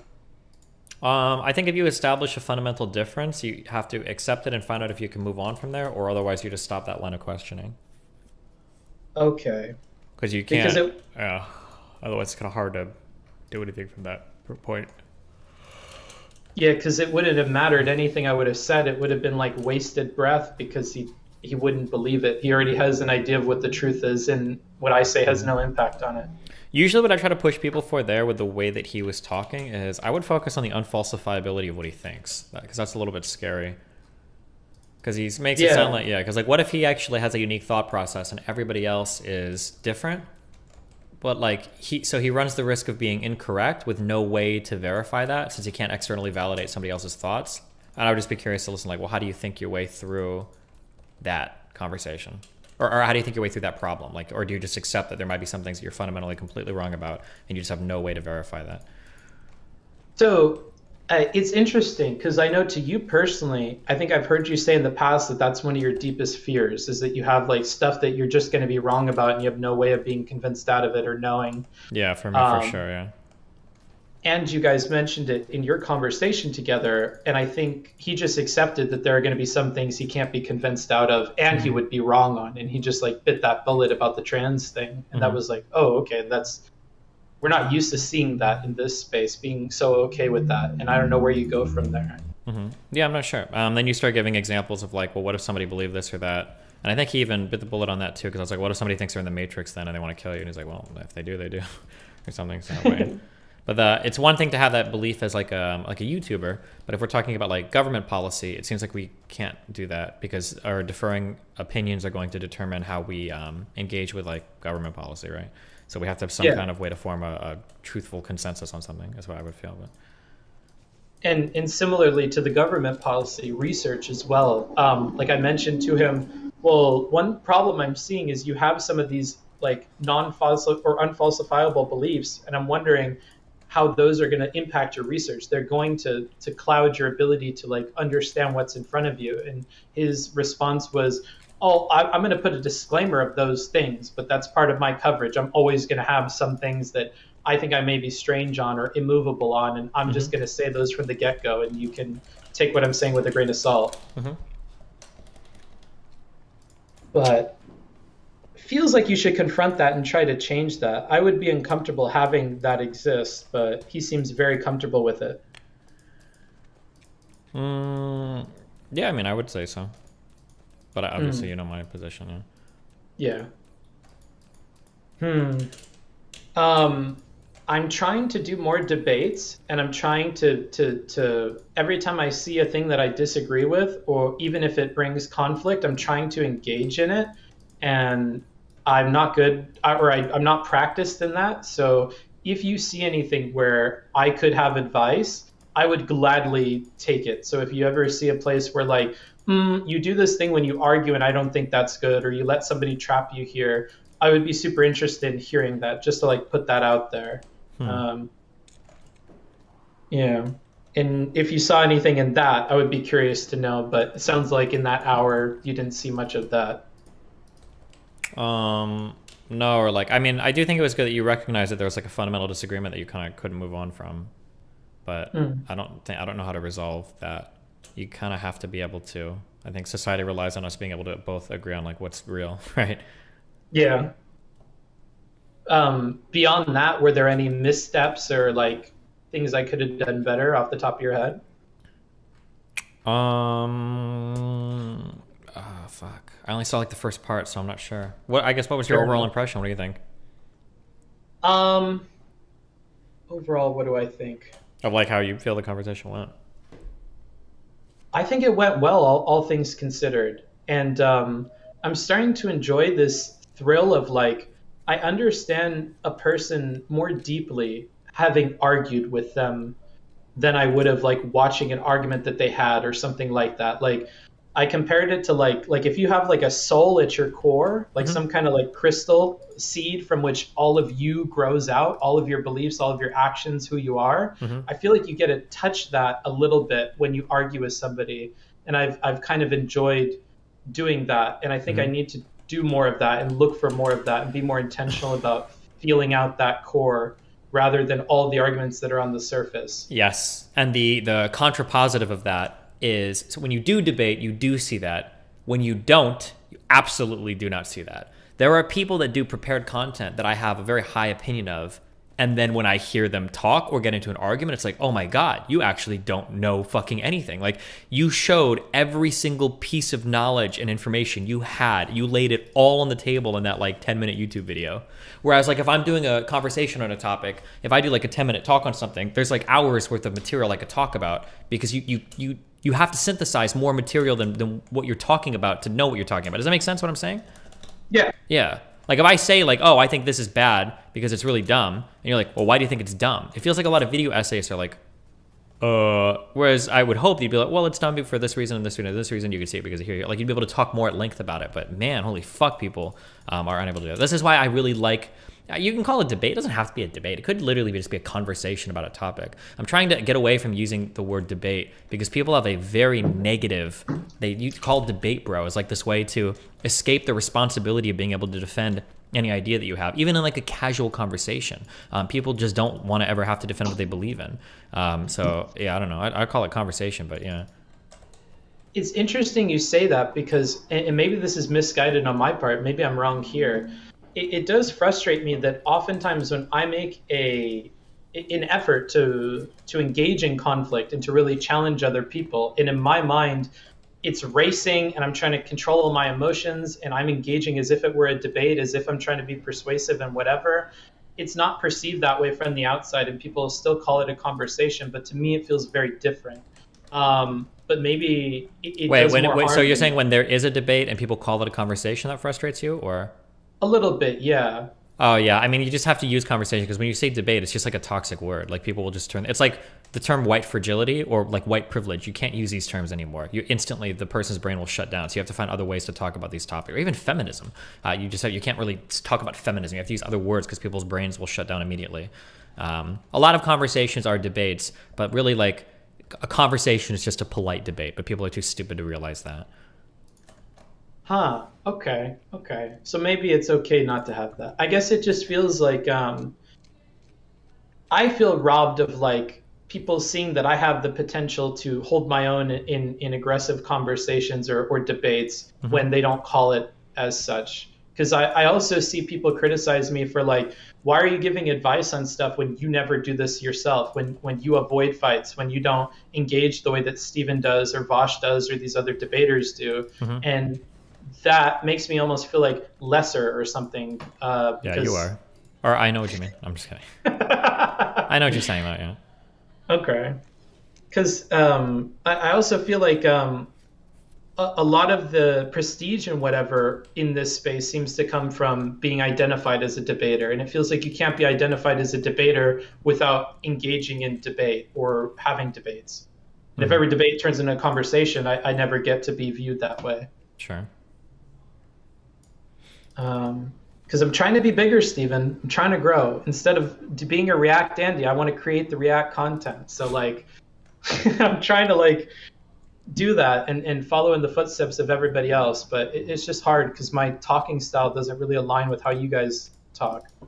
I mean, I think it totally does. I think that any like ability to like logically deduce something or to reasonably infer something, I think plays into having these types of dynamic conversations where you're arguing over the fact of the matter of something, or asserting some position and arguing over it. I think it absolutely does. Okay, it makes me feel better to hear you say that then, because I don't know. Sure. Maybe I'm more concerned about this than I ought to be. Maybe it's not that big of a deal. Okay.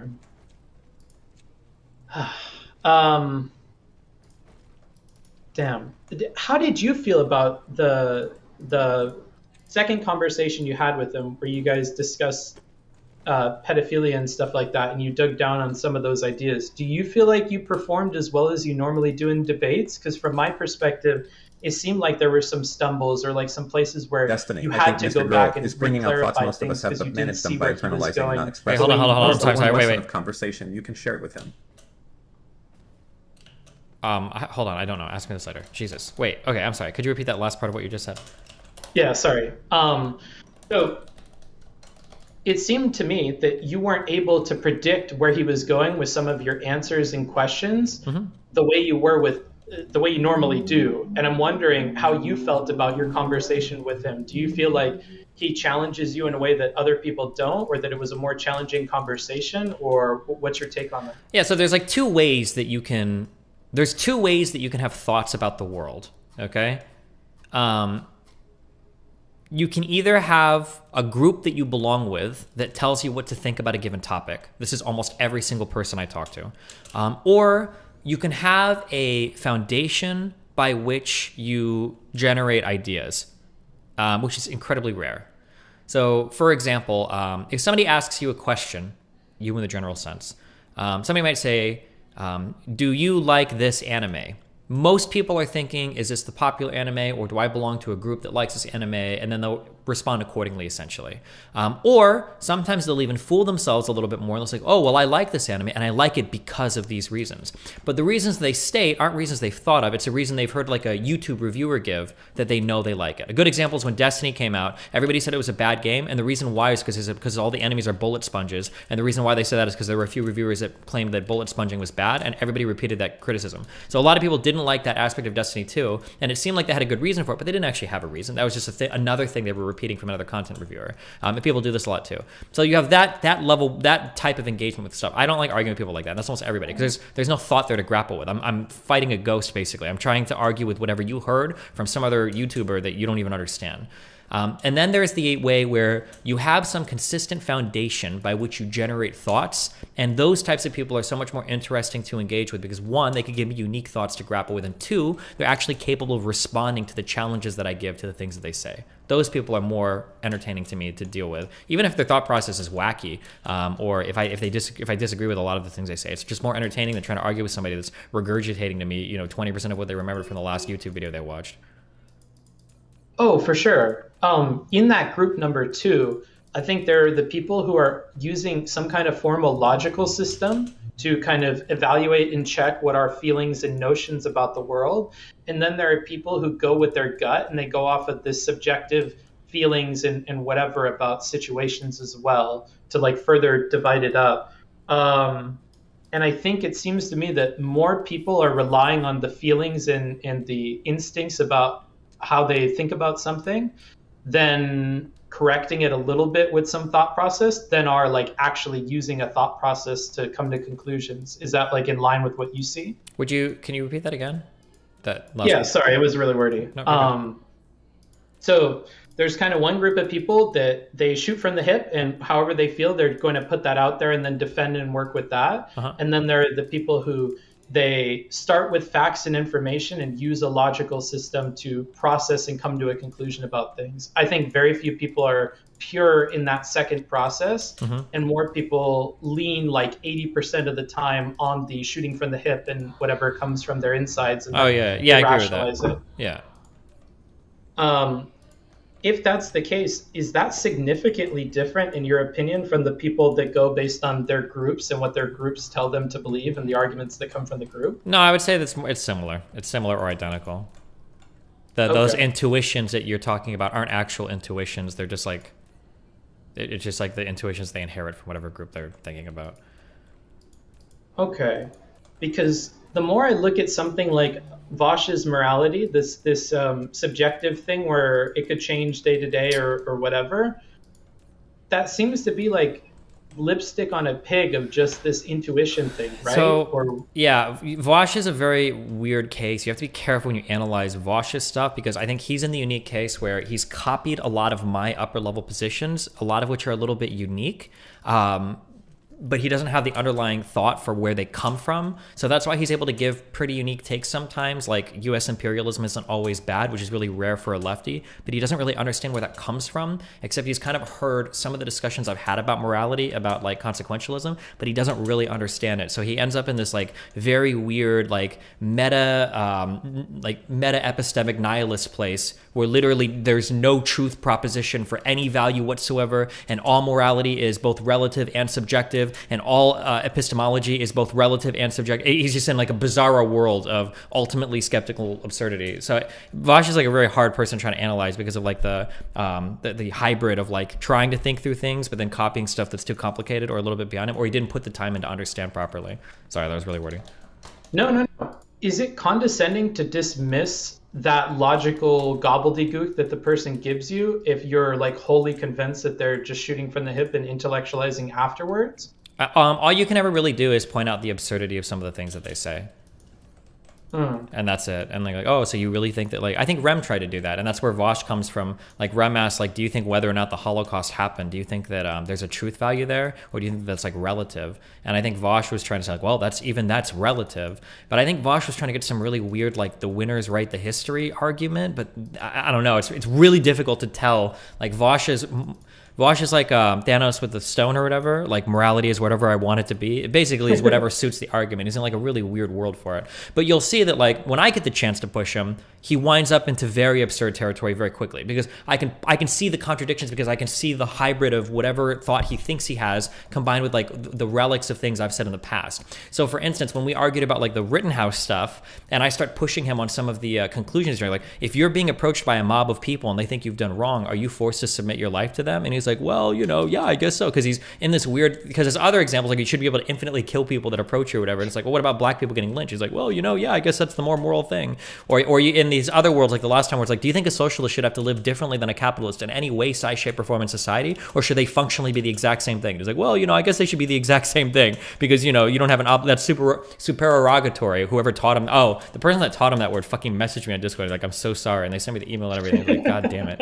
When he learned that word, it was like the worst thing he could have done for his brain, because that supererogatory word rotted him to the core, or it gave him like a new out to like resist thought on so many different things. But yeah, Vaj is a hard one. You just have to point out like the absurdity, and I think I did that a few times. That's why he doesn't like talking to me anymore, because he realizes that most of his stuff is indefensible upon like deeper scrutiny. So, yeah, he's not talking to like a lot of people I used to enjoy seeing challenge him anymore. He seems to be a lot more sour about like bringing on people who are actually gonna like make him think or uncomfortable. Yeah, I mean, he took a lot of bad L's in a row, and I think it hurt him a lot, because normally he's not, even if he takes L's, at least he looks good in the eyes of his audience. But like, he was taking L's against like irrelevant. On panels, he looked really silly. It was one of the, it was pretty ugly. So I think he kind of lost the taste for the debating thing. It's also kind of weird too, to that feeling you need to like step back and like really rework a lot of kind of your like fundamental ideas. It's probably a really uncomfortable position for him to be in, because he has a really big ego. So for him to admit that he's wrong on something, I think he's a lot more married to his positions than I am, even though he copies my saying of like, oh, I'm not intrinsically married to this. I think he is for some things. So it's really hard for him to walk back some of these ideas or change his mind on it, especially because if he is going to change his mind, it's probably going to come from something I've said, and he's already really self-conscious of that Control plus V thing, so he's probably even more desperate to avoid lining up with me on something. So yeah, it's gonna look really bad if he's called me a contrarian for the past 6 months on things, and then he finally changes his mind to agree with me on a lot of things, because he's wrong in like 3 different levels there. Do you think though that maybe that's like a natural life cycle of these like debater or politics people, that they just amass enough of an audience in a community that they can be insular, and then it's just a matter of like a triggering event that leads them to start closing off? Yeah, of course. I think once you hit a critical mass, that's exactly what you do. I mean, look at Vosh. Vosh made his whole initial climb, his whole initial ascent was debating people bigger than him, me included, over and over and over and over again. He was super happy about it. And then as soon as he starts to get big, it's like, okay, well, I'm only debating people that are bigger than me. Anything else isn't praxi, Hassan did the exact same thing. And I think a lot of other people would too. Once you get to a certain size, like, okay, well, wait, why would I subject myself to the horrors of actually trying to defend my ideas when I can just like jerk off with my community? Like, there's no reason to suffer through all that anymore. I can just like have fun with my community and say, fuck it, I almost don't blame him for that either. Like, at a human level, I kind of understand that. Although these conversations aren't fun to have all the time if you're losing. Yeah, that's the key part. Yeah. It depends too. Also, I like losing sucks, I guess, but at least you learn something more. Like I've learned a lot from things that I've lost. Arguably, always more than the things that I've won. I used to say when I played StarCraft, right? Like, winning games is cool, but when you lose games, that's when you make improvements. Like, if you go on a huge winning streak and you win like 30 games in a row in StarCraft, like it's weird, but it's kind of boring, because it's like, well, there's nothing I'm going to change in my build. I guess my mechanics are going to be better. But when you start losing to a certain type of timing attack, it's like, okay, well, now we can change stuff. There's more stuff to fiddle with.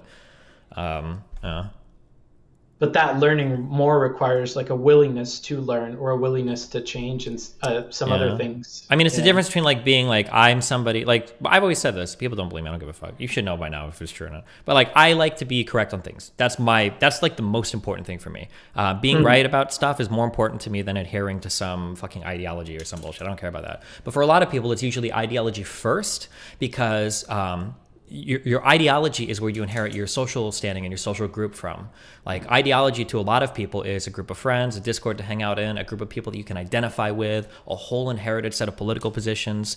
This is like so important to a lot of people that the idea of ever like betraying that, like you're bought into that. I don't want to call it a cult, but it's almost akin to that. When you're bought into that type of thing, you can't just change your mind, right? Like if you're somebody like Hassan, you can't just become pro-capitalist. Then what? You lose all your friends. Everybody thinks you're a sellout. Like everything is over and you're like, it's just the worst thing in the world. Or, you know, same thing with, you know, Vosh admitting that Destiny was right about most things, right? It's like the worst possible thing that can happen. Yeah, like if your whole value is your brand and stuff, and you don't really care about like getting better at debate or something like that, then that makes sense to me. Is there anything that you wish you could get further along with in a conversation with Mr. Girl that you haven't been able to, besides that, like that thing that you mentioned earlier where he's convinced of something and can't be convinced out of it? Is there anything that I wish, I wish he would act differently about a certain idea or something, or like something you wish you could have gotten through to him on or made more progress on that you weren't able to for one reason or another? The biggest potential pitfall that I could see with him in terms of like conversational shit is it seems like he draws a lot of value from a select amount of personal experiences, which is a little scary because that's basically always going to be impossible to break through. I don't know this 100%, but I know that, like, for instance, we were talking, like, he referenced multiple times like a conversation he had with his ex about talking about being trans and whatnot, and I don't know how much those personal experiences make up his thoughts or feelings about the world, I guess, because if it's a great percentage of it, then those become immovable positions and unfortunately really boring to talk about, because instead of like, well, you know, what does the research say, or like what statistically what's likely to happen or whatever, it becomes like, well, I had this conversation once and this happened, therefore I'm going to extrapolate it to the entire world. And if that becomes the case, then it's like, okay, well then these are like topics that we can't really go down the road on these much more because it's kind of just your personal experience, right? Yeah. That does become difficult. You can't really engage with it. I guess you could give a ton of hypotheticals or whatever, but it would take a lot longer than if you had some logic that you could work with, or like a rule you could apply to hypotheticals and stuff like that. I think he said he wants to have a discussion about consent soon, though. That should be an interesting conversation topic. So. Yeah, I've seen him give some interesting takes on it. The one that he did. Like, yeah, go ahead. Oh no, go.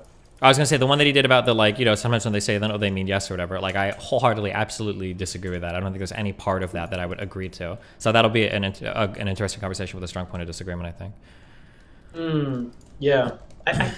It's like a mixed bag with that, too, because he has this problem where he makes a statement that I think if you let him argue it out, it would make sense to most people, but he delivers it in such a way where it's, like, shocking or absurd. Like, when he says something like yes doesn't always mean yes, like, well, I'm sure we could think up scenarios and whatever, and you could convince me, but this statement on its face is going to be unappealing to so many people, they're not going to listen to you anymore. Yeah, potentially, yeah.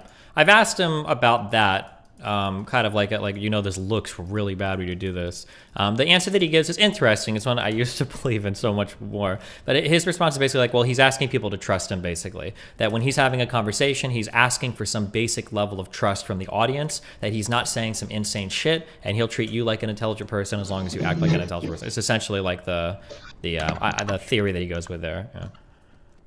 Yeah. But if his worldview makes some people liars and stuff, which I found today. So it's like, he may be really truthful with you, but I think if you're really truthful with him, it doesn't guarantee that he like believes you or will engage with it in what I would call good faith, because his worldview presupposes you're lying, and that makes that was really what I got stuck on in that conversation for a while. It was like, wait, you're not listening to me. You're repeating what you think I believe, but that's not what I'm telling you. And I can't convince him out of what he believes about what I believe. Yeah, that's a problem. I mean, I'll believe that about some people sometimes. It just depends on what we're talking about. But I'll be, yeah. I don't know if I've done that to you before. But there are some topics where I'll tell somebody, like, I'm not going to believe anything you say. Like, I'm sorry. Like, you have every incentive to lie to me about this thing. Like, I have been in conversations like that before. I've told that to somebody.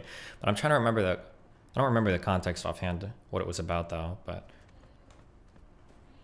ask Booksmarts for the finger/dick chop-off question. Funny hypothetical he had. What is that about? Oh, he asked, how many fingers would you allow it to be chopped off in order to like keep your dick? Like, at what number of fingers being chopped off would you rather have your dick chopped off instead? Oh, gotcha. Interesting. What's your answer there? I know you love your penis, probably. Yeah, I do, but I also really love my fingers. So it's like either your dick or like 2 fingers, or what is the answer? Or what is However many fingers you're willing to lose is the answer. I think 4 would be the most fingers I'd be probably willing to lose. That's the same answer that I gave, but everybody treated me like I was crazy. Like, your hands are for a lot more stuff. Huh, okay. I'm validated. See, guys? I said it before I even knew what his take was. I'm not even control being. Yep. Okay. Oh, have you seen Cuties? I have not. Somebody told me you loved the movie, though. One of your favorite movies of all time. Interesting. Brave take.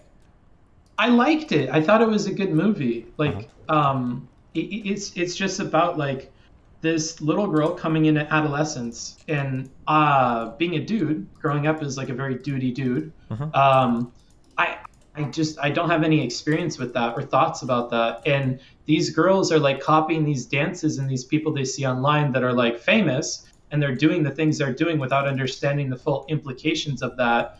And the adults in the movie don't treat it seriously. Like, when you actually watch it, it's really not as bad as people are making it out to be. But that discomfort did get me to think, like, man, it does suck that their role models are kind of lame. Like, your role models are like sexy dancer people, like that like objectify themselves to this extent for like other people, or are hypersexualized. Like, and it gets even weirder too when there's a lot you can dig into for those types of feminine inspirations as well, because even the ones that like give them something to aspire for or like empower themselves to for the sexy stuff is really ultimately only done to empower men, right? You're becoming a sexier woman for a man. You're becoming a good dancer for a man. You're engaged in all this beauty stuff for men. Like, I feel like it gets so ingrained. People get mad at me when I say this. Someone get mad at me and says, like, there are a lot of women like, oh no, I like to wear makeup for myself, or I like to wear these sexy, beautiful things for myself. Like, no, you don't. Like, bullshit. Like, you're doing it because like society's programmed you to look a certain way for men. That's the reason why. So yeah, I don't know. It gets rough. I think that's why it's good that like Disney movies and shit have like the more like we're seeing more like female superheroes and stuff, where the role models are more than just like sexy pop stars that can look good and fuckable to men, you know? Yeah, and complicated heroines too. Like, I don't know what it was called. I think it's Encanto. It's this like Spanish Disney movie that came out recently with this girl with like big rimmed glasses. Have you seen or heard of this at all? Nope. It was a really cute movie, and the protagonist is like this like smart like kind of nerdy girl. Like, I don't know. I like the heroines that are coming out of Disney as well. Brave, Moana, like. I think these are cool princesses, but I never like, I know that in the back of my mind, but I never really thought about this role model thing until that movie. And I was like, well, why is this all of a sudden okay or comfortable for me when these girls are like of age? Like, it's still strange that that's their role model and stuff. Like, whether it's okay in the sexual way or not, it's sad that that's what they have to look up to. And that's so common. Yeah. But and the movie does like such a good job of like following this girl through that, and it's about like that hypersexualized group of little girls who are like copying all these like people online, and on the other hand, she is like being raised Muslim, and her parents are from Senegal, and you get to see that. Like, it's a complicated movie, and it was actually good. I don't think anybody that said all that bad shit really watched it. That's probably why the tomato rating is like 88%, but the audience score is like 16 or whatever. Like, it just, it feels bad. And then we see people like Moist Critical who like does this 4.5 million view review, and he opens it up by saying, He didn't "I only watch watched it? 30 minutes." Yeah. Yeah, and it's like, okay, well, then shut the fuck up. Yeah, it's pretty stupid. Yeah, but I mean, And that's then citing other people like Mr. Girl's review for what his opinion is about the whole thing. Like, bro. But, anywho, that's enough of my ranting. I'll let you get back to it. Thanks for talking to me. And if you catch the conversation or any future ones, or you have any advice or things you want to talk about, just let me know, because I'm trying to do more stuff with other streamers and get out of my shell. Okay. Alrighty. Bye. Be careful, babe. Bye. Bye. Loser.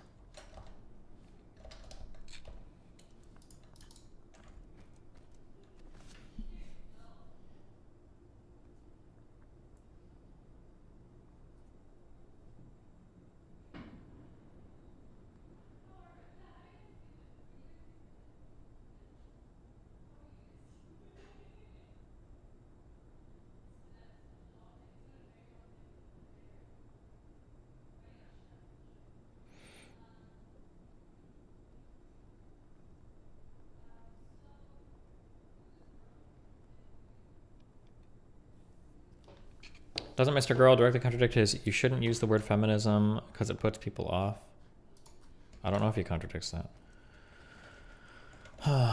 Okay, I'm fucking tired. I'm gonna go hang out with Melina on her stream, I think. We can hang out a little bit longer, I guess.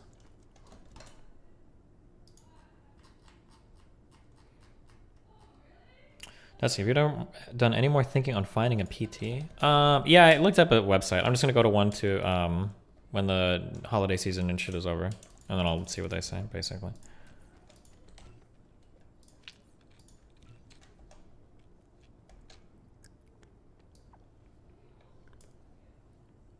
For the shoulder? Yeah, for the shoulder stuff. It's really fucking annoying. This?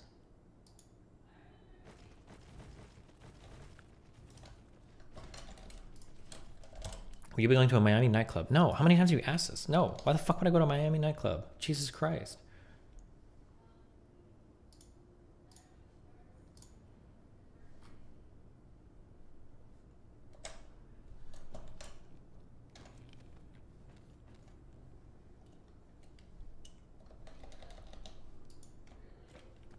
You done any more research on a new car? Fuck no. I spent so much money moving and everything. I'm just trying to chill. Damn.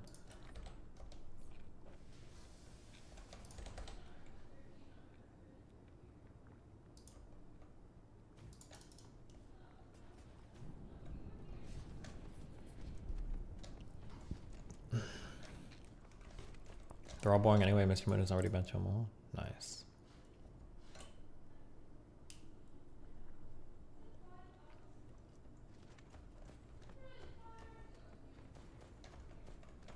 Chief Keef rapping over an orchestra. Hey, yeah, that's what I smoke. Fuck. Some shit. Hey, no, you can't get no money. Thriller in a fucking coupe, Venable up to the zoo, nigga. Who the fuck is you? I don't know, nigga. No, nigga. Pull up on your block, we gon' blow, nigga. Go, nigga. Run, nigga. Run for the pole, nigga. Hey, chill. Guess what I smoke, nigga? Bands at my door, out the window, nigga. Hey, no, you can't get no money, you silly hoe. Hey, hey, I just heard a stain, funny dope, hey. Hey, funny though, talking out his neck, pistol to his throat. Hey, if I blow this motherfucker, he gon' choke. Okay. Tabor, what's up?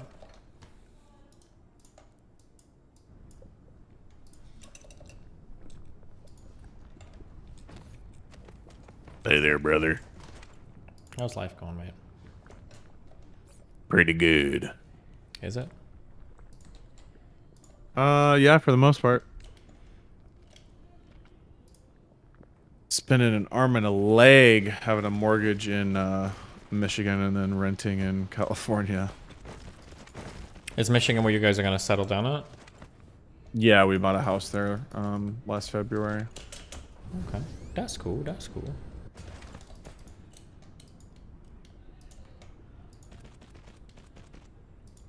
How much more time do you want to spend in the NFL? Do you have like an out date or anything, or? As long as they'll keep me. Gotcha. What is the average season or time for like a long snapper?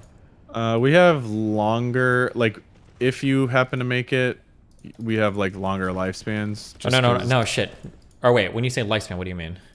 Like in the NFL. Oh, okay, gotcha. Okay, just make sure you're talking career. Yeah, okay. Longer career. Sorry. But yeah, I mean, like, so the longest anybody's really snapped for, there's been a couple of guys, like 2 guys who have reached 17 years, a couple guys who have reached like 15, a couple 13, and then a good amount more of like 10-year snappers. So this is year 4 for me. Gotcha. Okay. Yeah.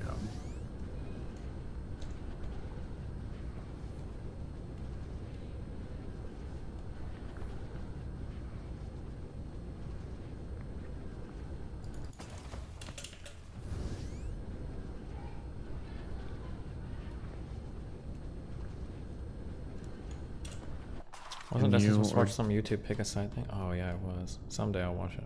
Tomorrow. What were we gonna say? I was just reading a chat. Oh. Could you retire if you had to? I mean, the longer I play football, the higher chance that I won't have to like actually work after football. So I'm gonna try to extend that as long as possible.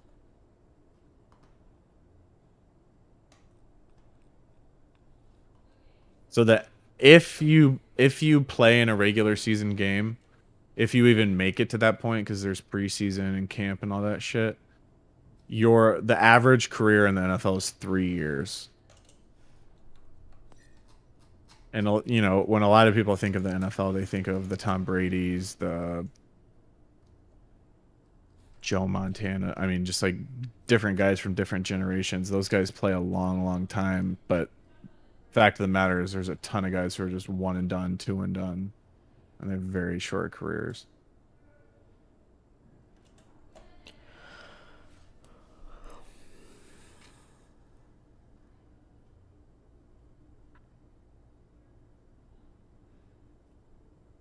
How many guys never even make it out of camp? I mean, it took me 3 years to get invited to a camp.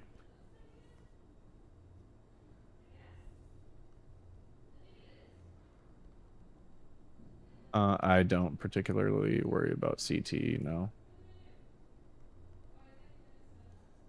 Would you do practice squad if you were let go from the main squad? Yeah. What is that? Just being like on a back, like a second. Like a lower tier, you make quite a bit less money. Actually, practice squad for me, it would have to depend geographically. Because I wouldn't want to be on a practice squad in California. It's too expensive. Personally.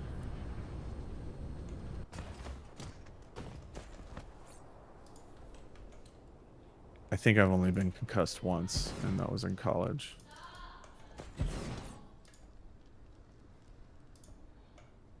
Yeah, Bill Belichick's thing about snappers this year was cool.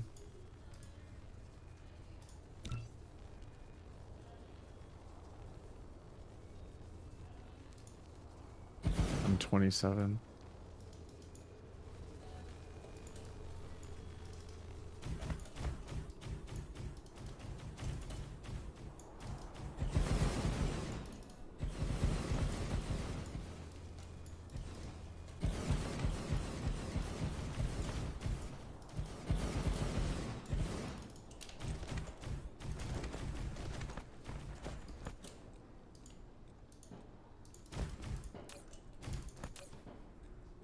We have a new system per the new CBA where,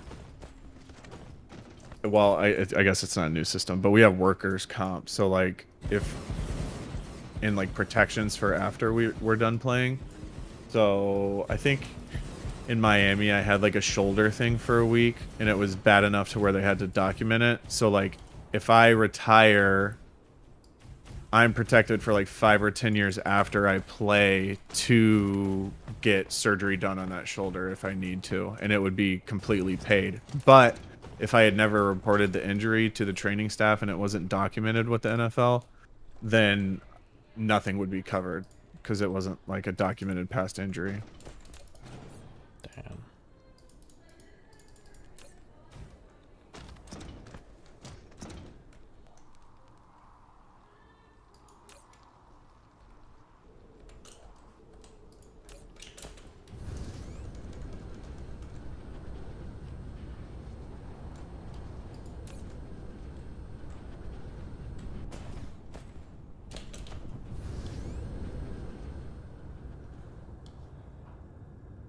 Can you get an F1 driver or MMA fighter on stream sometime? Is Tabor not enough for you guys? Jesus. Nothing pleases these people.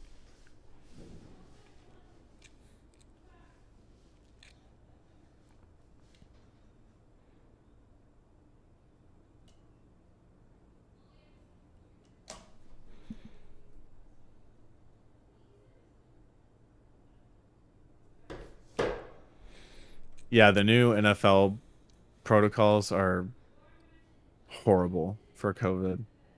It's bullshit. We were sat down the entire summer this summer, and they straight up said if there's an outbreak, like it's on each individual team, like whether or not there's an outbreak, and if it's so bad that like more than X amount of players gets COVID and is out, we'll cancel the game and nobody gets paid. Damn. Wait, who said that? The NFL or the Players Union? The NFL, like, doctors told that to us. So it was like, hey, all of you have to take this seriously. It doesn't matter where you are, or else no one's getting paid. So, like, that's how they... Okay, so we go quite a bit into the season before there's, like, a really bad outbreak. And now we're at the point where it's, like, playoff implication shit. And the owners don't want to lose any money. So instead of like enforcing that, because I don't know, I think the Texans literally had like 20 people out last week. Instead of enforcing what they said they were going to do and cancel the game, they want all that revenue from like ticket sales and all that shit and TV sales and shit. And so they changed it. And instead of having to test weekly, which is what we did all season, now you only test if you're symptomatic. So it's like voluntary. So you're telling me like 20 to 30-year-olds. So you basically have a big incentive to just shut the fuck up if you're... Yes. And just withhold the information. And which it's going to lead to more breakouts. I don't know. It blows my mind. They're just trying to protect... The owners are trying to protect their pocketbooks. And I wanted to go get tested one day. And I went in there, and they're like, oh, you have to be on the list to go get tested. So I couldn't even voluntarily do it. That shit pissed me off. Yeah. Like, I had to ask somebody to get tested. I just thought that was bullshit. Like, I'm not allowed to take charge of my own health.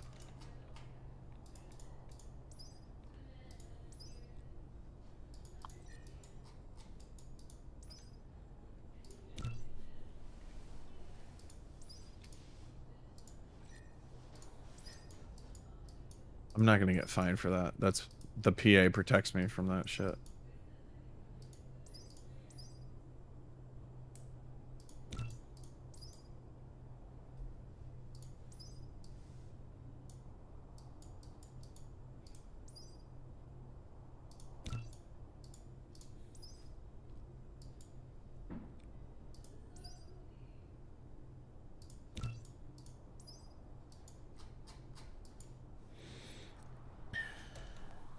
Wow. Wow.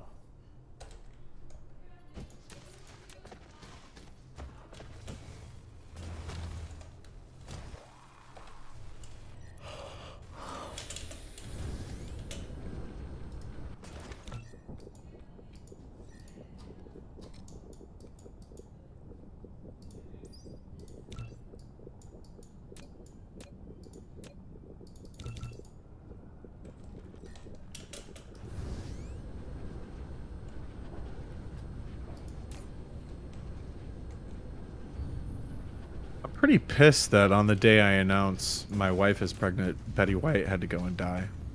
Why? It just seems pretty fucking selfish to me. I don't know. Do you really think so? Yeah. What a bitch. Stupid bitch. I'm glad she's dead. Jesus. Tabor. always in the limelight. Betty White. Based. Dumbass.